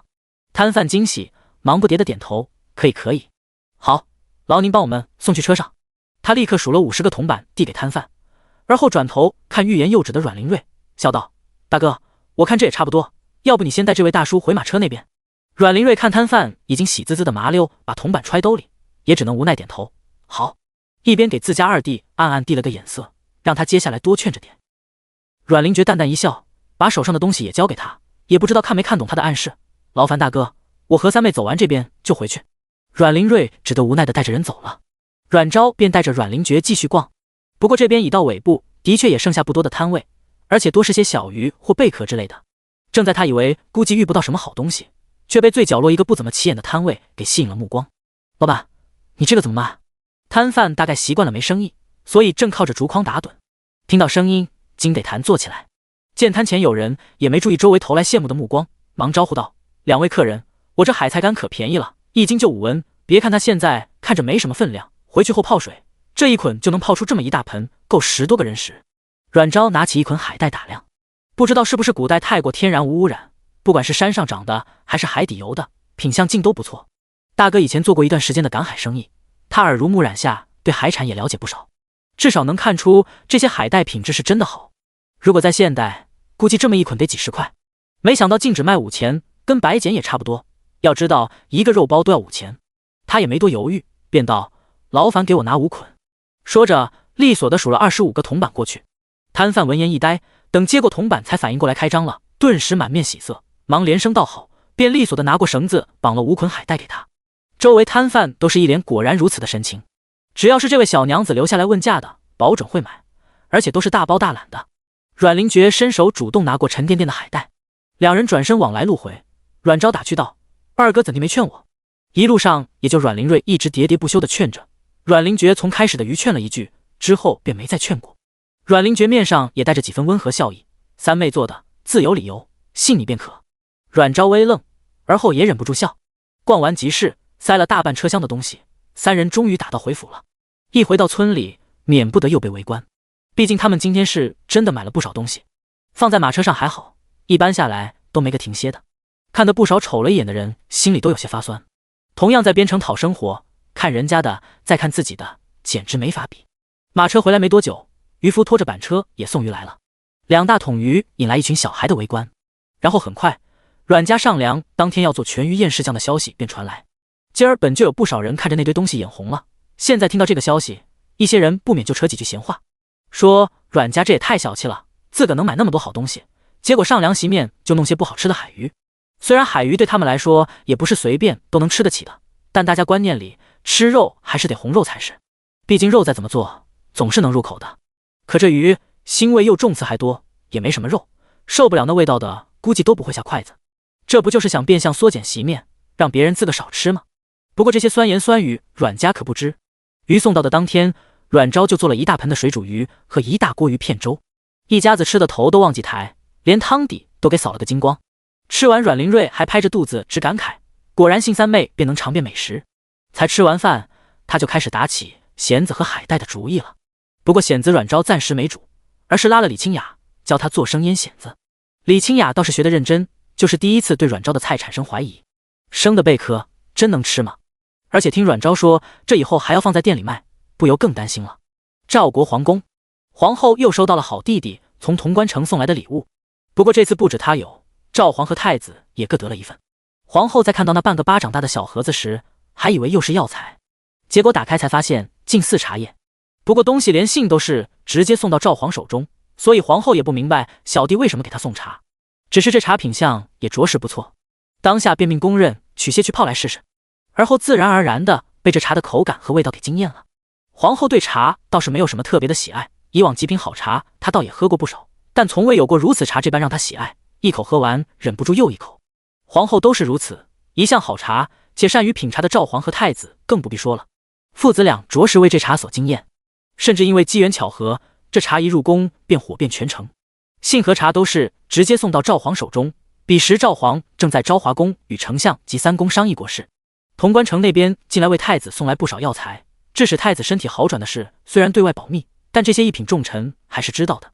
赵皇也以为是否又有新的药方和药材，便当众拆了信查看。只是钟硕送来的信上也只是写近期得了些好茶，味道不错，便送些来给大家品品，余下基本都是在询问太子的身体，对茶没再多赘述。看到不少药方和药材时，赵皇很是失望。至于对他心中提及的所谓好茶，赵皇是很不以为意的，毕竟钟家上下基本都是大老粗，哪懂得品茗，估计什么茶在他们口里都是一个味道，又哪能分出什么好茶和坏茶，说不得泡碗干叶子都能错认为茶。第65章未受先火的白毫银针。不过好歹也是小舅子的一片心意，赵皇把信收好，让中官把余下2盒茶叶都给太子和皇后送去。中官领命，赵皇拿起余下的那盒随手放一边，抬头看向几位老臣，准备继续商议的事。太尉却突然笑眯眯道：陛下，老臣听说大都督与定远将军远在边关，还总不忘收罗好东西回来，之前便甚是好奇，如今不知可有幸一睹这所谓的好茶。余家本是士族之首，太尉又是三公之首，本应最是风光，权倾朝野，无奈却出了个钟家，不过是草莽出身，却因皇后专宠而扶摇直上，最后还来个大都督的头衔压了他一头。太尉对钟家本就不满，此刻见赵皇对定远将军的举动甚是满意，便更是不满。赵皇笑呵呵，佯装看不出太尉的故意挑事，随意摆摆手：钟硕不过一介莽夫，如何懂茶？大抵觉得好喝，便想与亲人分享。太尉闻言，眉心微紧，后槽牙暗暗磨了磨。赵皇明贬却是暗护，扯出亲人说辞，不管好坏也无从挑刺。而后赵皇拿起茶递给内侍，定远将军一片心意，自不能辜负，正好几位爱卿在此，那便一起品茗吧。边关虽荒凉，兴许茶叶带着别样野味呢。丞相笑着出来和稀泥，说起来这茶的名字听着倒有种挥毫雅致的味道。太尉扯起嘴角，意有所指，希望不是沽名钓誉。一直不曾说话的司徒也难得面无表情地提了一句：太尉大人此话便言过了，不过是家人所赠吃食罢了，难不成小辈赠礼？太尉大人还要比评此物是否为珍宝方会收下。太尉闻言脸一沉，目光直刺面无表情八风不动的司徒。旁边的司空耷拉着眼睛，似在打瞌睡，仿佛对所有一切都不知情。赵皇摆摆手：好了，茶之事便到此为止，继续东梁赈灾一事商谈。几位重臣也知分寸，得知什么是赵皇底线，既如此说，便也识趣收敛，继续进入正题。只是谈论小一会，内侍突然手捧托盘入内，一一奉上。瞬间一股清雅的茶香萦绕鼻尖，让几个刚刚因为如何备至东梁一事又吵得脑壳疼的大人物精神为之一振。赵皇都不觉得值了几倍。5个人有一个共同的特征，那就是当之无愧的老茶缸，而他们又都是有本事享受极品好茶的那些，因此茶的好坏对他们来说都无需看，只需闻便能立刻判断。哪怕此刻茶香只是从缝隙浅浅溢出，也足叫他们口中不觉生津。丞相眼睛微亮，当下朝赵皇道了声谢，然后便端起茶盏，撩开茶盖一看，只见茶汤色泽金黄，香味浓郁，沁人心脾。茶水中有些许茶叶轻轻摇曳，如月牙银钩，是从未见过的品种。他忍不住垂手浅饮一口，霎时眸底飞快闪过一丝惊艳。茶盖掀开时，茶香的味道便更加霸道浓郁。再看丞相表情，众人不需要问也知道味道如何。赵皇看着茶盏，心里已经涌起一丝不好的预感，而后也忍不住浅饮了一口，随后差点捶胸顿足起来，忙转头看向内侍，朝他轻轻招了下手。内侍会意，端着托盘躬身上前，托盘上还放着那盒茶。他按捺住正在滴血的心脏，轻手轻脚地取过茶，正想偷偷塞进袖子里，谁知从始至终都是一副奄奄模样的司空突然站起来，拱手道：陛下，老臣年迈，近日精神总有不济，谁知方饮此茶便觉精神奕奕，因此老臣斗胆，想同陛下讨要一些，也好维持状态，能保证更好地处理公务。赵皇手一抖，茶盒差点便掉地上去。他脸色僵了一瞬，讪笑道：爱卿竟身子不佳吗？稍后寡人让刘院士上府给你瞧瞧，若实在劳累，寡人与你先歇2日。司空笑眯眯，都是老年病，到这个岁实为常事，只需饮此茶便可提神，不知陛下可否割爱？丞相也摸着胡须，笑眯眯拱手一礼，说起来，老臣近日也是精神有所不逮，常有乏力之感，刚刚饮了此次，顿觉力健，老臣也不要多，能否请陛下匀1两便可？赵皇脸色一黑，盒子入手的重量，他就大概能猜出里边的茶有多少。刚刚泡了5盏，少说也去掉2两，现在手里剩下的怕最多只有3两左右。一想到这个，赵皇更是心痛的难以呼吸。尤其此刻阵阵茶香还充斥着神经，丞相与司空还真不是在湖州，这茶闻着还真能令人精神大好。他近日为东梁的事烦恼，夜里少寐，也是头昏脑胀，但此刻闻着茶香，却觉得精神从所未有的好，更是知此茶的妙了。结果这2个老货一开口就想要他的宝贝，门也没有。赵皇慢条斯理把茶盒放进袖子里，皮笑肉不笑道：“诸位爱卿，乃我大赵之栋梁，若身体有恙，可不得轻心对待，需寻医问疾对症，服药才是。”这话的意思就是有病就吃药，想要茶没得谈。太尉感受着口腔里还在不断回味的甘香，脸却黑如锅底，感觉脸被打了一巴掌。不过赵皇虽没分茶，但也许诺他们稍后会给定远将军去信，询问茶的事情，若可以会想办法多讨要一些，届时君臣共饮。几位老臣颇为遗憾，但也知这次怕是真的无法从赵皇手上抠一点，只能暂时作罢。只是有些好东西一旦尝过，便难忘其味。今日一口白毫银针下去，回去后再品家中好茶，却只觉难以入口。几位老臣都差点泛起相思了。只是赵皇那行不通，便只能派人去寻。家中小辈得知，便也动员起来，纷纷去寻这什么白毫银针。哪怕是太尉，在宫中时虽然抹不开面子称赞，但回来后也是暗中派人去巡查。几位本就是权倾朝野之人，又是大家氏族家主，一举一动皆被人所关注，因此很快白毫银针的名字就传了开来。不过这时候也只是被当作茶前饭后的趣闻而已，大家最多也就好奇一下下。结果某日从太子处得到2两进诗茶的太傅，在品茶后立刻挥毫洒墨，为白毫银针亲自做了一首诗赋。至此白毫银针彻底火出圈了。第66章上梁了。太傅本是当世大儒，一言一字皆被奉为经典，轻易能引起文人风潮。瞬息间，不管知不知道白毫银针的都争相歌颂起来。而据说太傅为茶谱诗歌当日，除太尉之外，丞相与司徒、司空皆先后上门拜访，几位都是各部之首，平时关系也并不算融洽，如今却能走到一起。到底白毫银针是如何绝妙，才能叫他们如此倾心？这一波让皇城上到皇亲士族，下到平民百姓，对那叫白毫银针的茶叶好奇不已。甚至有不少官员为了巴结这几位，已经派人四处去打听此茶来历了。还不知道自己的茶位卖鲜火的阮昭，这回正在厨房里忙碌。历经近1个月的时间，阮宅终于落成，迎来了上梁日。编程民风简朴，各种仪式也相对简化。这里上梁仪式只需工匠上梁和抛梁，便是工匠在及时上梁，而后从上抓取干果、糖果等喜果抛过梁，并说祝福话。前来观看和庆贺的人就会在下边抢喜果沾喜气。此时上梁仪式已经结束，现在便剩下最后的试酱，便是感谢匠人们的辛苦劳作。霸道的酸辣味夹杂着一种陌生又极其诱人的鲜香味道弥散开来，充斥鼻腔，让原本正兴致勃勃交谈的众人都没了兴致，纷纷不觉地往灶房方向看去。灶房外被临时搭了个棚子，被请来打下手的几个婶娘正麻溜地处理食材，3条花樽、1条海炉和1条马椒，总共做了8大盆，都是用那种孩童可以坐着洗澡的大木盆装着。1道酸菜炖鱼，酸菜是从村里买的，用的白菜腌制，虽不如他吃过的酸菜，但味道也还行。1道水煮鱼，底部铺满干焖的山药、豆芽、面条、萝卜、板栗、蕨菜头、葱头、蒜头等，往上铺了厚厚一层雪白的半熟鱼片，浇上滚烫的浓香汤汁，味道瞬息窜了10余里。1道鱼骨炖萝卜汤，汤汁如奶色，萝卜鲜甜，鱼味鲜美，让入口的汤汁仿若变成琼浆玉液一般，舍不得咽下去。1道酸辣鱼杂，咸香爽口，辣味十足，令人口齿生津。1道爆香椒盐鱼鳞，成了席间最受欢迎的小食。1大锅马椒鱼粥，雪白的鱼肉与米粒互相交融，绵软鲜甜，因加了些许咸菜，淡淡的咸味糅杂其中，让粥的口感和味道更加丰富醇厚。为了提升饱腹感，阮昭每1道菜基本都会加入饱腹感极强的东西，比如面条、山药、板栗、黄豆等，其中野菜、酱菜、野瓜也不少。即便此次来参与流水席的至少也有200多人，但还是足够的。即便有的人没能吃饱，但也不会有不满，只会遗憾。毕竟大家也能理解，寒冬将至，存点粮食不易，何况阮家能出这般的席面，已经叫人惊喜了。原本众人对阮昭的厨艺就已经有了认知了，谁知道在今日又叫他们狠狠惊艳了一把。这般心重的海鱼都能做得这般好吃，这厨艺怕是不输任何大酒楼的厨子了。至于之前那些说酸话闲话的，早被家里镇压了。闲话一传出来时，李正便喊了几家传闲话最厉害的婆娘当家的过来训了一通，勒令他们看好自家婆娘。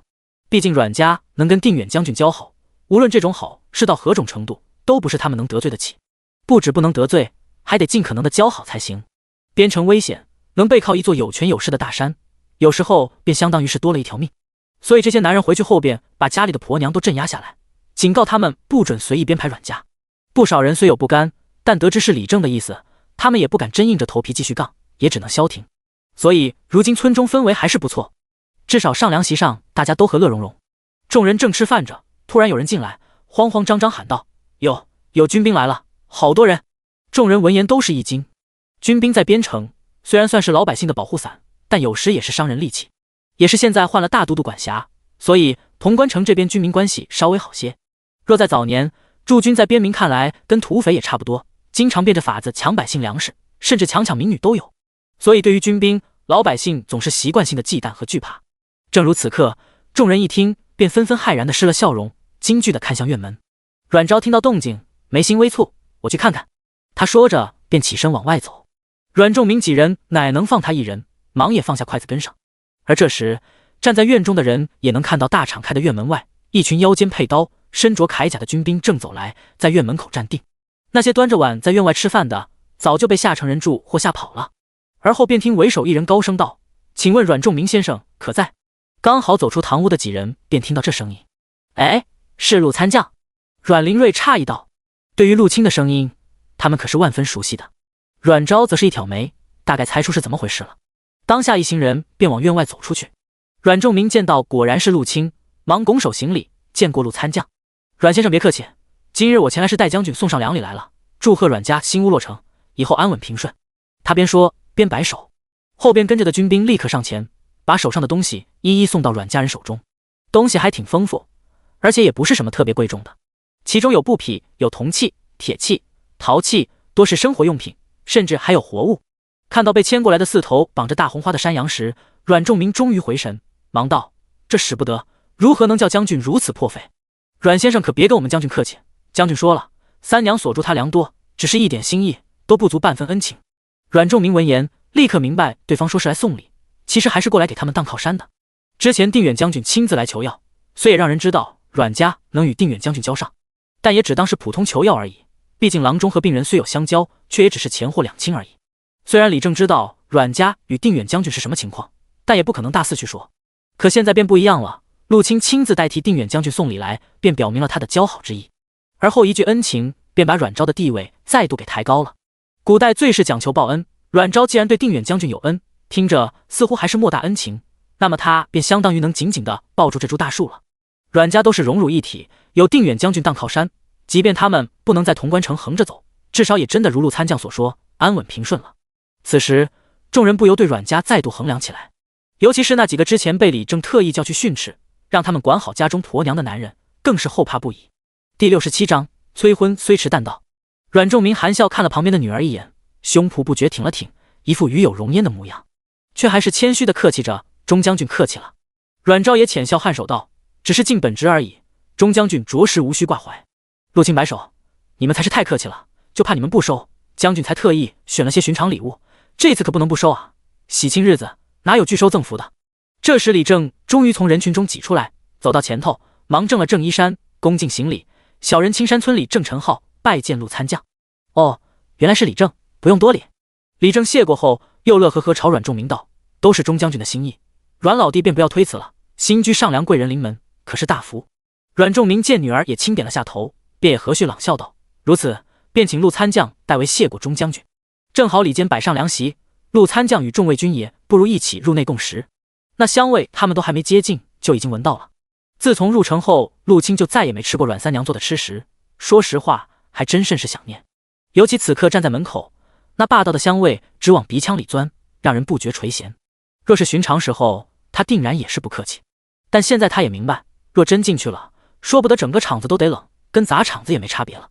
所以他只能一脸忍痛的讪笑摆手：“我等稍后还有要事要办，便不多打扰了。既然礼已送到，那我等便先告辞了。”他微一拱手，便要带着下属离开。阮昭却叫住他：“陆参将且慢。”陆清动作一顿，面露疑惑。阮昭已经把手上的盒子递给大哥，然后转身回院，跑进厨房。他取过一个竹篮，打开抽屉，从中飞快取下3罐鱼子酱和3罐生腌咸子。鱼子酱每罐有巴掌大，不是寻常的鱼子酱，而是他用鱼子、葱、姜、辣椒和用泉水调制的汤料制成的酱，用来拌饭、拌面都是一绝。现在家里人最喜欢的就是这一口。可惜之前只杀了3条马哈鱼，做了10小罐，省着吃几天下来也只剩5罐。好在今天又杀了3条，剩下的鱼子还能再做10罐。至于蚬子就更不用说了，没吃过之前，基本一听说是生吃就有些接受不了。但在罐子打开那一刻，少有人能拒绝那种满口生津的鲜香味道，除非是食不得辣的人。之前大家都是一起吃过饭的，钟硕和陆清的口味他很清楚。至于大都督，反正心意送到便可了。阮昭提着小篮子走出来递给陆清，都是我自己做的酱菜，1份是给你的，另外2份劳烦给钟将军。至于大都督他没提，但都放了2份，聪明人都会想到，毕竟他之前送茶也是这般，总不会缺少大都督那一份就是。陆清见篮子里放着几个普通的罐子，又听是亲自做的酱菜，眼睛便是一亮，自也不会拒绝。他虽没吃过阮昭制作的酱菜，但他调制的酱料可是食过的，酱菜更不会差。他不觉得舔了下唇，那我就收下了，告辞。说完便带着一种属下转身离开。为了不造成恐慌，他们连马匹都留在村口。等人离开了，阮家众人带着东西回屋。阮仲明含笑招呼众人继续吃饭，李正也笑眯眯的在旁边帮着招呼。众人虽然还是有些拘谨，不过没有军兵在场，也轻松了很多。而后有胆大的就拉上阮仲明客套2句，见他没什么不满，依然如之前那般亲和，便更是放心。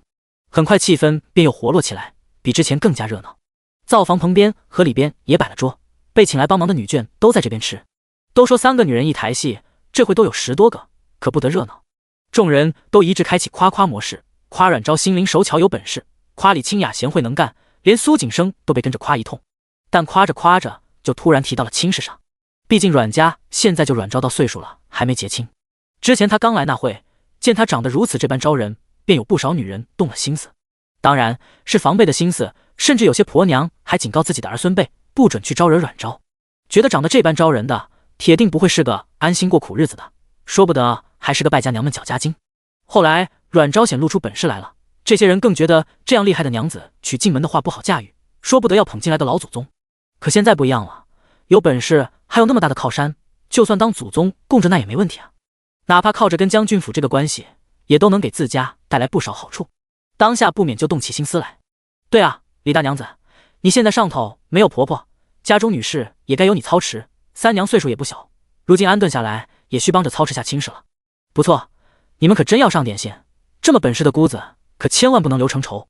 我看三娘是个孝顺的，以后即便嫁出去了，铁定也不会忘了家里。对头对头，李清雅眉角就是一挑，哪不知道这些婆娘们心中在打什么小九九。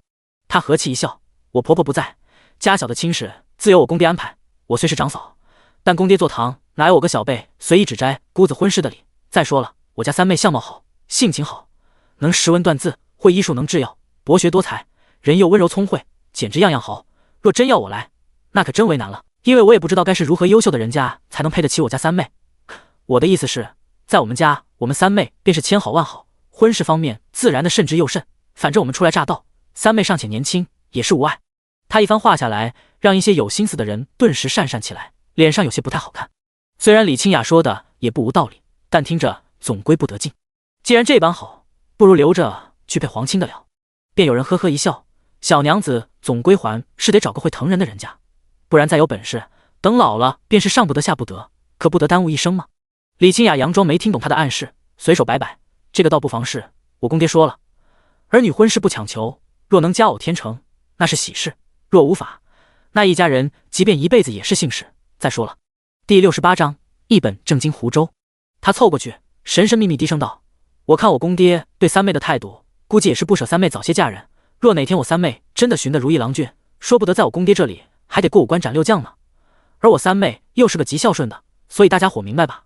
问题不在我或他大哥，更不在我三妹，只要那个人入不得我公爹的眼，那任谁说出个花都没用。所以我可不敢去摆弄这些，免得落得个里外不是人。”见他说的这般笃定，众人也有些惊诧，有人忍不住也压低声道：“可我看阮老个人挺温和，脾气也好，总不会做出棒打鸳鸯的事吧？”李清雅啧了一声：“那就不懂吧。我公爹脾气是好，但不能过他底线。家人儿女就是我公爹的命，哪个做父母的不希望孩子后半辈子能幸福的？这方面他自是不会马虎。别说我三姑子，你看我二叔子不也如此？”这话听着处处是理，众人也无法反驳。若是阮昭自己不愿意找亲家的，还能说是小娘子眼光太高，年轻不懂事云云；若是李清雅夫妻不作为，还能说长兄长嫂对姑子不上心，为点私心强留姑子。但若是出于父亲对子女的一片爱护之心，那便无从说了。何况孝大于法大于天，即便阮昭因为孝顺听从父亲的话终生不嫁，外人虽遗憾，却也只会赞他一句孝顺，还真说不得闲。同时因为阮家情况，而对同样到适婚年龄的阮灵觉起心思的婆子，也不得不先暂时按捺下心思。一直听着众人聊天的李正娘子，这会见众人都被李清雅说的差不多暂歇心思，便笑着打岔：姻缘自有天定，人家阮老哥都不急，你们这些婆子帮着急啥？还不如先急急你们自家那些事。对了，说起来，四婶娘秀儿现在怎么样了？过年那会看她身子好像不太利索，眼看就要秋收，可别又给累病着了，要不喊宝哥儿去田里帮把手。说话的是李正娘子三媳妇，便是当时跟着阮昭进山的陈三媳妇。四婶娘也是最开始提起阮昭亲事的人，闻言脸顿时一黑。四婶娘生了3个孩子，大娘和二娘早已嫁人，现在剩下个宝贝疙瘩儿子，今年19岁。这2年四婶娘也在为儿子的婚事费心，不过她的费心不是因为儿子找不到媳妇，而是眼光太高，总觉得只有富家贵女才能配得起自家儿子。她提起阮昭亲事，傻子都知道是打什么主意。陈三娘子会提起秀儿，便是当年她为了给15岁的儿子攒聘礼，生生把二女儿嫁给隔壁村刘屠户家做继室，还口口声声说是为了女儿好，屠户家有钱，还有一对儿女，过去不用生养，以后就有儿女给养老。谁不知道他把女儿推进火坑，只是因为屠户家愿意给5两银子。那个屠户家虽然殷实，但人极为暴力，他前任娘子便是被他活活打死的。秀娘每年过年都是自己提着一条猪肉回来，身上总是带着伤，但四婶娘却好像看不见一样，还四处炫耀自己的风光伟绩，说自己给女儿都找了那么好的婆家，一辈子衣食无忧。别人都只当笑话看，若真这般好，大女儿也不至于嫁出去后就直接跟家里断了关系。陈三娘子提秀娘的事，也只是暗讽她自己女儿亲事都胡来，还有心管别人，同时也嘲她儿子太懒，什么都不会，什么都不干，还想娶三娘这样能干的媳妇，想屁吃呢。别说四婶看不起村里人，不愿儿子娶村里的小娘子，就算愿意，村里只要对自家小娘子有点心的，都不会愿意把孩子推进他家的火坑。陈大娘子似也想起什么一样，说起来，我之前好像听说刘秃子那大儿子，就是四婶娘您那大外孙，好像说最近也在议亲，我看好事也差不多要到了，秀娘今年可能也的确要辛苦些，这不得处处要钱吗？秀娘缺心眼，又有这么个娘家，刘秃子也不是个傻的，家中钱财都被捏得死紧，秀娘不止享不了福，还得给她一家做丫鬟婆子，更要时时挣钱填补家用。才嫁出去3年而已，20岁的姑娘硬生生熬成个40岁的婆子，哪家疼爱女儿的不会私底下暗骂四婶丧良心？四婶娘脸更黑了，而后皮笑肉不笑道：有啥辛苦不辛苦，这样更是好事，等心腹进门了，便也有人分担，至于钱更不必担心，不过就是我那女婿杀几头猪的事儿。众人嘴角扯了扯，年纪都比他自个大的女婿也好意思总挂嘴上，大家也懒得和他掰扯了，他肯消停就行，便都笑呵呵地转开话题，说别的。李清雅正听得起劲，见众人不再说了，倒是有些失望。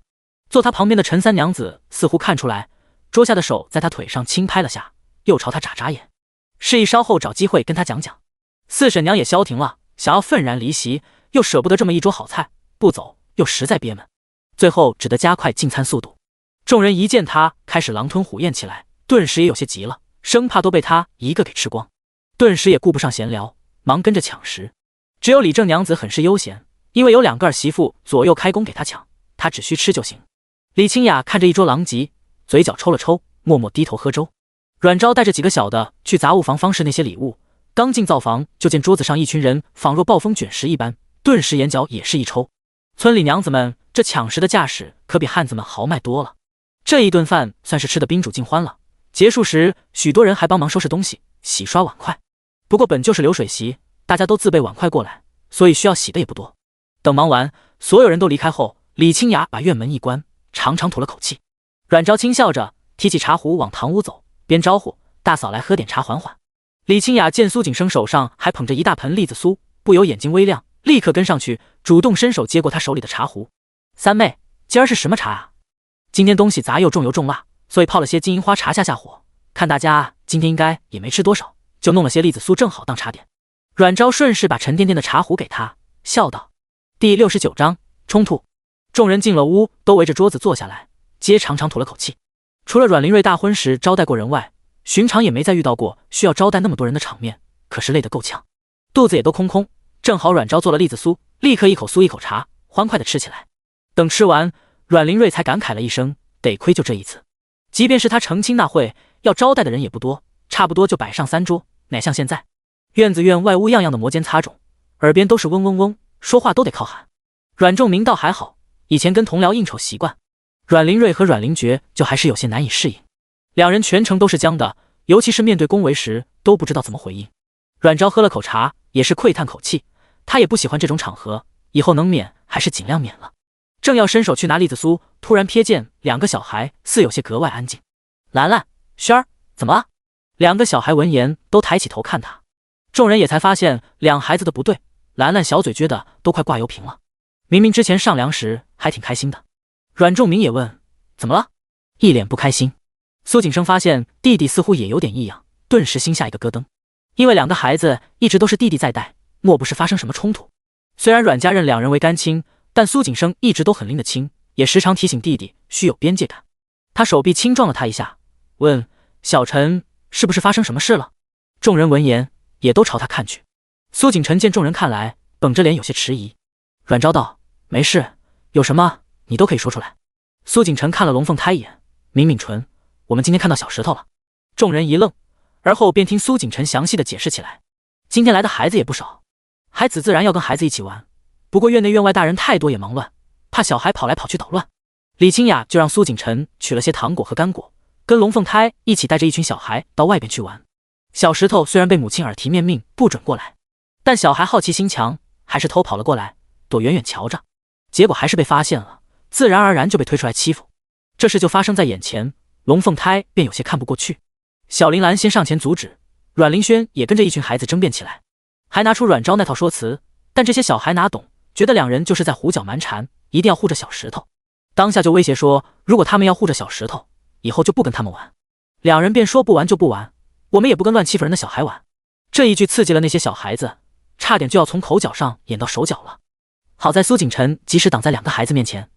苏景晨是个大孩子，小孩们自然不敢得罪，最后撂狠话，不欢而散。这段日子2个孩子跟村里的孩子们玩的也不错，便这么散了，多少会有点不开心。听完苏景晨的话，一群大人面面相觑，2个小孩都低着头。阮玲轩先道：对不起，我错了。小林兰抿抿唇，也垂头丧气的跟着道歉。这一下众人倒觉得有点意外了，为什么要道歉？阮仲明问。阮玲轩对手指：二哥总说不该冲动行事。说着又小心翼翼瞅了阮仲明和阮灵觉一眼，我们初来乍到，不该任性冲动，跟别人起冲突。阮灵觉微愣，众人也没想到是因为这样的理由，顿时都有些感慨，又有些心疼。小孩子早熟懂事是好事，但不应该是被催熟的。阮仲明张了张口，一时竟不知道该怎么说。阮昭突然伸手揉了揉小林兰的脑袋，还记得三姐之前说过遵从本心吗？2个孩子微愣，而后认真点头。阮灵轩犹豫了一下，诺诺道：但三姐姐说随心而动，却也要问心无愧，可我们连累了家里。阮昭煞有介事的点点头。那轩儿，你说这件事会对家里造成什么不好影响？阮灵轩抿抿唇，表情更加愧疚了，看得一众人又好笑又心疼。他们回去后如果跟大人告状，说我们坏话，村里的人就会对我们也有不好的想法。帖子说如果我们跟小石头一起玩，村里人都不会理我们。李清雅忍不住也抬手揉揉他的小脑袋，失笑道：你个小孩子还管起大人的事了。小林兰也恍然，而后一脸不安地看向阮昭：三姐姐，我们要被赶走了吗？见他大眼睛已经含着泪水，阮昭轻叹了一声，摸摸他的后脖梗，轻声道：怎么会，只要我们不愿意，没人能赶走我们。见阮灵轩也看过来，便认真道：我们来这里定居，不是取得这里任何人同意才进来，是通过正规渠道，由府衙书写文书，光明正大落户的，除非府衙出面，不然谁也没有权利决定我们的去留。至于与村里人的人际关系，今天在这里，三姐再告诉你们一句，合则来，不合则分。我们不管是交朋友还是合作，最好都找观念相通、性情相投的人，合不来的便无需强求。2个孩子都听得有点懵，其余人却是一副若有所思的表情。只有阮仲明捏着胡须暗暗点头，看着三女儿满脸都是赞赏和遗憾。可惜无女子为官的例子，不然三女是最适合的为官料子。小林兰迟疑道：那我们今天是没有错吗？阮昭微微一笑，轻点了下他的小鼻子：当然有错，错在鸡同鸭讲，也不够谨慎。今天若非小陈哥哥在，一旦你们惹怒那些孩子，被打了怎么办？以后对说不通的人，没有证据的情况下，无需多费口舌，没有把握的事，就尽量避免去冒险。如果一定要去冒险，又没有自保能力，那就尽量想办法把危险降到最低。不过靠天靠地都不如靠自己，所以明天开始，你们都得给我重新练武了，知道不？两个孩子似懂非懂，也不知道怎么理解的，眼睛倏然一亮，用力点头。我知道了，三姐姐。三姐姐，我明白了。其余人也都是一笑，倒也没觉得阮昭这样教导有什么不对。虽然他们的教条都一向是以和为贵，但特殊情况特殊对待，而且有阮昭的例子在前，几人都觉得如果两个孩子将来的性情能如阮昭一样，也是不错。第70章，山居卫开业了。解决两个孩子的事，众人便开始说起其他话题。李清雅正好就提起今儿关于许多人提起阮昭亲事的话题。虽然那些人暂时消停些许，但肯定不会轻易死心，所以李清雅说出来也是想让家里人都有个准备。阮昭挑眉，倒没想到自己这么快就被盯上。不过转念一想，倒也正常。按照他的思维，18岁不过就是个刚毕业的高中生而已，甚至他上辈子直至28岁都是单身。但在古代，女子15岁便可订婚，18岁便能成婚。若到20岁都还没成婚的，便会被说成是老娘子。这时候除非下嫁，不然多数会嫁去当继室或者妾室，总归少能为正室。当然还有少部分无需考虑年岁问题，如许清荣这等背后有庞大靠山的人，别说20岁，哪怕是30、40且二婚，求娶的人都能排长龙。阮家3个男人闻言，眉心都一致拧紧。阮灵瑞不满哼道：“他们算盘倒是打得响。”而后转头对阮昭道：“三妹，你别怕，只要你不愿意，咱家绝对不会给你乱指婚。”可。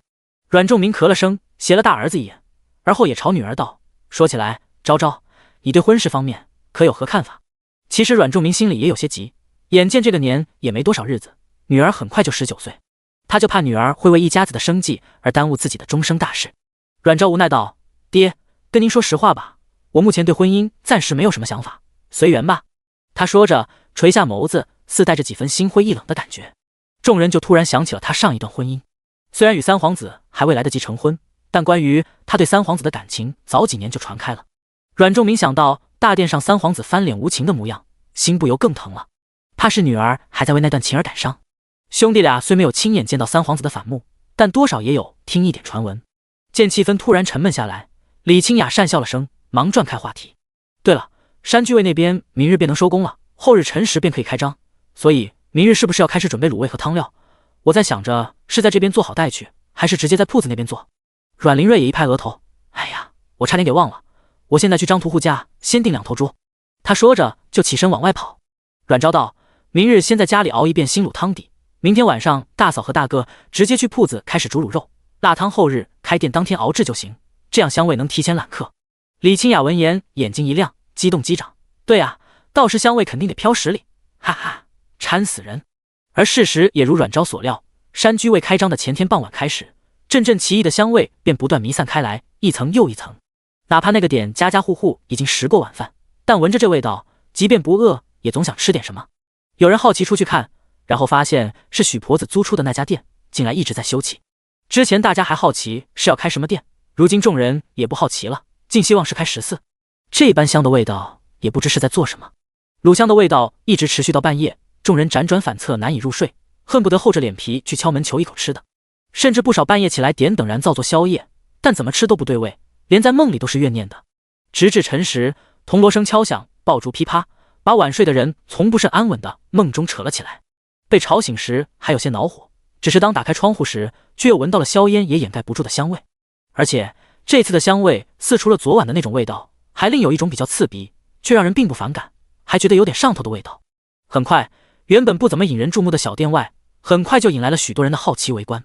这时候牌匾上的红布已经被揭了下来，有10字的跟着念了一遍：“山居卫。”听着像14。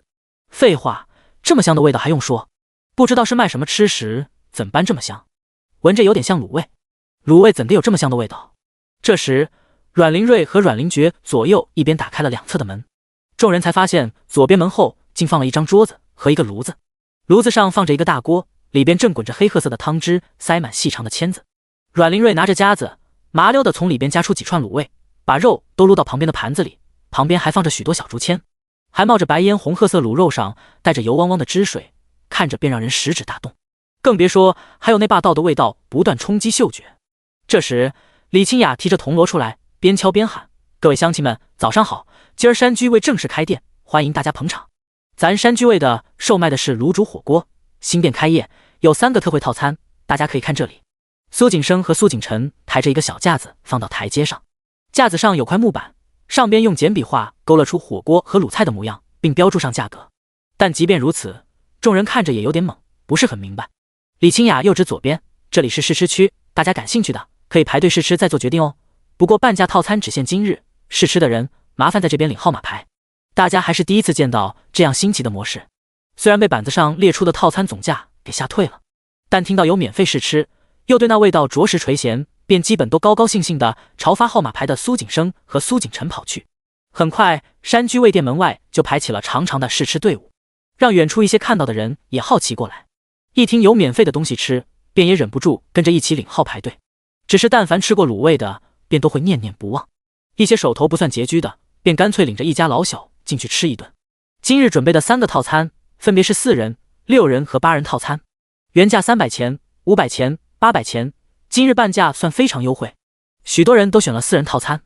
后厨李清雅拿着单子激动地冲进来：“三妹，真的开张了！你看，好多人都点餐了。”当看到定价的时候，李清雅心里就一直惴惴。4人餐说到底也就1个汤底和3个荤菜，1个素拼盘，1道小菜，分量也不算大，成本价算下来也就80钱左右，150钱都有的赚，更别说300钱了。而且这套餐还只是暂时性的，大头是在单点菜上，半斤卤菜按照种类不同，价格都在30钱到60钱区间，锅底也要另算30钱。如果对照单价的话，4人餐的3个荤菜就至少要100多钱。这也是许多人选择进来吃的原因，因为占的便宜太大了。阮昭会策划这种模式，也是抓了人贪便宜的心理。至于这些人，只要吃过火锅，必定很难不做回头客。第71章，带人来捧场。阮昭看着在旁边咋咋呼呼，难得一副乐得快找不着北的李清雅，也是忍不住笑出声。所以现在放心了吧？放心，果然就没三妹你做不到的。李清雅叉着腰，仰头开怀大笑。阮昭失笑，你可别太抬举我了。不过接下来还得平常心，前3天有优惠客源会多一些，不过之后大概会慢慢下降。李清雅摆手，没事，只要能开张我就很满足了。再说我对咱的吃食有信心。阮昭哭笑不得，按照他之前让钟硕帮忙拿的一份3年内潼关城商铺税收记录，结合居民人口来算，至少有40%的民众都能成为定位人群，其中能发展成固定人群的至少有1%以上。所以只要保持吃食的口味，并且定期推出新品，每日客源最低也应该能稳在30桌以内。刨除其他意外情况，正常收入最低也能维持在每日15-20两以上。再除去租金、人工、食材、装修费用等，即便按照最低收入15两来算，每日净利润也有10两，这已经够得上一个普通5口之家1年的日常支出。所以阮昭对这个店是完全没有任何担忧的。两人正一边聊天一边麻溜的装盘上菜，阮林瑞和苏景生、苏景晨都跑进来帮忙。阮林瑞边撸袖子边道：“三妹，陆参将也带了好几个同僚来了，爹现在接待，不过他们今天都只穿常服，让我们不要打扰你。不过托我问句，那个红猪酱和腌贝壳卖吗？”阮林瑞说起这事，嘴角就咧得更弯了，现在看着哪还有点以前为人夫子的文人气质。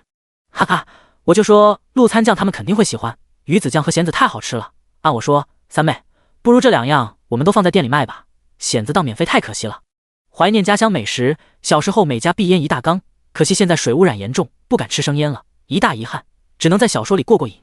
阮昭好笑地看着夫妻俩一副财迷样子，鱼子酱量太低了，我们暂时也不做鱼食，还无法做到售卖的程度，倒是蚬子可以。不过蚬子价格低，寻常赶海的人应该不会轻易费功夫去弄，如果要固定售卖的话，恐怕得先去找个固定的货源才行。这个我可以，上次去买蚬子时，我跟那个小哥打听过，蚬子都被潮水打在海滩上，少有人去捡，他也是家中没人能出海，所以只能捡蚬子试卖，我找个时间跟他谈谈。阮林瑞道。阮昭却是摇头，今天生腌蚬子出来后，蚬子的价格和需求应该会攀高，大哥你最好在3天内亲自前往渔村先谈下货源，而且别随便找个人，最好是找李正或村长，往后我们应该和渔村那边还会有很多合作需求，这些你也可以稍微透露一下。算了，不如我明天跟你一起去吧，正好我也想看看还有什么可用。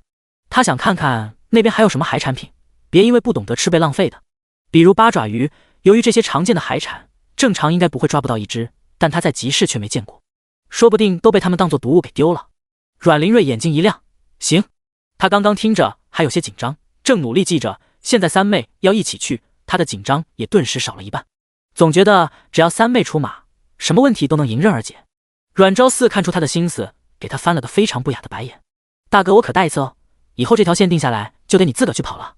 李清雅立即道：那当然，你把他领进门就行，其余的让他自己学，多历练。对对对。阮玲瑞也忙不迭的点头。阮昭被逗笑了，无奈摇头。不过他便是喜欢阮家人这种的，没有太多心机，也不会事事计较，看着似乎有些呆板憨厚，但其实都挺豁达，至少相处起来很轻松，不需要一句话还要在心里过上好几遍，分析利弊才能说出来。外边浓香的汤锅被端上桌，霸道的香味顿时就让等候在桌边的人都开始咽口水。陆清指着汤锅问阮仲明：阮先生，这黑色的汤汁莫不是卤汁？阮仲明笑呵呵：不错，正是卤汁，加上特调的香辣汤料，卤味都是熟食，只需要下去简单涮一下就可以。这时火锅配菜也都端上来，陆清已经忍不住拿起筷子夹了一块卤肥肠看了起来。这是猪大肠。对，这虽是下水，但用特殊手法清洗处理过，非常干净。刚刚便有很多人是吃了大肠，后面基本都点了，您若不介意可以试试看。猪下水作为卤味是最绝妙的，但在这里很多人没吃过，都很难接受，所以今天试吃的卤味都优先提供各种猪下水。开始的确有人觉得不适，无奈味道实在太香，又是免费的，便都尝了一块。而这一尝，自然什么不适都没有了。其中卤大肠受欢迎程度最高，每个套餐里的荤菜都能自选同价格的，许多50钱档的都选卤大肠。嘿，头儿，这大肠别说，只要去了味，吃起来还真不错。以前每年杀猪我娘就转要这些，用百草灰就能洗得很干净，爆炒可好吃了，就是不知道卤的味道怎么样。同桌一个军兵也忍不住拿起筷子夹了个大肠就涮起来。陆清这次是为了给阮昭他们捧场的，所以带了不少人过来，整整占了3桌，都是8人套餐，还额外单点了不少荤菜，可以说非常给面子了。边城军将都是粗犷的汉子，可没啥礼让的，当下听了也纷纷好奇下筷子。陆清还夹着肥肠观察了，一群人已经吃上了，而后一个个也不说体验感，吃了一口后就开始狼吞虎咽起来，下筷都出残影了。如果不是东西还在要锅里涮一下，估计已经开始清盘。别说，还真有的汉子急得涮都不涮，直接加了卤味就开吃。当然很快就被众人给压制了。操，你们这群牲口！陆清一看也顾不上犹豫了，赶紧跟着开涮起来，然后就没有然后了。接下来整张桌子都是一群人怒吼、争论和抢夺的声音。当然不止他们桌这样，只要已经开吃的桌子基本很快都会进入争抢模式，所以整个店里非常热闹，不知道的还以为里边在干架。第72章火爆全场。这情况让因为香味和好奇一直驻足在外的观众都有些蠢蠢欲动，思索要不要也试一试。而那些没抵住诱惑，一冲动就拿了号还在排队等着的人，哪还有什么后悔情绪，只恨里边的人吃太慢了。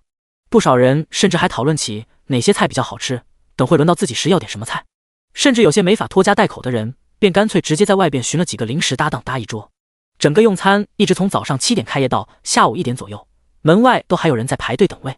糟了，三妹，卤肉快用完了，怎么办？还有好多人。李清雅看着手上的单排，大勺子往锅里一捞，顿时惊恐起来。啊，怎么会没了？不是准备很多吗？300斤呢，这么快就没？正好端着碗盘进来的阮玲瑞也是一惊，连忙走过来。人太多了，都卖完了。李清雅这会是真明白什么叫痛并快乐着，怎么办相公？还有那么多人，难道要叫他们回去吗？会被骂死的。阮玲瑞也有些无措，下意识看向正靠在灶边捧着竹筒喝茶的阮昭。三妹，这……阮昭头也不抬，朝他摆了下手。夫妻俩都是一愣。这时就听苏景生边喊这边这边，边跑进来，便见他后边还有2个伙计打扮的小哥，正抬着一个沉甸甸的大竹筐进来。放在这里就好，辛苦2位了。苏景生没让他们进后厨，只让他们把东西放在廊下。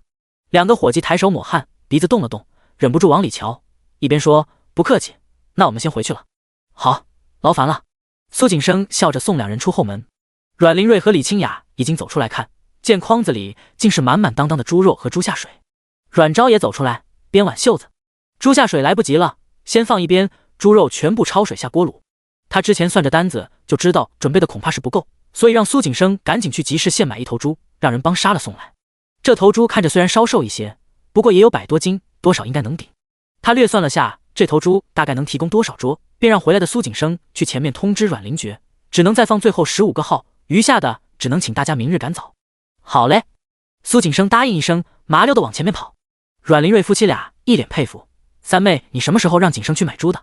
今天这次也是超出我的预算，幸好还能补救，快点吧，不然来不及。大哥去洗，我来切，大嫂焯水。哦，好，这就去。夫妻俩立刻行动起来。等肉放锅里炖，李清雅突然道：“可这样会不会不够入味？”阮昭吐了口气，揉揉肩膀，肯定会，但没办法，所以还是得跟后边用新卤的人赔罪。届时每桌多送一份荤菜，好在都是第一次吃，即便是新卤，味道也不会差。这样若下次来吃老卤的人，也会更有惊喜感。夫妻俩听得钦佩不已，心里直感慨：三妹这心是怎么长的？平平都是人，咋她就那么会想事呢？短短时间都能想到这般周全。见他揉肩膀，李清雅忙道：“三妹，要不你先休息一会，接下来人不是那么多，我们来就行。”阮昭摇头：“不用，大哥先去柜台，花二哥回来吃饭吧。”他们几个都能循着时间轮流吃饭，而为了账面不乱，一直负责算账收钱的阮灵爵至今都还没能休息。虽有点心和茶水，但精神一直高度集中，也会很累。这会号都放出去，也终于能换手。好，我这就去。阮灵瑞赶紧就往外跑。放号结束的消息出去后，后边又被吸引来的人虽有遗憾，不过他们也没事吃，更不知道东西味道，所以也只是好奇而已，倒没多纠缠。而用上新菜的那些人，得知能免费多一分卤肉，自然也是满意的。尤其当他们吃上后，更没有什么不满。这么好吃的东西，还能多免费吃一分，谁赚了？肯定是他们啊！最重要的是，新卤出来的都这么好吃，那之前早就卤入味的得多好吃，不免让这些人开始期待起明天了。不过即便取消放号了，店铺依然营业到下午4点半时才结束，以至于山居味才第一天开张就打响了知名度。因为从没有一个吃食铺子开张能让那么多人午饭也不正常吃，宁愿等到下午，甚至结束还不是因为没人来，而是东西提前卖完，中间零食再加都还不够，这得是多好吃啊！不免让听闻的人都产生一种好奇来，想着找个时间也去试试看。而除此外，当天还有一件喜闻乐见的事，那就是各个肉铺以前一直没人要的猪下水竟然被哄抢一空了。得亏阮昭之前让苏景生去买猪的时候也预定了不少猪下水提前送来，不然晚一些估计都买不到。这件事也成了潼关城一个奇谈。一些不知情的人问过后得知，是因为有一家新店把猪下水做得跟天上的吃食一般好吃，所以都纷纷想买回去卤来试试。很多人自然是不信的，那么臭烘烘恶心的东西能做得如何好吃？不过也有些对此更加好奇起来。当然也不乏一些挑事的人开始闲言碎语的恶意贬低起来。只能说键盘侠这个东西哪个年代都不缺，好在古代没有网络，舆论传播也不快，这些人也就只能随口骂几句。城内百姓还在热烈讨论，这边阮家众人店门一关，收拾完便开始围桌数起今日的收入来。因为基本都是叫的套餐，所以银钱很是散碎，倒出来90%是铜板。但就是因为铜板，所以看起来才更令人震撼。满满当当的铜板几乎铺满了8仙桌，还在中间堆出一个高高的尖出来。几人看到这么多钱都惊呆了，好半晌没说出话来。还是阮昭笑着提醒，先数钱，然后该回去了。众人这才回过神来，接着便一人一份开始数起来。总共7个人一起数，也数了将近半个时辰的时间。最后每个人把自己的数目报出来，再对照阮灵爵的账目，而后都倒吸了口凉气。第73章发财了。营业整整4个多时辰，共接待了186桌，收入总额为122418钱，即122两银。今日都是自家人，人工费暂时不算，3年租金共18两，店铺修葺费用共3两，桌椅瓢盆等等器具合计共5两，食材占比较高，村里杀的2只猪共11两，零食买的比较贵，1只8两，加上其他零零总总共20两，除去这些成本，还净赚75两左右。再扣除第一天半价套餐去掉的30两，也有35两的纯收入。问题是，这才只是一天，而且已经除去店租那些，就说明以后入账的除了食材和人工都是纯利润。这在之前他们想都不敢想，哪怕阮昭也没想到第一天会这么多。他预算差不多是总入账期80两左右，看来还是低估了古人对美食的追求。其余人哪能像他这般淡定？他们想过第一天最多的就是20两左右，只要一天能小挣1两都觉得多了。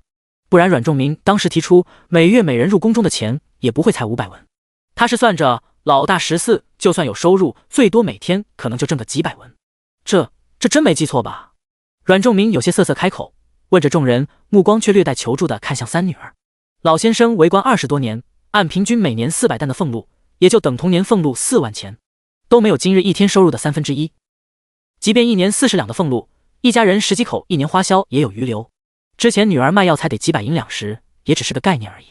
现在没想到，只是开个小店铺而已，竟也能挣如此之多。他如何不惊愕？如何敢相信？但是钱数和账目都对得上，根本不存在出错的可能。此时除阮昭外，其余人也没有心神去回复他，着实都还在震撼中，久久无法平复。李清雅捧着铜板的手都在颤抖。他对钱是相对比较直观的，因为钟馗一直由他管着，而且以前家里是开布庄的，做的还挺大。但最好的一家布庄，平均每日盈利也差不多在10几20两左右。这还是在皇城那种最是繁荣富庶的地方。可这是什么地方？边城啊，最是荒凉贫苦的边城啊。此刻李清雅才隐约明白阮昭那句流量为王是什么意思了。每桌150钱看着似乎不多，但数量一多就不得了了。相公发财了，我们发财了，哈哈哈，好多钱啊！还在发呆的阮林瑞被妻子推得一个趔趄，伸手撑住桌面，却按在小山堆似的铜板上，脸上也是一脸的嗤笑。阮林瑞以前在书院做夫子，一天也就是10钱的收入，他从不知道有一天自己也能挣如此多钱。阮昭轻笑，好了，今天才是第一天而已，大家调好心态，明天应该还会有一个小高峰。大嫂，张屠户那边猪市供应不上了，今天景生去集市那边问过，短期暂时可以供应，不过价格相对贵一些，你们等会可以去谈谈，可以的话明天至少600斤的量，如果猪不够就买羊也可以。夫妻俩终于缓过神来，阮林瑞说话都有些结巴了，明天还是小高峰？李清雅也惊道，这会不会太多了？要知道半价只限今天，明天所有套餐都恢复原价了，不应该来吃的人减少吗？阮昭轻笑道，今天的宣传很成功，明天正常会比今天多，不过后天开始就会开始降至平稳，放心吧，听我没错。听。李清雅一听也不问了，赶紧点头。事实证明，小姑子就没有不靠谱过。一想到明日还能比今天挣得多，她心头便更是火热。众人缓和了一下心情后，便开始重新分工。夫妻俩今天自然还是要留在铺子里，不过因为量比较多，所以苏家姐弟也留下来帮忙，其余人便都先回家，毕竟2个小孩还在村里呢。马车直接到李正家门口。爹爹，三姐姐。小林兰正坐在屋檐下的小马扎上，撑着下巴望着院门，正好就看到马车，兴奋地赶紧迈着小短腿朝外跑。院子里正在跟李正最小孙子玩重重赛跑的阮林轩眼睛也一亮，跟着朝外跑。阮仲明跳下车，笑呵呵地伸手接住跑过来的小女儿。兰兰今天可有好好听李正伯伯的话？兰儿很听话。小林兰乖巧道。阮林轩也凑过来抱上自家爹的大腿。第一次一整天都不见家人，2个孩子挺没有安全感。李正在堂屋里听到动静也走出来，笑呵呵道，回来了，今天怎么样，顺利吧？其实也不用阮家说，李正就已经知道基本情况。不久前大儿媳妇回来时听了一耳朵，说村里有人今天去城里，好奇阮家说的吃食铺子，今天也过去瞧，结果铺子被人围得水泄不通，还很多人在排队等位置吃饭，可想而知生意如何了，铁定是红红火火。听完李正就直对自家娘子感慨，得亏他一直对阮家人采取交好的态度，这阮家人果真不凡，但凡做点什么都能红红火火。哼，还算顺利，今天劳烦陈老哥了。对了，这是卖剩下的卤肉，不介意的话正好给家中晚上加晚菜。阮仲明拿过阮昭递过来的小篮子递过去。李正闻言忙推句，这可使不得，都是好肉好味，该拿去卖才是。他可是听说了，山居味最普通的卤腿肉一份半斤装就要30文，平时他们1斤猪肉20文都舍不得吃，哪能吃人家这么金贵的东西？阮仲明却拉过他的手，抓住篮子，老哥你就收下吧，这肉得新鲜的才好卖，多卤1天就不好吃了，我们家今儿也吃不完，你就当帮忙分担一下，何况你们还帮我照料2孩子，若你这都不收，我这心里也过不去。这李正伯伯你便收下吧，不然明儿可不敢叫您再帮忙照料兰兰和轩儿了。李正闻言眼眸微闪，这才笑呵呵的收下，得，那我就厚着脸皮收下了。阮仲明又道，对了，陈老弟，我这还有一件事想请你帮忙。你说。李正就怕他们没什么要他帮的，能帮好啊，互相帮忙才能走得近，交人情。题外话，数字算的头昏脑胀，用计算机算了2遍，改了几次也不知道还有没有错的，很多都写了个大概，大家看看就是了。第74章招工村民。是这样，我大儿的铺子想招几个帮工，虚信得过，手脚麻利，不多舌的，暂时要2个跑堂和2个后厨女工，工钱方面不低于每日200钱，可短工也可长工，不知道陈老弟能否给我们推荐一下？李正闻言眼睛骤亮，可还有其他要求？阮仲明意味深长一笑，人品最重要，其他都是次的，主要是吃食都是独家秘方，所以……他没继续说下去，李正却立刻意会了，点头，明白，明白，行，这件事便交给我，明天就能给你结果。阮仲明立刻面露喜色，那再好不过，如此便先不打扰了，我们先告辞。好，路上小心。李正挥手，目送马车渐行渐远，才提着小篮子喜滋滋回家，还忍不住掀开小篮子的盖子瞧，结果东西都还没见着，便闻到一股冲鼻的香味，香，难怪能卖得火。李正娘子边擦手边从灶房走出，刚刚他们的对话里边自然也能听见。李正娘子走出来，赶紧过去关了院门，见李正游子捏着一块卤肉吃着，满脸的叹服样，顿时一脸无语。她忙走过去，拽住丈夫的胳膊就往堂屋里走。哎，小心点点，别拽。李正忙护住篮子，一边调整身体平衡。等走进堂屋，李正娘子低声道：“你打算推荐哪些人？”李正盖盖子的动作一顿，立刻就意会了自家婆娘的意思。他微蹙了下眉，这样不太好吧？知道当家的明白4个意思，李正娘子表情才微缓了缓。有什么不好？咱也不都占了名额，一个总可以吧？再说又不是胡乱色人，咱家3个儿媳妇都是干活利索的，人品自是不用说，哪比其他人差了？李正慢慢坐下，手轻敲着桌子。他倒也想让自家人去阮家的铺子，只是人家托他找人，他却寻了自家人，多少有点徇私的嫌疑，有点抹不开脸。李正娘子见他犯难，老夫老妻的乃不明白他在纠结什么，便道：“这有什么好想？你就给推荐10个名额，让阮家选。”李正听着，眼眸微亮，轻拍了下桌子，这主意不错。但随之他又皱起眉，可要推谁？家里可有3个儿媳妇？李正娘子皱起眉头，似乎也有点犯难。他想了想，等会吃饭时跟他们商量一下先吧。行。李正利索点头。翌日阮家把2小孩送到李正家时，李正顺势把10个推荐人跟他详细介绍一遍。对于介绍人中有李正家儿媳妇，阮仲明也没表现出意外来，甚至李正的选择还比较中他心意。因为平日和李正家接触比较多，他家里3个儿媳妇阮仲明也稍有了解。虽然各有各的性格，但本质都不错。最重要的是，他们都在阮家这边帮过几次下厨的事，配合度比较高。只是之前不好开口，现在这样正中心意。李正一直瞧着他神色，见此也稍稍放心，只是还是有些不好意思。阮仲明听着余下几个人都觉得好像不错的样子，一时间也有些犯难。一般犯难了，现在阮家人习惯性的动作都是转头看阮昭。阮昭一笑，都挺不错的，不如就先碧春姐、刘芳婶、萧明山和许大海吧。卢碧春就是李正家儿媳妇，这位阮昭也相处过几次。不同于另外2位妯娌的能言善道，这位性子比较沉默寡言，不过是个干实事的，很是踏实。余下3人阮昭也多少有接触过。刘芳婶人虽泼辣好强，但品性不错，至少3观比较正。萧明山是萧庆的大儿子，今年15岁，也是个闷头干活不多话的小伙子。最重要是跟他爹一样，有把子力气，也会2下子，至少店里出什么问题还能当保安。选许大海也是因为这个原因。就他们。阮仲明点点头，对李正道。李正顿时眉开眼笑，那行，要不要我现在就去喊他们过来？那正好，劳烦陈老弟了。阮仲明笑道。嗨，客气什么？李正说完就小跑进堂屋，喊了3儿子和几个儿媳妇出去帮忙通知人过来。李正挑人时除了儿媳妇外没跟其他人说过，但他对各家个人的情况都很清楚，知道他们肯定不会拒绝。果然没一会几个人就过来了。建房子的时候大家都相处过，也算是熟人，便没有什么客套话。阮仲明直接拿阮昭跟他说的那一套，主要先说4个人分别要做什么工作，然后是上工时间。每日辰时上工，下工时间不定，但不会超过晚饭时间，做6休1，不过要轮班。后厨2人的费用是每日200钱，跑堂辛苦些，每日300钱。短工的话，在需要结束工作的2天要提前告知，方便店铺再寻人。听完，4个人面上都露出略显激动的神色。陈二娘子忍不住转头感激地看了公爹一眼。要知道他相公在城内木匠房干活，每7天只能回来1次，每日也只有100文的收入。这还是因为他是学徒工，工钱相对高一点。他在家平日抓紧时间弄点绣活，每次也只能挣个10几20文，3、5天交一次，一次下来好的时候1月能有100多文。完全没想到这样一份工会落在他头上。想到昨晚2位妯娌的推让，他心下更感激。明白2位妯娌看他一直无出，怕哪天婆婆忍不住给相公抬小的，他没银钱半身没底气。阮仲明也算先礼后兵，说完这些后，又跟他们交代了关于保密等事情的厉害之处，并取出提前准备好的契书给他们摁手印。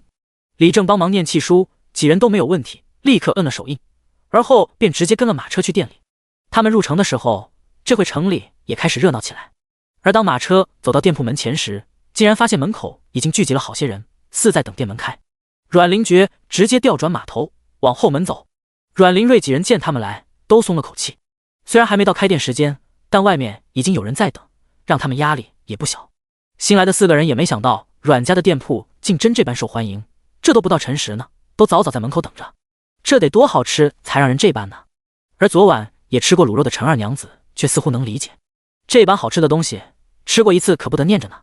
阮仲明也飞快和他们介绍了4人，而后简单分了下工，便行动起来。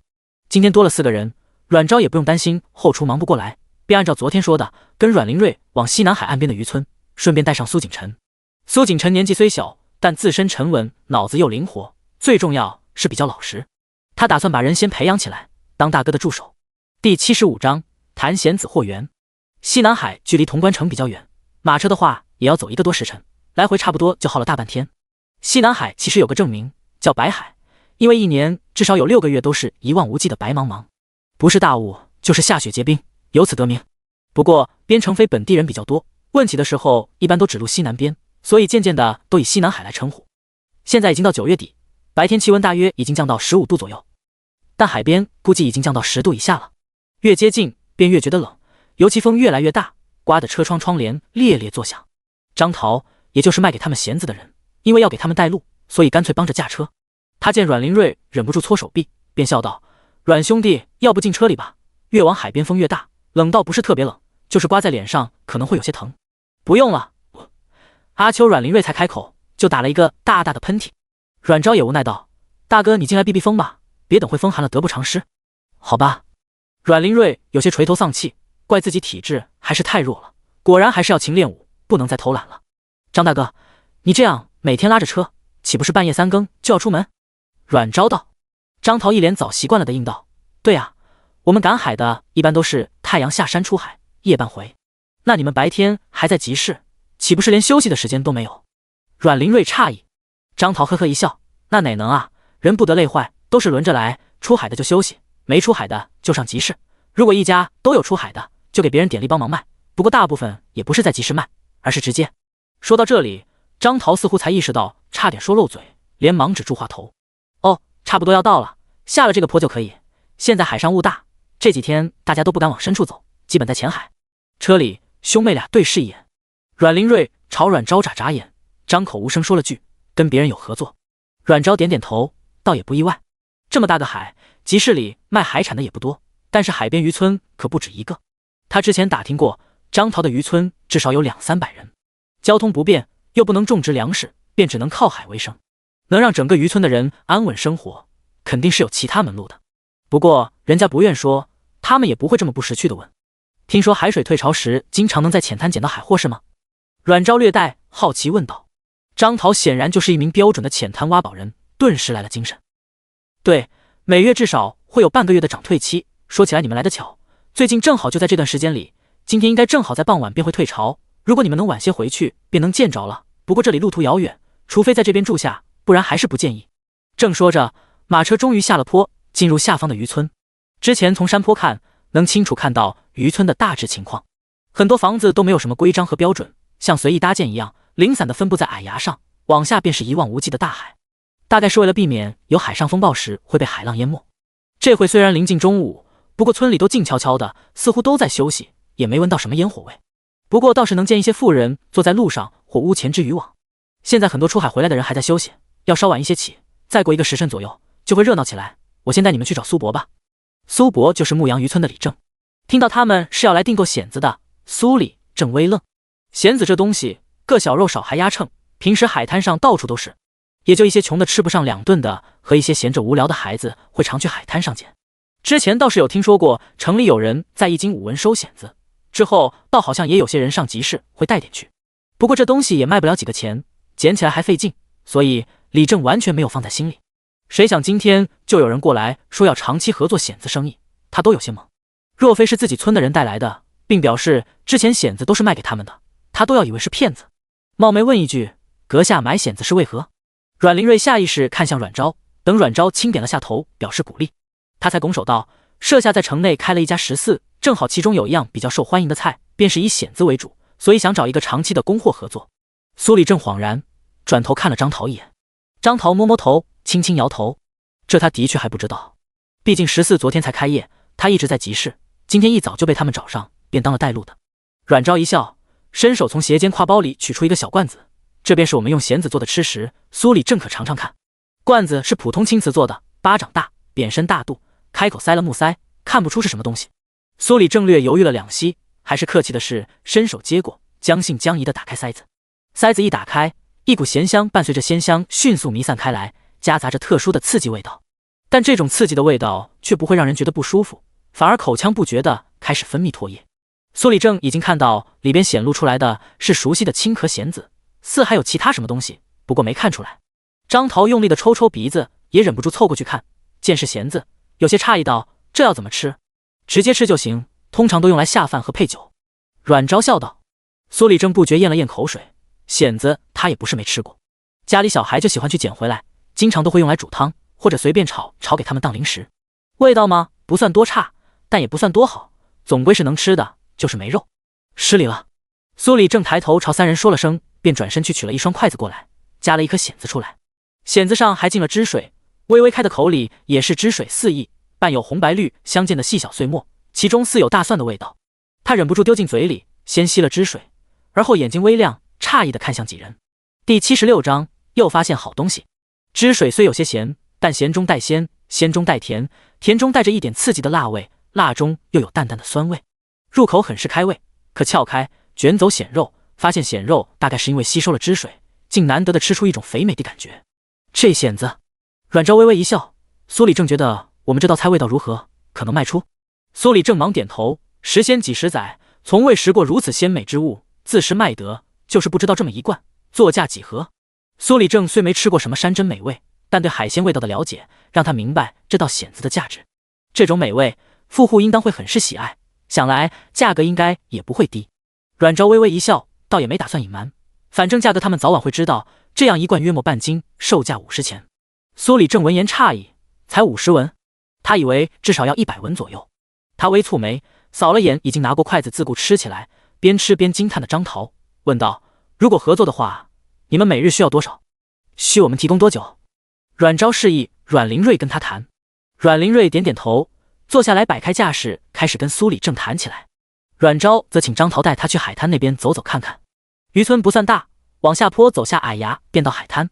这会深海有浓雾，不过近海倒还有些阳光照射下来，水面波光粼粼。有没有跟我一样从小长在海边用海鲜奶大，却一次都没有出过海的？现在想想挺遗憾。浅金色的海滩边上有许多小孩正在嬉笑打闹，腰间还挎着个小鱼篓，显然是在捡贝壳或者被冲上岸的小鱼虾蟹。难怪在村里没看见什么孩子，原来都在这里。而不远处靠着礁石和海滩处，还有一些在古代算是相对比较大的渔船。渔船上和周边隐约有见人影，似在晾撒渔网。海滩往崖边靠着的地方搭着一些木架子，上边挂着许多风干的海鱼、海带等，倒还真是挺简单粗暴的。有孩子见他们过来，大概和张桃关系比较好，便上来打招呼，顺便炫耀自己今天的战绩，边说还边好奇地瞅阮昭。海边风大，苏里正特意拿了女儿的防风帽借给阮昭戴着。所谓的防风帽，就是用竹子和油布编织制作的宽檐帽，周围一圈用油布缝了一圈，直接扣在脖子上，正面只露出眼睛和鼻梁，无法看到全貌。不过从衣服也能看出不是本村人。渔村地处偏远，少有外人过来，小孩们难免好奇。阮昭笑着抬手也跟他们打招呼：“你们好呀，小可爱们。”一句小可爱，顿时把不少孩子给喊红脸了，心说这个姐姐的声音可真好听，轻轻柔柔的，人肯定也很温柔。孩子们也羞涩地打招呼：“姐姐好。”阮昭笑着问：“大家都在抓什么呀？这么多，真厉害。”阮昭看的是先上来跟张桃打招呼的小男孩的鱼篓，鱼篓，所以小男孩以为就是夸他的，顿时黝黑的小脸蛋更红了，虽然也不太明显，但他挺起小胸脯，骄傲道：“我今天抓了好多小鱼，还有好多螃蟹哦，我都没被咬伤，小狐好笨，都被咬哭了，羞羞。”胡说，我才没有哭，臭鱼你别乱说。一个同样皮肤黝黑的小男孩立刻站出来，气愤道。见阮昭含笑看来，似也有些不好意思，把自己的鱼篓也朝他侧了侧：“我也抓到很多螃蟹，还有漂亮的海螺，姐姐这个海螺送给你。”小孩说着就把一个拳头大的海螺翻出来，羞怯地递给阮昭。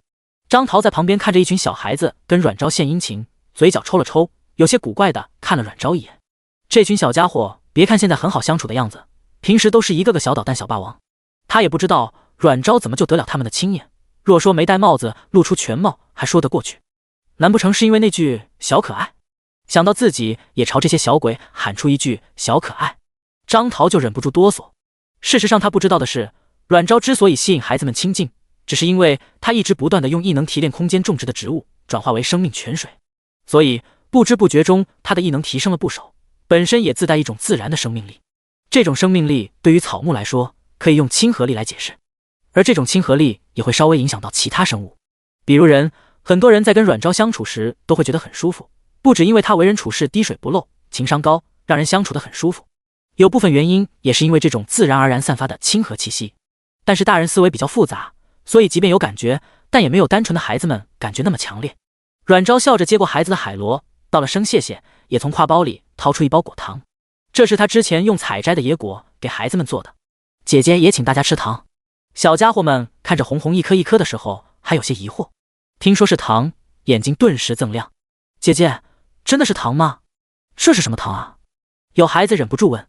阮昭边给他们分糖边说，这叫果糖，很好吃的，都试试看。拿到糖果的孩子们忍不住舔了一口，而后捏着拳头激动地打了个哆嗦。哇，甜的，真的是糖，好甜呀，酸酸甜甜，好好吃。小孩们顿时叽叽喳喳起来，听起来像几十只小鸡围着叫唤一般。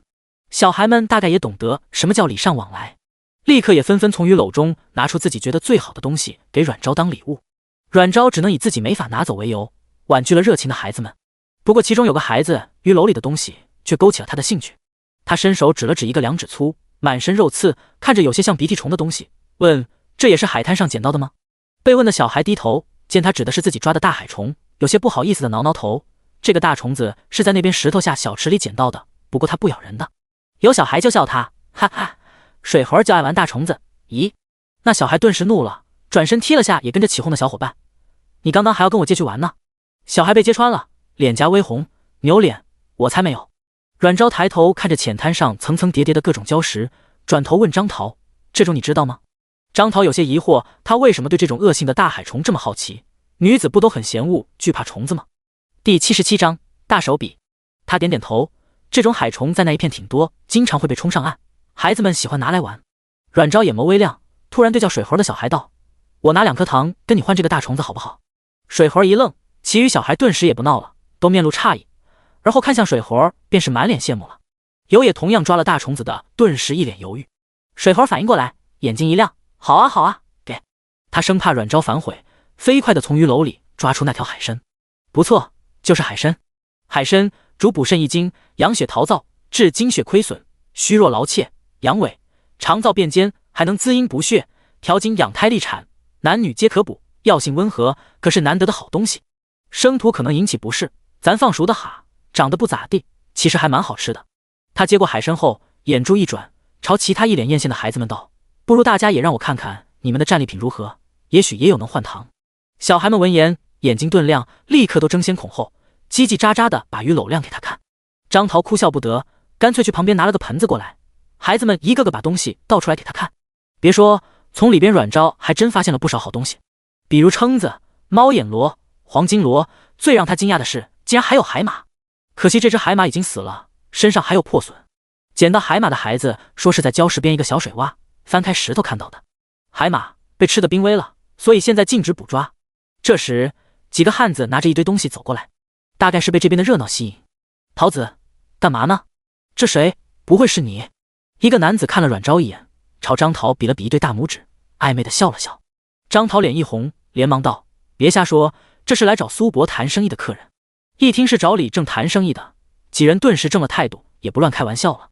他们渔村不大，地方又偏僻，而且极为荒凉，只能靠海而生，但海货要运出去也艰难，所以都以集体生意为主。便是由李正当牵头人，寻一些愿意长期购买海产的人合作，定期运送，这样他们也不用浪费时间天天跑那么远去集市摆摊。原来是远来的贵客，他是莽汉，不会说话，贵人千万别见怪。另一个汉子忙对阮昭躬身道歉。阮昭起身笑道，我可不是什么贵人，不碍事。见他似真的不在意，几人才暗松口气。如果因为他们的一时失言而让生意告吹，那可得成为全村罪人了。哎，这是做什么呢？桃子，你怎么让贵客在这里吹风？黑子叔叔，姐姐正拿糖跟我们换东西呢，你可千万别把姐姐吓跑。水猴梗着脖子叉腰，理直气壮道。汉子们疑惑，还以为是阮昭故意找借口给孩子们糖吃，便训了小孩们几句。这是姐姐特意给你们糖吃呢，你们适可而止，别蹬鼻子上眼的。随后又朝阮昭不好意思道：“这都是群皮猴子，不懂事，您多担待则个。”阮昭笑着摆摆手上的猫眼罗：“我们这是平等交易呢，大家的东西都很不错。”小孩们也点头，还朝他们做鬼脸。就是，我可是拿了大海螺和姐姐换的，我的大海虫换的2颗糖，嘿嘿。汉子扫了眼他们背篓里和被阮昭挑到木盆里杂七杂八的东西，朝一群小孩不屑嗤笑。不过给孩子们糖也是阮昭一片好心，他们便没打算揭穿，就让这些小猴子傻乐去。海边生活不易，买物资都经常要凑堆采购，而且也多是买些刚需物品，像糖这么奢侈的东西哪会轻易买，更别提给孩子们的糖了。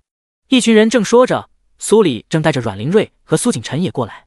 众人见到李正，都尊敬地跟他打招呼。阮昭看向大哥，见他面带轻松的点头，就知道生意谈成了。苏里正走上来跟阮昭说话，小孩们都欢快地叽叽喳喳围着他说拿东西换糖的事，有的孩子还给李正也塞了糖，可见李正在这里受尊崇的程度。苏里正见阮昭手里拿着个小木盆，放着的都是平时他们捡都不会捡的小玩意，跟汉子们想法也一样，便感激地朝他道谢。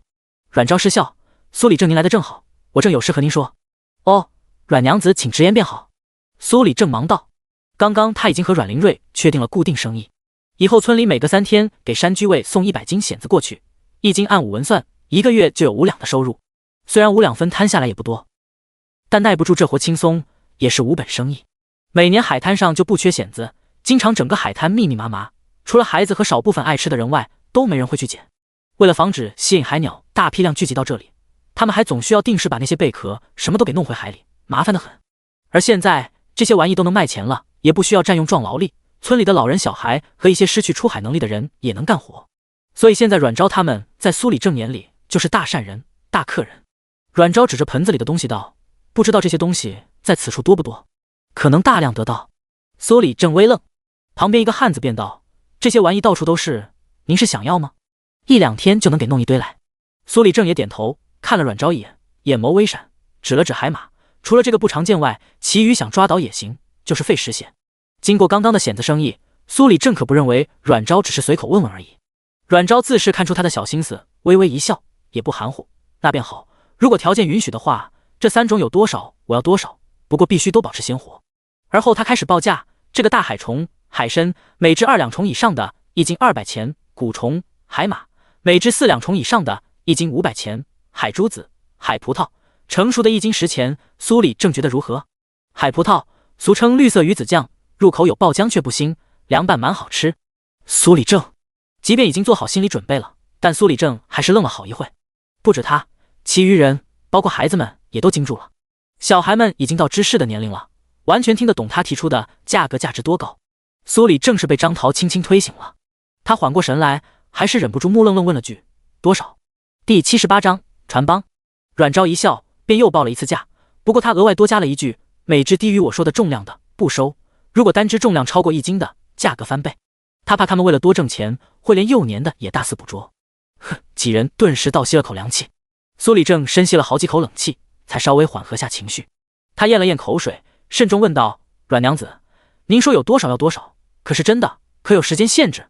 阮昭点头。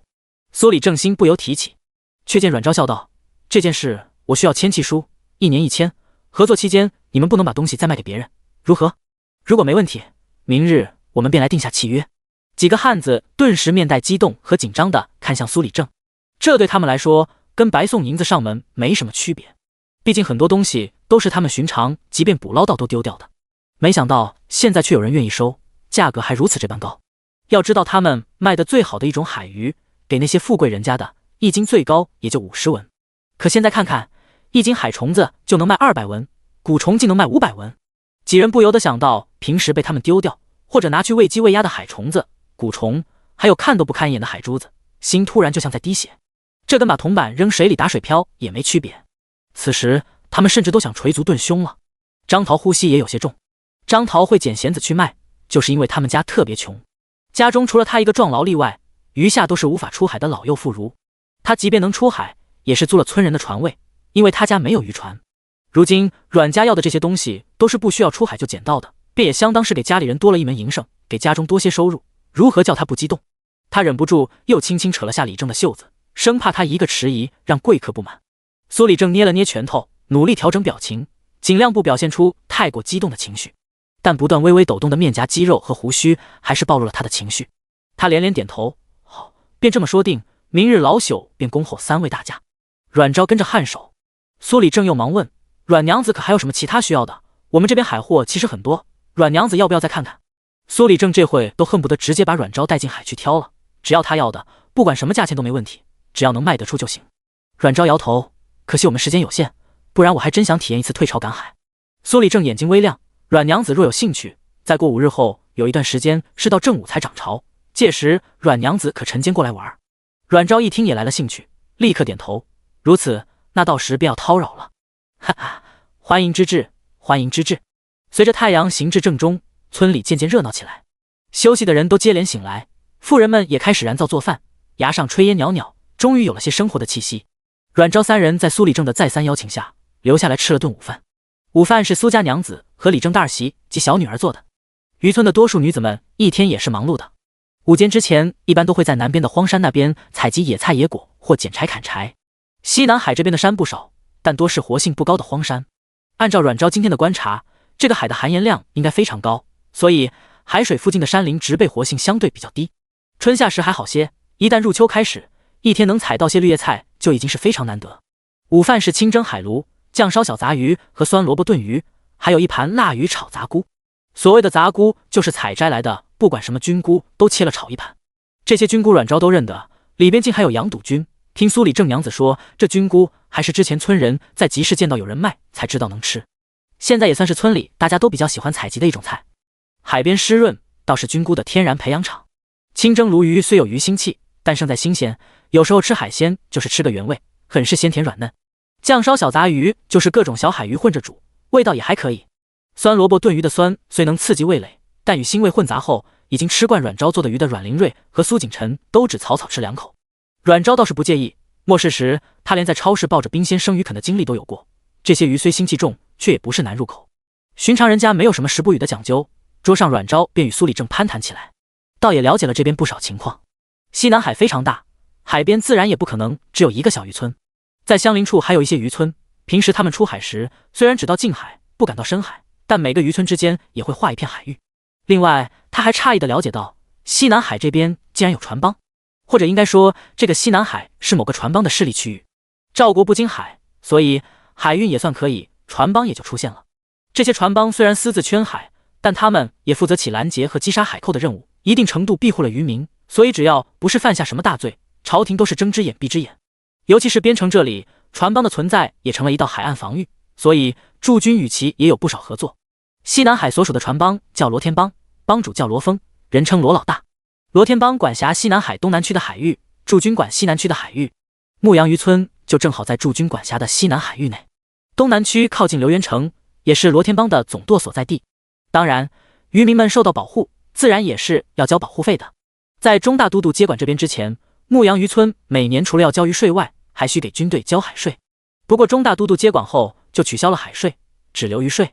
但船帮管辖下的渔村就还是得交2份钱，不过他们的另一份是给船帮的保护费，不是税。因此牧羊村的人都很感激钟大都督。阮昭却对这个罗天帮有了些兴趣。海洋是个好地方，他的百货坊日后海洋产品势必也要占不小一片地的。若能与船帮直接合作的话，倒能更方便一些。最重要的是，普通渔民的船只能在近海浅海捕鱼，能捕到的海产有限，但是船帮的渔船能进入深海，那里才是真正的天然宝库。据说赵国皇宫内库有一座1人高的极品红珊瑚，就是赵国船帮之首的曾家帮在深海寻得并上供的。不过一想到深海，阮昭脑中便忍不住冒出了金枪鱼、三文鱼、龙虾等，想吃刺身了。阮家几人吃饭的当口，关于他们要高价收购海虫和蛊虫的消息已经不胫而走。许多人听了都有些不信，但几个汉子都说得信誓旦旦，还有一群孩子作证，顿时众人便将信将疑起来，有些按捺不住了。第80章，白毫银真出奇效。只是客人就在李正家吃饭，他们也不敢随意去打扰。好不容易等到客人们离开了，许多人立刻直冲苏里正家问情况。苏里正都不用他们开口就知道是来干嘛的，也不说话，直接摆手示意他们进院来。而后提起裤脚在台阶上坐下，看了众人焦急的脸一会，才露出笑脸，呵呵笑道：“想必大家都听张桃他们说过了吧？”见他神色轻松，众人呼吸都不由一紧，心中的激动几乎要按捺不住。苏伯，那几位贵客真要跟我们收海虫子、蛊虫和海珠子吗？其余人也纷纷七嘴八舌地询问起来。苏里正轻咳了一声，示意他们安静下来，随后才施施然地开始详细说，包括蚬子的买卖也一并跟大家说清楚。得知竟然还有蚬子长期合作，众人都惊喜不已。虽然蚬子的价格是最低的，但它也是最稳的。最重要的是，蚬子只需要在海滩上捡就可以，量也不少，行动不便的老人和小孩都可以干。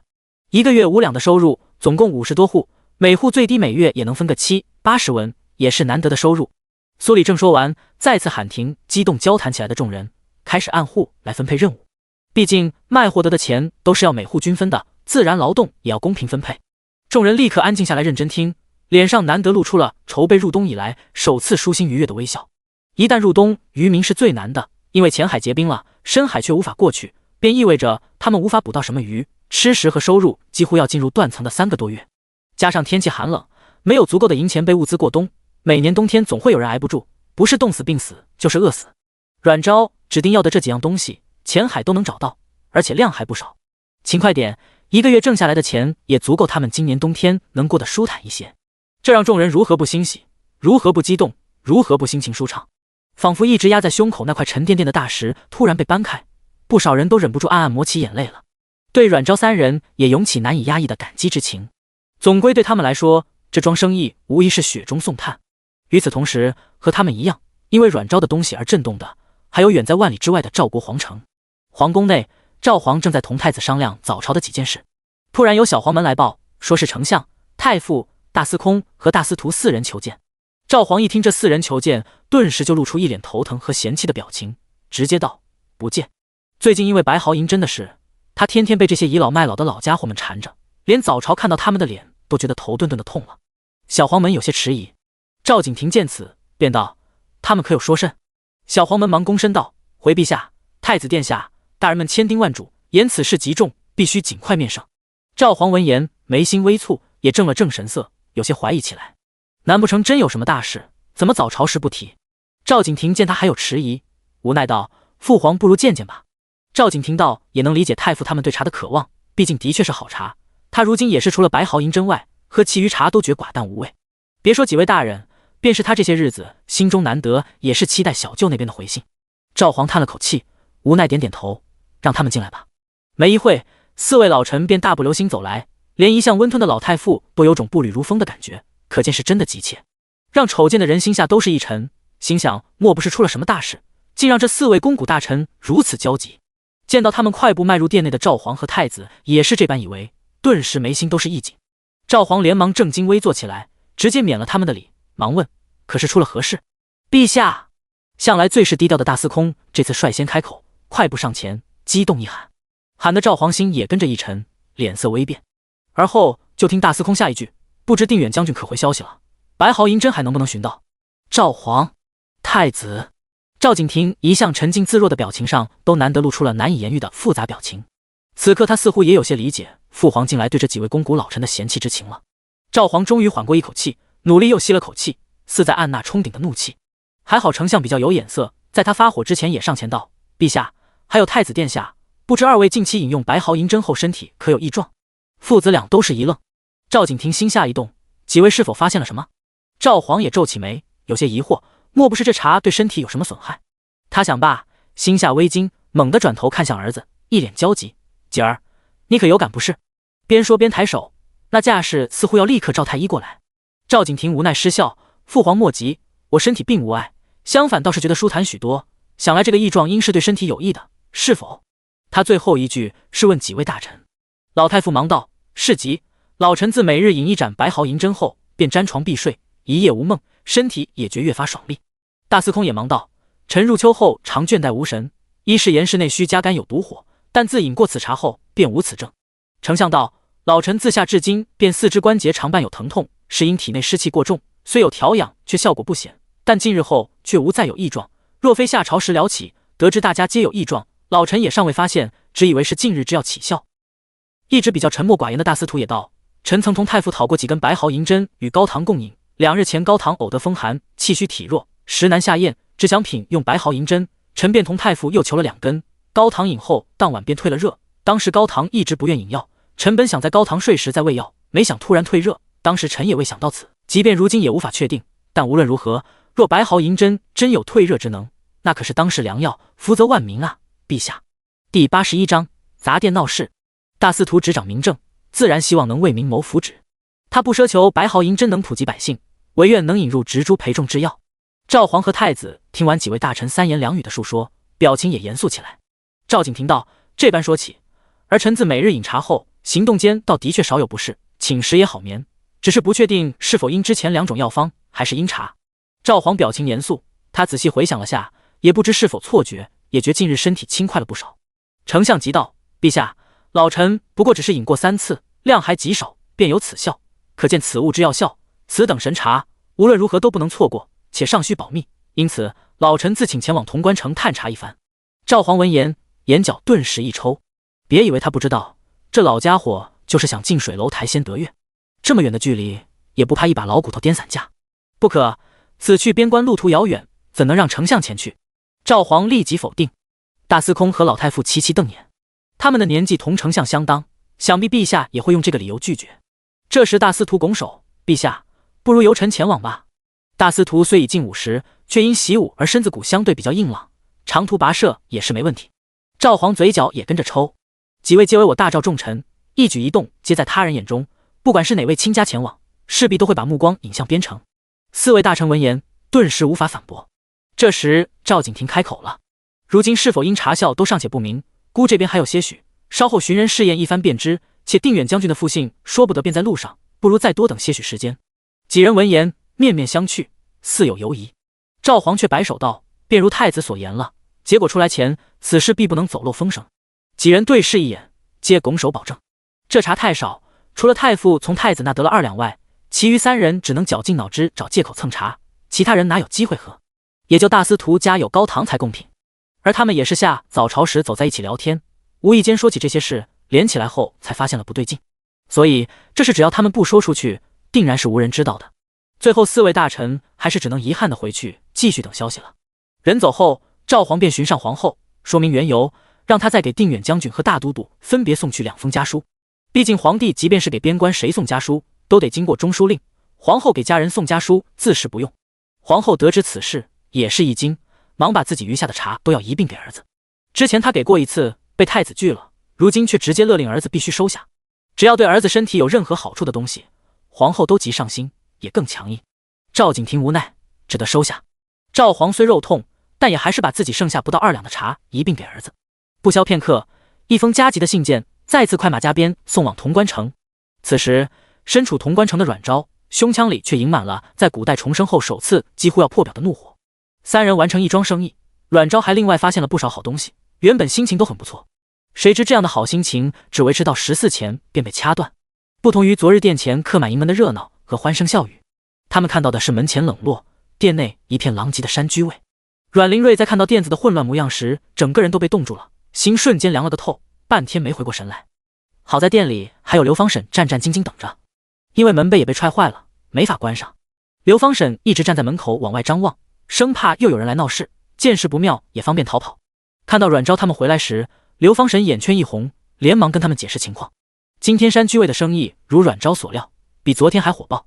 从早上开始，领牌等位的人就有很多，预估是能一直营业到傍晚的。但是中午过后不久，突然就有一群汉子冲进来，进门先捉砸东西，吓跑所有客人，然后说店里的卤味加了毒果。昨天他们有一个兄弟吃了山居味的火锅后，昨夜毒性发作，上吐下泻，差点去了半条命。他们说的毒果就是辣椒，因为阮昭也说过，一些脾胃较弱的人吃辣的确会容易上吐下泻，所以这点阮家人也无法反驳。但为了避免食品方面出现的任何纠纷，阮昭是以调配药水为借口，给他们配备一定量的泉水，每个汤底里边都是加了泉水。干辣椒和花椒等材料也是用异能处理过，不止不会对肠胃有任何刺激作用，还会起到保护作用。可以说山居味的任何食物都能当作药膳来吃，而且是那种无任何副作用的药膳。阮家自然都相信阮昭的，所以阮仲明就提议把人带着一起去药堂那边看看。可那几个人本就是故意找事的，一直扬言他们兄弟已经去了半条命，他们还想把人折腾死，并张口要他们赔偿200两，不然就要告官。这摆明就是来讹人的。阮家几人也不蠢，阮灵觉当下就点头，表示现在就一起去都尉府，他敢保证店里的食物没问题，也需要官府给山居尉一个清白。那些人哪敢真去都尉府，便叫骂着直接动起手。店里卖的是火锅，当时也是全店满座，桌子上都放着热腾腾的汤锅。阮家众人即便跟阮昭学了几招，有点自保能力，但耐不住那些人够狠，热汤四处泼。最后几人虽然被制住了，但阮灵觉和萧明山、许大海、苏景生都被烫伤了，其中苏景生伤势最重。他为了制住朝阮仲明泼辣汤的人，用身子挡了一下，整只手连着肩膀都被滚烫的汤给烫伤了。现在阮家受伤的几人都送去药堂，阮仲明则跟着前来的族吏及被抓的几人一起去都尉府，陈二娘子和李清雅则跟着一起去医堂照看。店门损坏，怕又有人闯空门，刘芳婶虽怕，但还是主动留下来看店。了解完整件事情后，阮昭已经顾不上发脾气，他深吸了口气，立刻安排起来。阮灵瑞被留下来善后，收拾残局。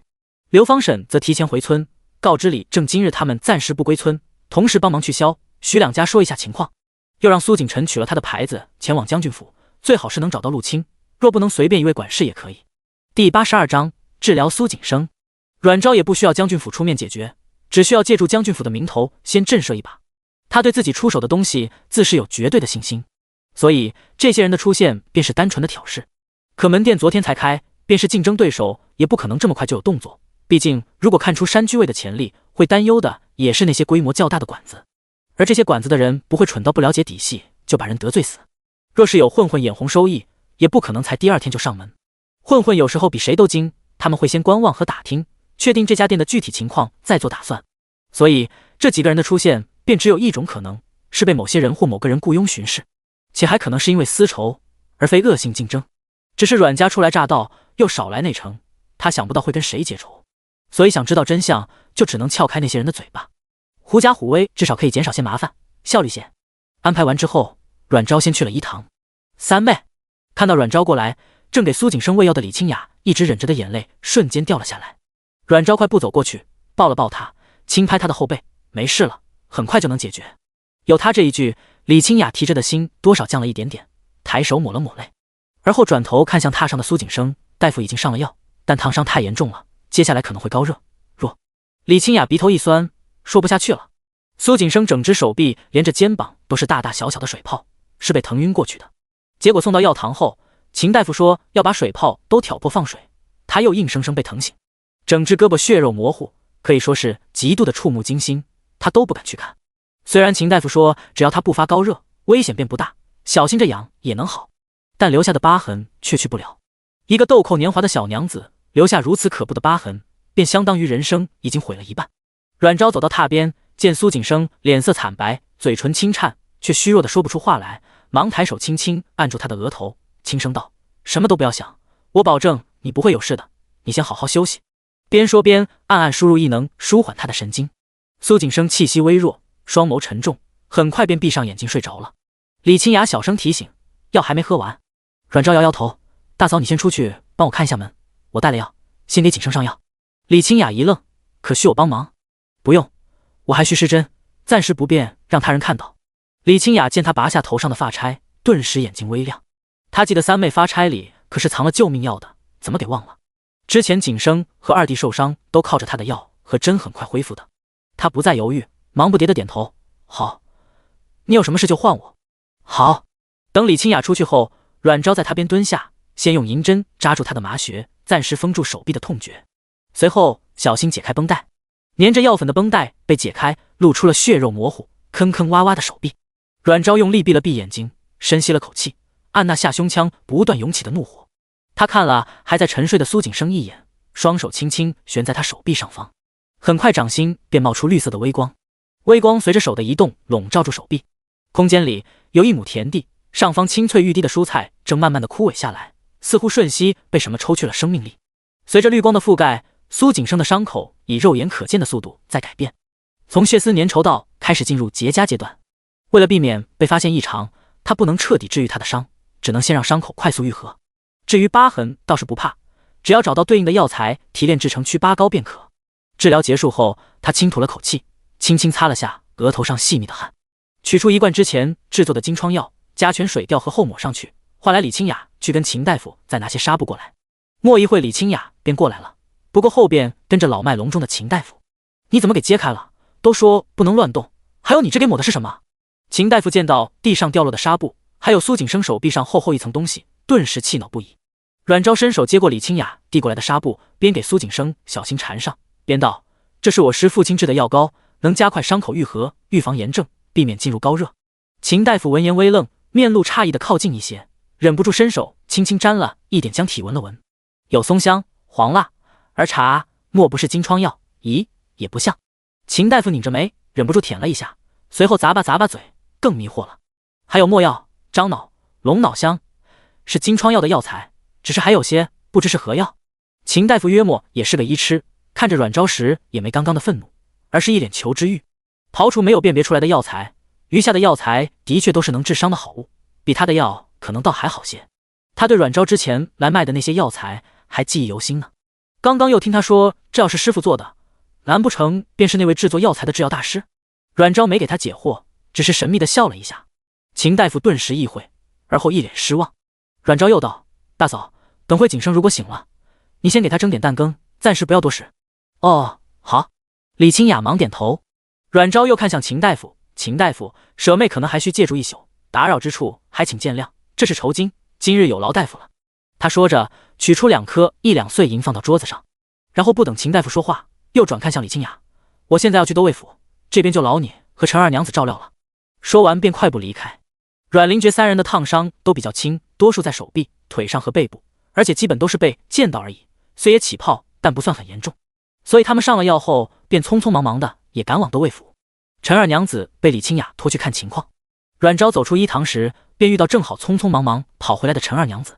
陈二娘子看到阮昭也是一喜，忙跟他说了都尉府那边目前的情况。第83章威逼。陈二娘子虽然跟过去了，却没有进都尉府，只看到阮灵觉几人被带了进去。他等了一小会也没见动静，身上也没带银子，想打点问下情况都没法，只能先回药堂这边找李清雅商量。阮昭好生安抚了他一番，便加快脚步赶往都尉府。都尉府是潼关城最大的府衙，为潼郡首府，边境10城其实相当于郡治，不同的是边城由军队管辖，都尉明面最大，上边却还压着一座座大山，不像其他的郡太守那般，相当于是一方土皇帝。阮昭之前有了解过，潼关城的官员在中大都督过来后就换了一批，这个秦都尉也是大都督调任过来的，照钟硕的说法，是一个正直严谨的军官，所以阮昭很有把握今天就能把这件事解决了。只是任何地方都不是滴水不漏的，都尉府有1把手，还有2把手。都尉府还有一位都尉成，明面上虽是秦都尉的属官，2人却非一党。这个都尉成是其他官员安插过来的，目的便是为了防止大都督私自在边关揽权。因都尉成是最有可能继任都尉一职的人，所以2人间其实也存在竞争关系。不过潼关城这边现在由大都督掌管，除非他被拉下去，不然这个都尉的位置就绝对不会落到他手上。因此被安排在这里做都尉城，其实也跟流放没什么区别了。所以这位都尉成便也干脆摆烂了。但他的摆烂不是什么都不做，而是尽可能的享受人生和赚钱。不过他向来知道秦都尉和大都督的底线，所以也没敢太高调，比如收点贿赂，帮着干点伤人夺财的小事。而这一次阮家正好就是落在他手里的新单子，所以当阮仲明跟族里压着那几个混混气势汹汹的来状告时，却被狠狠打了一闷棍。都尉成都没有给阮仲明解释的机会，在询问那几个人情况后，直接就给阮仲明定下毒害人命、故意伤人的罪，并勒令他必须照价赔偿苦主200两银子，以及5位伤者每人各10两伤药费，最后还需要前往10场接受1年以上的劳改。都尉成翘着2郎腿，捧着茶盏盯着阮仲明那满脸的不敢相信。轻捻八字胡很是惬意，他答应帮忙整治阮家人，自然会先了解清楚他们的情况。得知阮家只是刚逃到边城，还落户在贫穷乡村的难民而已。若按照以往，都尉成哪还需费这些功夫，直接让下属把人教训了就行。不过这次不一样，因为他看中了阮家那个店的吃食配方了。虽然他还没尝过，不过从昨天的火爆程度和今天的情况来看，这个吃食是有很大的潜力。即便不看未来，就昨天一天店铺的基本营收，已经足够让他动心了。所以他今天最主要的目的还是要逼着阮家把吃食配方都自动交出来。阮家的家底大概也就昨天那点营收，赔了人就差不多了，想要把阮老头捞出去却远远不够，到时候自然还是得走他这边的关系。阮仲明也是做官20多载的，哪看不出官场的某些道，看都尉城的态度和那些混子的举止，当下便明白这件事怕是一个局，自不会轻易顺服，当下便闹着要见都尉大人。都尉城没想到这个贱民胆子还挺大，竟还敢闹，便想以扰乱都尉府罪加一等来恐吓，还威胁要杖责50大板。可阮仲明是什么人？虽然他不是赵国人，但各国律法大同小异，尤其在一些刑罚上相差并不多，当下便直接用律法与对方论了起来。别说都尉城还真被唬住了，这一拖便等到阮灵觉几人过来，阮家父子2张口，让都尉城充分体验到什么叫口诛笔伐。都尉城也没想到这次居然遇见硬茬子，气得脑仁疼。偏偏他们熟识律法，一时间竟没法钻空子。大人，不如先把他们收监，此事不宜再由他们闹下去，不然怕是……他身边的一名族吏突然凑过去，低声提醒。都尉城双眉一沉，扫了眼一个个怒红了脸的阮家人，也低声烦闷道：“本官如何不想？只是这些贱民熟知律例，如何收监？他便是趁着都尉大人这2天不在都尉府，才敢明目张胆在府内搞事。如果等事情闹大，传到都尉大人耳中，虽然可能也不会吃什么挂落，但配方肯定是没戏了。原本以为只是些如往常商户一般可以随意拿捏的人，谁知竟是油盐不进的愣子。果然还是刚逃来的，根本还没有真正意识到这个地头谁做主。”族吏嘿笑一声，熟知律例又如何？难不成他们还能告御状不成？不过是几个毫无背景的刁民而已。至于都尉大人那边，以这些刁民的身份，哪能那般轻易见着？都尉城眸光微动，眯起眼睛，笑道：“你可有何主意？”族吏笑得谄媚，自然是打，知道疼了才会怕。反正只要他们认罪，余下一切便是理所当然了。即便以后都尉大人真知道什么，毕竟是他们自己认罪，和大人又有何关系呢？都尉城小胡子一抖，手指捏着胡子，露出个意味深长的笑容，而后赞许地拍拍族吏的肩膀：“不错。”族吏面上一喜，背部弯得更低了。阮家父子见2人一直嘀嘀咕咕，表情古怪，不由对视一眼，心下都有些不太好的预感。果然，便听到都尉城懒洋洋道：“阮仲明、阮灵觉，你阮家谋害人命，证据确凿，却抵死狡辩，信口雌黄。来人，把罪首阮仲明拉下去杖责，直至认罪画押。”几人面色一变，阮灵觉立刻上前阻止族吏接近，怒斥道：“没有文书，不得私施刑罚。都尉城大人是想知法犯法不成？”都尉城耸拉着眼皮，摆明不想搭理他了，直接摆手拉下去，而后又加了一句：“若想你父亲少受点苦，便乖乖认罪吧。”父子俩脸色变得越发难看，这都御城现在根本就是破罐子破摔，直接来硬的了。偏偏他们还真是没办法。第84章一毒不分家哟。站住！阮灵觉护着父亲后退一步，警惕地盯着上前的族吏，神情冷厉：“都尉城，你便不怕我等上告都尉大人？”都尉城闻言哈哈大笑：“有能耐你便去啊，就不知道你的父亲可有命等到那时候带下去，谁敢妨碍族吏办事，就地格杀！”诺！族吏大喝一声，腰间大刀微微出鞘，一步步逼近阮灵觉2人。一直挣扎着是否上前帮忙的萧明山和许大海2人闻言面色大变。萧明山似想开口，却被许大海拉了一下。阮仲明心下一骇，忙推开儿子：“觉儿，你快让开！”不行！阮灵觉狠狠咬牙，目光下垂，落到族吏腰间的刀，目光森然：“你想要什么？”这便是妥协了。都尉城闻言，顿时心中无比畅快，哈哈大笑起来。连那几个被这情势吓到的混混，此刻也松了口气，得意的嘿嘿直乐。想着很快就能到手的大笔银钱，心中也是激荡不已，甚至已经在谋算着之后又该怎么从他们身上再多敲些银钱出来。都尉城笑得愉悦，很简单，认罪画押。不可！阮仲明立即喝道：“让他打！若我不幸真在此殒命，你便是残害人命，我不信整个潼关城你便能只手遮天。”你！都尉城面色微变，阮仲明的话无疑刺中他的痛处，让他勃然大怒。好啊，老匹夫，都这时你还能嘴硬，那便看你们能硬到何时，把他们父子按下，就地杖责。诺！族吏应和一声，便快步上前去抓2人。阮灵觉眼眸微厉，便想趁机去夺对方腰间的佩刀。这时，一名族吏来报说，都尉府外有姓阮明昭的女娘来报官，言有父兄相亲兄弟已在府内。阮仲明2人闻言，面色再变。都尉城却是挑眉，又是愉悦的哈哈一笑：“哈哈，又送来一个，把人带进来。”说着，他看向脸色发白的阮家父子，意味深长道：“女娘身子娇弱，倒是不知能不能受得了刑罚。”狗官，你敢！阮仲明怒极，都尉成脸色瞬间冷下，你说甚？敢骂本官，给我掌嘴100！足利立刻反剪两人双手，用力一踹，迫使他们跪下，接过手杖便要狠击两人的嘴巴。正待板子落下时，两名足利突感腰后似被什么击中，接着下身顿感一麻，竟游自往前摔倒，趴伏在地。都尉成一惊，怒斥道：怎么回事？足利却突然惊恐地叫喊起来：我的腿怎么动不了？都尉成猛地站起来，却正好见一个俏丽的女娘正抬步跨过门槛走进来。因是处理私事，所以都尉成并不敢直接用都尉府大堂，只敢在偏堂，因此也不对正门，更是特意调开非他党派的足力。因此人什么时候过来都不知道。阮家父子正好看到掉落在地的小铃铛，都是一惊，猛地转头，果然便看到阮昭来了。阮仲明忙喊道：昭昭，快走，这是个局，这个狗官想谋财害命，你快走！阮灵觉扶着他起来，却没有跟着喊，而是转头看向足利腰间的佩刀，弯腰便抽刀出鞘。当啷的声音顿时惊醒其他人，见他拔出刀来，都尉成面色再变，厉声喝道：你想做什么？敢谋害朝廷命官，你一家都得砍头！阮灵觉握着刀柄的手微紧，双目赤红。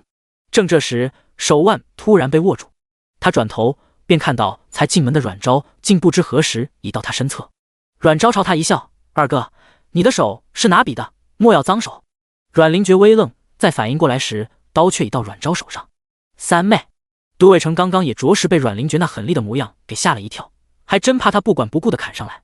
现在见刀被那个女娘夺走了，顿时暗松了口气，立刻喝道：由那女娘立刻把刀放下，本官或能从轻发落。阮昭转头看向他，都尉成这时才发现这个女娘竟生得如此这般的好颜，刚刚对方走入时为何竟没发现？想到她的名字，都尉成顿时就明白廖英才为何对阮家礼待，也明白如娘为何这般紧张，人还未入门就想着先除掉。如此美人，哪是如娘那等姿色能比得了？他心下一动，顿时露出一个令人作呕的笑容。阮家父子心中霎时警铃大作，阮灵觉下意识想把阮昭拉到身后，谁知伸手却拉了个空，而后便听有人惊叫一声，再抬头便见都尉成旁边的一个足力被踹了出去，而后一把银光闪闪的刀便架上都尉成的脖子。阮昭站在他后侧，探出半个身子，面容带笑，柔顺俏丽。若我不放呢？都尉成大人打算如何发落？连声音也极是温婉轻柔，仿佛情人的呢喃，但听在都尉成耳边却宛若鬼女音言，害得半晌抖抖索索说不出话来，直至被脖子上的刺痛惊醒，才勉强挤出一句：你。可惜你了半天，却没法说出一句完全的话来。还是从地上艰难爬起来的足力高声厉喝，帮他说了话：大胆无知刁妇，胆敢谋害命官，定要叫你等九族不保，还不速速把大人放了！阮昭转头看向那个被他踢出去的足力，突然一笑：便是你教唆他对我父兄出手的吧？挺好。他轻轻点头，似真挺满意他的做法一般。足力却是一惊：你怎么？他想问你怎么知道，他刚刚并不在场，何况连其他人都没听到。只是他才开口，突然喉咙一阵灼烧，接着像被什么利器搅动一样，痛得他眼睛暴突，但他却只能捂着脖子大口大口吐血，除了可怕的呵呵声外，无法发出任何声音。他痛苦地跪倒在地，一手死死抓住脖子，一手痛苦地在地上抓出血痕，可见如何的痛不欲生。都尉成骇然，突然想到什么，颤声惊叫：是你对他做了什么？阮昭嘴角轻轻翘着，声音柔婉：既然做局，便该已是查过我们的底细，难道你不知道我是一名医师吗？医毒可不分家呢。都尉成瞳孔一缩，他还真不知道。第85章报仇。他只听如娘说阮昭就是帮人卖药材的，哪知道他是医师。不过即便知道对方是医师，他肯定也不会有任何忌惮。应该说他怎么也没想到阮家人这么不好搞，前两个硬实就算了，还来一个要命的疯子。此刻他心里已经把如娘给骂了几千遍，恨不得现在就把人揪过来狠狠骂。他身子抖擞得更厉害了，却依然嘴硬，色厉内荏道：你想做什么？谋害朝廷命官，是要造反不成？阮昭轻笑：造反？怎么，你是大赵国君不成？都尉成面色一白：你胡说什么？阮昭懒得继续跟他废话，手腕上一只伪装手镯的地根微微探出尖刺，借着刀的遮掩，狠狠刺入他脖颈的大动脉，疯狂吸血。众人见都尉成突然扬起脑袋，身子微微抽搐，双眸暴突，似也沉浸在极度的痛苦中，不由惊骇不已。几个混子见势不对，搀着双腿不断后退，想要夺门而逃。阮灵觉发现了，双眸一沉，便要再次夺刀去拦。只是不等他动作，一柄匕首便直接穿过其中一人的发髻，割下头发时也在头上留下一道口子。那人顿时抱着头痛嚎起来，其余人也被惊得软了腿，一脸惊骇地看向正朝着他们笑得异常好看的小娘子。阮昭已经读取完都尉城部分记忆，也明白整件事的来龙去脉了。他松开手，因失血过多而脸白如纸的都尉城软软倒地，不过还能睁着眼睛虚弱喘气，眼底不满感受到死亡的惊恐。看着都尉城这般，几个混子更恐惧了。见阮昭迈着优雅的步子慢悠悠朝他们走来，吓得肝胆俱裂。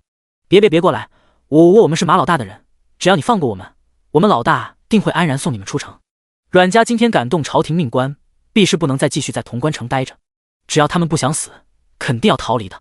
其余人被提醒，也满以为找到活命的筹码，忙也连声开口。阮昭歪了歪脑袋，真的？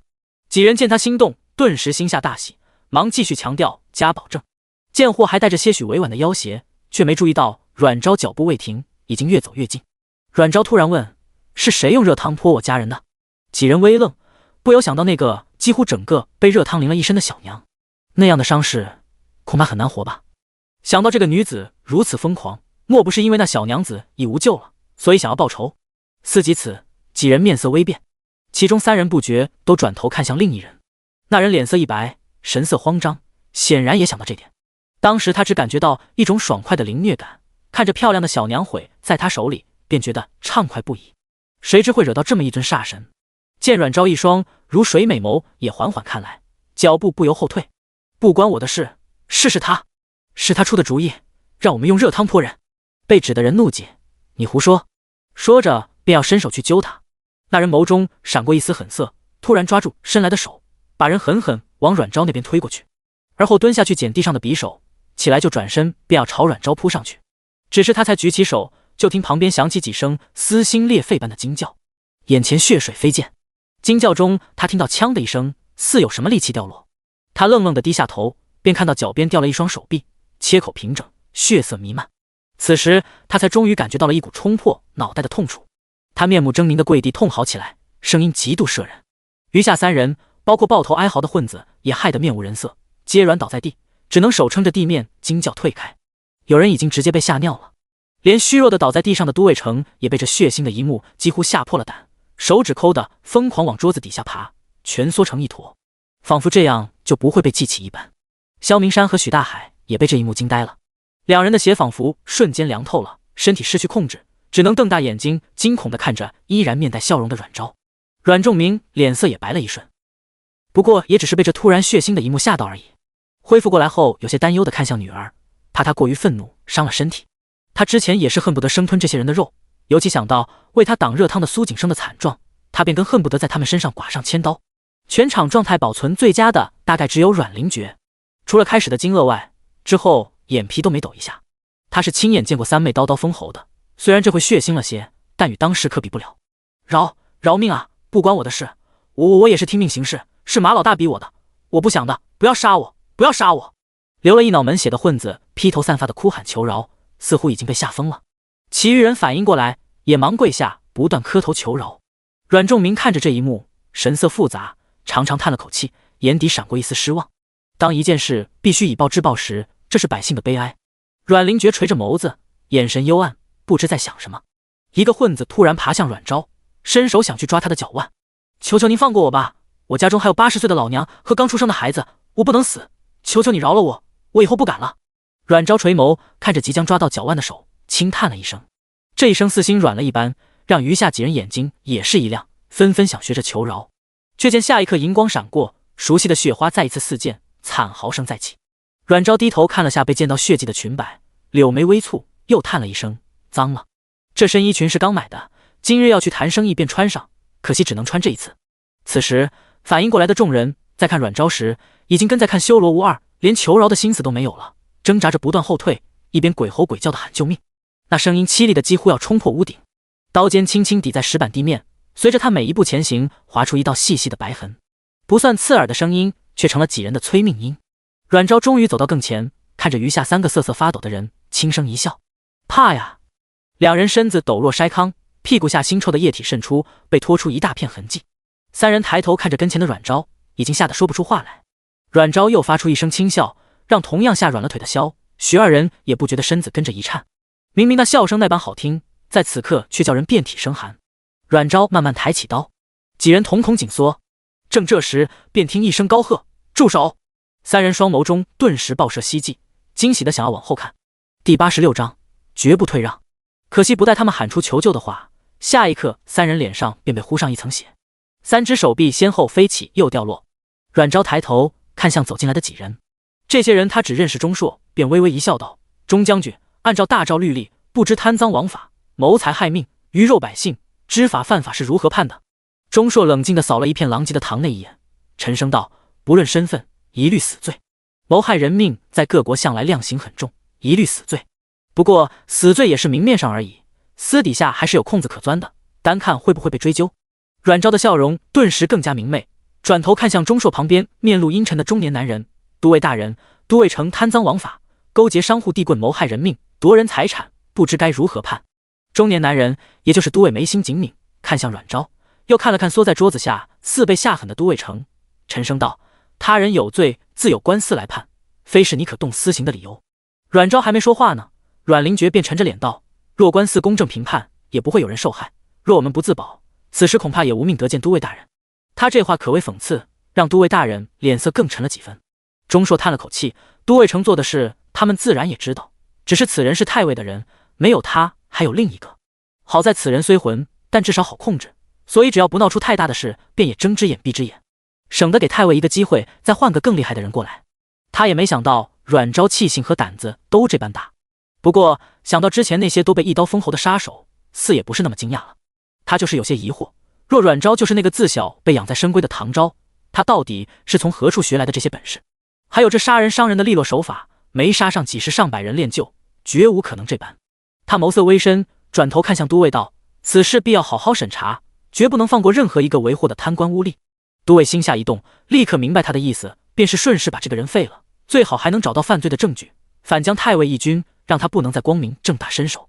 他抬手一摆，把人都抓起来。身后的府兵立刻应声，把人都抓起，连地上血乎乎的人都抬起来，也不顾触碰伤口，导致又是哀嚎阵阵。有府兵正要抓阮家众人，阮昭一笑：“怎么，原告也要随同被告入狱审问吗？”府兵动作一顿，转头看钟将军和秦都尉。刚刚那一幕让这些府兵对这看似无奈却手段狠辣的小娘子颇为忌惮。秦都尉看着面带浅笑的阮昭，眉头就皱起，似有些头疼地看向钟硕。钟硕转头，一脸这是不归我管的模样。秦都尉叹气，摆摆手，要抓阮家人的府兵立刻退开。钟硕这才轻咳了声，对阮昭道：“今日之事，都尉府定然会查清楚，还你们一个公道，现在便先行回去吧。”谁料阮昭只是丢了手上染血的刀，而后轻轻摇头：“那可不行。”钟硕一愣，看向他。阮昭微扬下颚，神色冷下，目光森寒：“今日事今日毕。”说着看向脸色更沉的秦都尉，淡淡道：“非我信不过都尉大人，只是今日此些人行为已有损山居尉的名声，若不能在最短的时间内还山居尉清白，待谣言传出，山居尉造成的名誉损失，谁来负责？”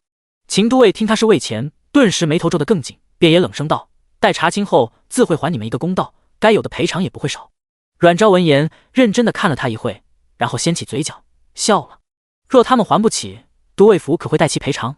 秦都尉表情更冷了，似有些不耐：“只要合法合理，即便抄家也会赔偿于你，可满意了？”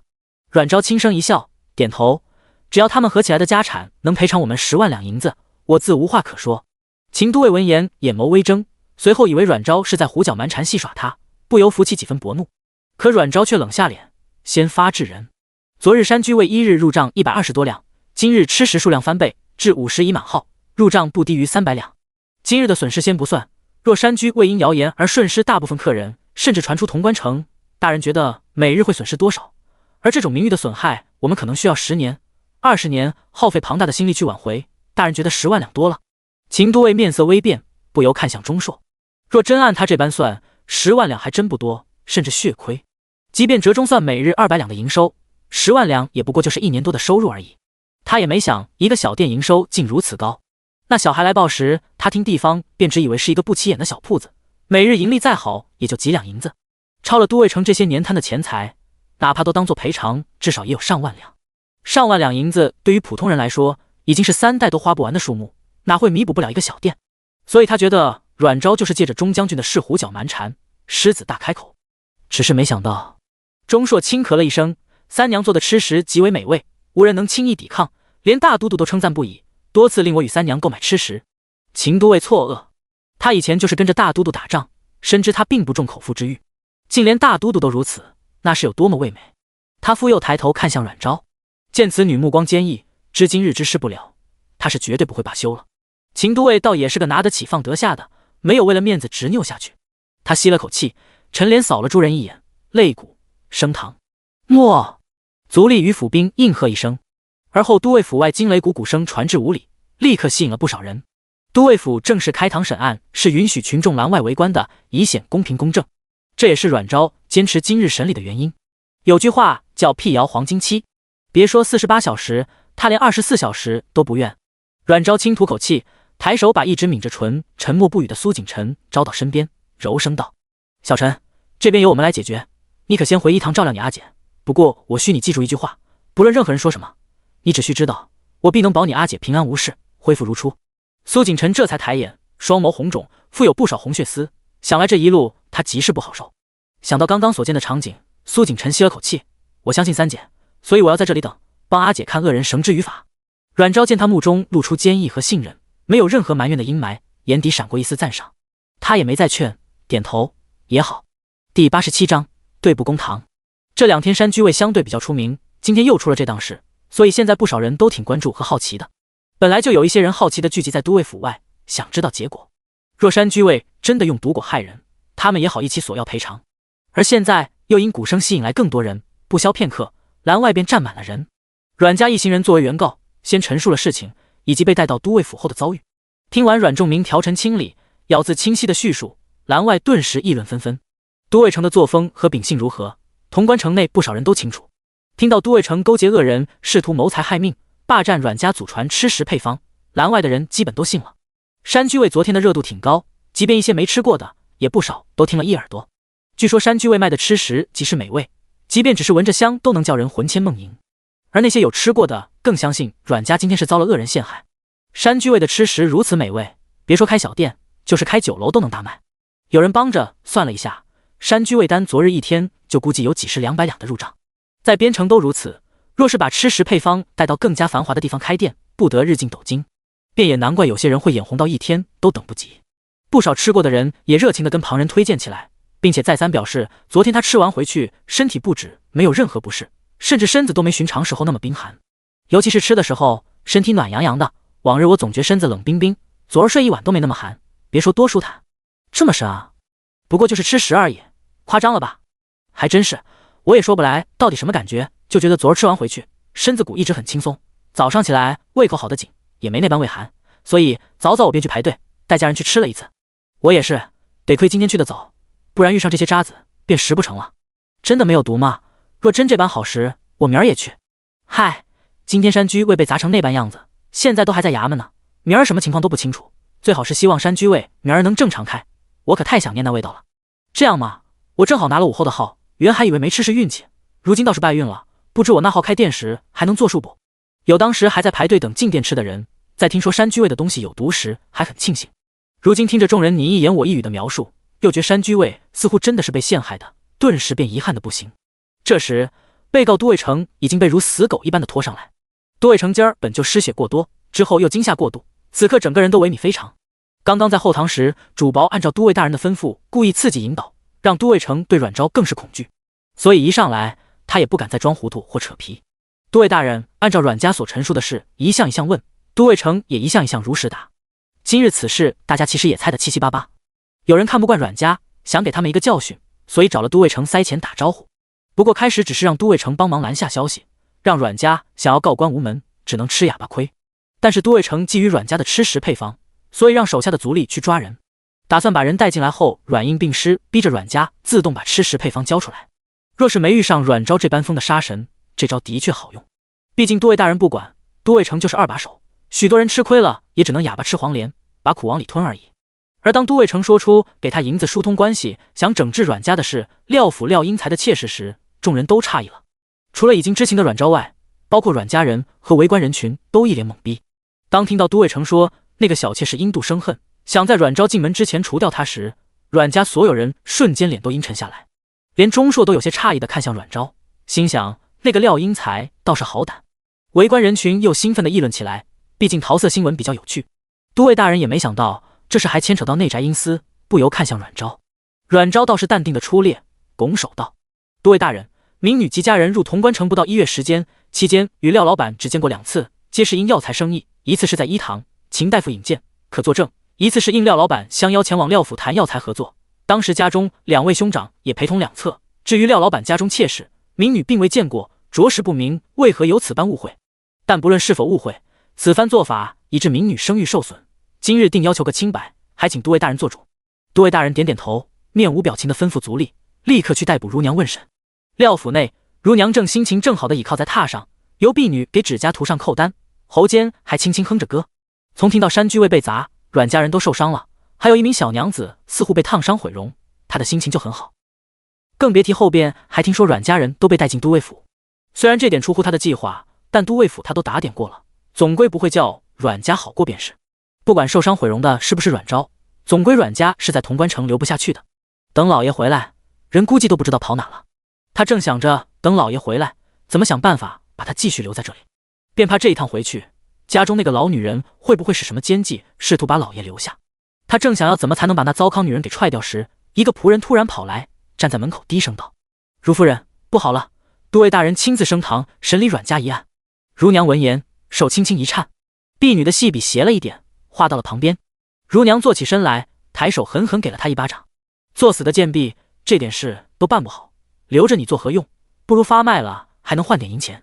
婢女闻言，惊得脸白如纸，忙趴伏在地叩头：夫人饶命，奴婢知错了，奴婢知错了。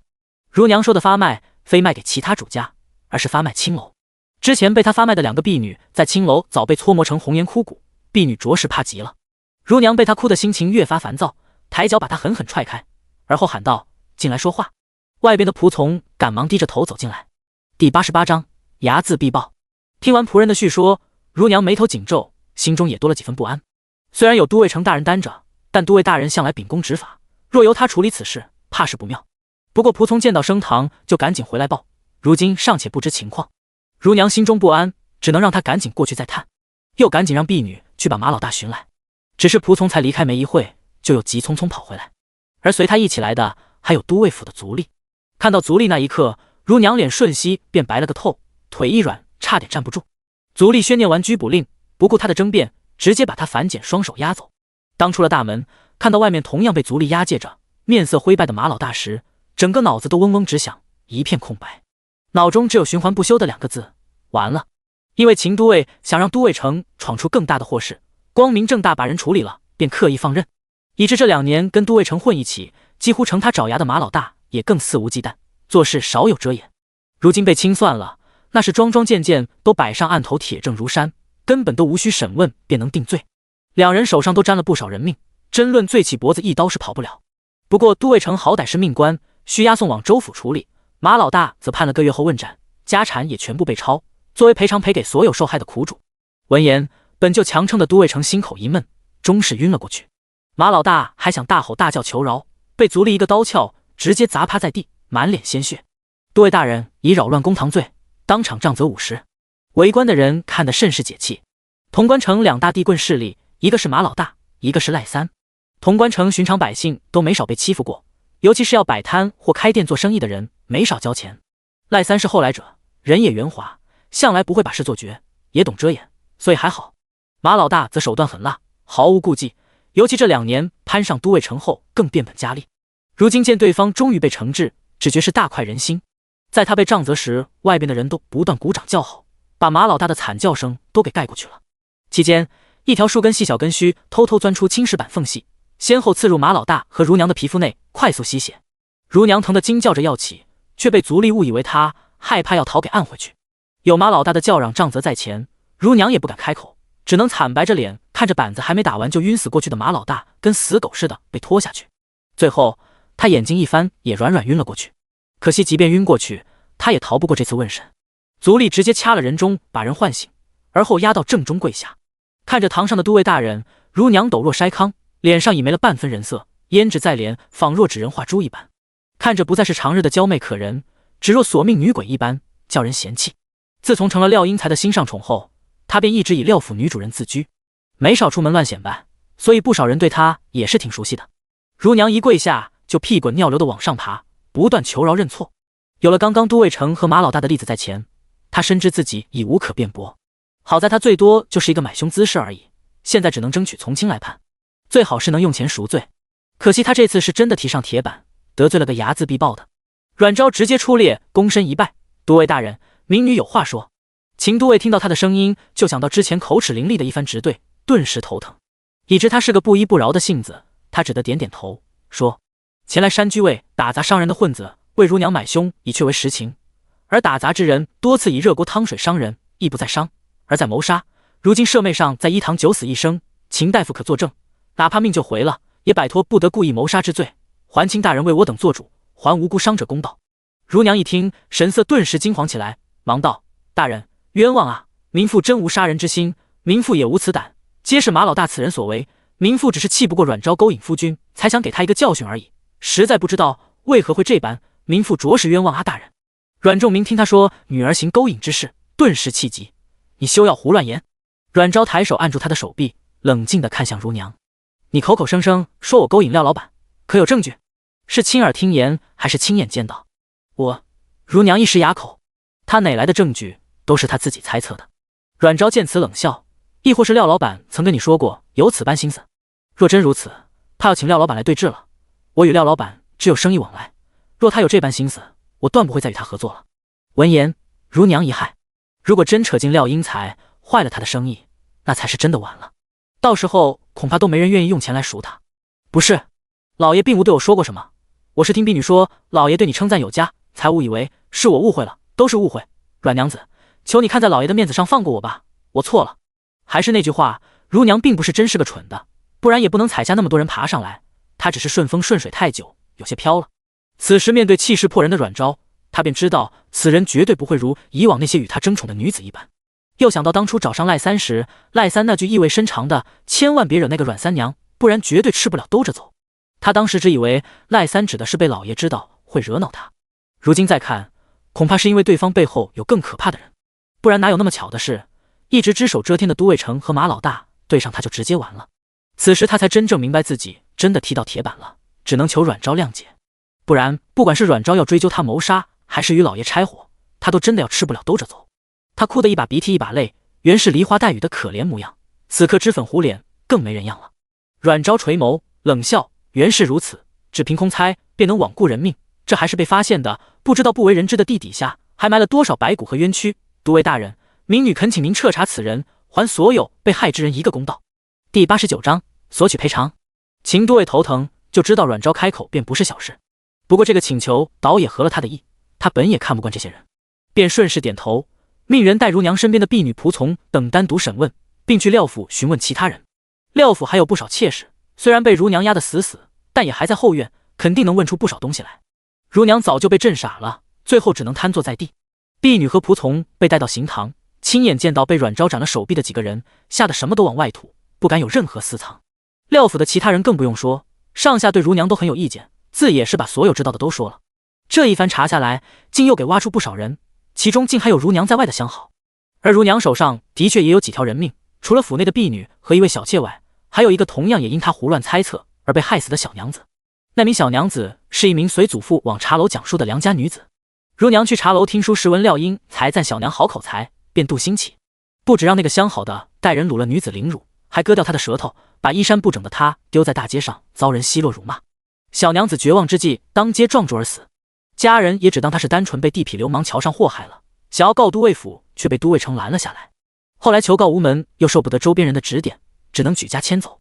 但这一遭不止小娘无辜殒命，说书的老汉愧疚自责之下也去了。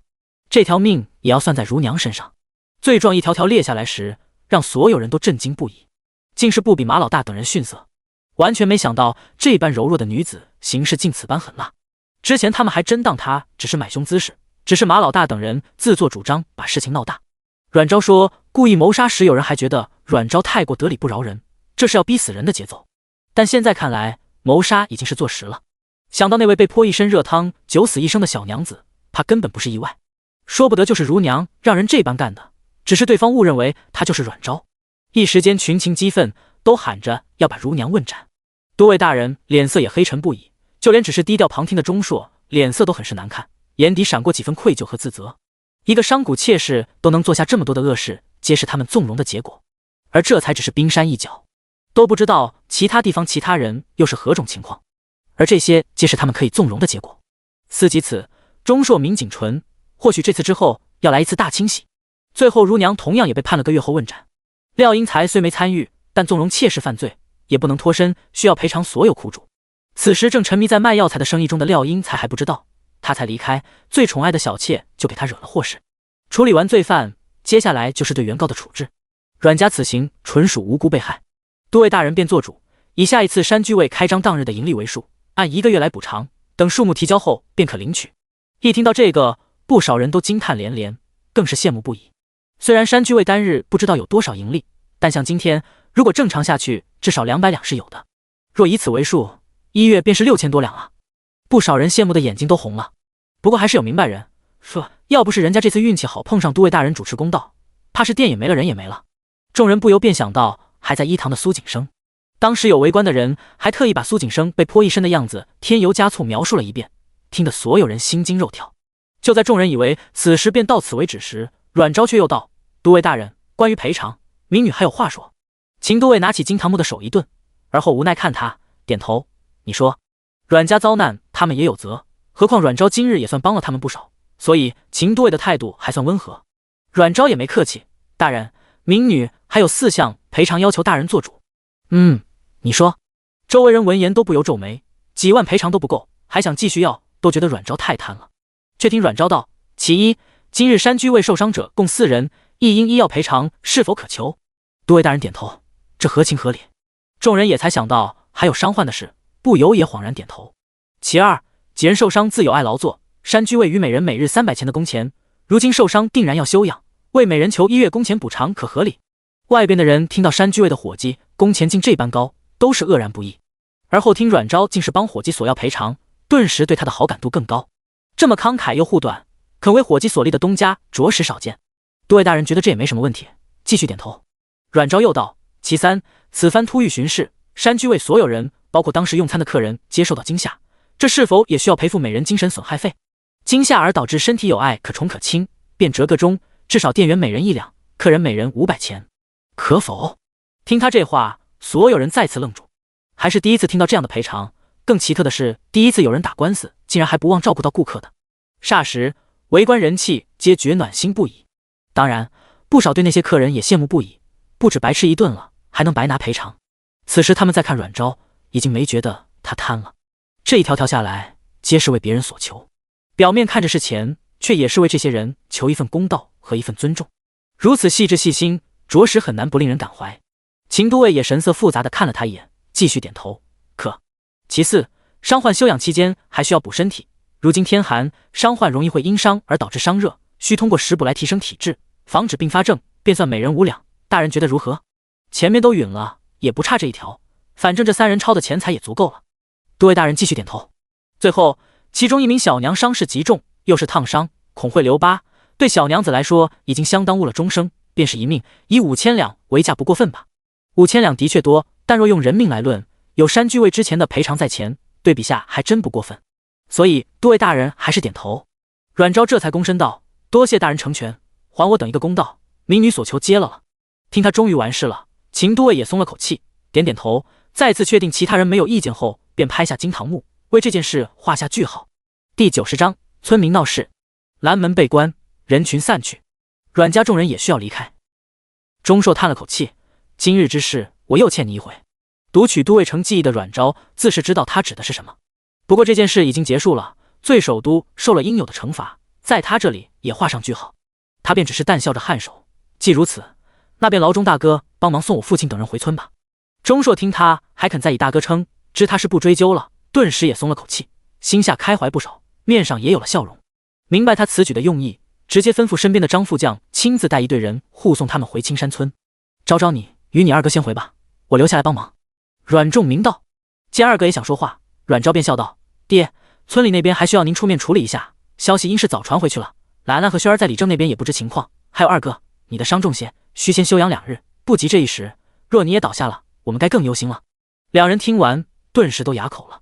阮昭又道：“还有爹，我想着可以的话，明日继续开店，家里一些料子也需您帮着准备一下，还有一些药材，我等会跟你细说，明日帮我一并带来。今儿我同大哥大嫂和小陈先在这边，女儿的安排已经很细致了，着实挑不出毛病来。”父子俩虽不放心，但还是点头答应了。阮昭又看向萧许二人之前被阮昭的手段给吓得不轻，对他的确有些忌惮。不过经过公堂一遭，对他的惧怕却少了许多，反而更多的是感激。毕竟阮昭当时处置那些人也是为他们报仇，现在想想还是很解气的。之后又为他们特意争取了各种赔偿，也着实令人暖心又感动，又如何还会惧怕？见他走来，立刻正了神色。阮昭见二人眼中已无之前的惧怕，便微微一笑道：“今日幸得两位帮忙，不然后果不堪设想。我代家人和山居为谢谢你们，当不得，这本就是我的职责所在，我才要感谢你帮我讨了公道。”“对，俺也这么想的。”许大海连连点头。阮昭笑容更温和，总归还是要谢的。还有，明日山居卫重新开张，你们就先不用过来了。见两人变了脸色，知是误会，便道：“我做主许你们10日伤假，可在家休养，也算工钱和赔偿叠加。”两人闻言皆是一惊，忙摆手：“这怎么使得？使不得！”阮昭却摆手：“便这样了，这也是我们该做的。那么你们现在便先同我父兄回村吧。”说着，他转头看向钟硕道：“对了，我们还需去一堂再接一人。”钟硕点头：“那便一起走吧，正好我也还有些事想同你请教。”这几天钟硕一直待在海边，负责净水坊的最后建设，今天才回来，本是打算找阮昭过去帮忙做最后的测试检验的，结果就遇上这样的事，也算是回得巧。阮昭点点头，一行人便都上了钟硕准备的马车。此时青山村这边如阮昭所料，的确热闹开了。山居卫出事时，正好有青山村的村民知道，出事后又耽搁了许久，阮昭他们才回来，所以刘方婶还未回到村里，便有村民把山居卫的吃食吃死人，店被砸了，人也被带去都尉府的消息带了回来。山居卫昨儿开张便大卖的消息早就在村里传开，甚至有人还帮着小计了一下，发现山居卫单昨日的盈利至少50两入账，一时之间羡慕有之，眼红有之。50两啊，那可是一个几口之家5年的生活，但这才是人家一天的营收呢。想到阮家刚到青山村，开始还跟着一起挖野菜呢，没想到现在摇身一变就成富户了，霎时心态失衡的不在少数。所以现在坏消息带回来，暂且还不知道具体情况呢，就开始有不少人闲言碎语的落井下石。明明很多人都吃过辣椒，还学着阮昭用辣椒做菜，此时却仿佛忘记一般，不断责备阮家不该只想着挣钱罔顾人命。还有说阮昭太过自大，这么个小娘子哪真的什么都懂，看吧，现在出事了，害人害己。甚至有人已经跑去萧家、许家和刘方婶家聊事，毕竟今天3家有人去山居卫做帮工的事都传开了。早前许婆子还到处炫耀，惹了不少人发酸，但之前发酸的这会全都是在幸灾乐祸。至于李正那边，一时倒没人去。先不说李正对阮家向来好，这次帮工的事又是李正牵线的，他们去找事不也是给李正没脸吗？所以当许婆子哭上门时，李正还不知情，而后其他2家也上门了，李正才在3言2语中了解了情况。李正在得知山居卫出事后，自然也是着急，毕竟老2家的今天才去帮工，这会也不知怎么样。但李正也是相对比较理智的，首先他还算了解阮家人，知道他们不是那种为了挣钱能搞什么黑心玩意的人。其次是这次出事的是辣椒，但他们已经都吃过辣椒，甚至现在很多人家都用辣椒做菜，根本没再出事。显然辣椒并不是毒果，李正想的是可能只是吃坏肚子而已。之前阮昭也说过，有些人的肠胃对辣椒这种刺激的辅菜会有些不适应，容易拉肚子。如果只是这般的话倒还好，最多就赔点银子而已。只是听这些人描述，现在闹得似乎有些大，内城复杂，山居卫第一天便出了大风头，难保其中不会有其他什么余窝。所以李正在寻思过后，决定先安排几个人入城探一下情况。他还是念着阮家到底有定远将军的关系在，抱着些比较好的期许。最后萧庆夫妻自荐去城里打探情况，夫妻俩只有萧明山这个儿子，此刻听说儿子还受伤，早已心急如焚。李正又喊了3儿子跟着一起过去，只是3人才开门要出去，发现门外已经站着不少人。见李正出来，就有人喊着让李正把阮家人赶出青山村，说阮家人闹出这样的事，已经败坏了青山村的名声，说不得还会连累青山村的人，叫人怀疑以后村里的人做生意怎么办，村里的小娘子嫁不出去怎么办，竟还有不少附和的。第91章赔偿堵嘴。其中说的最起劲的就是之前打阮昭意思的那个四婶娘。明明早上他听说有人去山居卫帮工时，还特意找上礼，正想让他帮忙，让小儿子也去阮家14帮工。如今出事了，便恨不得撇光所有关系。这儿不少人都是被他煽动过来找事的，都是些素日便看不得人好，对阮家也多有意见的人。李正听到这些言论时，脸就黑了。只是这次山居卫出事，又有他参与介绍帮工，他这回也不好说什么。正闹着时，刘方神也终于回来了。他记挂着阮昭的叮嘱，所以先来李正这边说情况。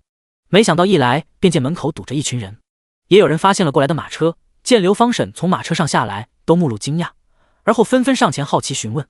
毕竟刘方神也是帮工一员，现在应该是他最了解事情。刘方神也才知道，原来消息已经传回来了。在听到外边众人的叫喊时，心下顿时一沉。他也顾不上那些围上来问的，直接拨开人群，双手叉腰，大马金刀战就开吼：“都给我让开！”里边正喊得欢的人都惊了一跳，纷纷转过头来，发现竟是刘方神，顿时一个个眼睛爆亮，也忙围上来，七嘴八舌的想打听情况。刘方神还有任务在身，懒得跟这些唯恐天下不乱的婆娘扯皮，他直接抬手拨开人，边骂边往里走：“阮家害死人，咋地？你亲眼瞧见呢？听别人说你四处撩汉，你咋不承认？我怎么骂的就是你？闲得鼻痒就找你家的生娃去。听风就是雨，脑子呢？长着没用，不如切了喂猪，还能卖个2两钱。”刘方神一路开呛，那泼辣的模样，硬生生把一群挑事精给压了下去。没一会就挤进院子里。李正见到刘方神也是诧异，忙询问他怎么回来了。刘方神见自己家人也在，心下已经明白怎么回事，当下他也不顾上先安抚家人，忙跟李正说明情况。阮昭对自己的吃食有绝对的信心，所以打一开始就知道是挑事的，因此对刘方神回来的说辞自也有一番说法。刘方神都是按照阮昭教的说，主要便是说明山居卫招人眼红闹事，不过此事阮家不会善罢甘休，必定上报都尉府。另一件就是说明受伤人的情况，好在萧明山和许大海受伤都不重，当时刘方神跟着照看时也有瞧着，所以能说明白。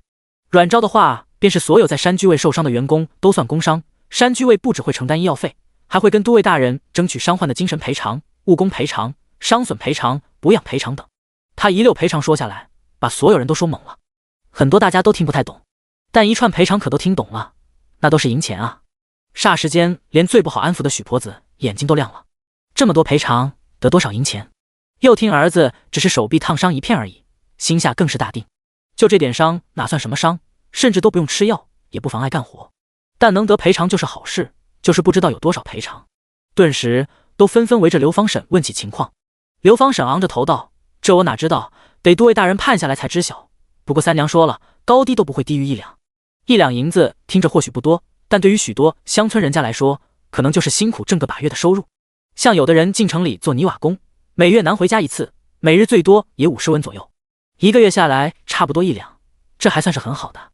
像一些只能去碰运气做零散工，1月下来都不知能不能入账半两银，所以1两对众人来说可真不少了。当然也不缺一些人心不足蛇吞象的人，想要贪更多便宜。比如许婆子眼珠子不断转悠，显然就在打什么主意。不过这回能做主的都不在，他便也没说出来。李正这会也安心不少，便还是让萧家夫妻和3儿子赶紧去城里看情况。门外倒还有不死心的想挑事，喊着阮家开口说白话，就在故意拖时间。不过这次直接被李正给喝骂回去了。李正虽然跟阮仲明打的交道比较多，但也知道阮昭才是阮家的核心，很多主意都是阮昭拿的，他也向来是个做实事不讲虚话的人。他既然如此这般说，心中便应是有了成算，所以也没那般担心了。想想也是，有将军府这个关系，只要安分守己，总归不会出大祸。见李正发火了，阮家的事情似乎又有转机的样子，一些人便都散了。没了人帮忙，真心想要挑事的也一个巴掌拍不响，最后只能不甘不愿离开。不过萧庆3人还是按照之前计划的，直接驾驴车往城内去。刘方沈家的先被他给带回去了，许家人还新交赔偿，想赖着不走等消息，不过被李正娘子几句话给说走了。等人都走了，李正娘子关上门，还有些担心，真会没事吗？希望顺利吧。李正也叹了口气，他心里其实也没底。这时陈大娘子和陈三娘子带着几个孩子也走出来，龙凤胎紧紧抿着双唇，虽然眼泪汪汪，倒也忍着没哭，只是那小模样看着更惹人心疼。李正走过去轻声安抚：“你们别担心，应该不会有事的。孩子要哭时最不能被安慰，一安慰了眼泪就更忍不住。”小林兰扁着小嘴，抬手用力揉眼睛，声音有点哑：“有三姐姐在，没事的。”阮玲轩也跟着重重点头。这句话也不知是说给他们听，还是安慰自己。显然对阮昭的依赖和信任已经刻进他们的心里，仿佛只要有三姐姐在，一切问题都能迎刃而解。村外，萧庆三人的驴车抄小路进城，却正好和护送阮仲明他们回村的队伍错过。三人进城时，官司早就结束了。他们去到都尉府门前时，到处都静悄悄。萧庆和陈三上前询问门口的族吏，才知道案子已经结束了。得知最后阮家都无事，坏人也皆被论罪，心顿时都放了一半。而后又赶往山居尉，不过还是扑了个空。第92章霸气回村。山居尉被打砸的不算厉害，所以只是简单洗刷修整一下便好。这回已经大门紧闭，三人只能寻路人打听，然后终于在路人的只言片语中得知了今日整个过程。山居尉一案如今已经彻底传了开来，几乎成为潼关城不少人茶前饭后的谈资。路上随便抓个人问，10个中就有7、8个能说一嘴的。所以今日山居尉也算因祸得福，不只洗脱了吃死人的黑名，还变相狠狠宣传了一把，引得许多人都在期待山居尉重新开张的日子。阮昭这个好东家也出了名，尤其一些当时就在场的客人得知阮昭竟然也给他们索要了赔偿后，都惊喜又感动。有些因动乱而来不及付钱就跑的人还愧疚不已，想着等山居尉再开张，定然要去还钱并带人捧场。萧庆三人听得晕乎乎，特别在听到阮昭特意为伤者都争取到好几项赔偿时，也是又惊又感动。三人按照路人的指引，又往一堂那边过去。不过去了一堂，只见到李清雅，从他口中得知其他人已经被先送回青山村了，又确定各种后续事项，得知确实没大碍，又探望了苏景生后，便匆匆回村。至于阮昭他们，今日山居尉还剩下不少卤味和食材，这些明日不好再用来卖。阮昭便做主，由阮灵瑞送去善堂。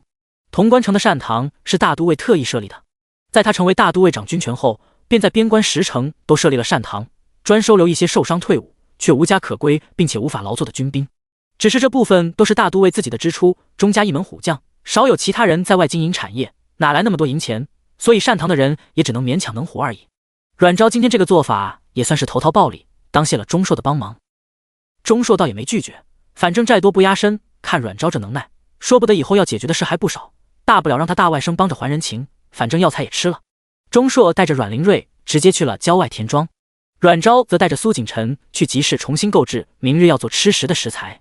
今日这一遭，不少人都认得阮昭，即便不认识的，被旁人稍微科普一下都知道，对他也很是热情。知他来购买食材，都纷纷询问山居尉是否要重新开店。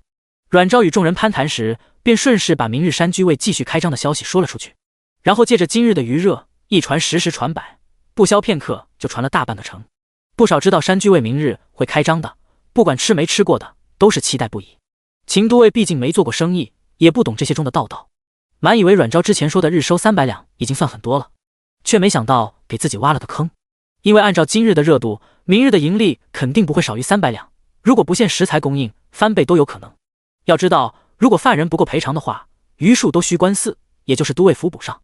这也是阮昭为什么还要赶着明日开张的原因，算是小小报复秦都尉一下，毕竟此事他也难辞其咎。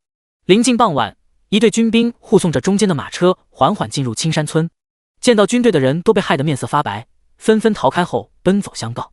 联系今日阮家出事，村人还以为是军兵来村里抓人，尤其看军队往许大海家走去，更确定了这一猜测，怕是今日的帮工也受累了，说不得要抄家。一时间一个个都惊得闭门不敢出。被军兵寻上的许家也是这般想的，一个个吓得屁滚尿流，鬼哭狼嚎的想和许大海撇清关系。许家大哥甚至还喊出已经和许大海断绝关系的话来。许婆子不止没怪大儿子，还尖叫附和，无端给许大海按上不少莫须有的罪名，证明家里真的和他断绝关系。期间都没给其他人插话的机会。马上的张涛只能转头看向中间的马车，见站在钻出马车的许大海面色僵硬，神色黯然，顿时目露同情。里边的动静外边听得清清楚楚，阮仲明等人看着垮下肩膀下马车的许大海，也是神情复杂。阮仲明本想下去解释一番，不过这么一遭还是算了。许大海一回家，车队就继续向前往下一家，不只是送人回家，也是送赔偿金回去，顺便解释2句。李正家是最后，也算是把大半个村给绕了一遍。然后很快村人便都明白，军兵是护送阮家的车回来，不是来抓人的，而且不止亲自护送一个个回家，还一家一家送赔偿金。这便说明这些军兵都是听阮家的，这可太威风了。其中赔偿金一项更是引起了轰动。许大海和萧明山都受伤了，所以两人不只得了都尉大人判的16两赔偿金，阮家也给了每人各1两的工伤赔偿和慰问金，合共17两。连什么事都没有的陈二娘子和刘芳婶都拿到1两赔偿和200文感谢费。虽然比不得那两人的10几两，可这是实打实白拿的银钱。都没想到阮家竟然这么阔气，帮着争取到赔偿就算了，自己还补贴一些上去。又得知萧许两人都被允了10日假期，还算工钱，顿时更羡慕了，同时也都打起了小九九。两人既然暂时不能上工，阮家明天又要继续开店，那是不是还是需要帮工的？想罢，有这新的，立刻就提着东西往阮家走，然后便都撞到了一起，人一多难免就起口角。阮仲明正在帮儿子上药，听见动静，眉头就拧起。龙凤胎今日被吓了一次，这会也有些惊弓之鸟。爹爹，两人都跑到阮仲明身边。阮仲明皱眉安抚2个孩子，想要出去赶人。他们回来后已经听2个孩子说了今天的事情，说实话还是挺失望的。好在不是所有人都这样，不然哪怕再费事搬家，也不会在这里继续住。阮灵觉伸手拦住，不用理会，没人理自会消停。阮仲明叹了口气，觉得有些烦闷。正此时，突然听到李正的呵斥声和李正娘子的斥骂声，没一块，外边声音就少了许多。阮仲明这才披上衣服走出去开门。第93章上门寻仇。开门时人已经基本走光，李正刚刚好要敲门。陈老哥和嫂子怎么来了？快请进。阮仲明带着一贯和煦的微笑，把2人请进院。李正笑呵呵道：阮老弟，听说二郎也受伤了，我们特来探望，也是来感谢。阮仲明忙道：谢什么？今日差点就累及陈二娘子，还给陈老哥你带来诸多麻烦，我这心甚是过不去啊。李正忙摆手：今日之事你们也是无妄之灾，何况老两家的也没受伤，还得了赔偿，我才真是过意不去。赔偿都是都尉大人判下来的，是陈二娘子应得，有甚过意不去的。阮仲明客气道。李正娘子便笑道：好了，你们2人别客气来客气去的。说着又看向阮仲明道：不管怎么样，我们还是要替老两家的来感谢。还有，二郎伤势如何了？伤势倒无甚大碍，大夫说休养些日子便可。李正娘子闻言连连点头，那便好。对了，你们匆忙回来，应还未食晚饭吧？家中刚好做了些，给你们送来，也省得再去上灶。这怎么使得？如何使不得？李正拿过篮子给他塞过去，都是一个村的人，便别这般客气，不然我怎还有脸叫老两家的继续去14上工？阮仲明抱着篮子，倒也没继续拒绝，笑道：老哥言重了，既然如此，那我便不客气。正好此时确实腹中空空，哈哈。李正闻言顿时开怀，正聊着，先后又有几家人上门，不过都被李正娘子呛走了，只有真正来道谢的萧庆一家和刘芳婶夫妻被放了进来。不过几家也没多留，只是探望过阮灵觉，又聊了几句就离开了。不过临走前，阮仲明又托李正帮忙找2个靠谱些的帮工。有了今天这一遭，李正心里有数，帮工方面更慎重。尤其现在很多人都眼红山居未受伤就有工伤赔偿，便怕有些眼见短的会故意受伤索要钱财。李正还想跟阮家搞好关系，可不想因为这些人让阮家对青山村生恶。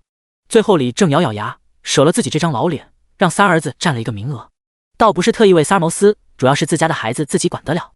另一个名额，伙计找了老木匠的儿子李长工，也是个老实人。潼关城内，夜里，阮昭留苏景臣在医馆照料苏景生，李清雅夫妇留下连夜卤肉，他则寻了个借口出去一趟。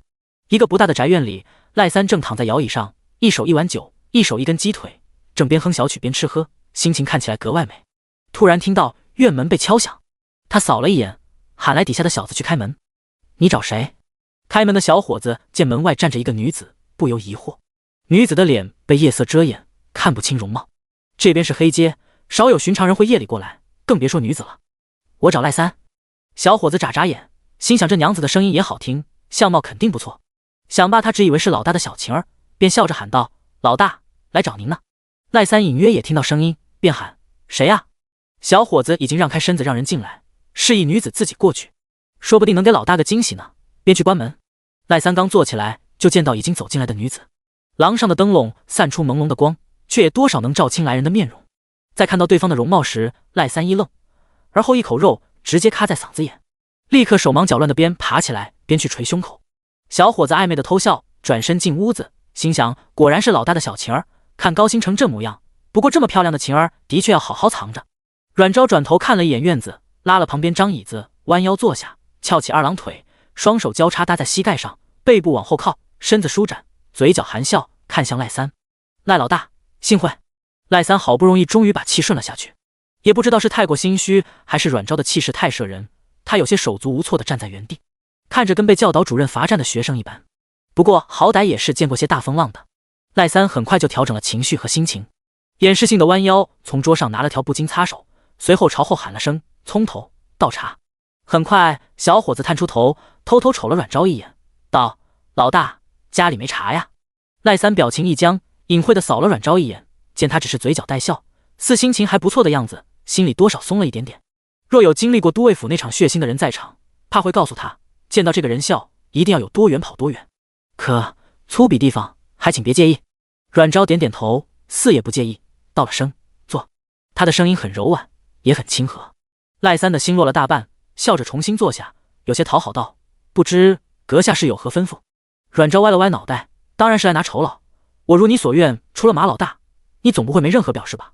赖三闻言面色微变，有些惊疑不定地看着阮昭，几息后僵硬着脸讪笑：阁下说笑了。阮昭佯装不解：不是你引导如娘找马老大，不是你故意用激将法让马老大把山居尉往死里整，不是你想借定远将军的手除掉马老大吗？赖三脸部表情彻底僵硬了，整颗心仿佛被一只手瞬间扼紧一般，一口气差点上不来。看着对面一如既往含着温柔笑意的女子，此刻他才明白什么叫笑里藏刀，原来他什么都知道。再想到他有定远将军这层关系，会知道这么多似乎也不奇怪。他腿一抖，当下非常光棍地跪下来：我承认我是想借用将军之手惩治马老大，但我并没想闹出人命，我以为他最多就是把店砸了。阮昭歪着脑袋，一副你看我信不信的模样。赖三咬咬牙，举起手：我可以发誓。阮昭突然哼笑了声，不知道为何，赖三突然就觉得有点遍体生寒的感觉，这大概就是小动物对危险的预知。他忙弯腰磕头：我错了，我愿赎罪，只要您叫我干什么我都可以干，还有这件事只是我一个人的主意，其他人都不知情，求您放过他们，我可以给您做牛做马。阮昭微眯眼睛，突然伸手捏住赖三的脖子。第94章收服小弟。赖三一骇，而后发现身子一阵发麻，完全失去知觉，接着便觉得好像有什么东西被快速地从体内抽走，让他身子觉得越来越寒，越来越弱，连呼吸都艰难起来。叫葱头的小伙子本偷偷探着脑袋八卦围观，但在看到自家老大跪下磕头时就觉得不对劲，如今见老大被个女子扼住喉咙，立刻冲出来：你做什么？只是才跑到一半，突然脚下被什么绊住，直接往前摔倒，下一刻全身就失去力气，开始发麻，舌头也捋不直。你住陆射木。阮昭吸了差不多的血，闭上眼睛开始查看记忆。而此刻的赖三眼瞳已经开始涣散，整个身子都无力下垂着。等翻看完相关的记忆，阮昭才重新睁眼，轻挑眉毛，放开赖三。赖三的话倒也是实话，他只以为马老大最多就会把整个店砸了，不是马老大人好，而是因为马老大向来拿多少钱就办多少事。赖三知道如娘会给出的钱不多，最多只能让马老大这边稍微捣乱一下，比如赶客之类而已，所以他故意刺激马老大，让他至少把店砸了，这样才足够激怒阮家。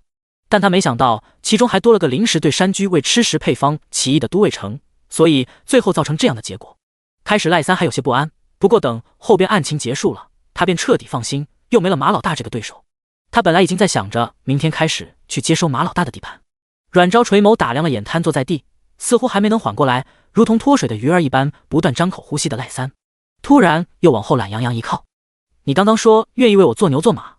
赖三捂着脖子急促喘息，抬眼看着眼前的女子，眼底此刻不单只是忌惮，而是惊惧。刚刚他不知道怎么回事，但他真的感觉到了生命流逝，不是单纯的窒息，如此刻他觉得身子从内彻骨的冰冷，仿佛已经没了半条命。再想到刚刚瞬息的全身麻痹失去知觉，他便知道此刻眼前的人的恐怖程度不再只是有将军府做靠山这点。我什么都可以放，可过我还手底下的弟兄。阮昭又轻笑了声。赖三整个身子都不觉得抖起来，也不知道是因这声音还是因为失血过多造成的体寒。你觉得你还有跟我讲条件的资格？赖三费力的呼吸着，艰难的爬起来，重新跪伏在地：求您放过他们，我的命给您。阮昭却不为所动：你以为现在这条命还是你的？赖三表情僵住，不免又想到刚刚那种生命流逝的恐怖体验。阮昭拍拍膝盖上看不见的灰尘，站起来：我可以给你以及手底下那些人一个机会。赖三猛地抬头，双目爆亮，重新燃起希冀的光。阮昭随意地扯了下衣摆，嘴角一勾：“从今日起，你们的命便是我的，须得唯我是从。”赖三威正。阮昭低头取出一个小瓶子放在椅子上：“这是能保证你们对我忠心的东西，一人一个，一个都不能少，但凡少了一个……”他轻轻哼笑了一声，没说结果，但脑补才是最可怕的。赖三呆呆地看着面前的小瓶子，眼底全是自责和懊恼悔恨，却又无可奈何。离开院子，阮昭侧头朝不远处街角瞥了一眼，嘴角不着痕迹地勾了一下，转身朝路口走。这边钟硕在田庄跟着蹭了一顿卤水火锅后，才心满意足地回将军府。他这几天都在海边搞那个净水坊，只听陆青形容阮三娘整的卤水火锅如何好吃，却还未尝过。此番一尝，果真好吃。最重要的是，吃完整个人都暖洋洋的，这种太适合边城环境了。正好入冬后要杀羊犒劳三军，他想着到时候也弄个卤水火锅。简单洗漱了一番，才回书房开始处理这些日子的军务。最先处理的便是被压在案头的2封家书，皆是自家皇后姐姐寄过来的。他都展开看了一遍，看完也甚是惊讶。没想到阮昭拿出的茶叶竟已经如此出名，而且竟也能药用，这可是出奇了。不过想到阮昭的制药能力，似乎也不是太出奇。只是上次阮昭说下月才会开始种茶树，第一批能上架销售的白毫银针最快也要明年中旬。何况按照阮昭说的，像他拿出的这种茶叶只能取嫩芽炒制，1亩茶田只能制出7、8斤左右，本也只想作为镇店之宝。谁知他随手送出去的茶叶竟引得如此风波。他是不懂茶的，不知道这些人为什么对这种跟药师的叶子水这么追崇。不过既然是对外甥身体也有好处的东西，钟硕自是不能不重视。看来明日又要去找阮昭了，又得欠人情。他叹了口气，扯出信纸，开始给姐姐写回信。写完想了想，又给外甥写了封信。他也不是个拎不清的，知道外甥对阮昭很是防备，但他和阮昭相处得多，知道他的为人，即便有时手段很辣了些，但也无可厚非。甚至他对阮昭这种性子的人还是挺欣赏的。所以他先提及了阮昭提供的净水坊的进展，然后再详细说了今天发生的事，接着又表明自己欠了人家多少人情。其中有不少地方都在隐晦夸阮昭，希望自家外甥能对阮昭多些了解，毕竟他还希望阮昭以后能去给他看病呢。按照这女子的性子，怕只要外甥表现出任何的敌意什么的，别说看病了，他不下毒都是好的。哎，做舅舅的总有操不完的心，洋洋洒洒写了厚厚一大叠。钟硕吹干信纸，自我感动一番后，把信都装好，准备派人送出。不过想了想，还是有些肉痛的，取了1罐鱼子酱和1罐生腌蚬子，以及1大罐葛粉。按照阮昭以前说的，弄了些红枣碎和果干、芝麻什么的混一起，一并送了过去。鱼子酱和蚬子还是他偷偷扣下父亲那一份。正好大都督这段时间要去其他边城巡查，他便理所当然的让陆青都收起来。他那份已经在海边吃完了，现在这份又送出，看来明天还得顺便看能不能再要点蚬子和鱼子酱。这手伸多了，便越来越自不然要脸。第95章制药与传授。翌日，阮仲明一早便带着东西，驾着马车，带着新的2位帮工进入城内。牧羊渔村那边一早就送了蚬子过来，腌汤昨夜已经调好，今天只需要下料装缸腌制就行。人手足够，阮昭便也没有留下来帮忙。等这边稳定下来，他便会彻底放手。他带着药材去了医堂，边照料苏景生，边制作药膏。秦老对他要制作的生鸡膏很是好奇，不过制药这种东西都是独门配方，他即便再好奇也不能随意问询，更别说观看了。阮昭倒也不怕他知道，这个生鸡膏只是为了促进皮肤快速生长而已。祛疤膏他暂时缺少一味鸭胆子，果期在10月左右，现在已经有些晚了，又是边城，不知道能不能找见。之前倒是在一处野地看过，可惜当时没有留种，如果没有，就要换另一个方子。只是另一个方子制作起来复杂，也麻烦了些。主要是它空间储存了以前提炼的不少白凡士林，这些白凡士林是从一种叫石油草的变异植脂液中提炼出来的，不是市面卖的商用护肤乳，这是一种烷烯烃或饱和烃类半液态的混合物，也叫凡士林，由石油分流后制得。当时实验室里想要研究石油草的汁液能不能替代石油，他便顺便取了些提炼了不少白凡士林，熔点相对比从石油中提炼出的白凡士林要更高一些，又保存了白凡士林的化学惰性，对肌肤完全不具刺激性。最重要是具有石油草的木系能量，与它的异能可以更好的融合，效果能更好。当然，还有很关键的一点，便是它空间正好还有石油草的种子。石油草可以提取出高含量石油的植物，每英亩可以提取10桶石油，方便以后种植，大批量制作祛疤膏。苏景生坐在旁边看着他做，不是他故意要看，是阮昭让他来学。苏景生对辨识草木和制药都曾表现出兴趣来。经过这次后，阮昭也有心教他医药相关的。至于伤势方面，用了阮昭的药膏后，已经缓解许多，至少他并没感觉到多疼痛，反倒有些许痒意，总想去挠。不过在三姐说这是因为要开始结痂了，所以他便努力忍着。哪个女孩不爱美？若有可能，她也不想在身上留下那么多可怕的疤痕。三姐说了，只要顺利结痂生机，便可以开始用祛疤膏，所以她要尽快好起来，不能给伤口雪上加霜。山居卫这边即便有阮昭做预料，但火爆程度还是让阮玲瑞等人差点招架不住。所幸赖三派了几个人来帮忙，有的维护秩序，有的帮忙跑腿。赖三派来的人算是比较熟面孔的地棍，他们的存在的确起到了震慑作用，同时也让众人察觉到山居卫背后可能有一定的靠山。或许扳倒都尉城那件事并非运气好，因为这些猜想，众人态度也好了许多，里边甚至有不少富户，即便同样要取号排队等桌也没有发脾气。钟硕也带了一群人乔装过来捧场，结果发现这个场不需要他捧都足够热，又得知阮昭并不在这里。他吃完火锅就去医堂寻阮昭，他今天约了阮昭下午往白海去检测净水方，顺便问问茶的事。阮昭也没想到他把茶叶送回皇城，还提前扬名了，不过这也不算坏事。至于茶所体现出的效果，他点点头，白毫银针本身就具备一定的强体防疫功效，能养颜安神、祛湿降热、益脾胃、降血压等，至于退热倒也多少有一定效果，不过也需要看个人体质。这些白毫银针是他从空间里直接取用的，全是变异白茶树的嫩芽制作，可谓是精品中的精品，会具备其他效果也属正常。只是他也没想到就那么一斤茶叶能给他们搞出那么多事，但想到钟硕在皇城的关系网，倒也不出奇。那你现在可还有，就是我那个侄子有喘鸣之疾那个，他饮过后也觉得身子改善许多，所以我想跟你先买一些。阮昭挑眉，心想看来钟硕对这个侄子倒是真的很看重，但他还是摇头，白毫银针我剩余真的不多，最多只能给你允出1斤，倒也不用买。我想买下青山村其中一座山和阮宅后那片林子，不知钟将军可能帮走下关系。钟硕眉头扬起，立刻拍案道：没问题，就怕你无所求，这事我过后跟秦昊说一声就是。那就谢了。阮昭扬唇一笑，还有，昨天听我大哥说，单堂那边许多人也是能做活的，不知可允许雇佣。钟硕一愣，表情略收，诧异看他，面上严肃了几分。你要雇佣单堂的人？他们都是身有残缺之人，恐怕无法如常人一般正常做活。钟家都是重义气，对收下兵士也很看重，哪怕没什么特殊收入，还在边关建立单堂，便是不忍这些人没在战场殒命，却在退下后凄凉惨死。只是钟家毕竟钱财有限，如果这些人能有自己的一份收入，也能减轻一些生活压力。可惜这些人都是身有残疾的，谁也不愿意雇佣他们做工。阮昭点头，按能力分配适合的工作即可，但我只要品性好，能守信守忠心雇主的人。会有这个想法，也是因为昨天阮玲瑞回来的感慨。阮玲瑞昨天随钟硕去单堂分派卤味，他也是第一次看到这么多残疾人，听说都是从战场上退下来的军兵，心下也有些不好受。文人与武人向来不和，以前寻常军兵在他眼中就是目不识丁的莽汉，这次他却有了不同的感受，终于明白三妹曾经说的那句，有的人能够岁月静好，只是因为有人的背后负重前行。回来后也感触良多。唐大哥也是军人出身，后来因伤退伍，这点一直是他的遗憾。加之大哥后来合作赶海的不少朋友也是退伍兵，他经常接触，对军人也了解不少。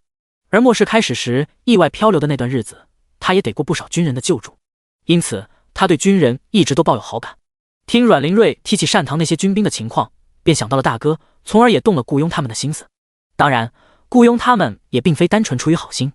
退役军兵有一个常人没有的优点，那就是懂得服从命令，而且他也不是所有人都雇佣，当然还需要好好挑。钟硕面上一喜，这没问题，其他我不敢保证，但单堂里那些品性方面绝对没问题。第96章被狠狠触动的钟将军，不是什么人都能进单堂，他也有门槛，大奸大恶、品性太差的自然都不能进去当祸害。钟硕继续追问，你需要多少人，有什么条件尽可说，我立刻把那些人的情况都整理给你，或者带你过去挑。阮昭失笑，暂时还不用，不过不会少于200人。钟硕眼睛骤亮，惊愕道：200人？阮昭点头。包山后，他需要有人帮着修整开荒和守山，还有之后的林田也需要不少人手。单堂的退役军兵虽然身有残疾，但不是什么太大问题，按情况分配适合的工作即可。最重要的是，曾经当过兵的懂得服从，会更好管理一些。钟硕愣了好几息后，突然表情认真，站起来认真的朝他拱手道谢：我替那些兵丁谢谢你。阮昭一愣，而后也无奈站起，倒也不用如此。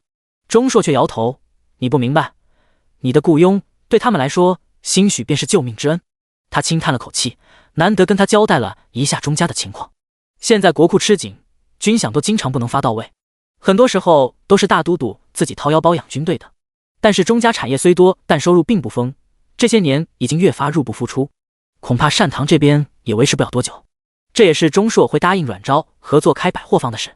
若按寻常，他不可能会去做这种白占便宜的事。但是他们是真的非常缺钱，他倒也没想到阮昭的百货坊能挣多少钱，但听他的想法应该不会太差。不过经过白豪营真名动皇城的事后，他觉得之前对阮昭的预估可能还低了很多。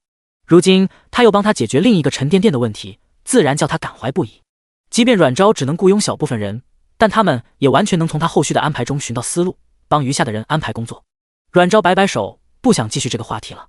钟硕轻咳一声，也重新坐下来，转开话题。他也着实不适合这种煽情的桥段，反正把好记在心就行了，以后需要的时候多帮帮。对了，钟硕想到什么，突然搓了搓手，讪笑道：三娘啊，那个鱼子酱和咸子，你这边可能卖不？阮昭挑眉，轻声一笑，卖倒不用，不过我们倒可以来合作。一听有门，钟硕眸光爆亮，你说鱼子酱需要寻几种海鱼，用其鱼子制成，听说军中入冬也会捕获海鱼作为过冬物资，不如你这边提供鱼子，我兑成部分成品给你。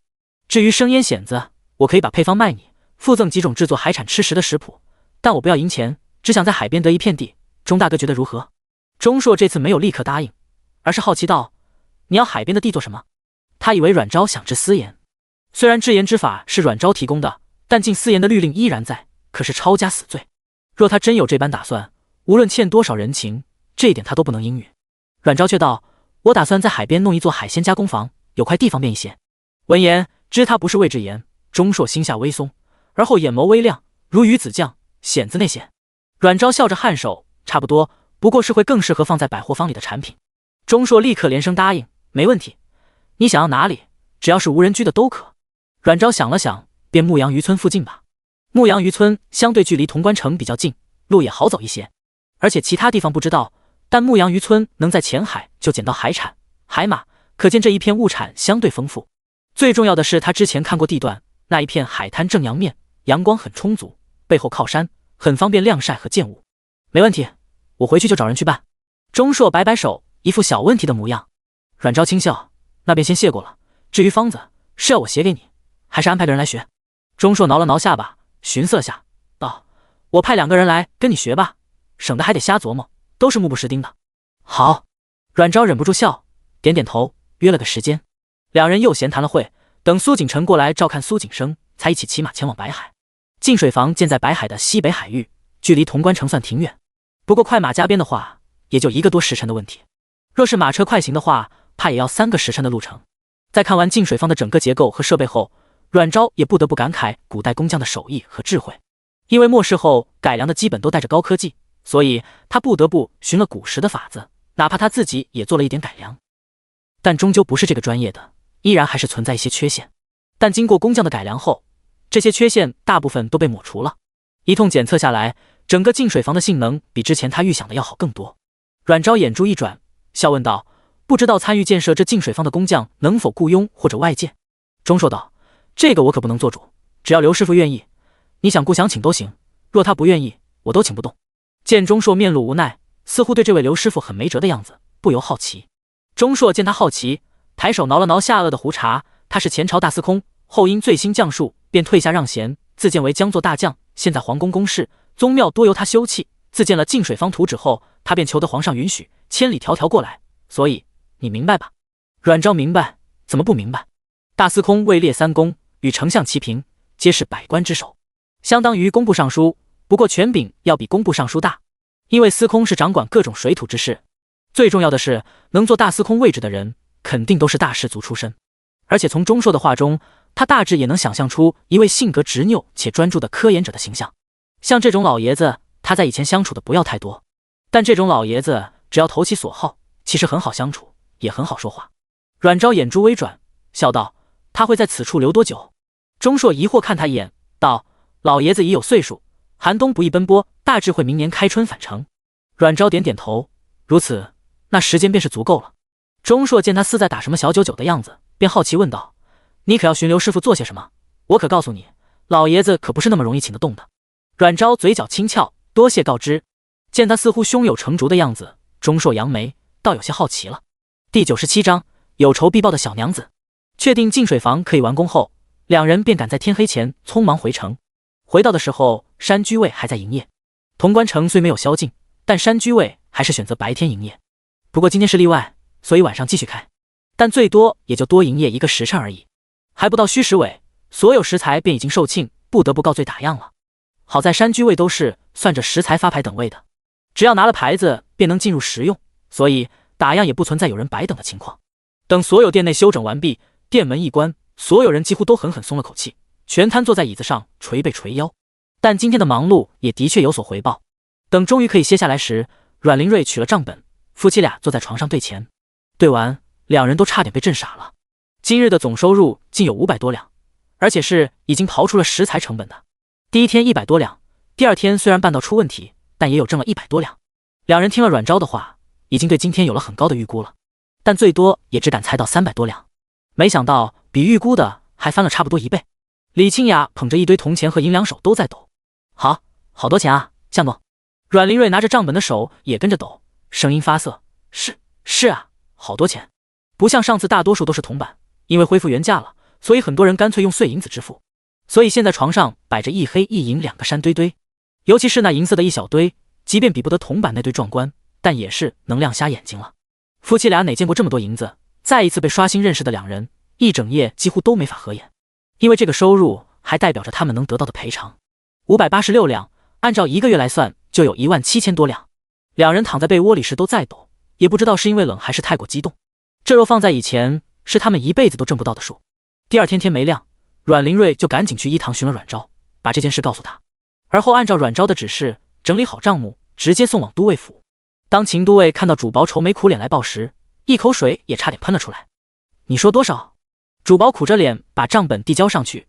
山居尉昨日营收合共659两，这是没有扣除食材的账数，也是昨日真正的总收入。秦都尉张着嘴，半晌说不出话来。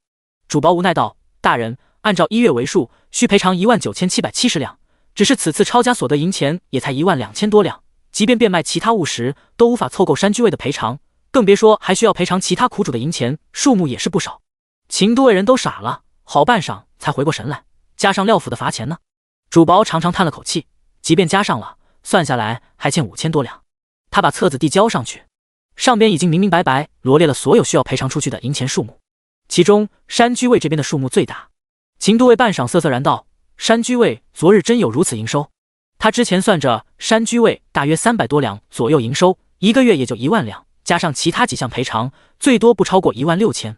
按照都尉城和马老大的家底，加上廖府那边的赔偿，肯定是够的。却没想到现在单一个山居尉盈利赔偿就超了预估总数。账目的确属实，昨日也安排了人盯着，的确红火非常。怎么办，大人？主薄满面愁容，头发都要愁白了。赔偿已定，并且归档送由州府了，肯定不能再改。那么超出的赔偿便只能由都尉府补上，或者向州府那边申请。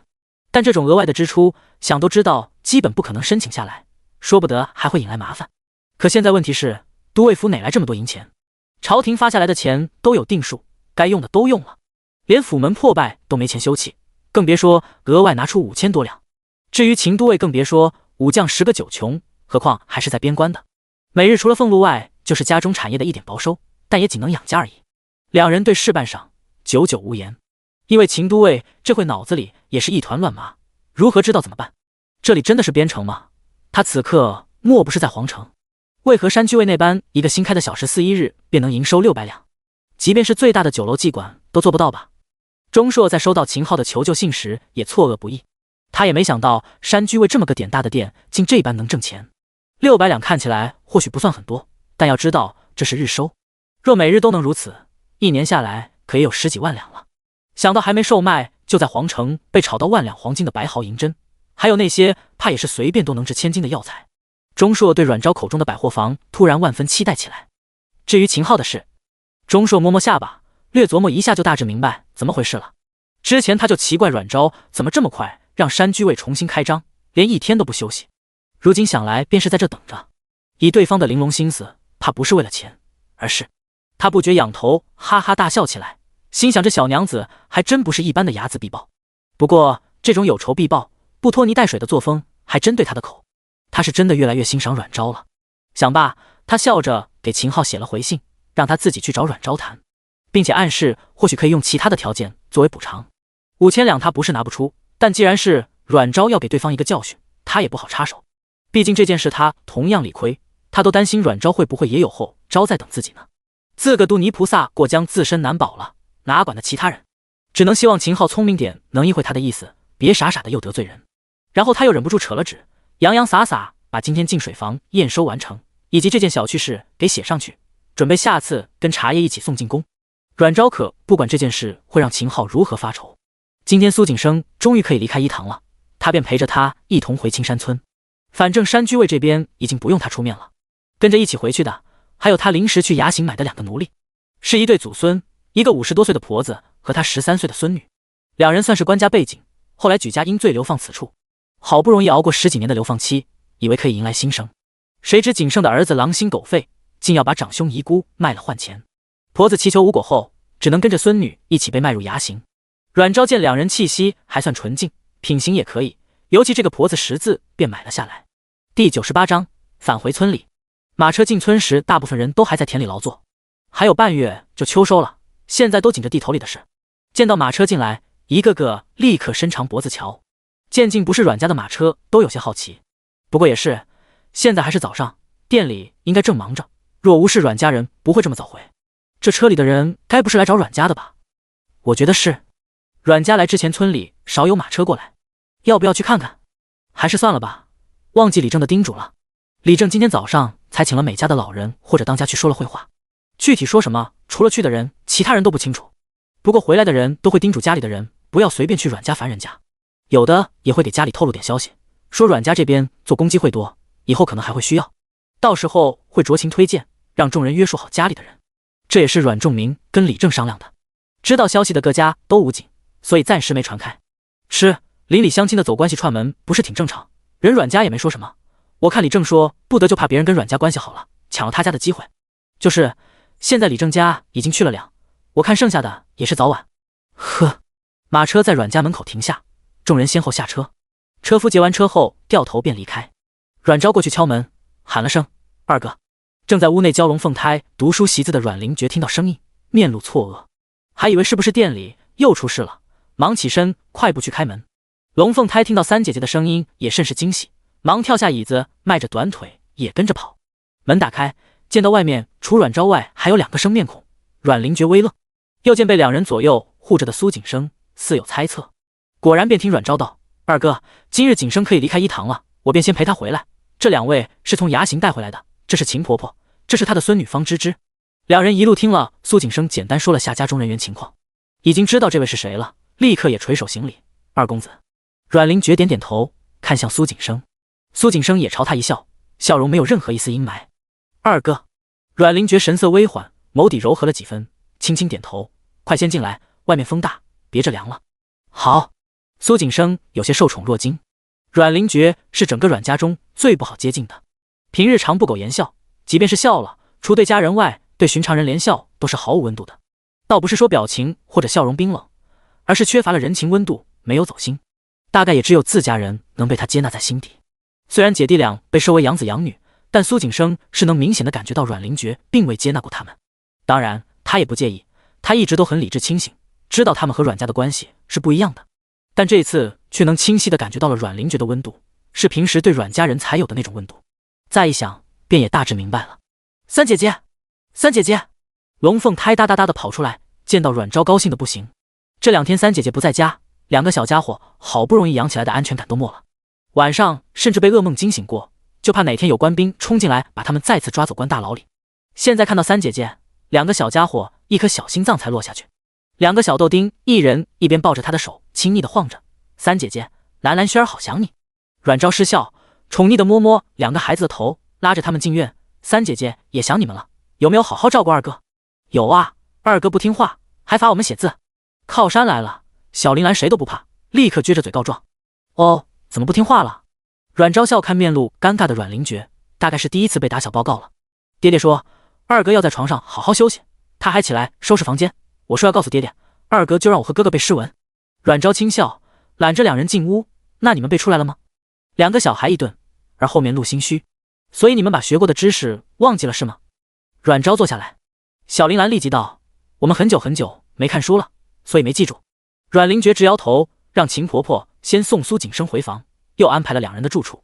好在龙凤胎还小，又到新的地方，暂时不敢一个人睡，所以小林兰每天黏着三姐姐，暂时都跟阮昭睡一屋，阮灵轩则跟苏景晨睡一屋，所以左侧2层楼1层还没有人住，祖孙俩住进去刚刚好。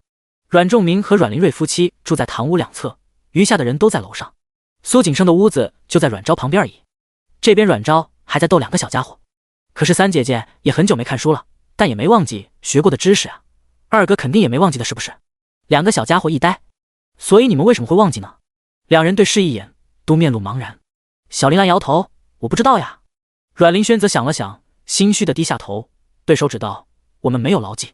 阮昭轻笑，揽过两个孩子，死记硬背也有忘记的时候，只有时时温故而知新才不会忘记。二哥也是在帮你们记起来，当然也不是说二哥就没错，他没好好听话休息也虚发。一听这个，龙凤胎立刻就来了精神。怎么罚啊？见两小家伙跃跃欲试的模样，他差点笑出声。你们说呢？那罚二哥也抄书，抄10遍。可是平时也经常抄书啊，二哥可喜欢抄书了。阮灵轩眨眨眼，恍然，是哦，那怎么办？小林兰歪着脑袋想，不然罚二哥不准抄书。10天。阮灵轩闻言，葡萄似的大眼睛也是一亮，立刻点头，对。而后两孩子齐齐转头看阮昭，三姐姐，这样可以吗？噗，哈哈！阮昭着实被两个给可爱到，忍不住笑起来，边笑边捏两人圆圆的小脸蛋。当然可以，听到了吧，二哥？两小家伙骤然转头，果然就看到二哥正站在门口，眯着眼看两人。两人立刻跟受到惊吓的小鸡仔似的，立刻藏到阮昭后头。第99章重走科举。阮昭拍拍两个小家伙，对阮灵觉道，他们倒也没说错，二哥你应该好好休息，他留的药效果怎么样他心里有数，虽然算是特效药，但为了不过于暴露，药效并不能强到2-3天就能好的，何况他的伤口没有经过他的治愈，即便创伤面不大，但行动间难免会扯动，依然受罪。阮灵觉面露无奈，轻轻点头，店里怎么样了？挺好的，一切顺利。阮灵觉颔首走进来，在桌边坐下，指使两个小家伙去照顾苏景生，顺便带那两个人认一认屋子。小家伙也挂心苏景生，便听话的上楼去。等两个小家伙离开后，阮昭伸手给两人各倒了一杯水。二哥有什么想和我说的吗？难得见阮灵觉欲言又止的模样，阮昭便知道他心里一定藏着什么事，或者有了什么决定。果然，便见阮灵觉抿着唇，突然道：之前你问过我想不想继续科举。阮昭喝水的动作一顿，放下水杯，所以现在你准备改答案了吗？指点阮灵瑞夫妻开14后，他虽让阮灵觉弄加工房，但还是私底下找了他谈。他还记着阮灵觉当时失去科举之路时的落寞样子，只是阮灵觉大概是真的对为官心灰意冷了，所以直接给了否定答案，不想继续考科举。现在看样子是改变想法了。他在稍想近来发生的事串联起来，大致也能猜出他为什么突然改变想法。阮灵觉点头，我想继续参加科举。他的神色很坚定，不像上次那般还带着些许犹豫。阮昭叹了口气，二哥，你老实告诉我，你改变想法是因为自己的意愿，还是为了当家中的保护伞？阮灵觉似不意外他会猜出他的想法，三妹向来心思玲珑，总能轻易看透他人。他点点头，我承认想重新科举，的确有庇护家中的想法，但更多的也是想真正意义的能为百姓做点事。这句话是真也不全真，是假也不全假，只是哪边分量多的问题而已。经过都尉城一事后，他明白家中还是需要一个能庇护当靠山的人，但这个人不能是用三妹的幸福或者人情换来的，尤其是三妹才真正最需要家人庇护的人。当初被追杀意外受伤时，他便隐约窥见了三妹一些特异之处，只是这件事一直被他埋在心底。但是金子总会发光，无论在什么境地，在什么地方，都绝对无法遮住三妹的光华，难保哪一天便会被人发现他的秘密。所以他需要权势地位，至少能护住他们的能力。想完成这点，势必只有入朝为官，且青云直上这条路。因此他还是要走科举之路。另一点，也的确是想为百姓做点事。他曾经就设想过为官之后会如何造福百姓，只是那时候还未见民间疾苦，想再好也是不足。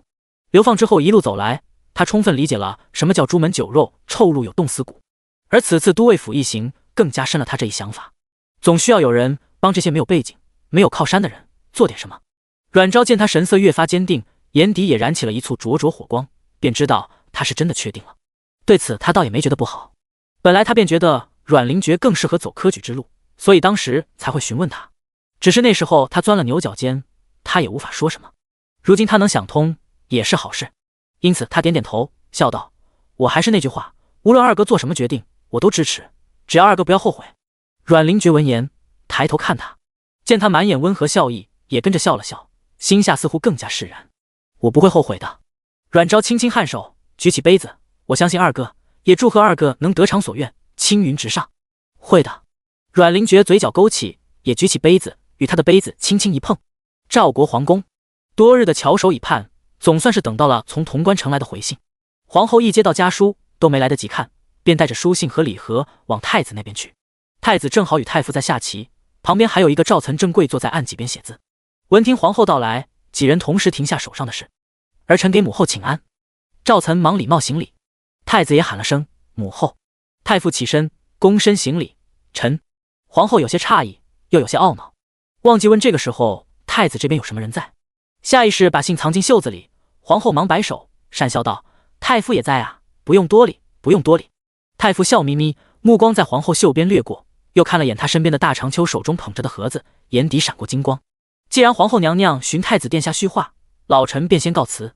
太傅拱手一礼，皇后嘴角微抽：“您老说走倒是走啊，还磨蹭什么？还有，能不能管管您的视线？大长秋都快绷不住了。”皇后微叹了口气，无奈看向太子。太子明显也猜到了什么，微微一笑，朝皇后颔首。皇后笑着道：“太傅大人且慢走，今儿潼关城那儿来信，恐是与白毫银针有关，太傅不如一同参详。”“哦，是关白毫银针，那老臣便再叨扰片刻了。”太傅微笑抚须，哈哈笑着，非常爽快答应了。皇后讪笑，有点心累地走向大儿子。他最怕和这位跟千年狐狸似的狡猾太傅打交道。“姐儿，这是你小舅给你的信。”皇后先拿了最后那一个大信封递给他。太子接过信封时也有些诧异，第一次看到这么厚的信。他揭开信封，取出厚厚的小叠纸，开始一张张飞快阅读起来。读着读着，他剑眉微挑。皇后和太傅看得甚是好奇，有太傅在场，皇后只得谨守礼节，只能焦急地给儿子暗示，眼巴巴地等着他。太子终于看完信，表情有些古怪，而后递给太傅：“此行事关进水房之事，老师可细看些。”太傅诧异，没想到是关乎进水房的，这可是更重要的大事，当下便接过来想读起来。太子又看向有些不太开心的皇后，道：“关于茶之事，应在母后的信中，不如一读。”皇后一愣，这才想起自己这里还有一分，连连点头取出，也展开读。第100章，来自皇宫的改观。钟硕给皇后的信就相对比较薄一些，只有2章，基本如寻常时候，先问好，然后直入主题。这次他简单说明白毫银针的出处和计划售卖的事，包括产量问题也说了。末了说了句会再看看能不能弄一些先送来，但多少就不能保证。看到这个白毫银针竟然又是那个阮昭弄出来的，皇后有些诧异。不过想到之前那些药效极佳的药和药方，若是全出自一个人之手，那么这茶有这般药效似也不算太出奇。皇后难得的也对这个女子产生了些好奇。闻听对方上不到双十便有如此本事，难不成天命之女的预言是真的？赵景亭两指夹着信，眼底闪过一抹深思，并有一抹难得的好奇与探究。这探究与好奇并非单纯来于阮昭的本事，而是钟硕的态度。2份信的内容都是钟硕一贯有话直说的风格，都是直接交代了各种事情，但这次却难得的在字里行间玩了点小心思。若单看给皇后的这份家书还不明显，他的那份几乎都是在表现对阮昭的赞赏。且在皇后家书中，他也说明白毫银针将是他与阮昭合作的生意。他这位小舅平时虽然粗放，却是3个舅舅中心思最为细腻，也最是拎得清的。他既然直接在家书中说明与阮昭的合作，便是在隐晦地告诉他们他信任阮昭。之前的几次书信，钟硕很少提及阮昭，有关阮昭的消息基本都是从大都督那边送来。再想到信中关于都尉府阮昭行事的描述，他大致也能勾勒出一个性格鲜明的人物来。若其表现不存假，如此性情倒也的确会是小舅所欣赏的。见2人神色怪异，太傅轻咳了一声。赵景亭回神，把这封信也交由太傅详阅。太傅则把手中的信交给皇后，皇后接过信，立刻阅读起来，而后越读越是惊讶。突然到了句，倒是没想这位阮三娘竟是如此狂放性子，还以为是个内敛之人。虽说她狂放，但皇后眼中却并无反感，反而多了一丝欣赏。显然钟硕是最了解自家姐姐的爱好和性子的，所以他特意在都尉府一事上琢磨颇多，基本在文字上完全呈现了当时的情形。他并不担心皇后和太子看后会觉得阮昭过于狠辣无情。6、7年前，有朝臣为绝赵皇牵绊，逼他广开后宫，绵延子嗣，不断派人来刺杀皇后与太子。皇后自己无所谓，但为母则刚。在太子差点被伤之后，不等赵皇布局收网，皇后便摘下凤冠，提着剑领3位同胞兄弟冲入太师府，激尽血洗太师及其门客党派。之后自请废后，解衣进太庙。钟家也差点被平推了，好在那时候赵皇与太子的网已经差不多能收，最终惩治了太师一党。不过皇后与钟家虽有功，却还是超了礼法纲常，因此皇后后来被罚太庙面壁思过3月，钟家3兄弟分别调往边城驻守，才算彻底平息这件事。所以皇后对阮昭的做法不止不反感，还有些感同身受，毕竟阮昭此举也是为了家人。太傅也捏着胡须点头，此女子倒也的确是至情至性。虽然太傅走的是人道，但对阮昭的做法也并无反感。最重要的是，从这件事可以看出，他来到赵国兴许意外几率更高。毕竟若真带着任务和目的，绝对不会如此高调，并且显露出这般容易令人忌惮和反感的手段。再想想净水房、药材、药方、白毫银针皆出于他手，若此人对赵国并无任何恶意，那兴许便是赵国未来之福了。太傅捏着胡须，睿智的眸中闪过一道金光，天命之女啊！皇后点头，复又皱眉。若按之前猜想，她应不是阮家之女才是，但如今看来，她对阮家却颇为看重。难道之前我等都猜错了？赵景亭接过信，慢慢叠好，摇头道：“陆国已传回消息，唐家错换亲女的事却有蹊跷，很大可能阮昭才是真正的唐昭。可是他与阮家也对，兴许他自己也不知情况呢。”皇后蹙眉道。太傅和赵景亭却一致摇头，他知道，他硬是知道。皇后微愣，面有不解，这怎么说？若他知自己的亲生父母是谁，为何对阮家又这般重视，满打满算，他们相处也才3、4月吧？赵景亭微微垂眸，看着手中的书信，薄唇微勾了一个细小弧度。太傅则笑道：“所以老臣方言其至情至性啊。”太傅心情似乎很是不错，取过2封信，朝太子和皇后拱手：“老臣先去与陛下告知此事，便不多扰。”等太傅离开，皇后才赶忙问儿子：“太傅此话是何意？”赵景亭伸手扶着皇后到旁边落座，又招呼一直乖乖写字的赵岑过来。自从按照阮昭的药方服药后，太子近来身子已是大好，至少已不用常伴轮椅。他既一直藏拙，便说明深知己身处境，更不可能真的遂了陆国国君之意，嫁与陆国皇子。换女之事，若非他所为，也势必会顺水推舟，从而金蝉脱壳。只是此事中阮家实为无辜，因此他随同阮家流放，而非独自离开，应是为了补偿。不过人非草木，期间一行共患难，共生死，难掩真情在。皇后闻言才露出恍然之色，轻轻点头，但转念又问：“可既然他清楚亲生父母是谁，难道就不会舍不得家中父母吗？若这样的话，此人未免矛盾，对短期相处的人可以付出真心，对自己的亲生父母却可以轻易舍弃。”赵景亭却轻轻摇头，他自小多是养于宫中，与家人相处又有多少时日，感情自是不深，不然唐元朝夫妻合制认亲后便与他断绝关系，更别说他有天命之女身份在前，怕是唐家也只把他当棋子而已。他若真是个至情至性之人，自也接受不得这些。皇后眉心微蹙，总觉得他这般轻易放弃血缘至亲，多少有些无情。可思及他对阮家所为又是至情，还真是个矛盾之人。而后他眼眸微亮，这般说来，他便不是对立之人了。赵景亭点点头，不过还需再看。正这时，小黄门匆忙来报，说有信使要面见太子。赵景亭闻言，眉峰微挑，让他进来。小黄门领命离去。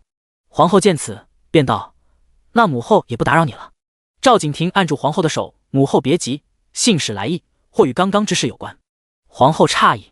这时信使被小黄门带了进来，进门便先与3人请安，而后把手中的盒子呈上。赵景亭伸手解开盒子上的绸布，打开盒子，只见盒子中摆放着一卷卷纸轴。赵景亭取出第1卷打开，略浏览了一下，便递给皇后。皇后疑惑接过，一看才知道原来是记录了阮昭相关的事。